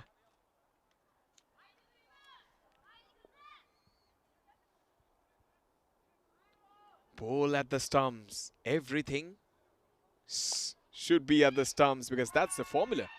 They have a bump ball. They got excited. The young Turkish side, they thought they might have got a wicket. What a journey it has been for the Turkish side. Came without any hopes to this tournament, winning the first match, and now the second match, they look just as different side. Like all good, like all low-ranked sides or the minnows of world cricket, if you taste success once, it's like chocolate. You want to do it one more time. 82 from 35.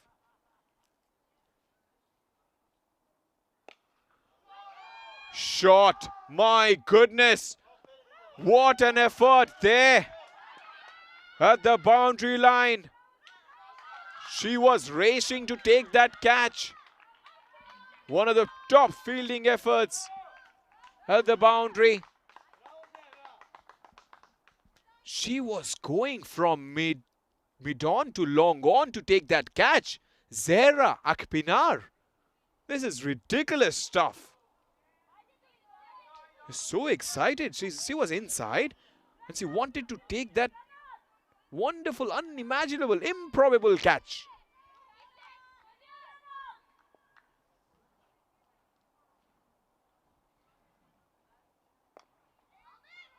The timing is not there. They're going for the single. Misfield will allow them. There was the same fielder, Zehra Akpinar, overran. Maybe she's a little more excited. Wanted to take that miraculous catch and a simple fielding has been missed.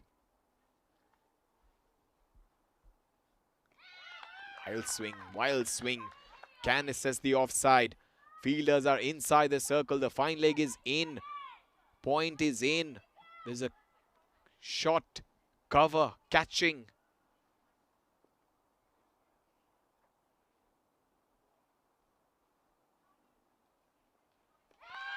Has got the edge. For a moment I thought the wicket-keeper was about to celebrate. I thought there was an edge there. Don't know. But the wicket-keeper, look at the reaction. I thought she was just going to celebrate. That's wide. That's wide. Wide has been a big problem for every side in this tournament. A bowled huge wides. This was the 17th wide. Can you believe it? 17th wide.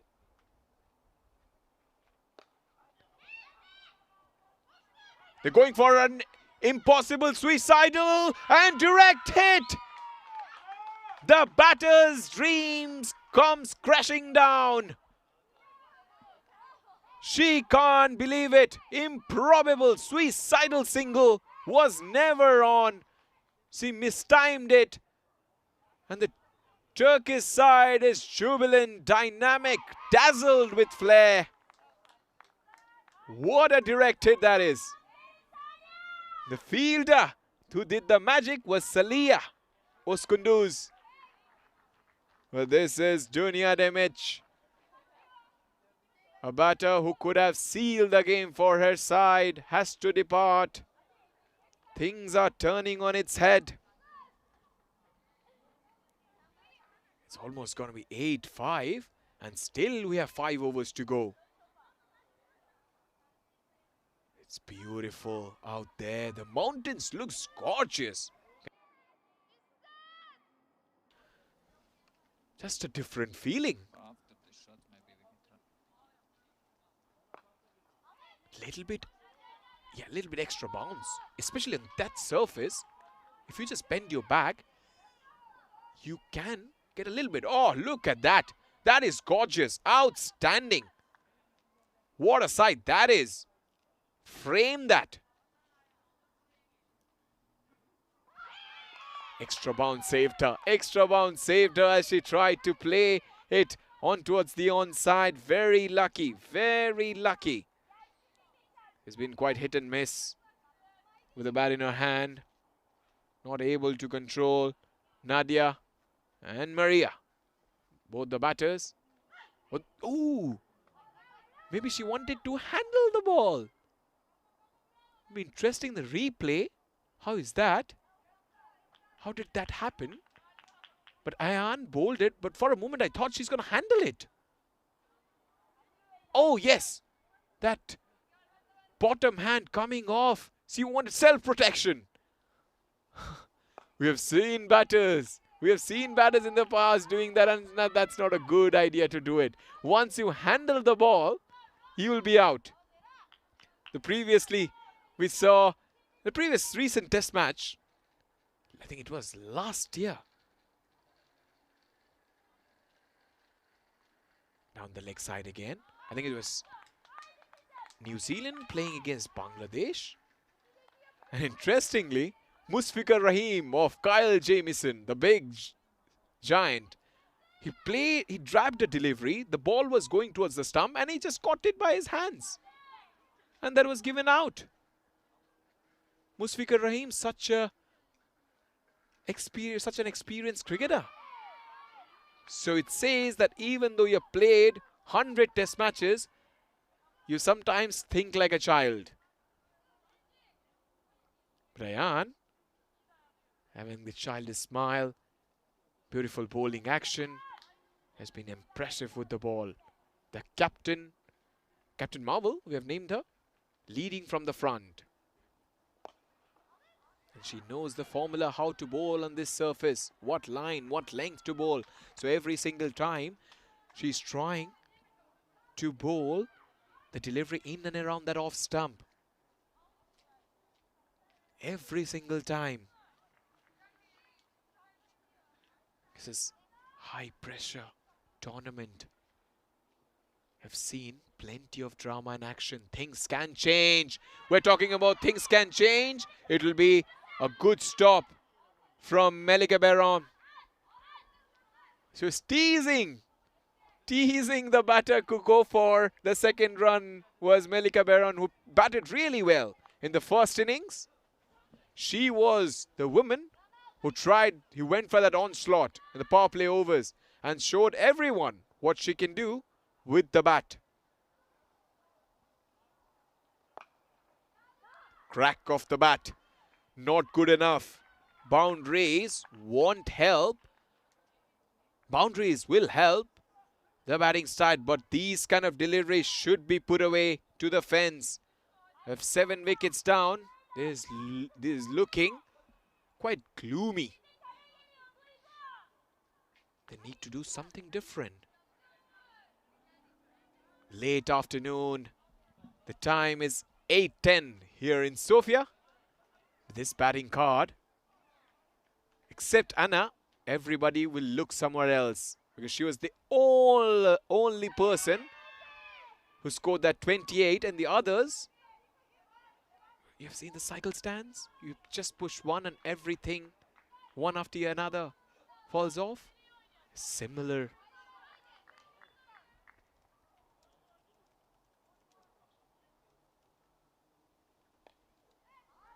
This is slightly in dipper. Which we're talking about the players who have handled the ball. It's quite an obsolete dismissal at this, especially in this era. But the law changed. As of 2017, it's been updated by the MCC laws of cricket.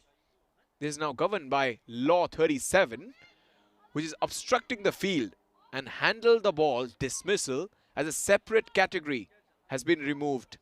So for example, if a batter picks up a ball in return to the fielder without asking, they could be out under obstructing the field. Brilliant catch! That's a spectacular one! This might be the final nail in the coffin. She wanted to go for that big shot. Nadia had power, but she didn't have the distance. It was a very good shot, long way away, holding her nerves and catching. She had the panache at the very end just to gather herself and celebrate quite calmly. As one more bites the dust, it's 110 for 8. The target 181, looking impossible. Quite clearly, to be honest. And also there's a ball handling. It's generally referring to the fielders or wicket keepers. It's describing. So ball handling has different kind of terminology. As you have seen, a lot of players doing some exceptional ball handling skills. That's a high full toss. That sums the day for the Serbian side. A chest high full toss hits the timber. Nothing more to describe as say Maya has been out. First ball. High full toss. She couldn't track the ball. She was going away from the line of the ball and she saw that death rattle. The sound that nobody wants to hear. The Turkish side are jubilant because they know another win is around the corner. But she's out in a spectacular fashion. Oh, that dip at the very end. Even she couldn't believe it. If you watch, she tried to defend the ball, but the batter's reaction, the reaction after was quite stunning. If you can see the batter's reaction, she got out and look at that reaction. Oh, what was that? No, it's not a no ball. It's not a no ball. You have been bowled. This game is getting funnier day after day. That's a higher one. And it has time. It has happened. It has happened plenty of times in international cricket. Trust me, guys. And also that's why a lot of bowlers have found this technique of dipping the last ball. Dipping the ball at the very last moment. It's also called a split ball. A split seam. Maybe I will get the name wrong, but Joseph Franklin from West Indies started it, where they used to dip the ball. And he was a cricketer who didn't play for the West Indies because he was on the rebel tour to South Africa. And he played a lot of county cricket. And his roommate was Chris Cranes from New Zealand. And he picked it up from him. And then if you watch, there's a very good dismissal. Go to the YouTube and you can check Chris Cranes to Chris Reed. The ball dips at the very last moment.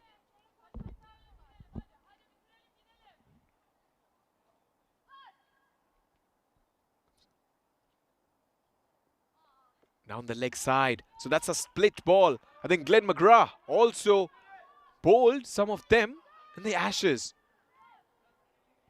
2005. Maybe tomorrow if you get a chance, we can go for that split seam. That's really a very dangerous ball. When you just think that the ball might be going above the stumps, but it's not.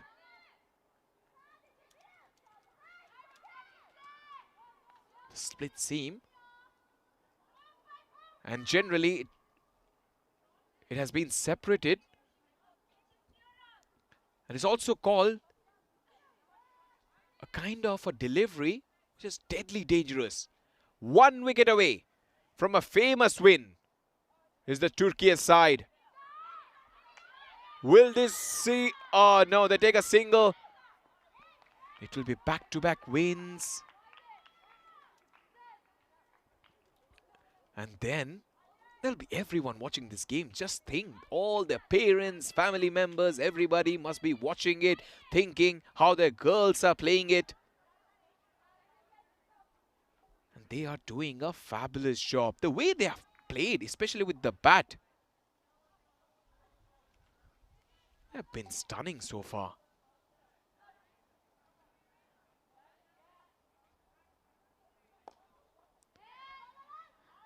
Just one more wicket, and this will be on history in the making. With Turkish side came to this encounter as well as underdogs, because they don't have any rating in the ICC T20I, and the way they have played looks like they've done a lot of hard work. That's for sure.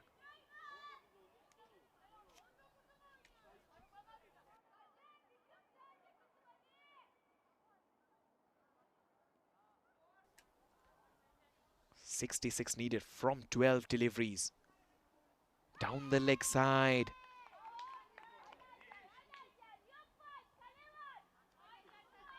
Turkish women won that match against Greece. And now, the second match in the entire history of their career. Just think, being a Turkish, how famous.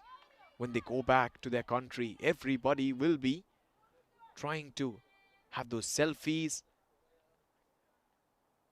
with them, and also a lot of youngsters looking at them as their idols. Every Turkish cricketer will be proud of this. Especially on this kind of a surface, they've got the proper lineup. Ezgi, we saw Saliha, Göksuayan, the skipper, Dogu. Everybody has got a plan. Göksuayan, what a player she has been. Sila, Gulhatun, Kilis, Ezgi, Saliha, Hasser, Suzanne, Zehra, Dogu, Ruveda, Melike. Chance of a run out! Is this another one? Yes, it is! The second win in the history of cricket. Turkish side have done it. They have been special. They have been outstanding. And that is some win. It's a huge win. And this Turkish side have come to Sofia and they have almost conquered Sofia. They're running across the ground like they have won the World Cup. But they have done what was needed. That was to win this game. Perfect ending to this wonderful side who have come so far. The joy will go from Sofia to Istanbul, and everybody in the streets of Istanbul eating kebabs and also watching this game. Delightful, inspirational, dynamic, dazzling.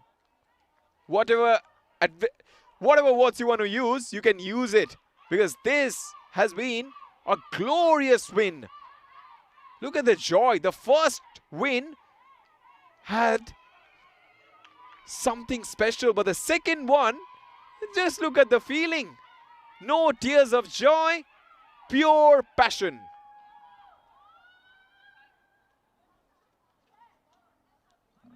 They will be so happy. They'll be so happy. They started the day off, but the batters were looking confident.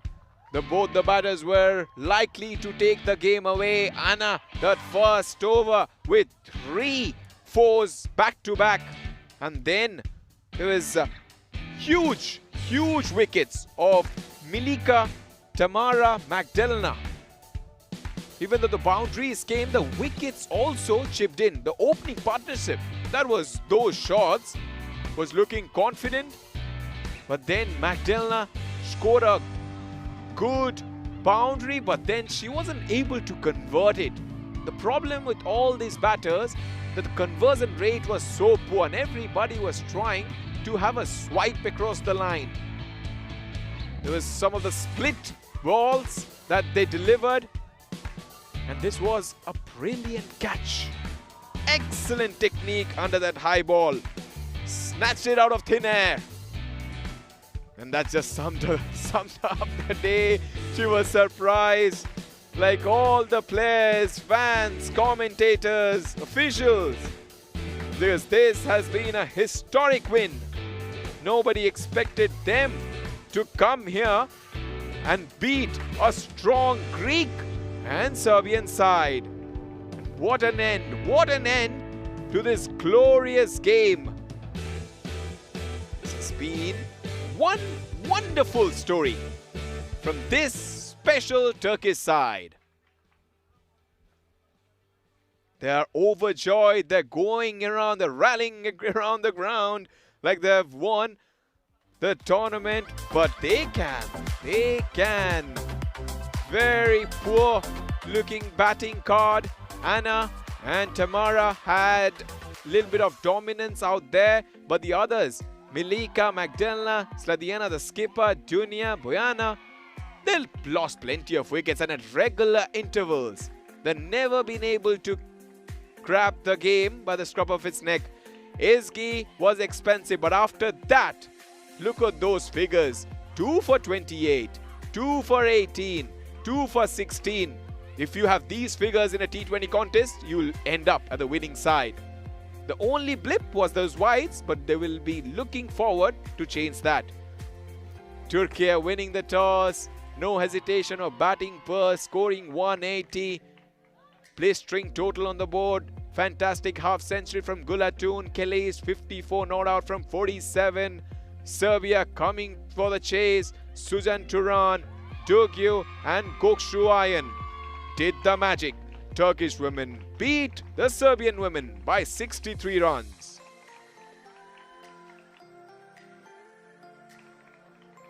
What an outstanding victory it has been for the Turkish side. Those are the match winners. Plenty of match winners. Melike Ruvieda, in that first game, she scored 29, the wicket keeper. Then Zehra, very good on the field. Suzanne, the kind of seam position and the way she has bowled in this surface has been spectacular. Hasser Salik provided control. Ezgi with the bat has been simply brilliant. Gulatun, Kelis. Batting masterclass from her. She has terrific hand-eye coordination. If she can just improve her power hitting skills, it will be a great outing every single time for her. Sila, Gokshu. But for Serbia, they have to do plenty of work. Maria, Milika, Bojana, Tamara. Tamara was really good in the previous match. But this game, she faltered. And she played a shot uncharacteristic. Nobody expected it.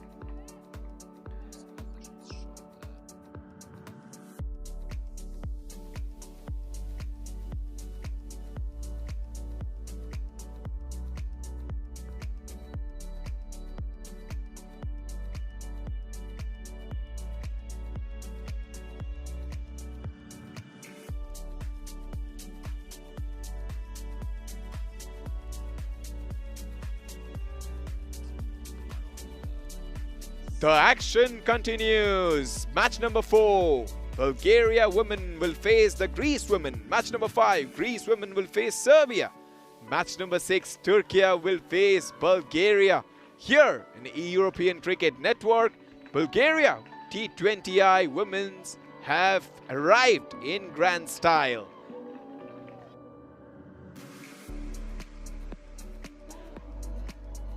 Okay then, it was a great day. Thank you so much for joining us. A lot of people in the chats. I need to say thank you to a lot of Turkish fans. Sentil Kumar says kudos to the coaches and other staff as well.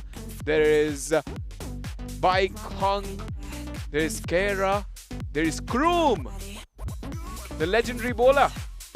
Well played, Turkey. There is Hishan, Alika, there is Hassan as well. Everybody, thank you guys for joining in and watching this wonderful contest here. Amazing win. Everybody enjoyed. And that's almost the time to say good evening or good night. This is Shovan Good Night signing off. Tomorrow I'll be joining you exactly at 9:15 where the first ball is gonna get bowled. See you. Tata. Sayonara. Take care. Have a good one.